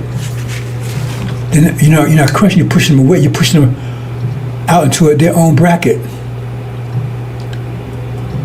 See, I never explained to you before. I say greater pressure will crush you. It crush you, right? Or it crush you if you have no place to go.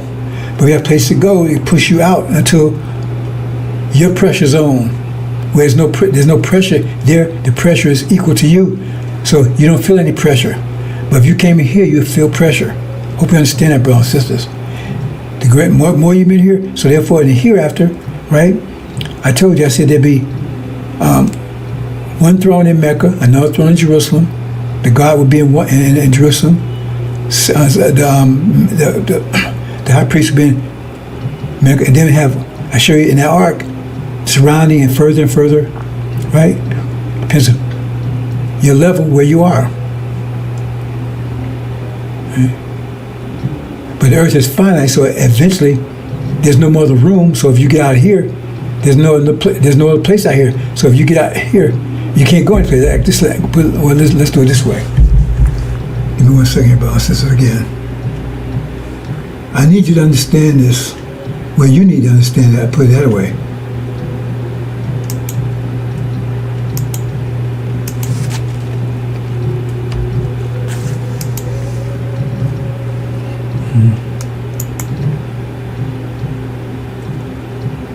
Let's do it this way.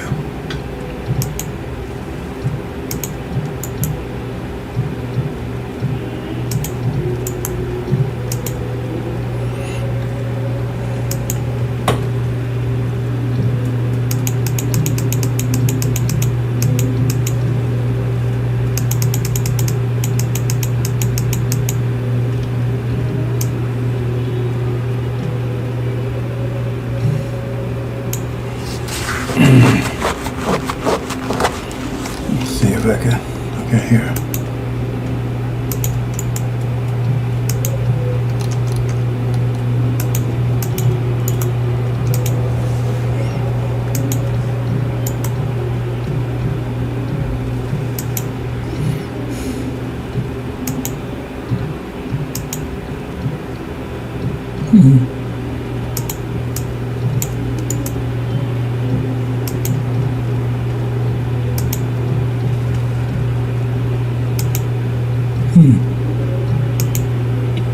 We'll do it, huh?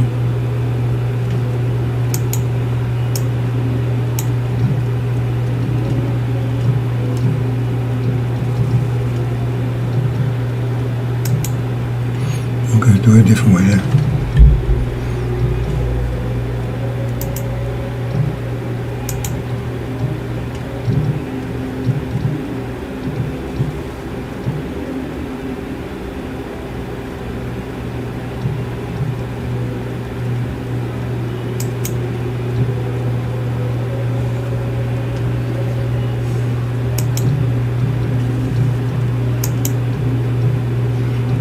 Okay, it worked.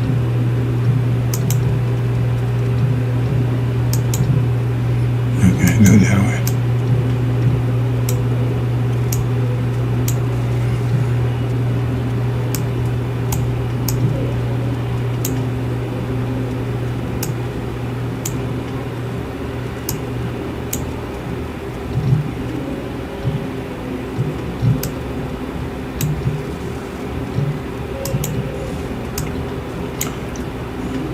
I shared this earlier, but I didn't think to do it.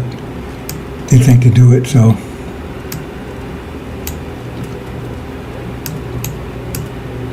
Okay.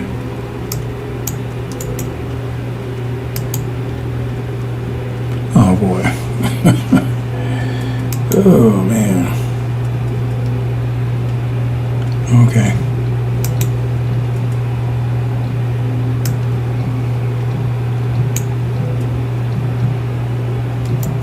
Oh, shoot. I'm gonna try and let it go.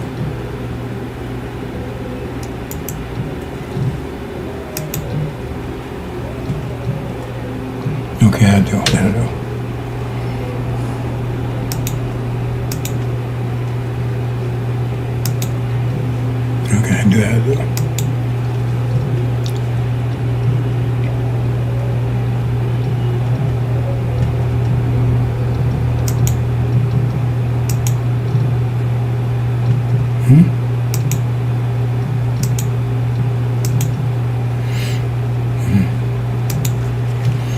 Okay, this is what I want to show. Okay, say for instance, there's a brick wall here. Can't go any further. Right? So therefore, how did it happen?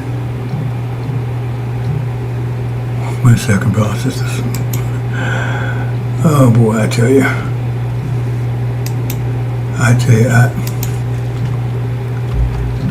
I mean, they must have fun playing with my systems here. Must be really fun.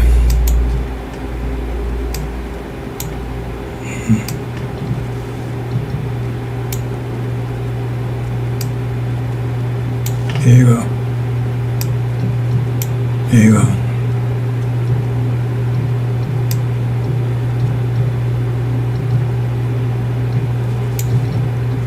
There you go.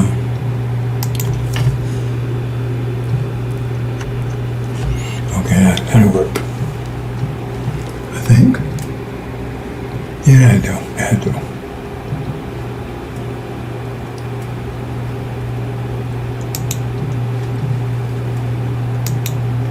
Okay, what I want to show here is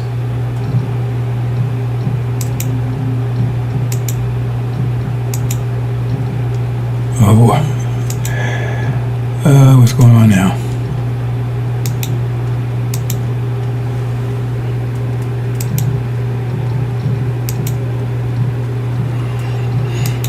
What I want to show is if there's a wall here, like you said, you have a pond, right? And you throw it in, well, at the edge, you can't go any further, right? See? So this is like the edge. You can't go any further. Okay. Right? See what I'm saying? So these survive. Anything less than that would be destroyed because there's no other place for them. See? It just has a place for this much weakness, this much low pressure. Low pressure can survive out here, but there's no room out here for any lower pressure. So that's crushed. You understand what I'm saying? Okay, you put this here, the pressure. You have lower pressure people, get lower and lower and lower out here. This is the lowest pressure. Any lower than this here, there's no place for it. So it gets crushed. There's no place for it because this is the wall here. See? It's the wall here. So there's no place for it. You understand that concept? So if you're talking about our people, right? You say, okay, you got the wisest in the center, and the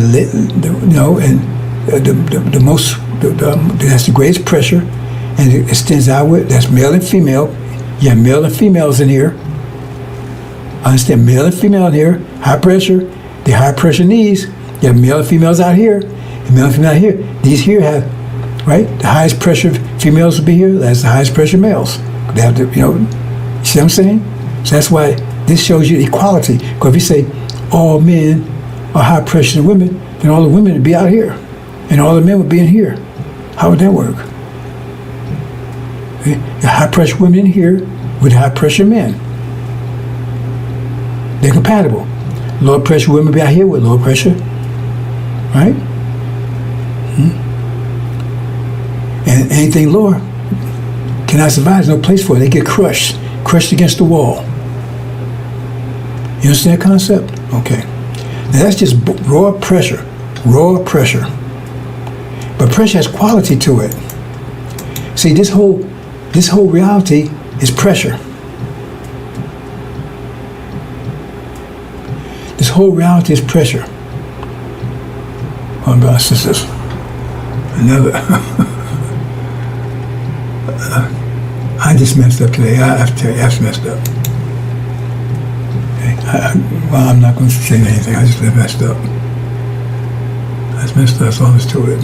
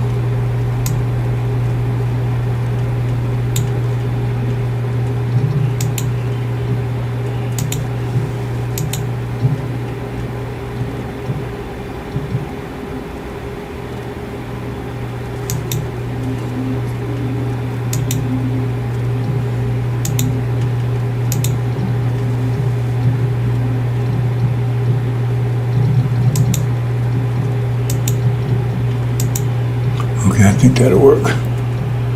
Let's try it.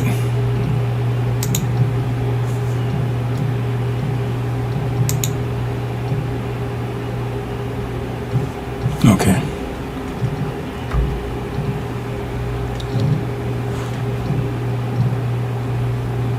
Try it one more time.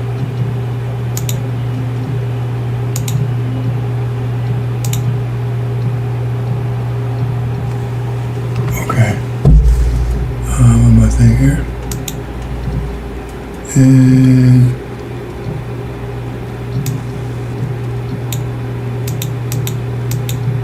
okay.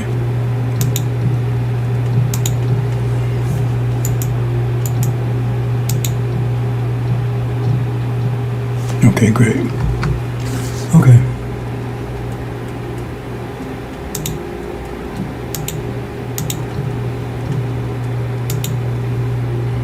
Hopefully I'm off and running this time.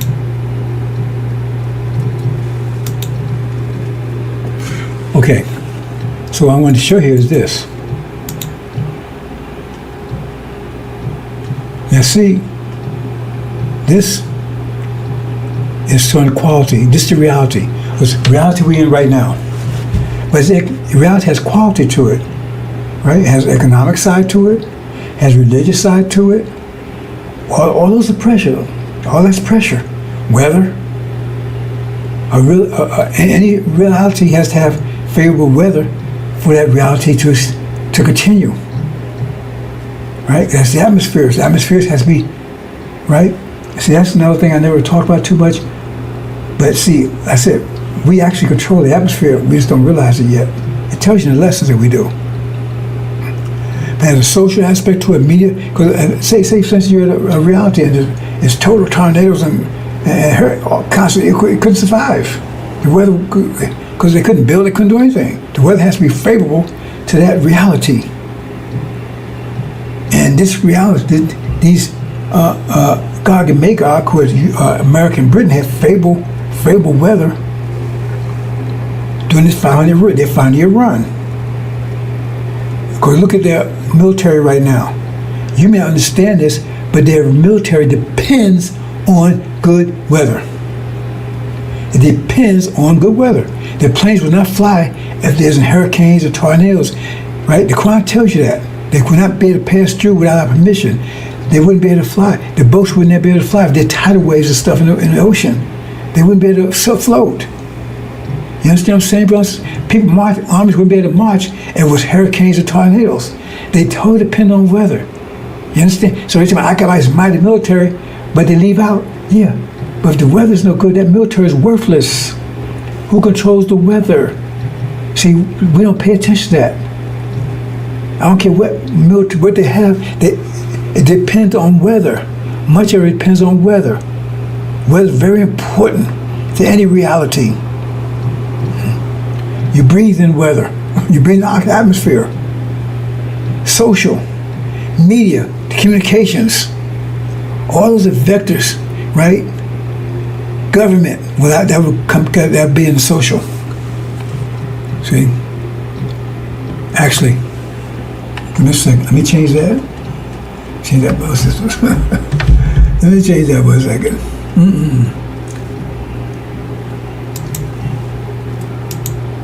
I should have been doing this than what I was doing. I put that away. Oh boy. Instead of saying social, I'm going to say government.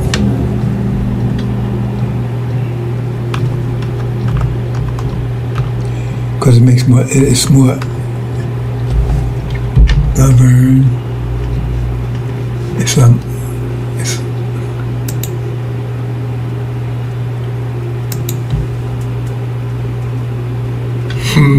okay, that's good.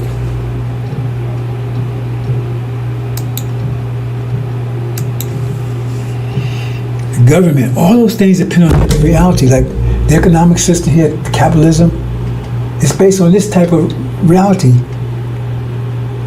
Another reality will have a different type of economic system, a different type of government, different type of media, different type of military, different type of religion. Religions try to get you to understand how reality works. See all these things? So all these things right, is the quality of their pressure system. It's like your body is a pressure system, but it's the quality. Your heart use pressure a certain way, your lungs use pressure a certain way. All use pressure, reproductive system, but they all use pressure, but they're different, they have different quality of pressure. You understand? So all these are pressure, but like I said, in regular pressure, you see pressure, you see air and water, or you put in air, and you see all you see is air upon air, and if you put on a tire, you put higher pressure than it's right. It forces the tire to expand because it's higher pressure. It has to be higher pressure than the air around it. So now it can expand because it's higher pressure in there than the air around it. You understand, brothers and sisters? So it's the quality. Understand that. So that's the other. Now you had also the quality of the pressure that's coming in. So let's look at another side of this, right? Okay. Here we go again, brothers and sisters. I'm gonna do a redux, but just bear with me, because I'm not gonna say anything. Not gonna say anything because I don't get into blame, and ultimately it's my fault anyway. Okay, hold on. I want to show you something here. Okay.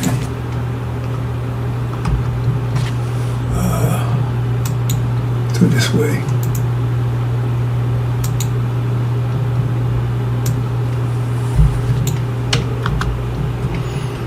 Okay.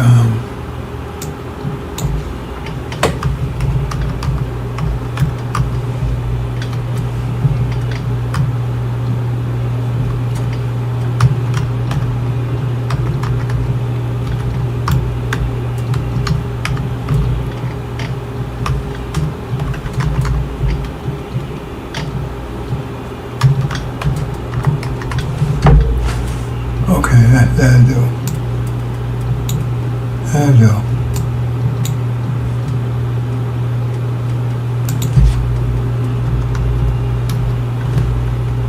That'll do.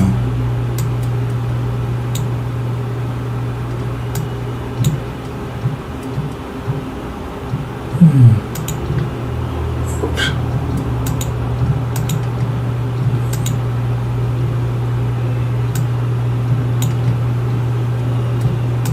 No. Okay, so we find this. Okay, that way. We do this like this.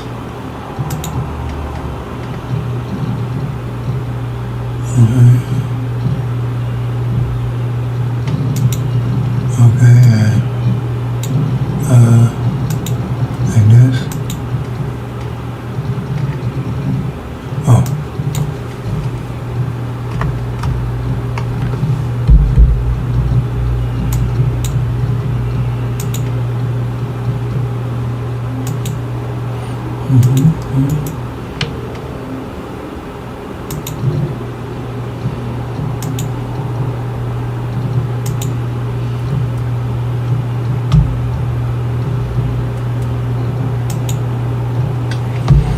Okay, that'll work. I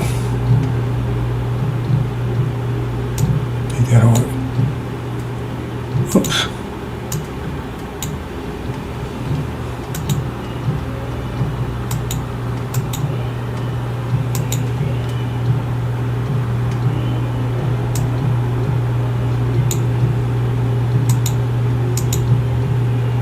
Okay, that'll work.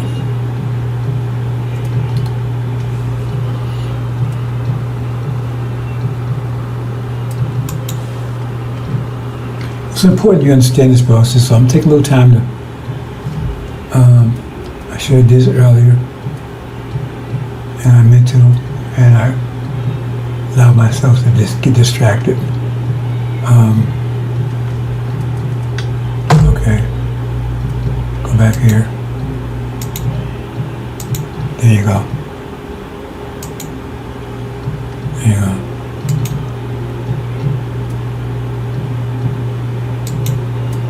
Okay, we talked about the different qualities. Okay? We're talking about the different levels. Right? Pressure, the organization. That's how the new world will be organized. Well, it's like that, organized like that too. See? Because we was on the bottom because we was the lowest pressure because of energy deprivation. See? They was at the center and we was at the bottom because energy deprivation. So we was lowest pressure. Okay? But we had the capability to be higher pressure. We just lowered that pressure because of energy deprivation, which I explained. I'm not going to go into the details, but those who know, maybe they can take time to explain to you, or I'm going to have a redux. And so I said the quality of the pressure. So this is the quality of reality. Economics, religious, that tries to define how things work. Economics, in this reality, that's capitalism, which is exploitation. That's another story. And the weather is important in every reality, right? But it has to be favorable. Like if you have a winter reality, you should have winter weather. A hot spell in the winter would be disastrous. It'll melt igloos, it'll melt icebergs, things that you depend on to be frozen because you need weather to be consistent with the season. But you don't want a freezing spell, ice spell in the summer. And so the weather was favorable to Adam, who made Mitchell shed blood for 500 years. It was favorable. So he always said, because they would say, oh man, look, the weather, you know that thing about Patton? He prayed for good weather, and the good weather came when he was fighting in World War II. You see, they had favorable weather for them to do what they did, because the weather was unfair. They wouldn't be able to rule as they was missioned to do. The media, that's propaganda, the so-called news, had the information they provide, right? Then the military. Okay, the kind of military have, okay. So what happens is that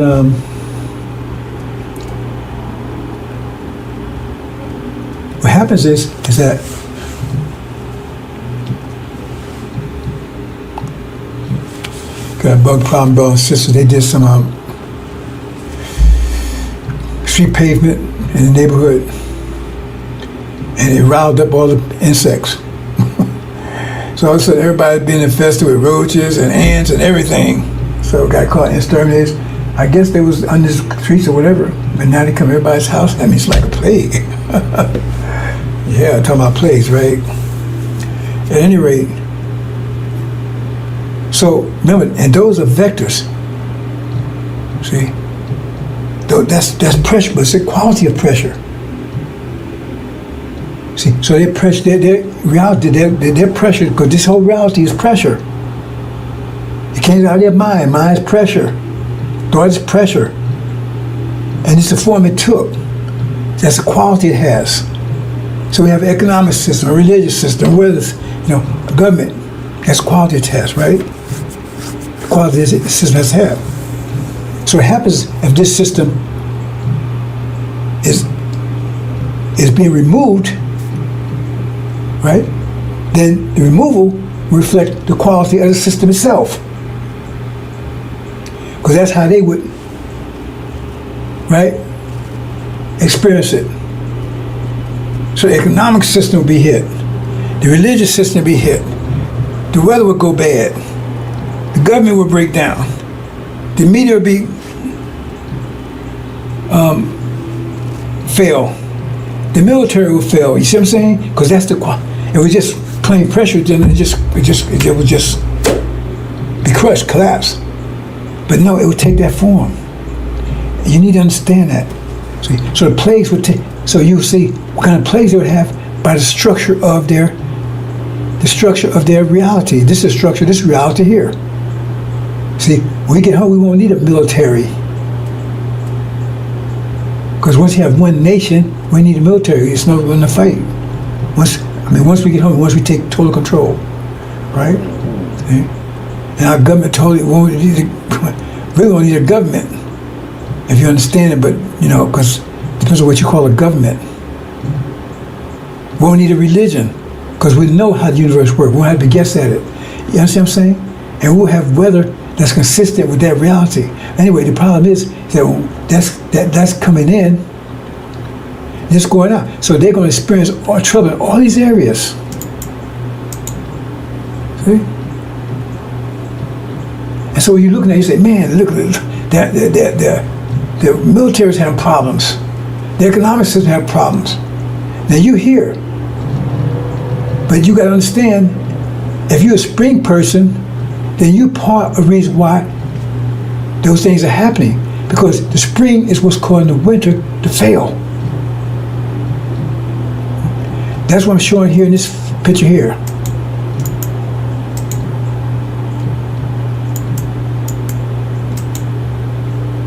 See what I'm showing here is previous. Oh, what happened here?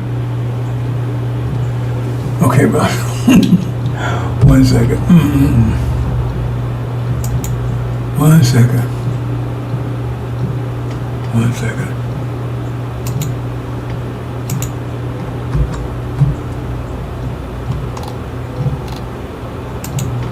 I'm going to have to redux because this is do a redux, brothers and sisters. Right here, here you go.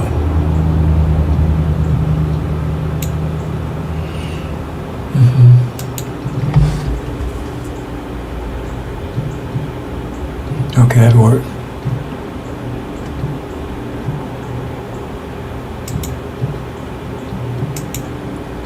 That's what this picture is all about. See, this is the winner, right?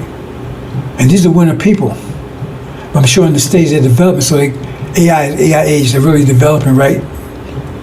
But this is coming out of a winter mind.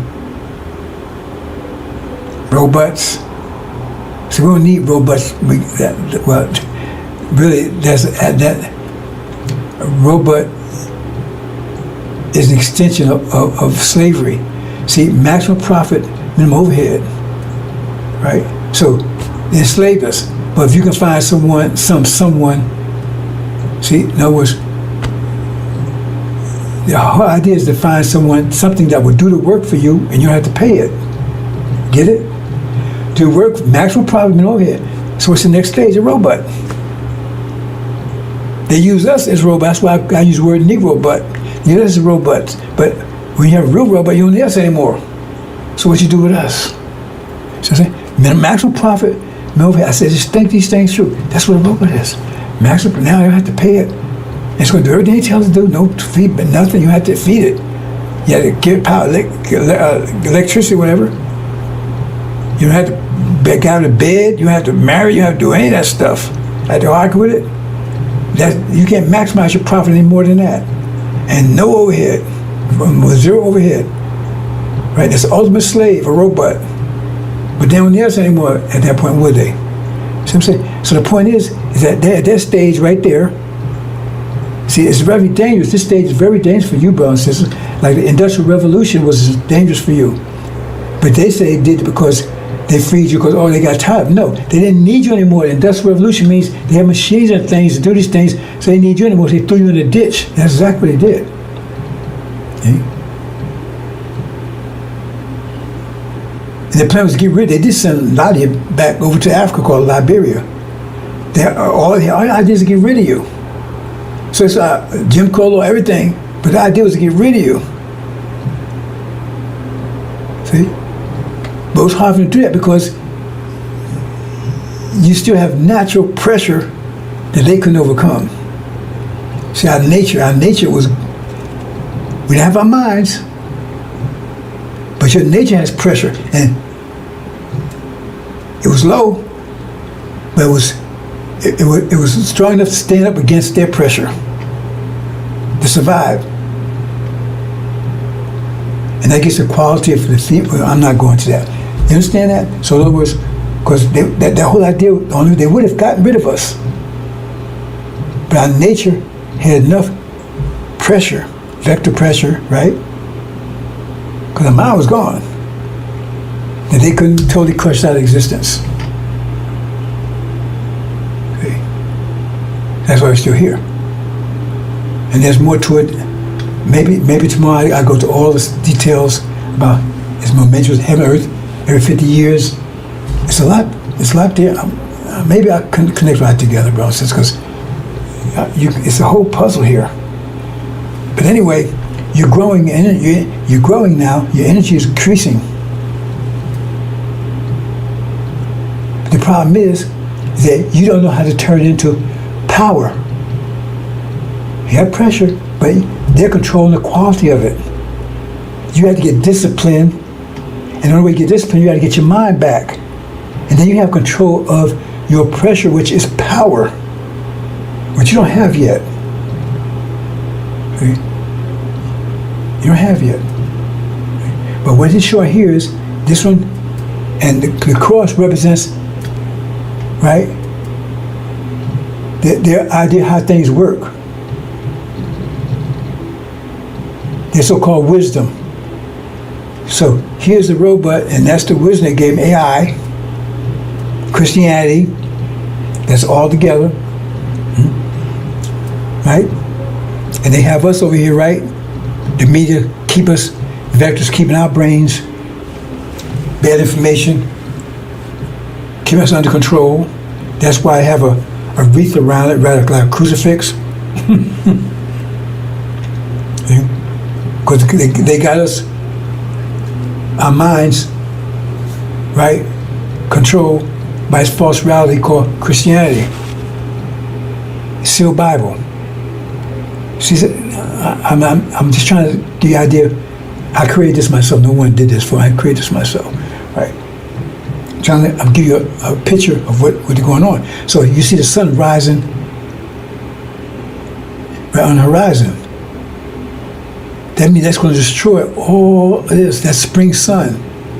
It's a mind war. The spring sun is coming up. Remember, this whole reality is based on their mind. But now a new mind is coming. And the pressure is increasing.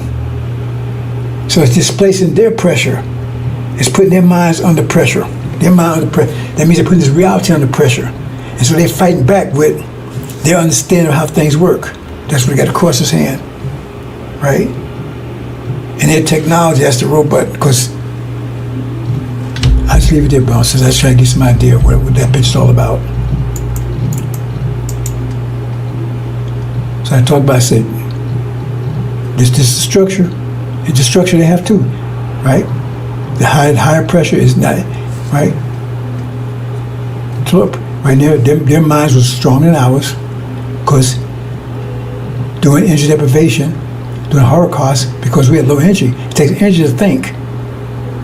And the only thing they had so much pressure on us, they wouldn't allow us to think at all. The only thing we would think was what they want us to think. That means they had control over our minds, control over our thoughts, because we had to only think what they want us to think. And the only thing they want us to think is helping them, do for them, work for them. But now it's changing as we start energizing, right? Then it's hard for him to control. They was controlling our nature. Let's move on, brothers and sisters. There's a lot of concepts there. I'm trying to keep them separated so you can understand each one of them. And so, this is the quality there. So, the pressure that's being imposed upon them, they're going to experience it this way. They're going to experience it in collapsing economic system, right? Religious failure. Always their religion is not working. They said people are far away from the church. Always the idea of how things work is not working. Right? He said their wisdom will be destroyed. The weather's not working and not favorable anymore. They get adverse weather like never saw before. And the government, conflicts in the government, and the media just lying and all everybody sees, and the military, failures everywhere. You see, that's just showing. All that's showing is that they're under pressure and they can't withstand it. And that's the way they experience it. So you see what's going on with them. They're crumbling under pressure. And they cannot stop it. Let's move on, brothers. Let me show you something else here. Another aspect of this.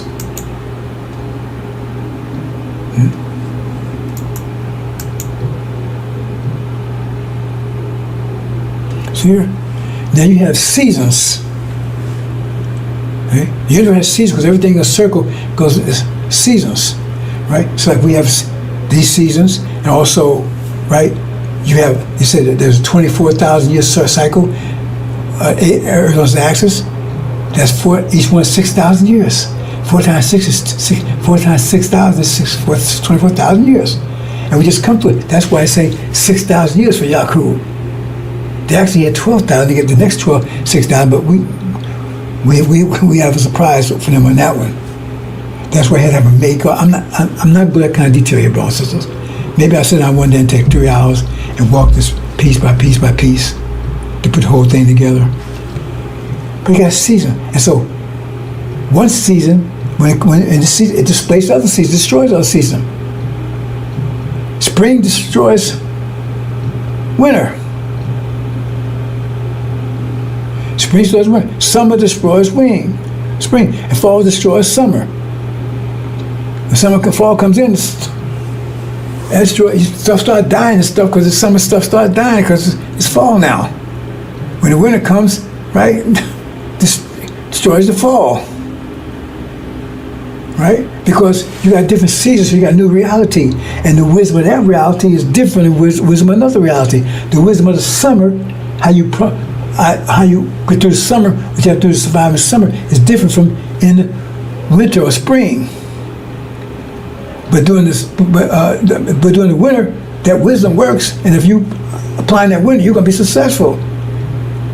Right? You got ice hockey, man. You got snowballs and ice skating, and and skiing, and right, and you got icebergs. You can make ice spears, and right, the ice spear was just as deadly as a regular spear. But you don't have any wood, so you make ice spears, snowballs, whatever, and that's good. And so during the winter, the more you control that, the more powerful you're going to be. The more powerful you're going to be in the winter. Right? But your whole wisdom and everything depends on the winter. Now you may have never experienced. You may have grew up in the winter. You may have whole life in the winter. You don't even realize there's spring coming. But then spring comes, all of a sudden your winter's in jeopardy, and you start feeling this difference. Oh man, things are melting. Oh, what's this heat from? I never felt it. It's not as cold as it was. They ain't gonna say heat. Man, it's not as cold as it was before. Oh, my icicles are melting. My igloo is melting. My house is melting. You see? What's going on? And you're gonna try to figure out how to preserve that, because that's where your power is. That's where your life is. That's everything you know. Your reality is. You have everything to preserve that. Let's say there's spring people in there. Well, they're under your control. Because their reality, their ideas, the only way they can survive is they have to have your mind to survive. They have to have a winner mind to survive, but that's not their mind. That's your mind. That means you control them because that's your natural mind. That's not theirs. But they have to adapt, accept your mind, survive in the winter.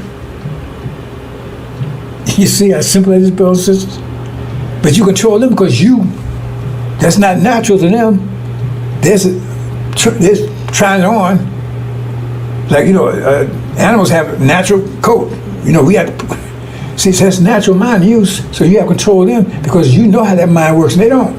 They just got to hold on to it. They got to respond to it to survive during the winter. Right? That's not a natural mind for them. So you have to have your mind survive. You see what's going on, brothers and sisters here? So what happens? But spring is coming in. All of a sudden their mind's not working too well. And those people, that spring people, they see the mind they have is it was working before for them. Now it's not working too well at all. And they see, and when they experience the weather's not so cold anymore, hey man, that's good. See? They like that. But the winter people don't. Man, oh man, it's getting warm. It was 20 degrees, now it's getting 30 degrees. What's going on, man? It's getting 40 degrees. Something wrong, man. We can't handle that. It's above freezing, man. If it gets above freezing, everything's gonna melt. We got to keep it below 32 degrees, but they can't. And you walk around with a mind that's 20, 30 degrees, right? But that's not a mind that's go against your nature, because you don't like it. Remember, your nature is spring, but you got a cold mind. So there's a conflict there. So when things start warming up, you start questioning that mind. Because that mind's telling you how to deal. But and they're fighting to keep the winter.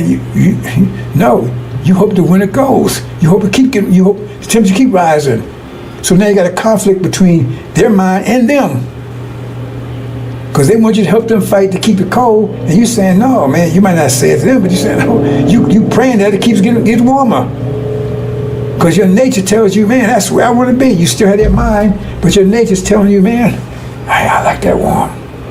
So then you start questioning your mind, because your mind said you should work to be successful in the winter, but now you don't want to be successful because in that cold weather, you like the new weather, this warmer weather's coming in, but they're fighting against this warmer weather, and they want you to do it too. And some of you might do it. You say, man, you don't want to do it because you want the opposite. So now you got a conflict between you and them. See? So when they started seeing that start getting close to 32 degrees, and you ain't helping them keep it at 32 degrees, they can't keep it 32 degrees anyway. They expect you, everybody to help. Let's keep it staying down at 32 degrees. And you ain't doing that. And then you start feeling happy and excited because it's getting warmer. Then now they attack you because you're the enemy. You ain't helping them. Maybe you're the one that's causing it to get warmer. You see, brothers and sisters, that's a simple way of looking at this. You understand what I'm saying? So you start warming up. It gets better and better for you. It gets worse and worse for them. But they trying to hold on to that winter. And they try to hold, and they see you not helping them. In fact, you praying for the spring. Right? You doing things because you expect the spring to come in, so you're getting ready for it. And they get angry with you because, hey man, you probably helping. So maybe you're the reason why everything's warming up. Remember, they look for all kind of how to keep this thing from warming up. And they've tried everything that's working, they see you, and you going, so maybe you're the one that's causing it. So they attack you. So that's why they're going to attack us. Why? Well, they think, wouldn't you say, Abraham, we're the one causing their destruction? You see, the same thing, just simple way of saying it, simple mathematics. Same thing. They destroy us because they come after us, because they think because they see pharmaceutical, that means that temperatures rose. Temperatures rose. Rising. And you're going to be the beneficiary of that. So you might be the one that's causing that. So they get rid of you, maybe they keep it cold. You understand, brothers and sisters? I don't know what happened. It was that why this thing is doing this. I tell you that my sister's thing shouldn't be doing what it's doing. It's just going on. I haven't moved anything.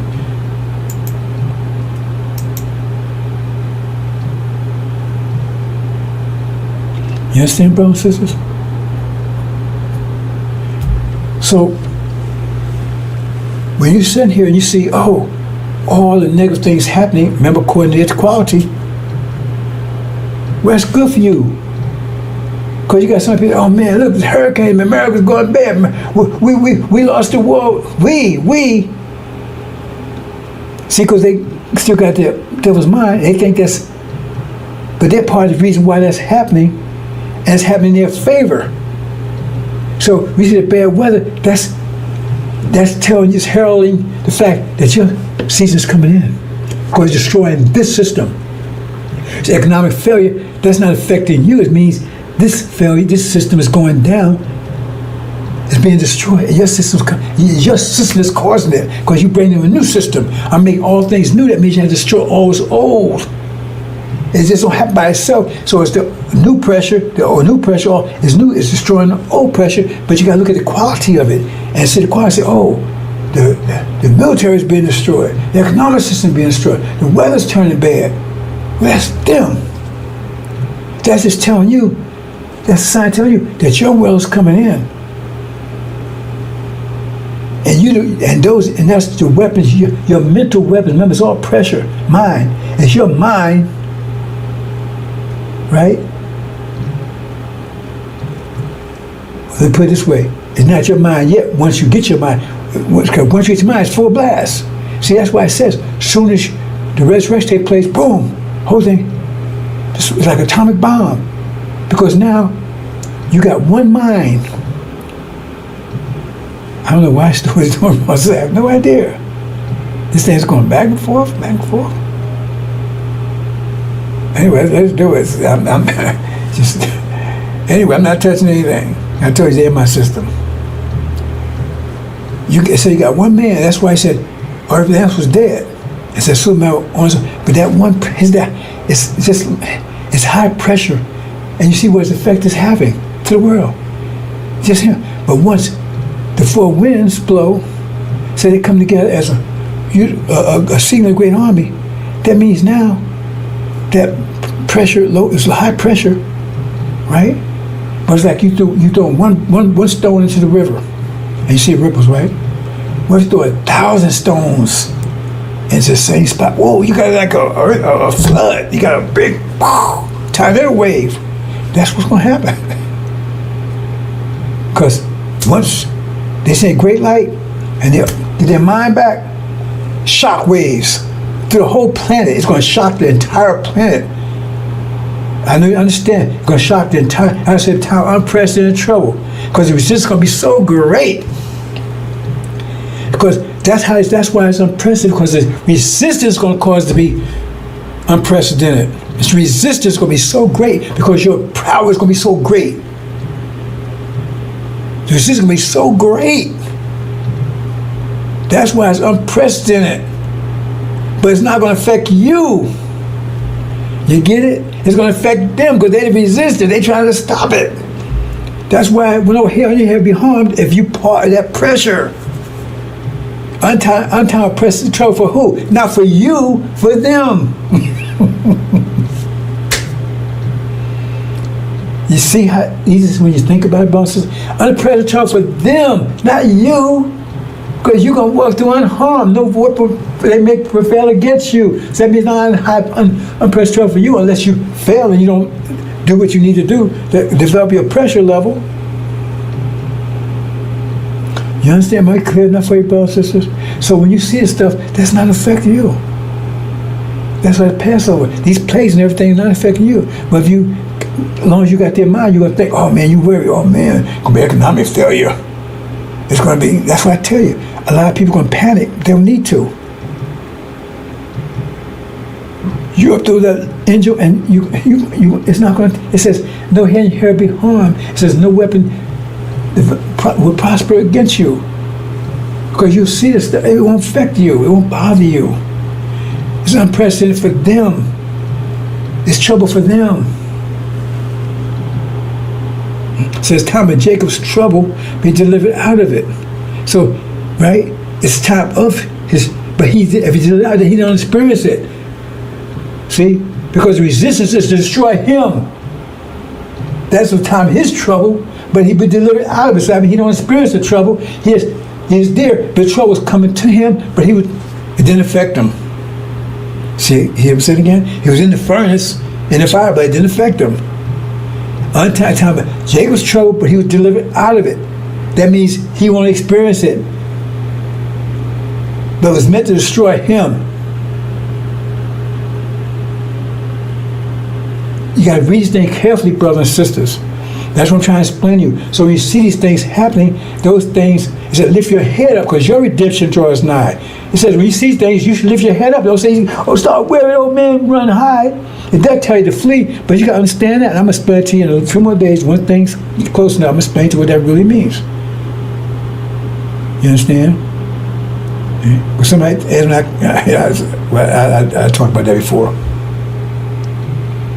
See? Unprecedented. But it doesn't affect you. It says hold your head up because you're redeemed. So in other words, if it's unprecedented, then why tell you to hold? It says tell you to run high? No. It says hold your head up. And it says woe those who are pregnant. Right? It says because wrath upon them. Wrath upon them. They have their wrath. Who are able to stand? The wrath upon them, not you. And you'll be able to stand if you upload the Injil and you activate it. Then you will stand. That's why who able to stand. It tells you what you need to do to stand.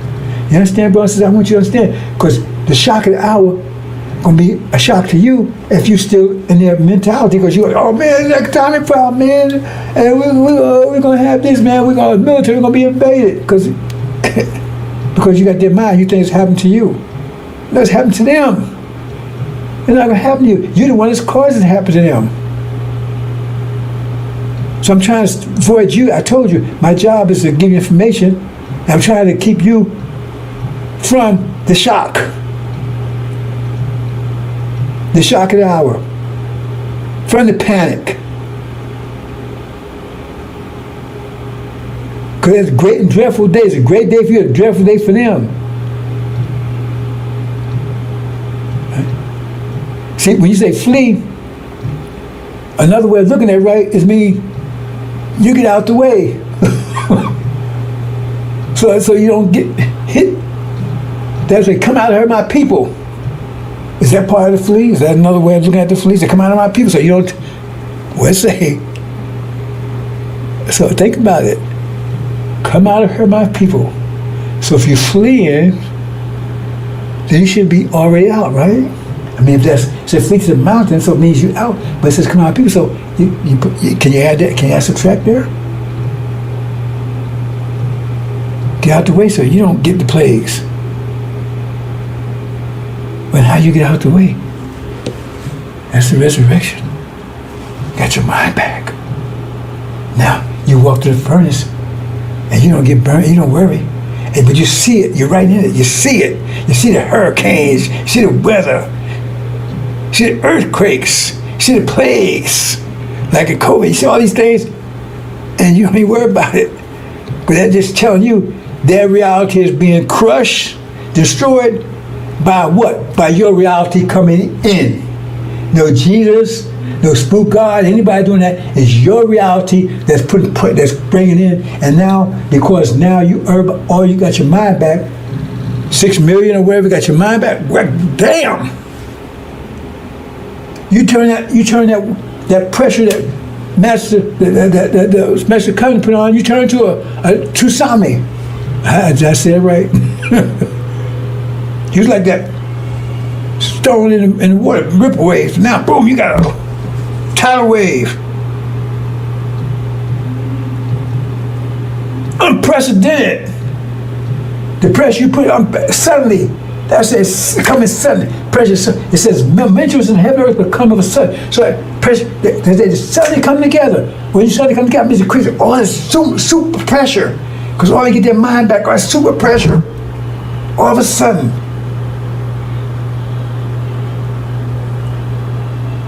That means you got a super resistance like you've never seen before. Unprecedented trouble. You get it now, brothers and sisters? Not for you, for them. Not for you, for them. Unprecedented resistance, because you got the whole world resisting. Because it's going to affect the whole world. Whole world's resisting. Your mind coming in. Unprecedented. And they're going to fight against you, do everything they can to try to stop it. Unprecedented. Fight with each other and everything else. They're trying to figure out how to get off this pressure. You understand what I'm saying, bro and sisters? That makes sense? Hope I didn't have to make distractions fixing this, fixing that. But I'm trying to get you to understand so you don't be in shock when this happens. Because it's going to happen any day now. And some of you are going to be in shock and panic.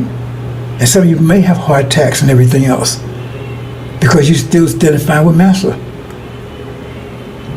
I'm trying to keep you avoid. This is in your favor. This is in your favor. See, it makes you wonder why Elijah Muhammad told that brother, don't pray for that day because you don't know what you're up against. Well, if you don't know what you're up against, that you shouldn't pray for it because you're going to be in shock. You see what I'm saying? Because you ain't going to be in shock. It's going to destroy you because you think you helping Master. You stand on Master's side because you're worried about Master. You want to defend Master. And this is destruction because you don't. Remember, you could be beating against yourself.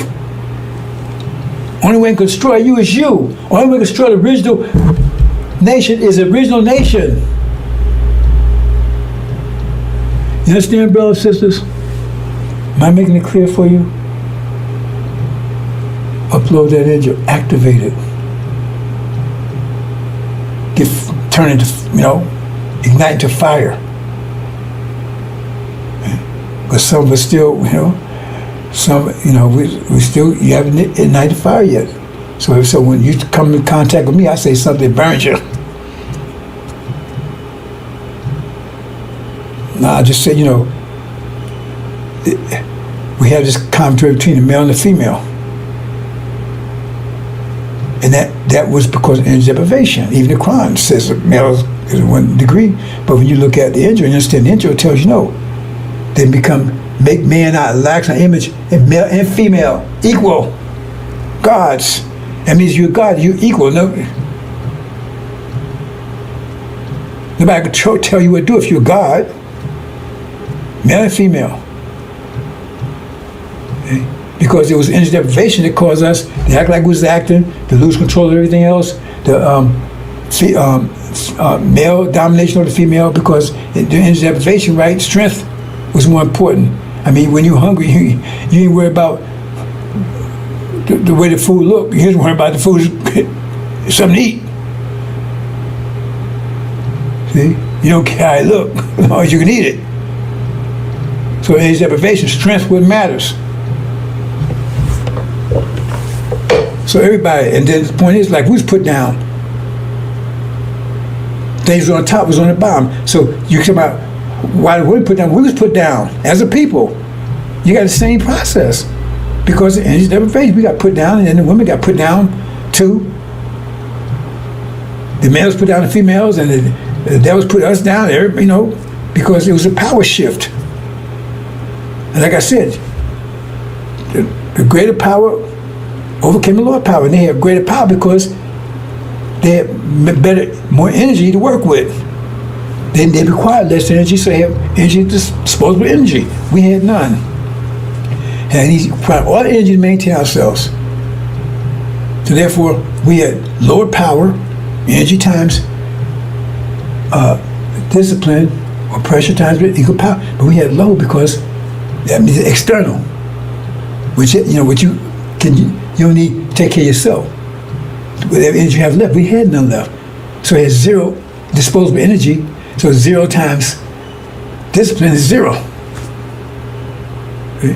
But they didn't require that much energy and discipline because they have low discipline, low structure. So they was the most powerful because they had some energy in. We had 0 disposable energy. They had some times discipline, so they had power, and so therefore, right. And so we was put down as people, women's put down.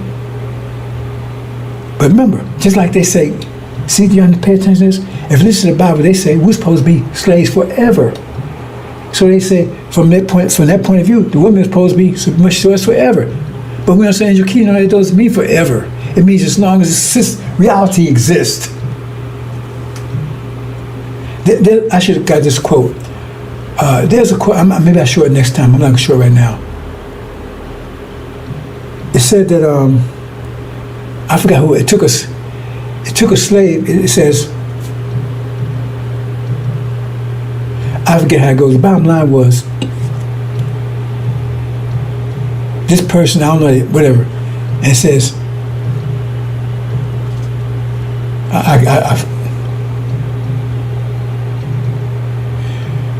this person was told that he did whatever. And the slave master would mark him, and then he'll be that person's slave forever. But he said, well, how can it be forever? He ain't going to live forever. Because they meant as long as that season lasts. See, when the Bible says forever, right? You got to look at the context. That don't mean to end up, to go without limit. That means the end of that particular cycle, the end of the season, right? So we're supposed to be a slave forever, that's the entire season, which we were. And they say women, but during that time, right, we're supposed to be, that's what the Bible says, we're supposed to be slaves. And the men were supposed to be a degree above the women. See, during that time frame, now the season's over. But some of us still gonna hold on, like the devil will hold on to their power to keep us slaves forever, passing to their season, until the next season forever, continuing. And some of us want to keep the women under under us forever, to continuation. It was only supposed to be for that season. Only for that season. And so, oh man, we want to let a woman. Okay, well, if you hold that means you're not going to make it to the next. Because it's all about fire. And if you either fire or you fuel for the fire. So if you're going to hold on to those winter ideas, then you fuel for the fire. That should be easy. So if you had in your mind, that should even be a Christian. But you don't have it because you're still emotional, because that's an emotional reaction. Why are you going to put a woman? That's the emotional reaction. Because the mental reaction wouldn't be that. I said, well, hold it. You're thinking you're mathematically. Well, is any woman in the world wiser than me? I'm wiser than every woman in the world. Well, if you think that way, right? I don't think I'm wiser than any woman in the world, and I know a lot. How could I possibly be wiser than any woman in the world? Because the whole level of wisdom, I don't know anything about. That's female wisdom. So how to be wiser than everybody in the world? When I don't have that perspective. I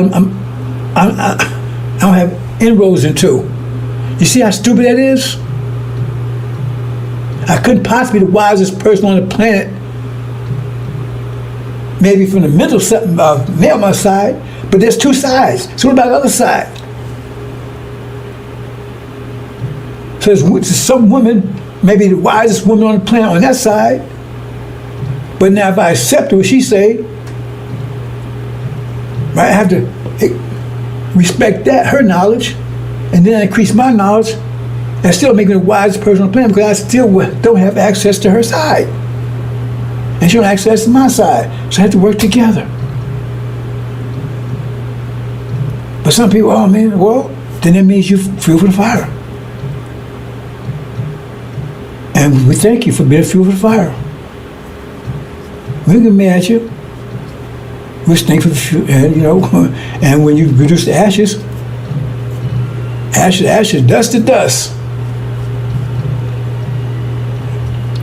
Because still, some people they feel fire. They can't adjust to the summer. They can't adjust to the spring. Right? Like some devils, right? they can't.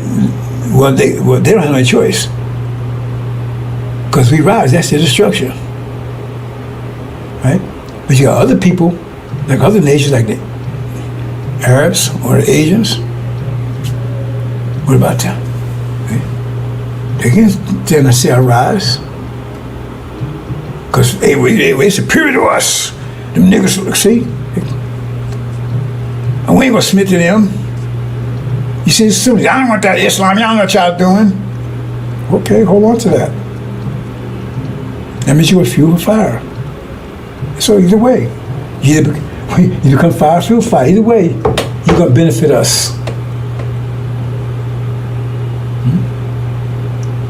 And these are people that claim to pay attention. If you understood anything I've been saying, right now, you're being exposed to fire. Now, for a while, the fire was cloaked. But now the cloak is removed. And so he's exposed to fire. See? To give you time to ignite. Because exposure initially, you've been burned up by now. So put a barrier between you, like, in a fire chimney, put a thing, get it, something, whatever. I think you put something to block the flames will come out. Put a shield. But that's over now. Not exposed. If you find yourself getting scorches and burns, that means that you haven't turned the fire. And you ain't trying to turn the fire. Oh man, okay. Angry and everything else. Okay, that's because you're burning. So keep burning. We don't care. Fuel fire or fire. It's up to you. Because that's the new world coming in. If you're still on the emotional level and a mathematical level, that wouldn't have been none I said would have been a problem for you. But in the emotional, oh man, what you talking about with me? You better nigga.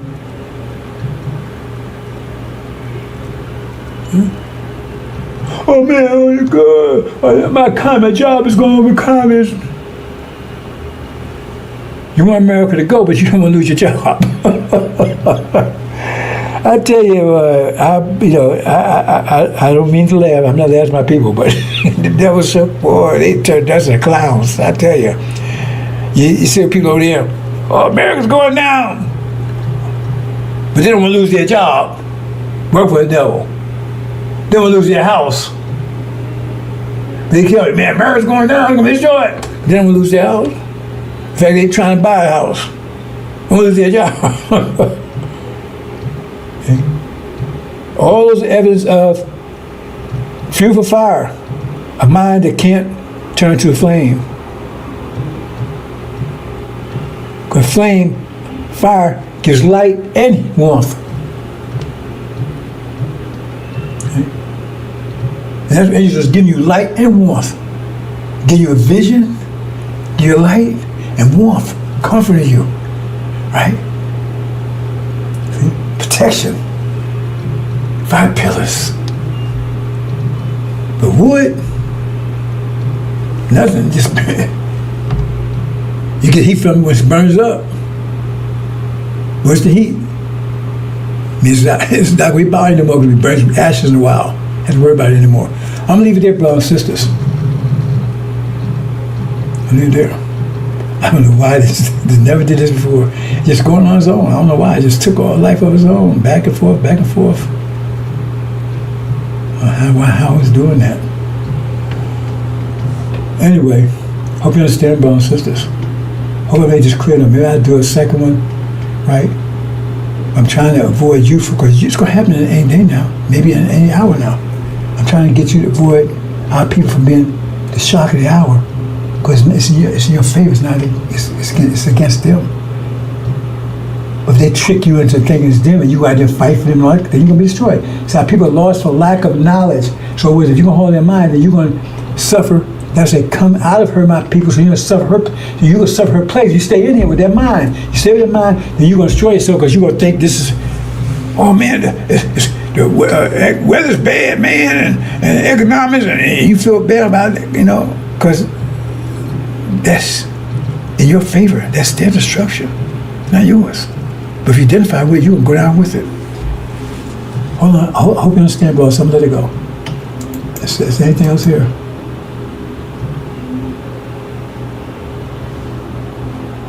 I don't know why it keeps doing this. Going back and forth, back and forth. Never say anything like it.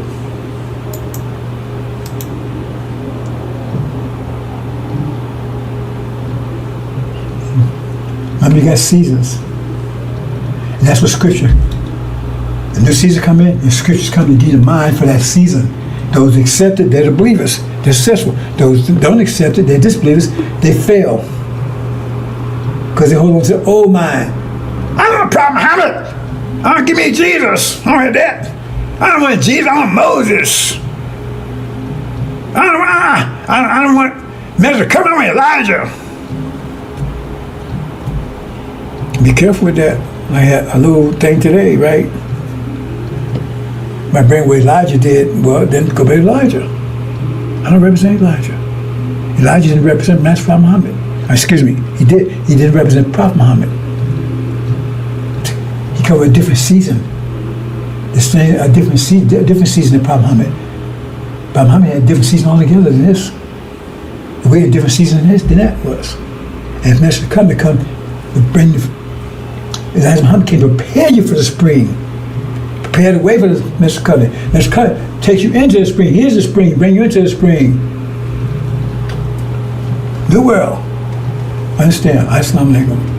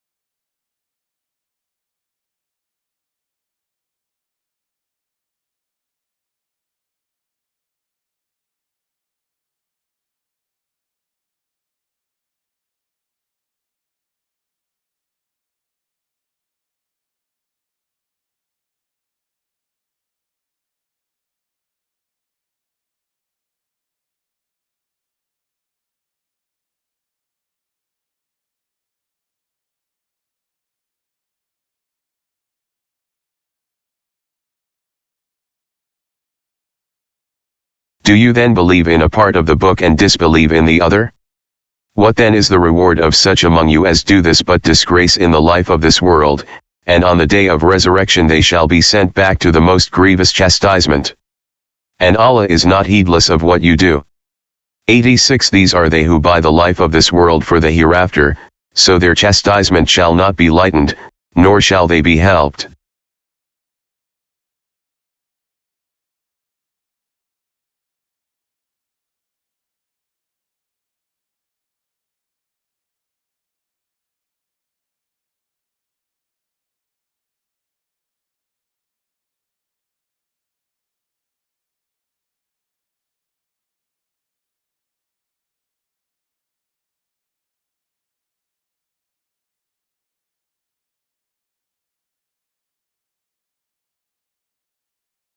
Do you then believe in a part of the book and disbelieve in the other? What then is the reward of such among you as do this but disgrace in the life of this world, and on the day of resurrection they shall be sent back to the most grievous chastisement? And Allah is not heedless of what you do. 86 These are they who buy the life of this world for the hereafter, so their chastisement shall not be lightened, nor shall they be helped.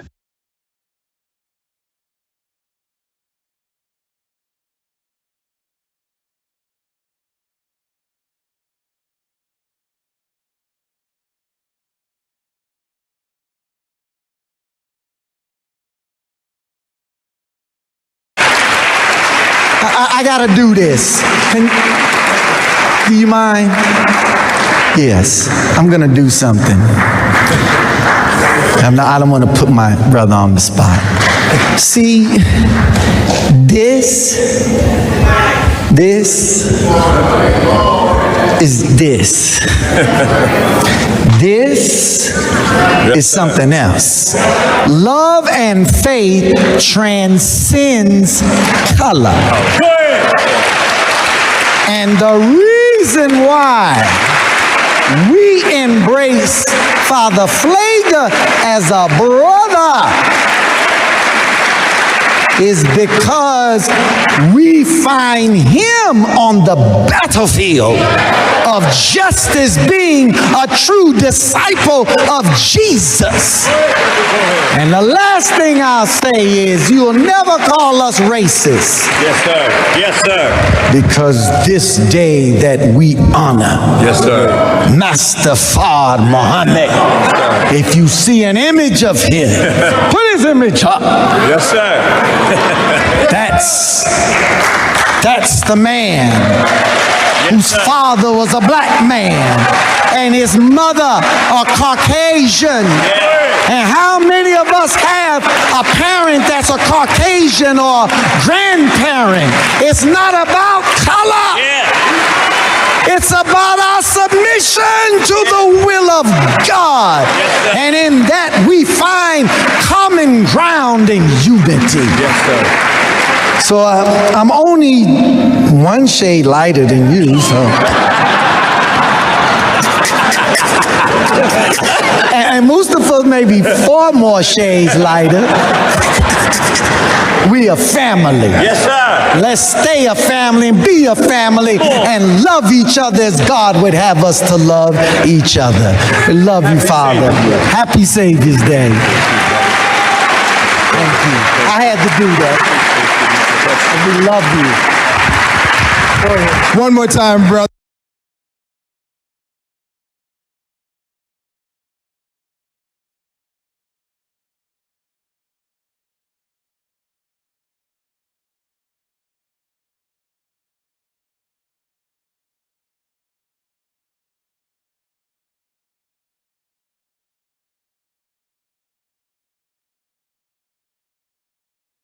$5,000. Cash payment to anyone who can prove that what lying son of a devil Farrakhan is preaching is consistent with the lessons, supreme wisdom, of Master Fard Muhammad Elijah Muhammad's representation of his teacher Master Fard's teachings.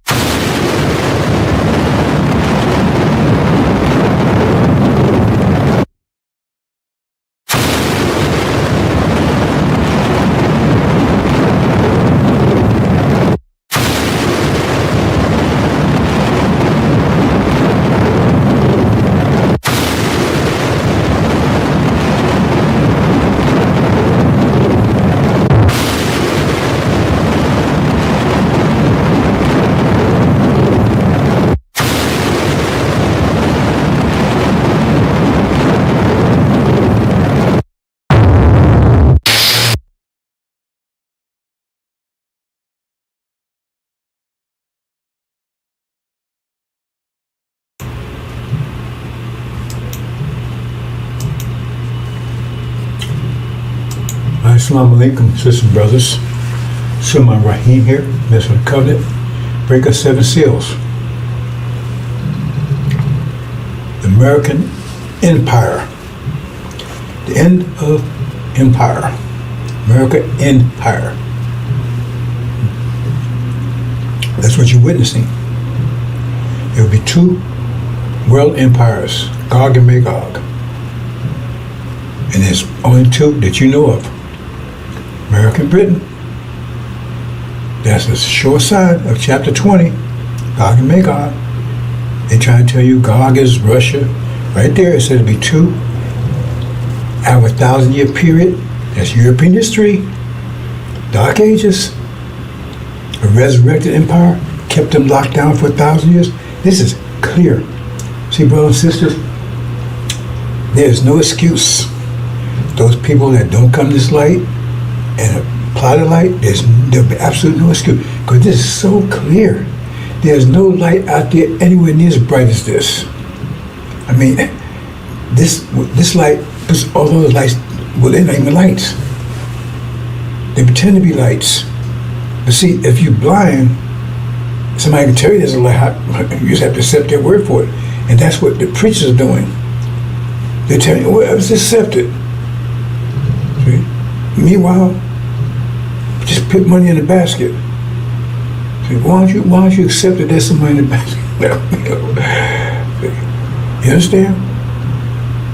This is so clear.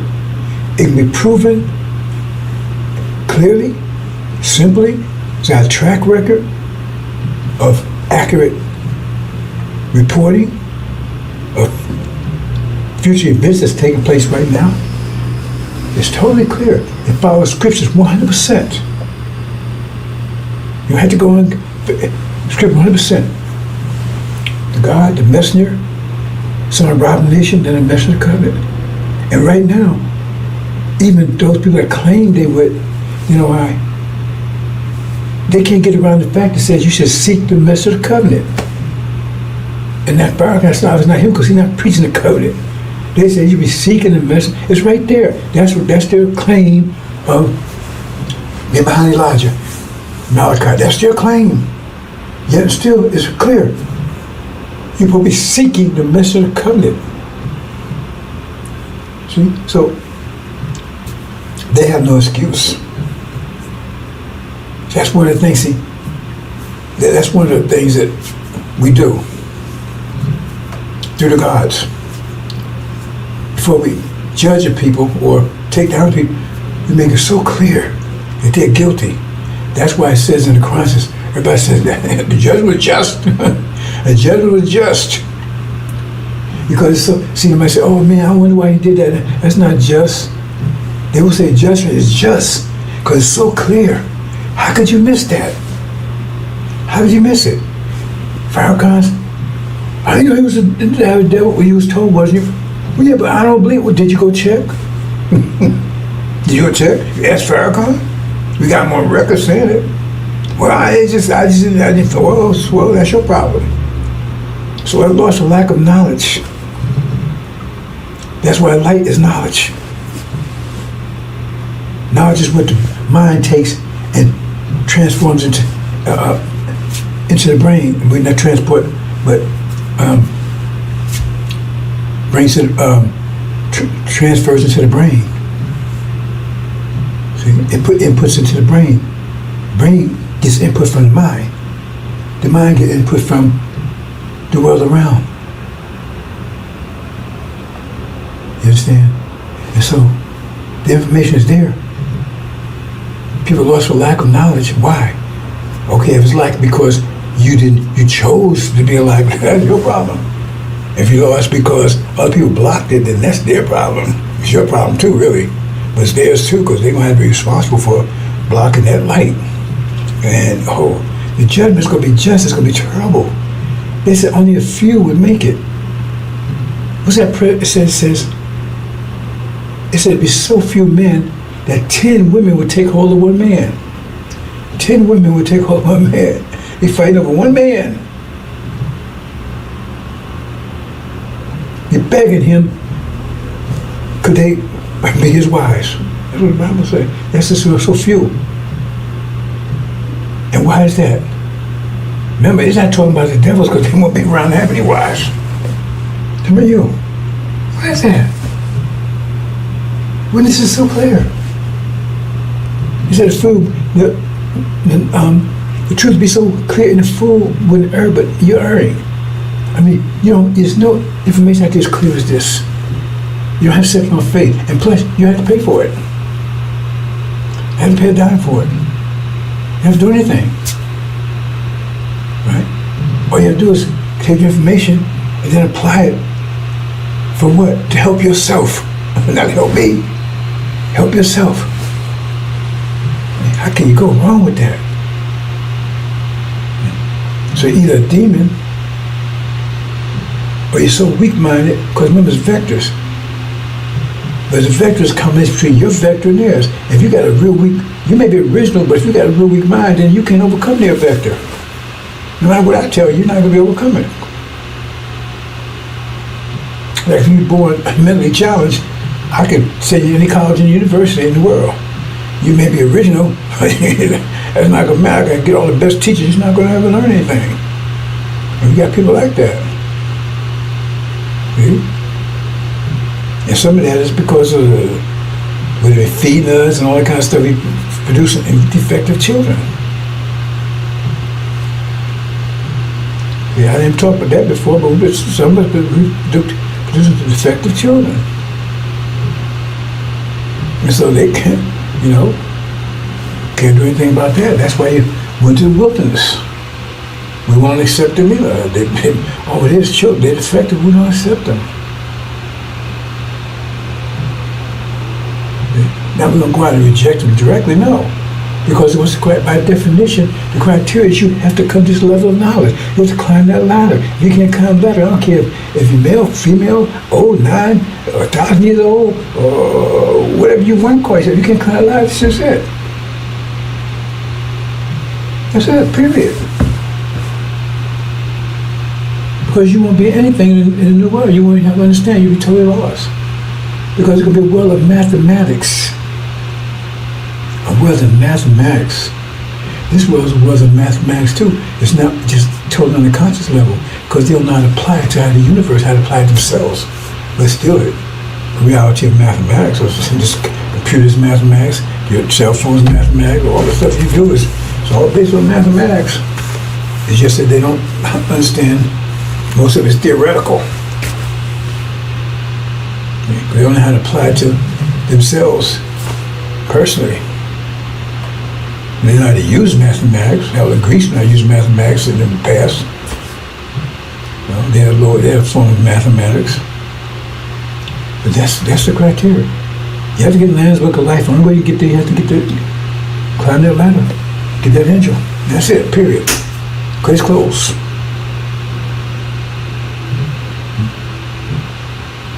And I'm going out of my way, and I'm not going to say it's out of my way because I have no issues doing it. It's just extra push. They still have to climb that ladder. Still have to climb that ladder. And from my perspective, right, I have to give a little extra push because they got other because they still take care of this nation. They still feed the children. They still deliver the children. There's different things, right? So that's it, right? So that gives the males an unfair advantage because, it wouldn't be if it was out there help change the diapers and everything else too. But we know we ain't doing that. Okay. So and that's on me. Right. But still, no, I cannot protect them if they don't come out of the level. I cannot protect you if you don't rise to that level. I can only give you a push and provide, some shelter for a short period of time. But I cannot protect you. Once this new reality comes in, I cannot protect you. If you can't deal with it, that's on you. That's the level that's the level the mind's going to be on. Right? All things new. thinking mathematically. And I don't see too many people, I don't see anybody do it actually. So you're going to get a helping hand on that. Because actually the sister's going to, but the brother's going to help hand too, because Master Farmer's going to give you a big helping hand. He's going to put some fire on you, and fire will move you. It shuts down this reality. Major blow to it, bam. Cripple it.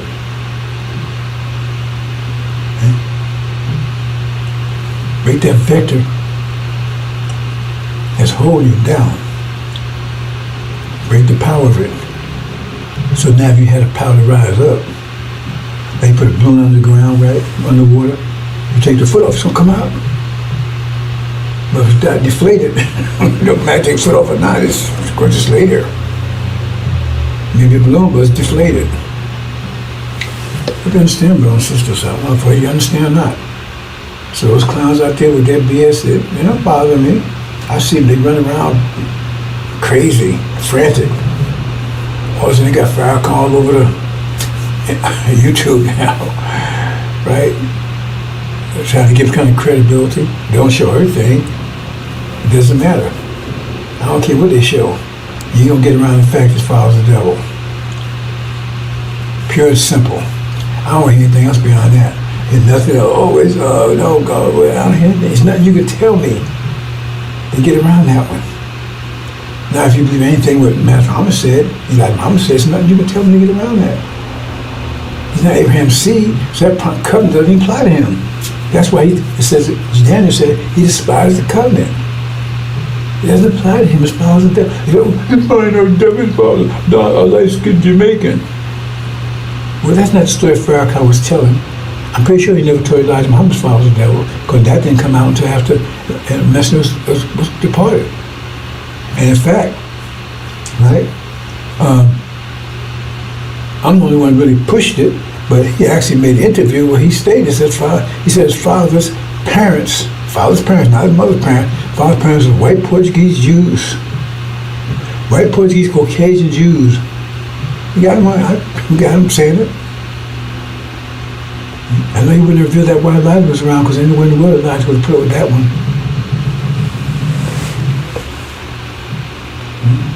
So he made that expose himself. I mean, he figured he's safe to say that, because it doesn't matter who created you in the womb, no matter who your father is, mother. Why do they need sperm and eggs then? God made you in the womb, and they still pushing that bullshit. But it says Abraham's seed. You know what seed means? Apple seed is apple seed, orange seed is orange seed. You can't mix the two up. Apple seed will never produce an orange ever. And once you never produce an apple ever, it's impossible, it can't happen. And you are the seed. You started out as a seed, as a sperm. Your father carries a seed, period. So you are what your father is, period. There's no question about that. Now, if you can show me different, I'll give you $1,000 right on the spot. Prove to me that's wrong. That's not boundary. Now tell me something better. Tell me how God overrides that process. Show me a scripture where it says it does that. Tell me what overrides that process. Where it doesn't matter who your mother and father is.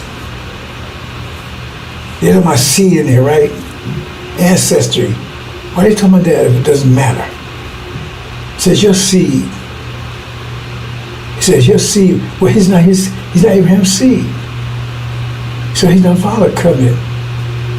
And plus, it wasn't his parents, right? I mean, his seed, it was his parents that brought about the Holocaust. It was his parents that oppressing everybody. You see, because his daddy, the devil's, that's his dad. He was the one doing all this. But see, you had that conflict between the demons and them. See, so you remember movie, I saw Django, that Kevin was his name was, right? Steven or whatever. You see how he was act towards him? Because he was part of the family. He was a demon. His father was, which comes to make what that guy got, he probably was his brother. I mean, he said it like it was his family. He sat back and everybody, he was totally accepted. And he hated niggers. So that's a demon problem. Because, Daddy, how come you don't accept me, Daddy? I'm your child. Yeah, but you're a nigger. Yeah, but Daddy, you still my daddy. That's the problems they have. And they get mad at Daddy because Daddy won't accept them. And Daddy won't accept them because they're black. Plus, socially, you can't go around telling people a nigger's a son. So, they get perks. They be house niggas. They can work in the house. They still niggas though. But they can work in the house. They have to work in the field because there's his children. Those are the perks they got. See? Unless they acted up. That's close they got. But you saw that movie, his Kevin, what his name was? Right? He was family. He wasn't no say, he was family. DiCaprio, right? That was his brother. And that's why you see in the so-called civil rights and everything, you had two directions. You had the Elijah Muhammad direction that was the original people followed that direction. You had a demon direction. One wanted to separate and one wanted to get close to Master. Because man, I'm one of you. I'm your children. You're my daddy. And so they're fighting to get in. I want to live with you. I want to sleep with my brothers and sisters.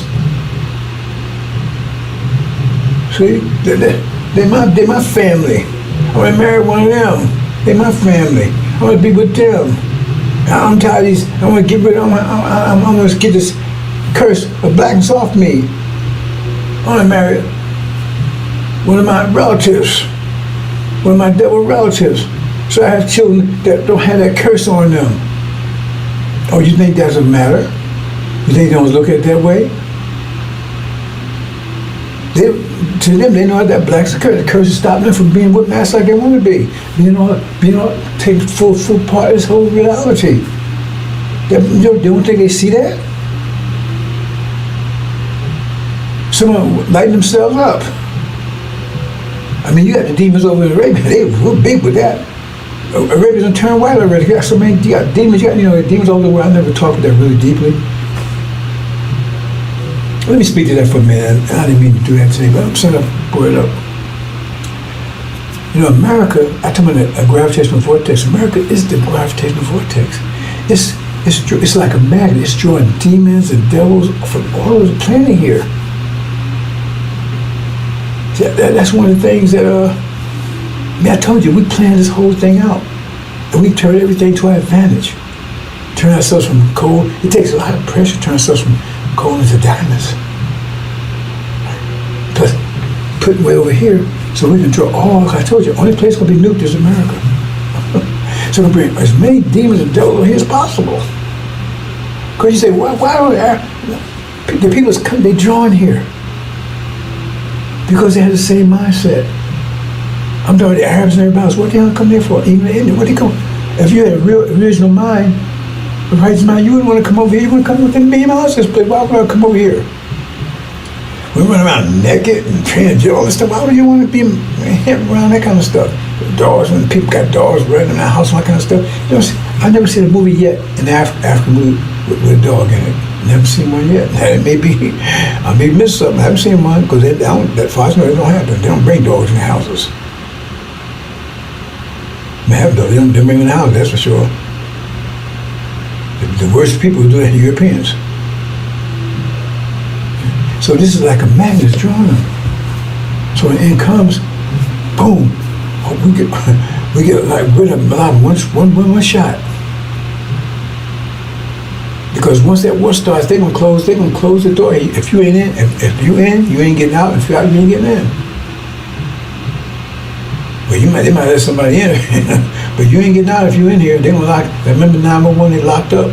They're gonna lock it up. So those people here right now, really bullshit. They fuel for the fire. They're fuel for the fire. And the only thing that will protect you if you go into tribulation is that you have to have an asbestos suit, 5 pills, because you're going to be walking through fire. And do you understand that? You're going to be walking through the fire in the furnace. And I won't be with you.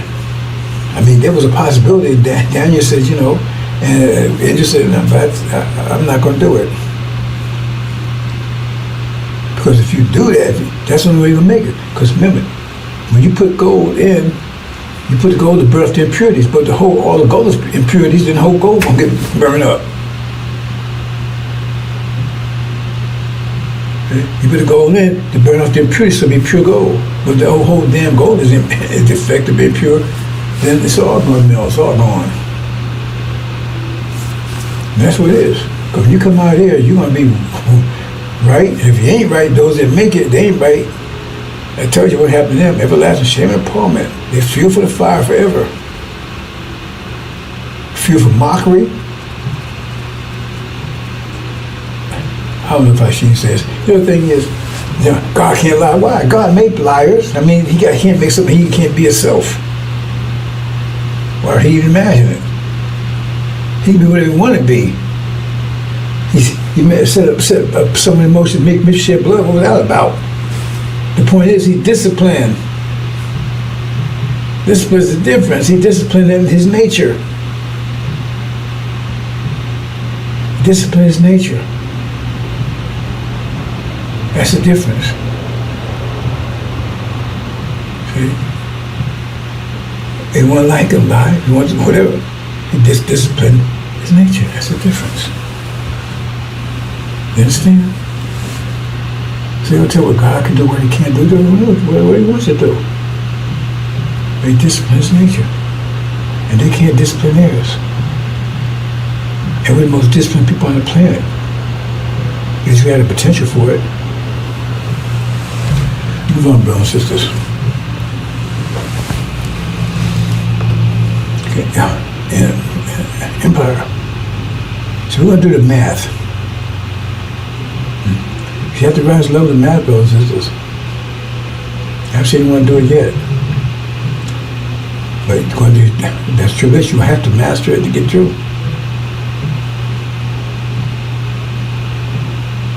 If you get through without it, that means however you did it. But you're not coming through whole. Might as well not do it at all. Back to that point I was talking about justice, right? You see what's happening right now in the world? Even right now, I got people saying, whatever happens to false Israel is just. It says here, rocks will cry out, justice.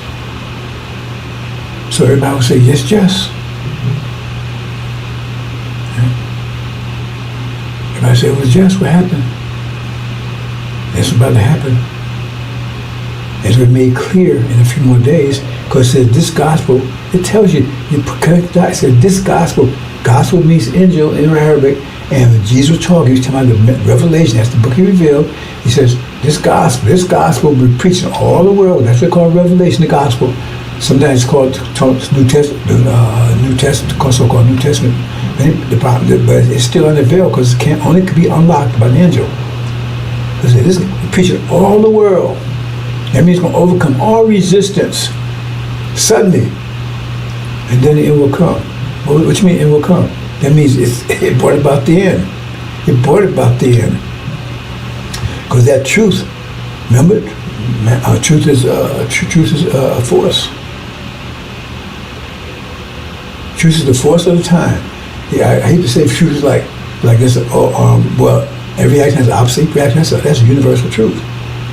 But when I talk about truth, I talk about, is it in season? Is it in season? There's the truth. Make Mr. Shed Blood was in season. So it was the truth. Sunnism was not in season. So they weren't the truth. They were the jinn. It was a curse. But see, you never see it like that. You never thought of it like that. Because you think some ultimate positive truth. And the universe is constantly changing. Things change. And that effect right there tells you something. That throws off right there. How can, if that's your idea is right, then that doesn't ever make any sense about How you going to have him in charge by God? Make me this God is Satan is doing this talking like this. But then why is the angels submit to him? It doesn't make any sense. The only way it makes sense is you have to say that God put somebody in charge, going to maybe shed blood. Why? Because that must be the season that's season for that. So truth is based on the situation. What's the situation and the state of the universe at that time. Like I told you, Injil will only last a short period of time after once we get home, right? Once we're home, as firmly situated, and the apocalypse is over, Injil will be of no value anymore. It's already done its job. Explain everything till you got your mind back, so what value is it? Right? Unless there's some other value like the Quran, the value of the Quran, primarily right now, just recital. That's what was given. That's why I call it recital.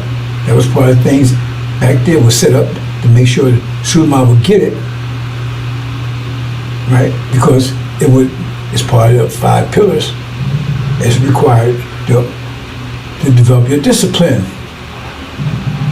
It's a technique to show you how to It's a technique to show you how to master your discipline, and that's definitely needed. Without that, we have a problem. Learn the Injil, right? That gets your mind, but doesn't get your discipline. It's like uploading the Injil doesn't get your discipline. You might need some discipline to learn to activate it, right? But it's not teaching you discipline. See, you get your mind straight so you can feed the correct information to your brain. But you need the 5 pillars, that gives you the discipline.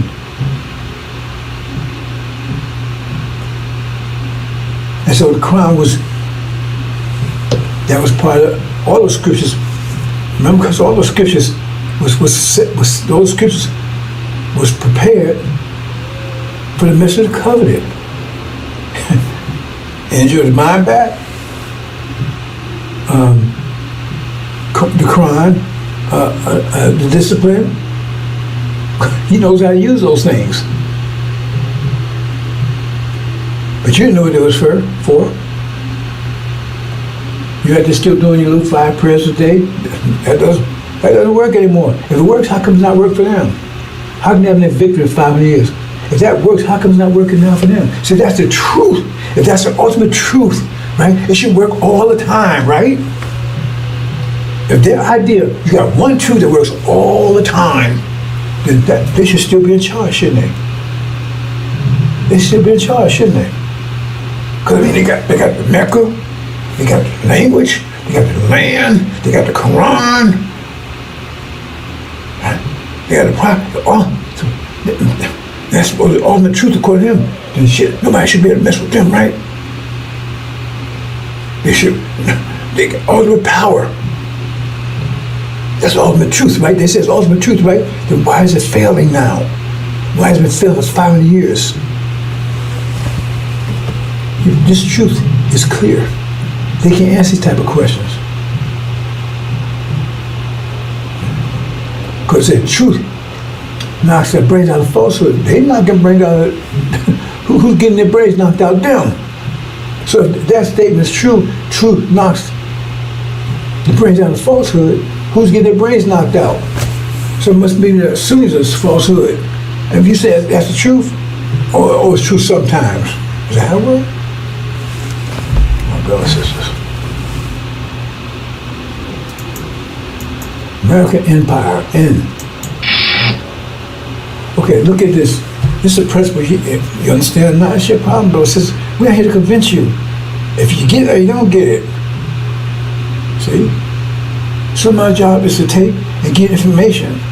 And you have to qualify. It says, many be called, but only a few be chosen. It means he's choosing you, you ain't choosing him.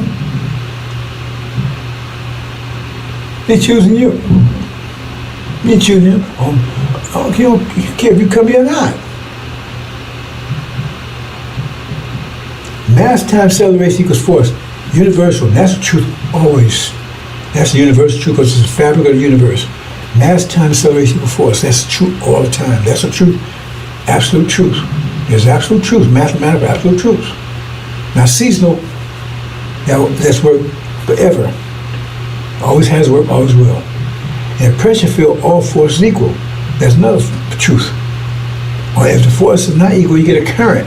What is a current? A current is a corrective force that was the current to put it back stable again. You have a lake that's quiet and everything else, right? That means pressure is equal at every point. Force is equal at every point.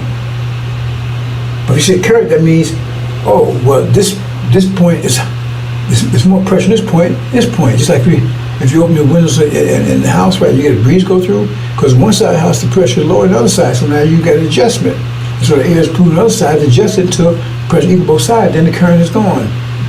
The breeze is gone. That's what current is. It's a corrective force in a pressure field. It makes sure everything's equal again. Because once everything settles down, it's quiet all over again. See? That's what current is, just corrective.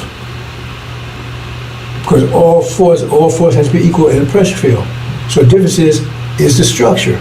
They say mass times acceleration. So if the force is 12 and your mass is 12, then your acceleration will be 1. 1 times 12 is 1.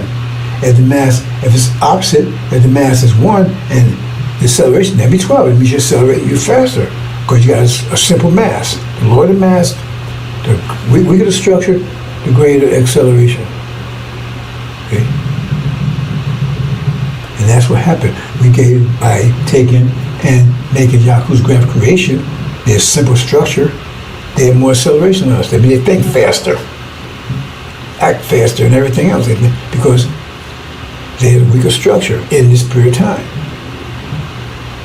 But a weaker structure, as energy increases, right? They move fast because they have more, right?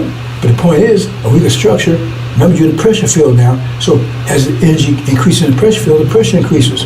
But you got a weaker structure. So sooner or later, even though you move faster than everybody else, you're gonna be crushed because you got a weaker structure. You can't withstand the pressure in this pressure field. I hope you understand these things, brothers and sisters. That's why those are being crushed now. They move faster, they think fast, and like all this stuff, right? But the point is, they're a weaker structure, and the pressure is increasing. Universe is contracting. So therefore, it's crushing them. Nothing they can do about it because they have a weaker structure. We have the strongest structure in the universe. The problem is, we don't use it because they taught us to act without discipline. So that's another story to get. I'm not going into detail here. But anyway, the difference in structure is what they call mass, M. But 7 times 10 is 70, and 2 times 35 is 70. Right? So one got a complicated mass of 35, one got a simple mass of 7. Both equal 70.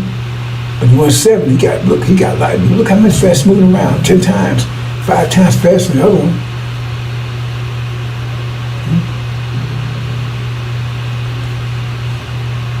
So it means thinking faster than everything else. But as the pressure increases, their simple structure after a while crumbles under the pressure. Crushed under it. Both equal in force, energy, yet different in structure, mass. If you understand the principle, but you might as well just close up and just go, because that's all. Everything's built on that basic structure. Holocaust, false vision detection, American empire. Let's do the math, brothers and sisters. Now I'm gonna give you a simple illustration here. Hope you can follow it. I'm saying you got gold and you got shit. Now I'm classifying the gold. I'm saying on the gold, if you got gold, right? Now what I'm referring to, right, is your brain. Now your brain, your mind, the mind you have, right, cannot be greater than the brain, because the brain won't be handled. If you got a real simple hardware, in your motherboard in your computer, but you got Windows 10, 20, 30, it's not going to do anything because the motherboard just can't handle that level. You got a version 1980 motherboard, and you got a 2000 operating system. It won't do it any good. You can't handle it. It's too complicated for it. You see what I'm saying? Same thing with your brain. So So you can't get a mind. Your mind has to be either lower or equal to the complexity of your brain. You can't go above it. Otherwise, it's useless. It's useless. Okay. So what I'm saying is I'm trying to get some of the qualities. If you got a gold brain, right, you can have a gold mind. And this kind of qualities you have. You have peace, creativity, harmony, love, cooperation, inspiration, truth, healing, confusion. Those are attributes of a gold mind. But if you got a shit mind, which is lower structure, weaker structure, right? Conflict, mischief, shed blood, right? Conflict, destructive, death, divisive, hate, resistance, oppression, lies, killing, mischief. That's the level they're on. So you got a shit mind. Now I gotta be careful there because I say mind. People say, was he talking about mind or he talking about mind? See, that's a damn stupid ass language. So I'm talking about mind, F-I-N-D. Yeah, F-I-N-M-E. Right? That's a gold mine. But see, that'll confuse you with this, right? Because this is a gold mine too over here with a D. I'm trying to avoid that confusion here as much as possible. I'm talking about mind, M-I-N-D, right? Shit mind or gold mind, right? Now that's what I'm qualified. I'm just giving you some basic one, so you understand what we're talking about.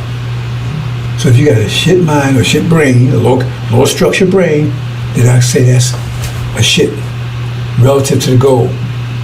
What's gold relative to that? This was shit. Because when you want peace, that conflict, right? Life as opposed to death, right? Inspiration, oppression, hate, love. See? Okay, understand that. Hope you understand that. You see here, it's original people, original black man, original black woman. Look, gold mines. Gold mines. Go ahead before we came here. But the Europeans had shit mine. How do we know that? They're shit mines. We're gold mines. Let's look into their history. You see here? This is a 1,000-year period. What was they doing? Killing, mischief, shed blood. Wasn't building anything. It was a jungle. It was that called abyss. Disease, war, rape, murder. All those attributes I was telling you about. Confusion, tyranny, betrayal, lies. That's what all going on in the Middle East. When they was all Middle Ages, they was all by themselves up in Europe. Fighting each other constantly fighting and everything. So they had a shit mind. Remember, they was isolated by. So that was. They weren't affected by anybody else's. They was locked up by the Arabs, Abraham's Islamic Empire, but they wasn't in there influencing them. They wasn't in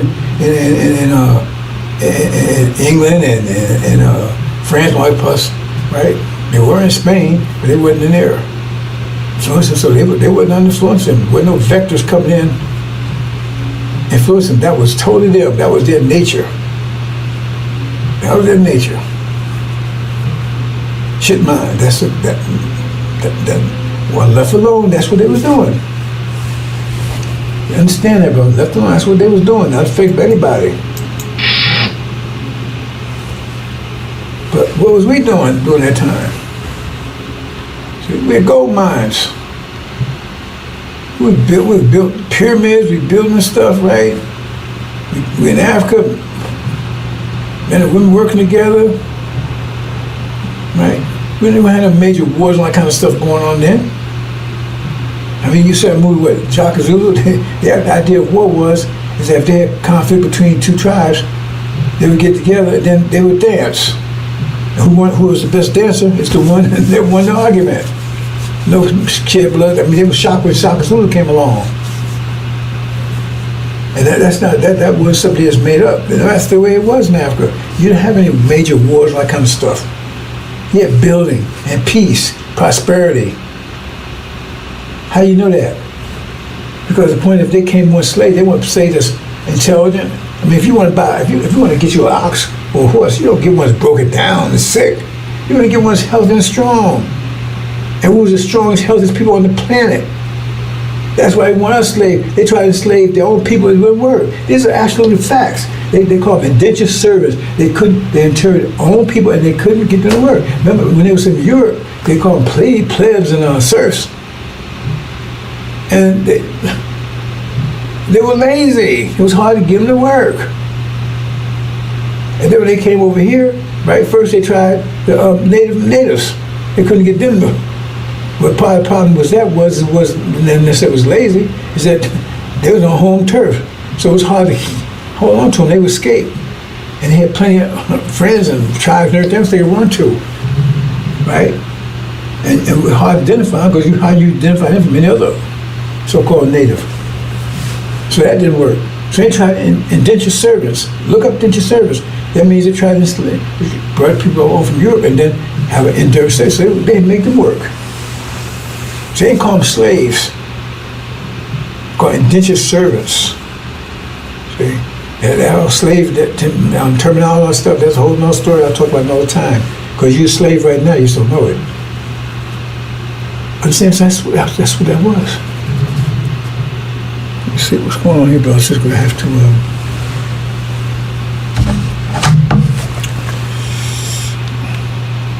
Okay.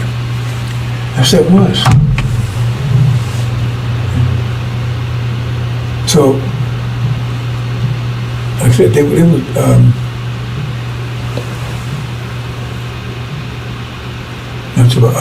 okay, enslavement. And so anyway, that's what they. But in Africa, they was doing that.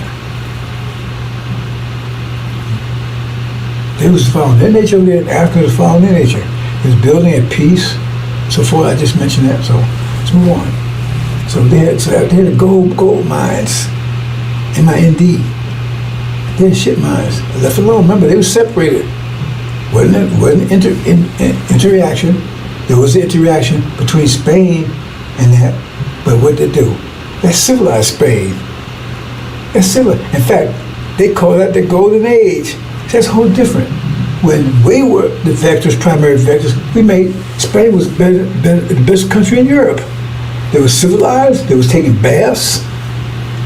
That's why when in 1492, Columbus came out of Spain, they come out of France, they come out of Italy, they came out of Spain, but Spain was more progressive. And then when they finally defeated the Moors in 1492, Spain was the most powerful country in Europe because they had education, they had the shit, all the technology and everything else. How they got that from the original black people, the Moors. See the difference? When our vectors was influenced, it lifted them up. But when we was on their vectors, it forced us down because they shit vectors and we gold vectors. So we actually add value to Spain. While when we had us under control, right, they took value away from us, turned us into shit. Well, we was turning Spanish into, that's why do you think everybody speaks Spanish over here? Because Spanish came over here. They was the one controlled first. Hispanics, they was the primary. Why? Because the Arabs influence on them for almost 700 years. Lift them up. Because they had gold mines and they took and transformed them and add value. You understand these things, brothers and sisters. Because the opposite happened to us. Once we were under their control, did they turn us in better? No. Into shit. So let's look at this, right? And that's what we was doing. While they was out there warring and killing each other, one taking baths, disease and everything else. Wasn't any disease here. Healthy people, healthy, strong, educated. Timbuktu, one of the major universities in the world, one of the best in Africa.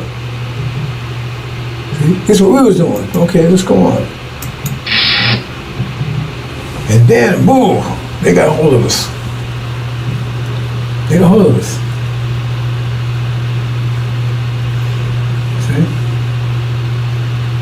And now, everybody gets the same amount of energy. I told you that. So say you get $1,000, $30,000, put in terms of dollars, right? $1,000 worth of energy per day. Every individual gets that much, right? And say you got after they're all done, you got 300 disposable. I'm oversimplifying this, right? So the thing is, that's how much you could use to control something else. Remember? You got so much energy you need it for yourself. If we got any energy left, we had we had just enough energy to maintain ourselves. We didn't have no energy for anything else. If we need a 1,000 units of energy to maintain ourselves, and we only got 1,000, we had no energy for family, no energy for civilization, energy for anything. We just had enough to maintain ourselves. And if you only get down 800, then you don't have enough to even maintain yourself. We got down that bad because they got control of us. We have enough energy to maintain ourselves. So the thing is, you understand that context. So the thing is, say you got, after that, or everything else, then you got 300 left. Right? So what they did was, remember, they got shit minds. So they gave us shit minds. They gave us shit minds because they got shit minds. They have control over us. The quality. So when I saw the thing, oppression, when shit mind, oppression, rape, that's where they treat us. Like shit. The form of energy they gave us was shit. Because what they was doing to us was energy they was controlling us with. What kind of energy? Remember, they have to put it this way. It takes energy to control something. So they had 300 units per day of energy, right? Disposable income, so to speak, right? So, but it was shit, took the form of shit, because that's the minds they had. It was oppression, war, whatever, to extent, right? So that's the influence they had on us. They couldn't do any better. That's the mindset they had. So they had something under control, so the form of their control would be shit. Murder, rape, all the different things I told you, that attributes of shit. Right? And they get us. And remember, the transition has to be equal. Okay. If they force you to do something, there's how much energy they put. They can only get that much energy back. They tell us capitalism profit. See, I'm supposed to hold into that. There's a greater hole in that you wasn't aware of. Right? Every action has an equal reaction. So the reaction has to be equal to the action. The reaction has to be equal to the action. So if you take and force somebody to work, but remember, it takes force to energy to do it. So say you use 300 units, 500 units of energy to get them to work. Well, only thing you're gonna get back is 500 worth of back. You're really not getting a profit. The only difference is the quality that you're getting. You're still getting the same amount back. So that's why the more you gotta press more, but that means the more energy you gotta put into it. So you're not getting any profit from that. Your profit, no net profit. They said net, that means, just bottom line. But you get the quality profit, right? Because it was $1,000 worth of shit, but now it's $1,000. It's still net. It's still $1,000. It's still worth $1,000, but it's $1,000 worth of shit that you given, and you get $1,000 worth of gold back. It's still both worth $1,000. Both with the same amount. It's just that the quality is different. So when they put us through the Holocaust, the energy took them to put us through that. All they got back was the same amount of energy that they put in. Only it was a quality difference. Because they can't control how much energy we get. They can't control that. We can't control how much they get. Everybody gets the same amount. But they can affect the quality. And since they had shit minds, then the quality that we got from them was shit. Beaten, rape, murder, and everything else. But we gave back to them love, forgiveness. You see what I'm saying? Technology. I should have said that too. Because remember, that's technology is part of that. I don't think I included that. I think I missed that one. Technology. See? So, when we're the creative people, they're not. See? Remember, and they wasn't creating anything up there near Europe. They didn't create anything. Remember, they had to go around the world, learn how to do math, learn how to build explosives, all that stuff. They wasn't building. They had to get from other people, but they had to impress other people to get it. But that shit mine. They gave They gave people shit and they want to go back. That's the bottom line. You look at it. See? And what's the goal? Oh, I want you to go. Right. And I'm going to beat your ass and kill you and rape you and everything to get it, because that's the only way to know. Make me shed blood. You understand what I'm saying, brothers and sisters? But they didn't get back any more than they put in. It's just that the quality was different. So we gave back the quality that we have, right? Submission, patience. Am I making it clear for you, brothers and sisters? Like I said, if you're a good person, your response to things will be good. If you're a bad person, your response to things will be bad. It's just the way it is. That's just the bottom line. So that's the only way they can do. That's what they do, is all they can do.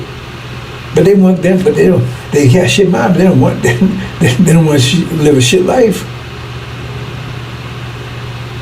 So they go and take. They can't produce gold because why did they step in Europe? How can they step in Europe and has democracy and all this stuff? How can they step in Europe and do that? How can they establish democracy and capitalism and all that great things that America produced? Why didn't they step in Europe and do it? Why did they come over here to do it? If they had all that so great, how come they established that in Europe? Why did they go take other people's land and press up people and enslave? Why, if that was such a good idea, why did they store up in Europe? You see what I'm saying? Because what? They came out with nothing. They came out with disease and murder and rape. That's what they came out with. That's all they know. Because that's the shit minds they got. They came out with shit, looking for gold. Okay, let's just take a little further about this. Okay. Get out of here. You see what happened? So we transformed them to. Remember, I told you, the Moors transformed the Spanish, elevate them. They would look up Spain, the so-called Dark Age. They didn't go through the Dark Ages like the rest of Europe. Look it up. The Moors had control. Moors were black people, Muslims, out of Morocco. They don't want to tell you that. They were Moors, so-called Moors, another word for black. It wasn't like mixed, no. There were black people that was Muslim that came out of Morocco, and they ruled Spain for about 700 years. And Spain, they called Spain that's the Golden Age, because the people in Spain was living a peaceful life.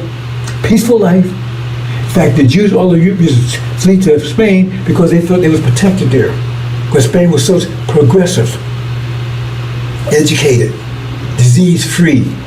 The plague didn't hit Spain. The Black Plague stuff that hit Spain.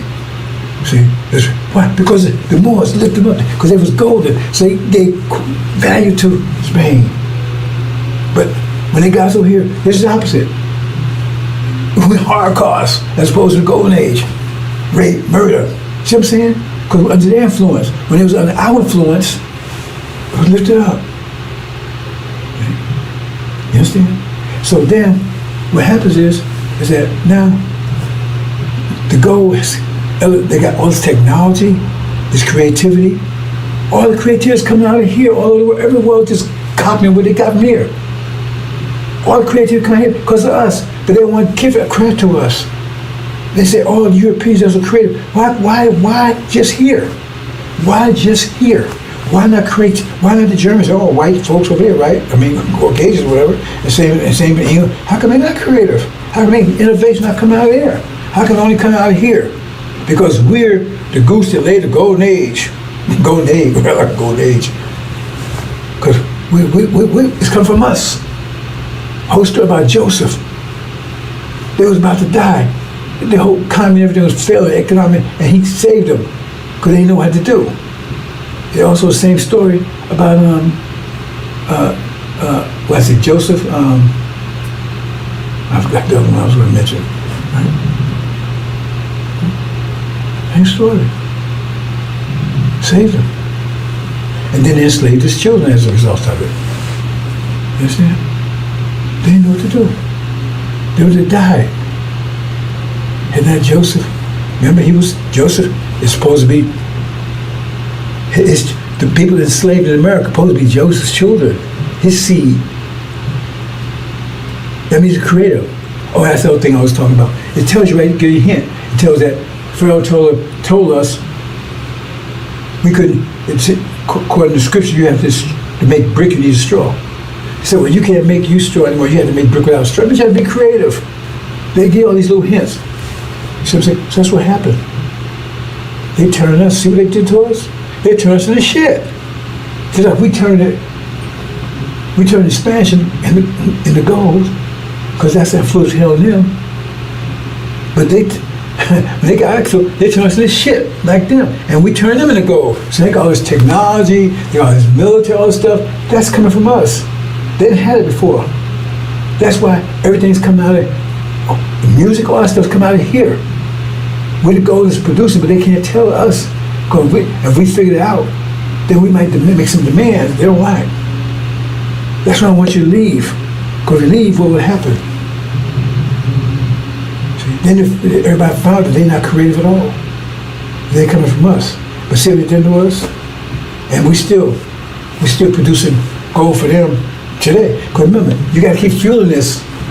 If you take your foot off that balloon, it's going to rise up. So if we still building that means they still got force in place that you may not see. You can't see the wind, but you can see the effect of the wind. That means these Democrats, Republicans, maybe you can look at our condition. Farrakhan trying to blame it on us. He's trying to say, oh, the leaves are shaking. I don't know why they're shaking. No, because the goddamn wind is blowing them. But Farrakhan tell you, no, man, something wrong with them damn leaves, man. So you be shaking and stuff. And that's why you're going to fall off that damn tree, because you're shaking. Why? You need to stop. You need to repent. You need to stop shaking up there. That's what he's saying to you. And we know it's shaking because of the goddamn wind. But you're shaking. So we just are sinful. Yet all these devils around us, but they don't have no influence on us. Because he's one of them. Follows the devil. So you look at us, then you know who the people are that's affecting us. We're under their control. So you know that, and see, that tells you exactly who they are. They're wicked, they're devils, they're hoes, they're pimps, liars, and murderers. That's affecting how us turns into shit. Because they're shit. And we turn them to gold. So they walk around, oh, see, gold, man, we gold, and look at all the technology we have and everything else. You see, they control our energy. They control the quality of our energy. So we give them, they give us the shit, and we give them the gold. They change the quality of our energy. Because they give us, right? Yeah. Remember, we give 300, you got 300 back. That's where consequence work. You give same thing, male-female relationship.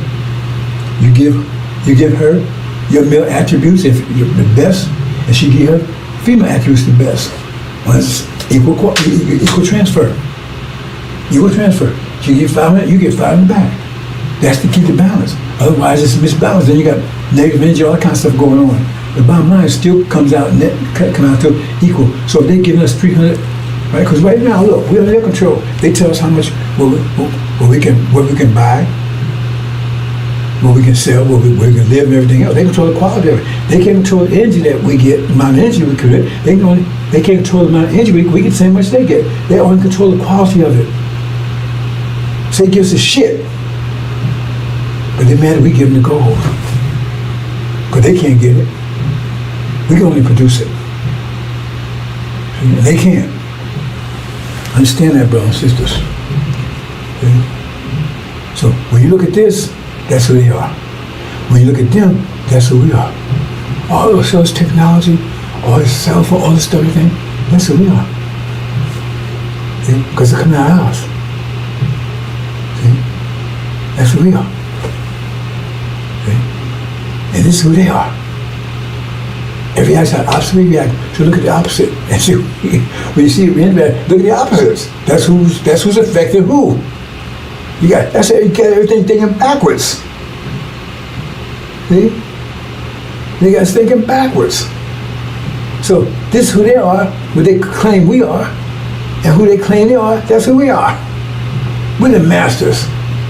They try to play their God, or you put them on top of everything because of us. What's going on, sister? You see here? No, this is another thing right here, right? This is that Cosby shit. See, he's no demon. He's like one of them. See, you give your children, because their influence, right? Here you are. You give your children gold.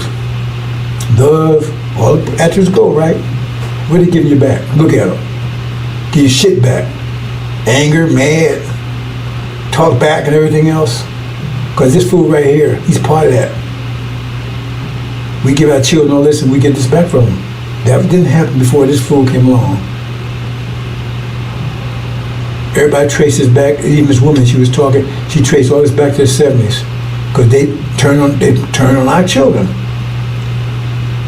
It's all back to the false Israel, that kind of stuff. They need to turn the volume. Okay? So just keep us divided, but go back to the cradle. Make sure it starts right back there in the cradle. Because our kids are so divisive now, you can't talk to them about anything. They know more than anything you. And it wasn't before. When I was a child, you ain't there, you wouldn't live very long. When the civil rights came, they started losing control over you. They said, let's get to the children. When civil rights movement came in, when they started losing control over you, so-called civil rights, now you had two sides that you had. One's the demons want to get close to the master, and Elijah wanted to get head away. That was the black folks getting more energized. Got more energized, you had two paths. One going to take the energy in the devil's direction, because that's the mind they have. And one going to apply in the original direction, because that's the mind they have. So one say, hey man, I want to get the hell out of here. And I would say, I want to get close to the master, my daddy. And so they said, well, remember they don't want to lose control of us. So, hey, go after the children. That's what we did. So you can't tell the children, hey, look at them. Oh, he give them love and everything else, and look what you get back. This is the devil's doing. That's going to change in a minute. That's how I'm going after the root. You see here? And Farrakhan's part of it. We ain't going nowhere. So what would the solution be? The obvious solution would be to stop that transition, stop that process. Get away from it. Because they changing our goal to shit. So get away from it so we keep our goal. We don't want that shit. The obvious separation is to get the hell away. Pharaoh said we ain't going nowhere. The devil's the one. That's what Pharaoh said. Pharaoh said no, you can't let him go. And that's what Pharaoh said. Remember, he's one of them. Because the obvious solution, like Elijah Muhammad says, is get the hell out of here. So now they stop transforming your gold into shit that you even eating it. We was right there and raising cattle and all this stuff for them. And they was eating steaks and whatever they was eating, right? Steaks and chops and whatever, right? Bacon, and what was we? We was eating shit. Shitlins. And we so damn stupid. After we got a chance to buy our own stuff, we still buying it because they took the S off and put a C there.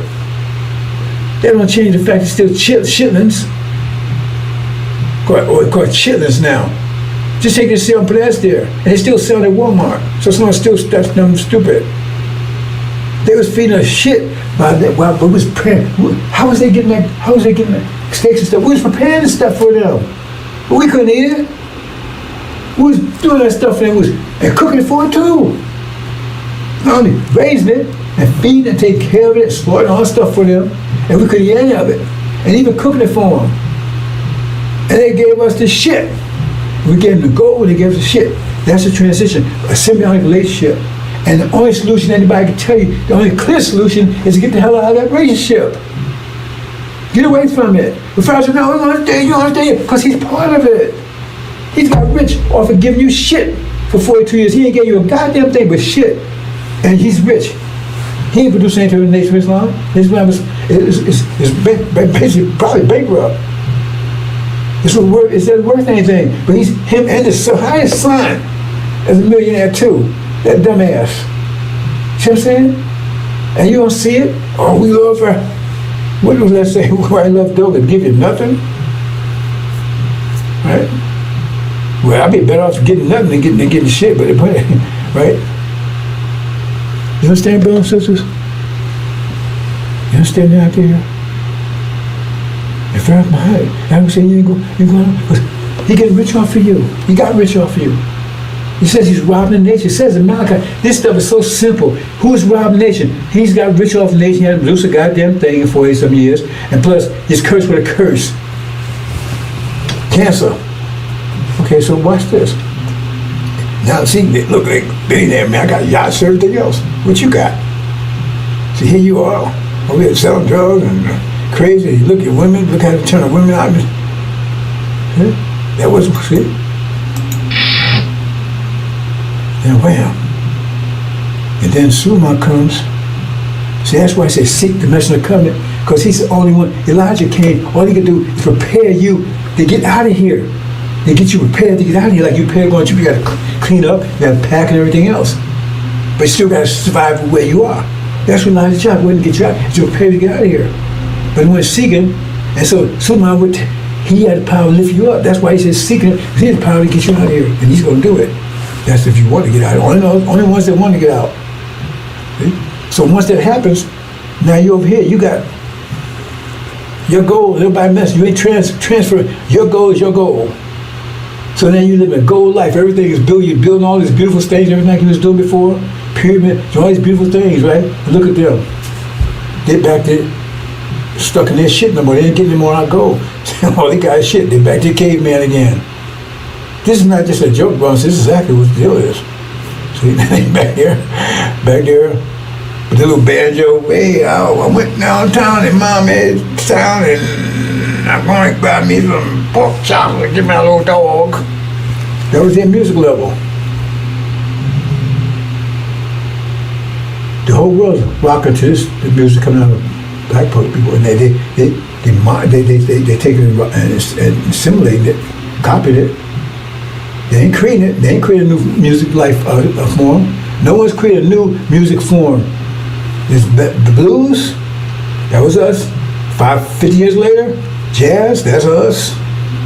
50 years later, Motown and rock, that's us. Nobody invented anything. Everything took, they rock, all that kind of stuff is just as, next day, say Elvis Presley, I forgot Chuck Berry was, whatever, he's copying over him. They copying over, like, what's it, Eminem and all them? They invented that stuff, they invented any music, none of it. They copy it. And now new life, now 50 years later, it's time for a new music form. Because film has to, the music reflect our emotional condition. But that's not what I talked about before. See what happens? Now we home. Now we home, sisters, brothers home with their goal. And left them with their shit, because they can't do anything. That's all they can do. Because that's all they got, shit in mind. They can't build anything, they can't do anything with it. Once we separate, we home now. And they back to, that's the best they can do. That's what he did in Dark Age, that's what he did when there was a cage for 2,000 years, or whatever it was. See what I'm saying? I'm gonna leave it there, brothers and sisters.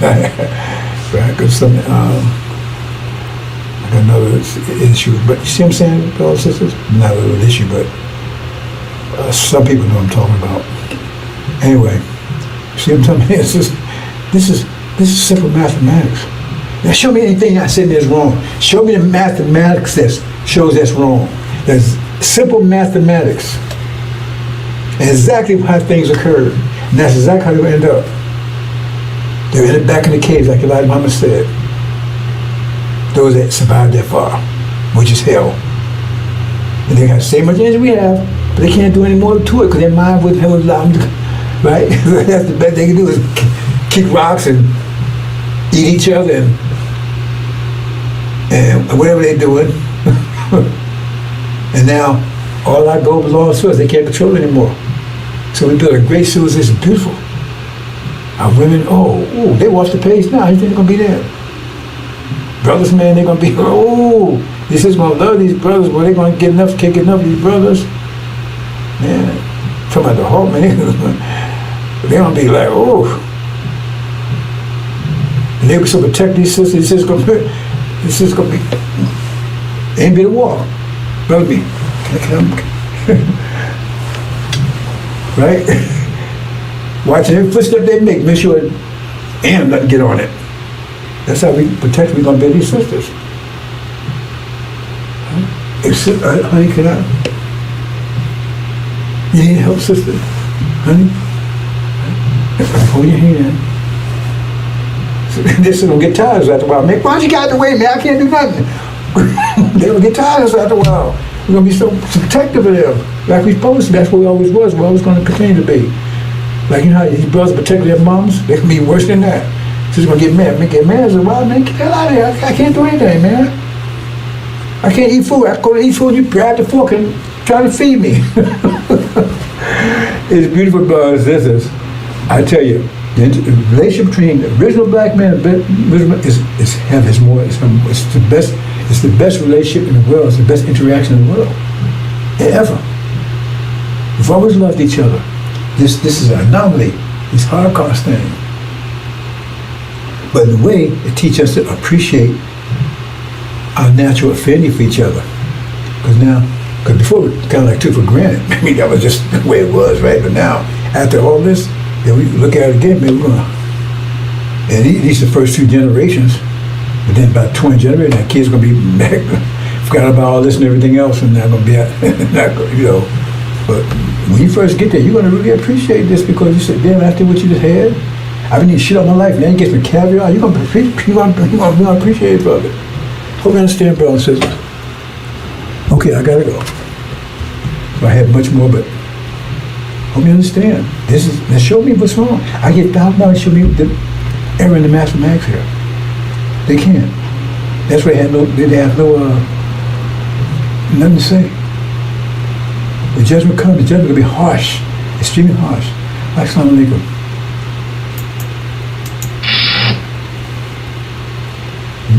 That's Farrakhan. Same thing, giving us shit, giving them gold.